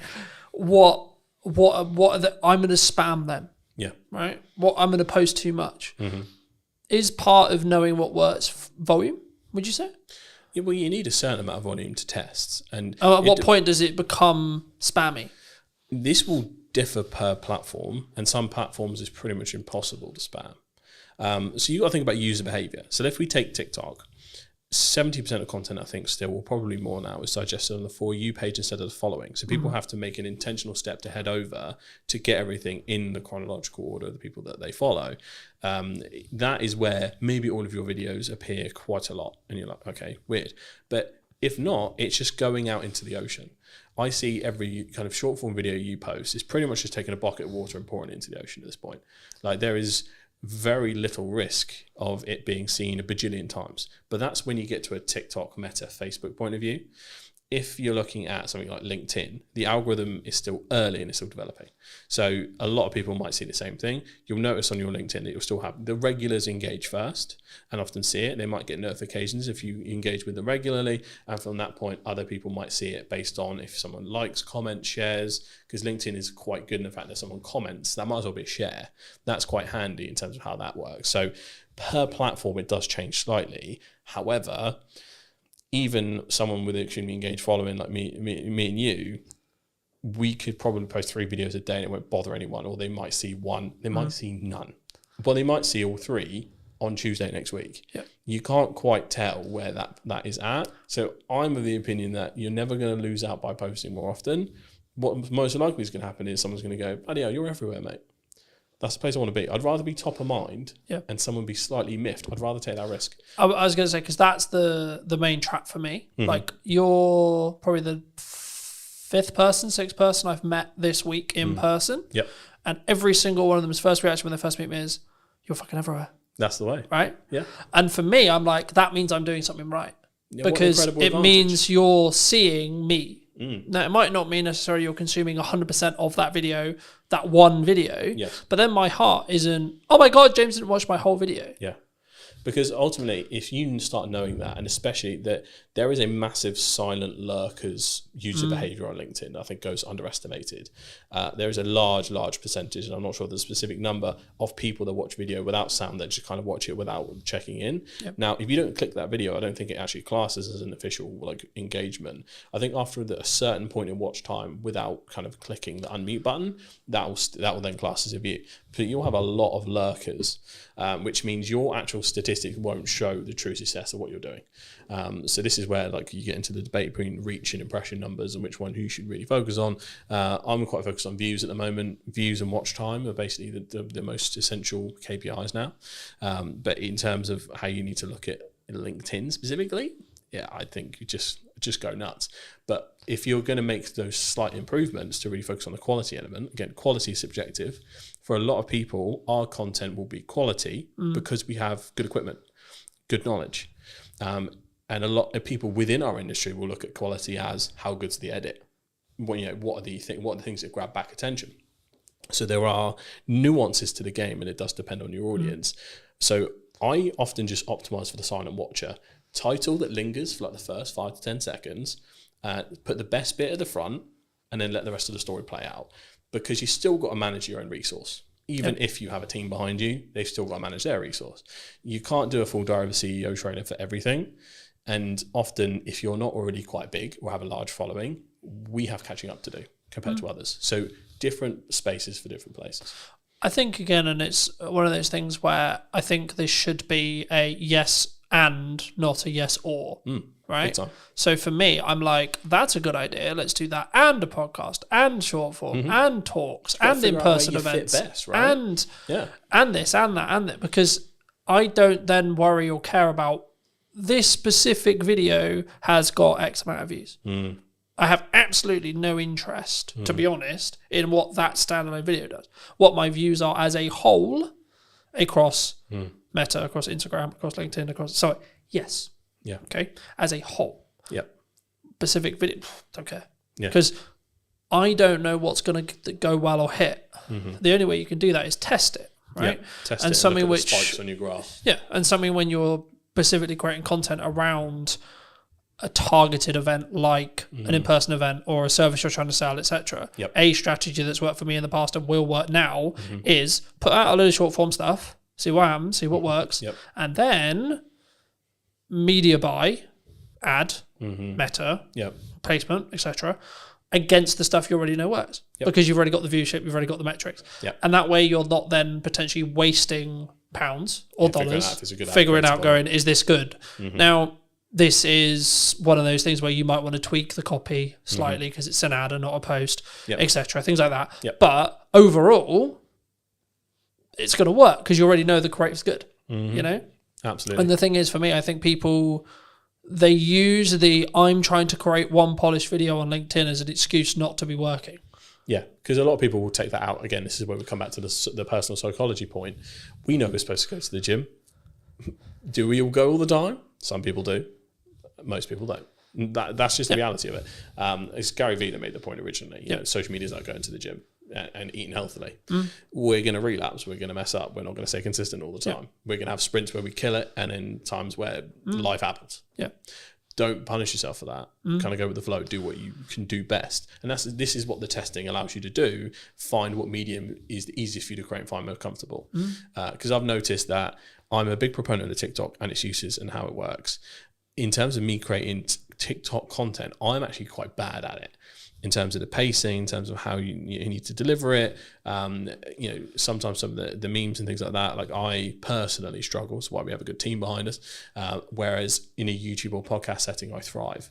And I think that is sometimes a matter of age. Sometimes I'm 28, so I'm either the oldest Gen Z or the youngest millennial. So I'm right in that center point, depending on what blog you read. So, but I grew up with YouTubers, so that is how I often visualize and say my thoughts and verbalize them.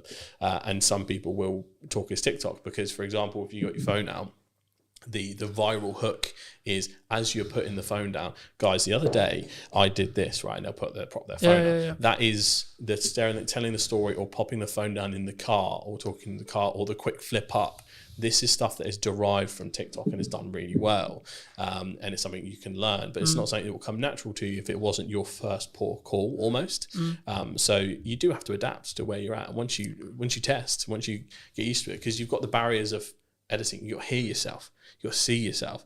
We are so used to it at this point, it doesn't matter. But there was a point in time where we were like, oh my God. Wait, I sound like that? Yeah, literally. What the fuck? Literally. And now, for some reason, it sounds exactly the same to me. But before it sounded so different. But there is that hurdle. So I'm very acutely aware, even in a B2B corporate setting at some of the largest companies, if I've got the challenge of bringing a video podcast in or video content, that person has to start from ground zero. Yeah. It does not matter how big that brand is. If we have to use someone, but I deal with $100 million deals, James. Yeah, and then and I go, all right, tell me now, and I put my math doesn't work. Who am I? What day is it? Who are you? So it's hard, but you have to practice. Yeah, this is what a lot of brands do have some hubris around it. Like I'm a big brand, we can do whatever. Yeah, it depends on your presenter. Unless you're going to bring in a professional presenter and pay. But again, should you, from a brand point of view? Because the whole point is I'm talking on camera, right? You need so the same person who sells is the same person who's talking on camera. Homegrown will always win, in my opinion. Homegrown, authentic buzzword. Homegrown, authentic. We like our buzzwords. We do. Homegrown, authentic, and just I think not tied to perfection is probably the best piece of advice I can give when it comes to corporate content. Yeah, like something completely unedited, probably similar to how this podcast is going to be, flows nicely. You can tell it's genuine. Their corporate trust is at an all-time low as is. If you are going out with something ultra polished that's over the top, you brought a TV presenter in, good luck relating to anyone, right? It is that kind of equation. So yeah, factor that in. If you're the biggest brand or just starting, both people are kind of in the same place. Yeah. And if you are starting, I think you'll pick up things, right? Like I've noticed, you may have noticed it in the show. I didn't piss around at the start. No. It was you bang, this is who I am talking to, this is what's going on, bang, we're talking to James, cool, straight in, right? That's only because I'm used to doing long form content on YouTube. I've been doing it like 2 years, consistently for 2 years now. Yeah, because a lot of people don't realise the first 10 seconds is the new thumbnail. That auto plays as soon as you hover over the video. Yeah. So if you don't get straight into it, well, you've lost someone, and I know how the YouTube algorithm will work in the respect to, right, if someone sits and watches this for 10 minutes and is interested in this conversation, they're gonna then be then the video, the big podcast will be served to a larger set of people, and then so on. That's how stuff goes viral, right? Same with short form, but on a more narrow basis. The key, I mean, like, okay, we're probably at the point where people, if they're going to click off, they're going to click off. Hey, happy days. Yeah. So let's give people a bit of a history lesson on you, right? I mean, when we first met, you were not running this. You were running what, from my understanding, was a basically fully serviced social media company that helped B2B brands think like creators. Yes. In Crocs, right? Yes. Okay, what happened? How did you get here? How did you start there, and then how did you get here? So it was really interesting. So the official journey was scroll all the way back, lockdown, I think 2021 or 2022, is somewhere in that range. We all start working from home. You know, weird day for us. We think we're going to be back next week. Oh boy, did we mess that one up. So we were there, and I realised that, you know, I felt like I was outgrowing the place I was at, to put it that way, and I was like, I could probably do this. So got an ad up on Fiverr, and for a month it kind of did nothing. Had no idea what I was doing. I came from an advertising marketing background, 4+ years in that, working in-house and agency side, so I had all of the knowledge to bring. It was just a case of how do I business? I had no idea. So that ad basically did nothing for like a month, and then suddenly it put me in this like featured creators section. So I had a lucky break there. Most people don't admit their luck, folks. That's how it happened. And then from there, I got my first client, and then got my second client through Fiverr. I got my third. That pretty much got me to a point where it was around what I was earning, and I just went, see ya, and then I took a risk from there. And then from there, it started to just me. One person, two person, three person, ended up kind of, as we're going along the scene, working with the likes of the University of Southampton, Barclays Eagle Labs, American Express, Global Business Travel, people like that, over that 4-year period, almost 5 years. And it grew very fast, very quick. Didn't know how to business. So from that point, it was a tricky thing to navigate. And eventually I was just like, this is also isn't making me happy. We grew way too fast. Way too much pressure, navigating contracts, chasing people who hadn't paid. It was that essentially, and overspending too. We had office space at the time because I was in my head, and I think a lot of people's minds, we still had the path to return to normal. So I was spending a lot on hybrid office space to go, come in if you want, you don't have to, but we have a space where you can still be creative, we can collaborate. And then trying to figure out what that was, but that was lots of extra spending on, you know, mostly, you know, UK team. We had an overseas team as well, and helped facilitate both. So we had kind of a hybrid model, but in the end, there was a few kind of financial things we ran into in terms of contracts, things like that with large clients, and it pretty much it sunk the boat. But I then kind of took some time away because it also happened at the same time as some personal losses. So I was very anti-work for like at least a year or two, I'd say. I was in the mindset of like, why do we do this? You know, reading Buddhist scripture, you know how it gets. I'm going to go mountain, man. Yeah, literally, I was just like, bro, I should be I'm going to vibe out. Yeah, it's all good. Out in the field. I was, you know, when you get into watching like Outdoor Boys on YouTube, and you're just like, oh. Show me the jungle, man. Show me the jungle. Yeah, I was just like, dump me somewhere in the middle of nowhere. I know how to survive now. I watch your YouTube video. I can make fire because I watched it on YouTube. Man, make fire. So I was in that zone for ages. But then, you know, I rebranded, created a new agency with a different spin on it called Straw Hat Social. And you need a straw hat, by the way. Yeah, absolutely. It's inspired by one of my favorite shows, One Piece. I absolutely love it. I kind of made Shogun up on the spot many years ago, so it didn't really have much personal meaning to me. But Straw Hat does. It's basically a show about pirates, and the kid who wants to be the king of the pirates. And it sounds simple, but it's one of the most complex and deeply layered shows in history. 7th best-selling piece of media ever in the entire world. So check out One Piece. So from there, it's a very different angle in terms of how I approach it. It's a bit more of an in-house agency model in terms of I do spend time at clients' offices at times. It's very involved in terms of more of a consultancy angle, because what I learned a lot of the time is most of the time there's other work to be done in the rest of the marketing cycle compared to when it was just social. So that is what Straw Hat is a little bit more. I'm still working on, I need to create a website still, the taglines, all the rest of it. But then the next part of that was the podcast studio. And that has now been born from that journey of going. Often a lot of clients had financial troubles, especially some of the smaller ones. A lot of them needed content, but for us to produce it and for me to have a retainer good enough to support my team ended up being too chunky.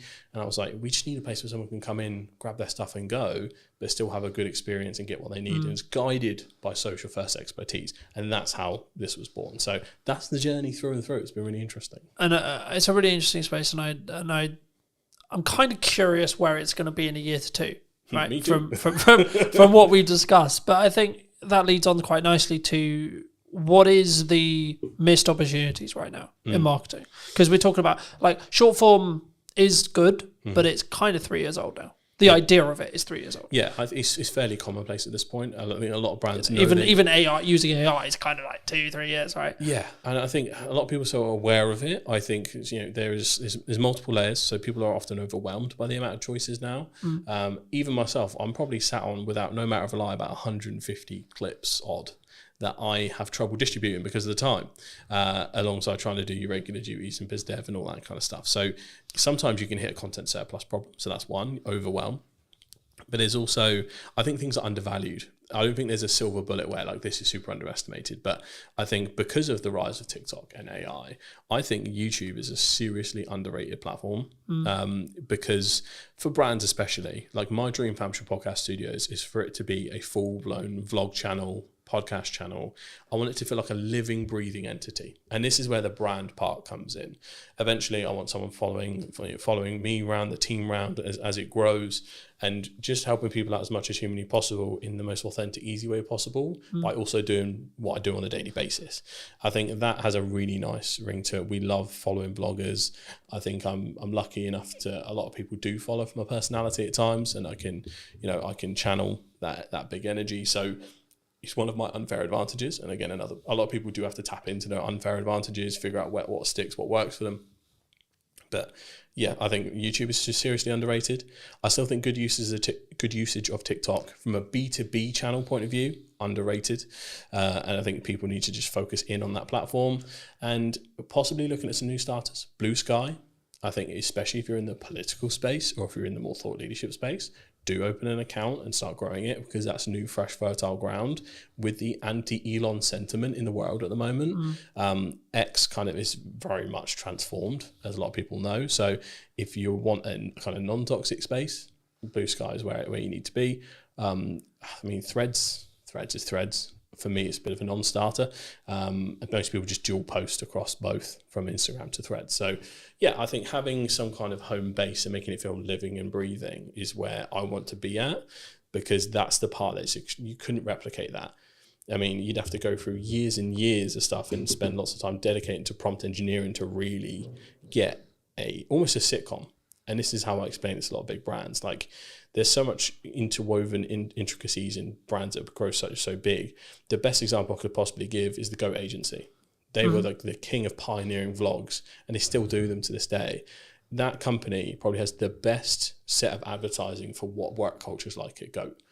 I want to create that at some point and then distribute them through the short form channels, LinkedIn, TikTok, YouTube Shorts, all of them, because that it's like a home base, a secondary to your website. Yep. And that's where I want to be at, and where I think it's kind of undervalued. But you're also building that parasocial relationship, right? Like 95% of the reason why I have good relationships is actually nothing to do with how much time I spend with you personally, right here, sat here today. Yep. It's actually how much do we spend interconnected with each other's content, right? And ensuring potentially there's value being added or not. And actually, in an interest-based world, it's even easier. Because if I don't like what you're saying, I won't get served it. Sorry, I'm just not going to. No. It's not going to happen. Yeah. Right? Yeah, it's the same. It's like, so there's a couple of rules I introduced with that.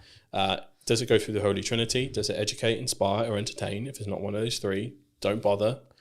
People's time, they'll be gone. And then the second one, act as the audience. Yeah. But you gotta be so brutal about your stuff. Like, would I have been hooked? Would I have scrolled? You got around 2-3 seconds max. We're looking at organic.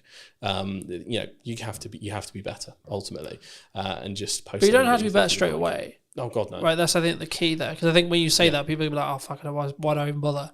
You can your quality can be shite and your content can be shite, but you can still get really good at hooks. Yeah. But don't underestimate what you can do on a phone. Yeah, we specifically basically only use vlogging cameras because one, it's like for client stuff, because we only make social content usually, it's that perfect middle ground between high-end premium or like cinema line cameras and slightly better than a phone, so you can tell it's like made for purpose for a certain piece of content and has a slightly uplifted thing. Because sometimes if you go too far, if the camera's quality is too nice, sometimes people think it's an ad. Yeah. And I think that is a very subconscious, like, you're trained to scroll really quickly. Yeah, the only time I would say that that's not true is if you're selling video production. Big time. Right, if you're selling, if your product is this is how good it sounds. Right, you can have off days, you Yes. can have bad environments, etc. Whatever. The value of the content is what actually matters at the end of the day. Yeah. But on an average, if you're selling something that looks and sounds good, every video should look and fucking sound good. Yeah, definitely an exception for your business. You know, I excluding that, Yeah. absolutely doesn't matter. Yeah, I think one of my favorite success stories from when we were doing work is we worked with a company called Skill Scaffolding, shout out to Skill Scaffolding, who wanted help starting their TikTok up. And what we did was kind of mic up the boys and did it in a vlog style. They just explained what they were doing, out and about on jobs. We did a tour around the site. Mate, I think we got millions of views from that. It was in the first 3 months. Like, there was a real appetite for industries that you wouldn't think so. Construction, massive. If there is a construction company out there listening right now, you need a TikTok account, and you need a YouTube account, and you need to go hard. I couldn't believe how much people were like, because it basically is all the boys that got in from work, like, oh, is he using a fucking 380D, or like, yeah, you can't be doing that, you got to wrap this up different way. So there was the positives and the negatives of like going, oh, I would have done it that way. But there was this, like, again, that parasocial relationship there, even from the actions they were taking, because they were like, I do that at work too. That representation of something they didn't see before, I think is massive. And I think a lot of companies, I think they're too boring to do stuff like that. Or probably I can't do the that. I'm an companies- accountant, James. I think the accountants could absolutely do it. Like, it would be so funny to have like a funny accountants podcast, or like just a vlog at the accountant's office. And the whole hook is, I'm going to prove to you that accountants aren't boring. And then you just show the work day. I remember that I did a strategic session with a networking group that unfortunately doesn't exist anymore. But the point was, an accountant asked me, how do I do hooks? And I said, think about worst case scenario, someone gets their books wrong. What's going to happen? Yeah. And the hook ended up being like, if your books are shit, your business is going under. Yeah. And this is then they went into the whatever, right? But it's like, you have to grab your attention straight away. It's like, fuck, shit. Yeah. Okay. And I think a lot of people, here's the personal psychology thing again, you resist that immediately because you don't want to come across as spammy or clickbait or think you're trying to over dramatize the situation. There is something in the this is why the Americans paved the way first in terms of content output, and then we adopt it later once we see it works, because one, we're just a skeptical nation, but two, we're all a bit too frightfully to make all that fuss. Oh, but we also want to speak like this and be stubborn off lip and not swear on camera, don't you know? Can't do that. No. Whereas the people that do... Meanwhile, in America, Gary's screaming on the stage, for example. Yeah, right? Exactly. And he's killed it that way for years. But I think there's an aversion to hooks sometimes because you're worried about perception, even on the brand level, which is really interesting. So there is a removal we need to do of that. Hooks/clickbait is okay as long as you actually deliver. If it's, I'm going to get you 1 million followers right now, and then it's just bullshit advice, that is bad clickbait. But if we... And also it doesn't work anymore. Yeah. So to give an example from this podcast, if we were doing, here's how my business completely went under, cut to black, and then I just told the story I did before. But that was the hook that made it dramatic enough to stick around. And that is what we need to focus on, essentially. But you still need to deliver in some way or form. I mean, the next thing I was going to ask you is about like fear related to AI, but I think it's actually about fear of being replaced in content or in jobs in general. I mean, do you see, in the people you speak to, your circles, etc., do you see people scared of AI? Are people like, okay, we're game over here, boys? Yeah, a little bit. I think especially when it comes to, because you can kind of see what's on the chopping block first a little bit in terms of, one, there's company memos going out all over the place. I think the Shopify CEO was like, before we put any new hires out, double check that an AI agent can't do this. So from a leadership level, there is definitely a ruthlessness that is kind of starting a little bit, where cost cutting is becoming the norm, especially in the economy we're in. It's a very risky place to be. So there's a political sentiment and like a fear-based sentiment from the top. So that's not good. The leadership shouldn't be thinking that way in general. It should be to enhance every employee, not to replace employee or new hires. So that's a start from large companies that contribute. The second point is looking at, you can tell some areas are getting good fast. For instance, creating fantasy content from scratch with video. Is Google's tool VO? Is it? VO3. VO3. Yeah. I've been entranced with watching like the Yeti and Bigfoot vlogs on TikTok, which sound insane, but like I've never seen. I watched one the other day where Bigfoot was working for the cartel, like dropping drugs in the rainforest, and it's just like we are here, and they are really funny. But you don't sit there and go, "Well, that happened. That's real," because it's Bigfoot dropping drugs in a and I think jungle, right? I think that's why it's fairly accepted, because like this is received really positively because it's a whole fantasy thing. It's clearly AI labeled and it's using AI in a way that's funny and not scary. But if you try to then, let's say if you took an audio podcast and went transcribe this but put us in a fake studio and everything else like that, I don't think that'd be received very well at all, because that is just the perceived thing of, all right, you've removed the cameraman, you've removed this, you remove that, you're cutting the humanity out of a humanizing process. So I think there's a way you use it can help. Well, we already watched this happen. I can't remember which YouTube it was, but there was a Minecraft YouTuber who was like, I'm going to AI myself and I'm going to make everything AI. And it completely, his entire audience turned on him. Yeah. The long and the short of that story was the entire audience turned on him. We're not in a place societally where it's like super accepted right now. Like there are certain ways that are accepted and some ways that aren't. And sometimes you can't actually tell where that is going to fall. And you know, if you're a brand that's just doing nothing but trying to AI everything, whether that's individuals, like I had a studio tour, for instance. I had to take pictures with the people that come down. I forgot to take a selfie with a guy, and I was like, "Could you send me a picture of you?" And I'm just gonna like do a cartoon version, and say, "I fucked up. AI came to help us though, and here's a picture of us together." And that'll be my saving grace. And that's fine because it's just a little helping hand, as opposed to, it's not like I could have sent that to a designer or a photoshopper and they would have made that happen because the pictures would have been clearly photoshopped and weird. So it's a different use case. So if you can see it's helping someone as opposed to replacing someone, I think that's where the sentiment changes. But graphic design is what scares me. For what comes first, I guess. That's getting scarily good fast, even better than the video side. In terms of prompt engineering, if you can get that right, it's like, ooh, that's a bit mad. But I mainly worry for entry-level positions because a lot of the things you have to learn, a lot of the grunt work you do would be the base level edits, will be your standard graphics. It'll be like, that's where you learn your trade. And that's what worries me because I know that big companies will try and cut that out fast. But is there the counter argument, I guess, to that is, you could be valuable to a company that isn't leveraging AI by teaching them how to use AI to do that thing. Absolutely. There is, chaos is a ladder. There is an abundance of opportunity that comes from this uncertainty, you know, this change and all that stuff. But this depends on whether you're looking at it from an individual solution or a societal solution. I'm always looking at it from, I could probably spin up a course tomorrow talking about how we can introduce it to your business and this is how you don't get left behind and all this. Morally for me, I'm like, I can't do that because I want to look at the societal solution of how do we get AI to help us and not replace people that sometimes you just want a job. Like, I don't want to have to live in a world where we all have to be bombastic entrepreneurs and hustlers because it is not feasible to live in a society where everyone does that. There was a fascinating podcast, Diver CEO, the debate between a guy called Gary Stevenson and Daniel Priestley. I respect both equally, but you could tell they were talking past each other. One guy's talking about a solution for the individual, the other one's talking about a solution for society. And I think we do need to find a middle ground because ultimately everyone's got to look after themselves. If we go too far in the realms of rugged individualism, we leave everyone who's vulnerable behind. And I think there is a place where we can move forward and do this right. But this is what's interesting. What will happen is America and probably China will pave the way in a massive way for AI development.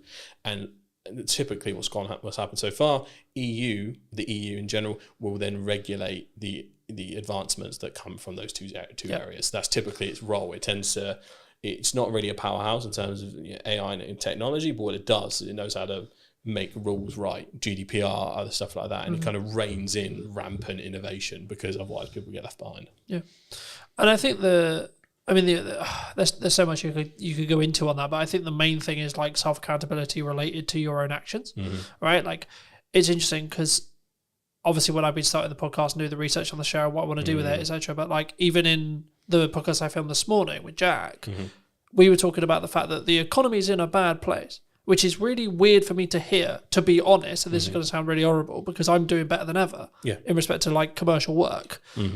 But is that because I'm self-action and I took an audit of what I was doing last year when things were harder? Like, it's not like, oh, I'm fucking immune to it. Last year was shit, right? And it was like, do I get to a position where I did my audit, I redid all my marketing, I redid all my structure, I fill in all the gap times, and then I'm very focused on client delivery? Is that why? Because I'm 100% account. Like, I don't. Yes, you need to know what's going on in the news, but I'm not sat here going, Rachel Weezer said this. Like, we're speaking about this. It'd be easy to use that as a on crutch. the day that her spring statement is happening. I've got no idea what it said. It's probably happened. I've no idea. Yeah. I've been too busy working. There's a spending review today. Yeah, that's what I mean. But I know it's today. Yeah. I've got no idea what was said. Yeah. What? Because I've been working all day. Yeah, same here. I only got to hear a little bit of the preamble before she actually kicked off, but there is a fine balance, and I think it might be industry dependent when we look at it. So industries like ours, you can look at it in two ways. Usually, first thing they cut is marketing. The smart companies don't. When everyone brings their marketing down, you ramp up. That depends on if that company has resource or not. And if you're talking to that company, that's the right mindset. So there's that. The second thing is, it is also everything's down to the individual. Obviously, the pandemic was an awful time economically. I came up during that. That was my ladder. I was born in the dark, raised by it. So I completely get where you're coming from in terms of, right, yeah, fuck it. If there's chaos going around everywhere, I'm just going to take advantage of everything. But I think you just need to focus. I don't think it's just as simple as business owners, like you just need to focus on what the fuck has worked and what the fuck you think is going to work, and then just get your head down, right? Stop getting heady or whatever you want to call it. Yeah. In XYZ person said this, or Donald's done this, or the PM's Honestly, done this, or the news cycle so on. Is so draining at this point. It is. For most people's own sanity, and I'm super clued into the politics and news and all that stuff, it's almost impossible to keep up with America at the moment. And obviously that affects the world, unfortunately. The UK is a little bit more stable, but just not moving very fast. So, but I think the easiest way to describe it is like, I think the motorcyclists have a term for it when they get focused on the big truck that's next to them. If they stare at the truck, they will subconsciously get closer and turn into it. They're like, no. Even though they could just not go that way, but it's like their hands make it. It's like when you're supposed to look where you're throwing the ball and things like that. So for business owners, freelancers, everyone that has like the agency over what they can do, I think that they need to focus and really kind of hone in, and like you say, just like blinders on. I don't care what's happening, the work is falling down around me. I'm going to make this money. That's the opportunity we have. But then the socialist in me kicks in, where I just want the people that just want a job to be able to have a job, be stable, be happy, without having to be like, mega AI improvements, I'm going to upload your business. Because some people, we need the world to go round with people that just do jobs. Yeah, but you can call it like the people who clean the cars or clean the office or clean the shop or whatever, there needs to be those people. Yeah. But I think people who are willing to be that extra level, right, they should, right? And I think it's important if you can right now, if you're in a functional position where you can push forward, you can. Financially, you can. Energy, you can. Fires me up, right? Something I've noticed as I've started doing podcasts and other things is I'm less focused on where the business is. Now you'd be like, but that doesn't make it like that, so on. But with financial planning, I know that I'm fine regardless. Yeah. And actually, I'm like, okay, cool, but actually I'm then winning more work because of that. Yeah. Which is a really weird Tell you what, concept, It's very similar. The biggest learning I had from when the business started to go down on my side was my lead tap almost entirely turned off when I stopped focusing on social. Social was my main pipeline. Inbound was our main pipeline. It's not like we had like mega website inquiries or anything like that. That was my lifeblood. But what happened was subconsciously I was like, we've grown to a point now. Bigger companies don't bother with all this social media. Like, maybe I can just calm down a little bit. Ironic enough, considering what I did. But I was like, I almost sat in this complacency of they'll come to us now. I don't have to try as hard. Would it be fair to say your ego got in the way? A little bit, yeah, I think so. But also there was we're big enough now. Look at us. Yeah, it was also a point where I think there was not a safety in numbers thing, but we had a fairly good sized team that I was like, we are one of those stable proper companies now. Like it felt like we had like when you feel like an institution can't go down or anything like that. So there was a little bit of that, but also because of all the growth and growing pains, there was so many fires to put out individually. Yeah. It just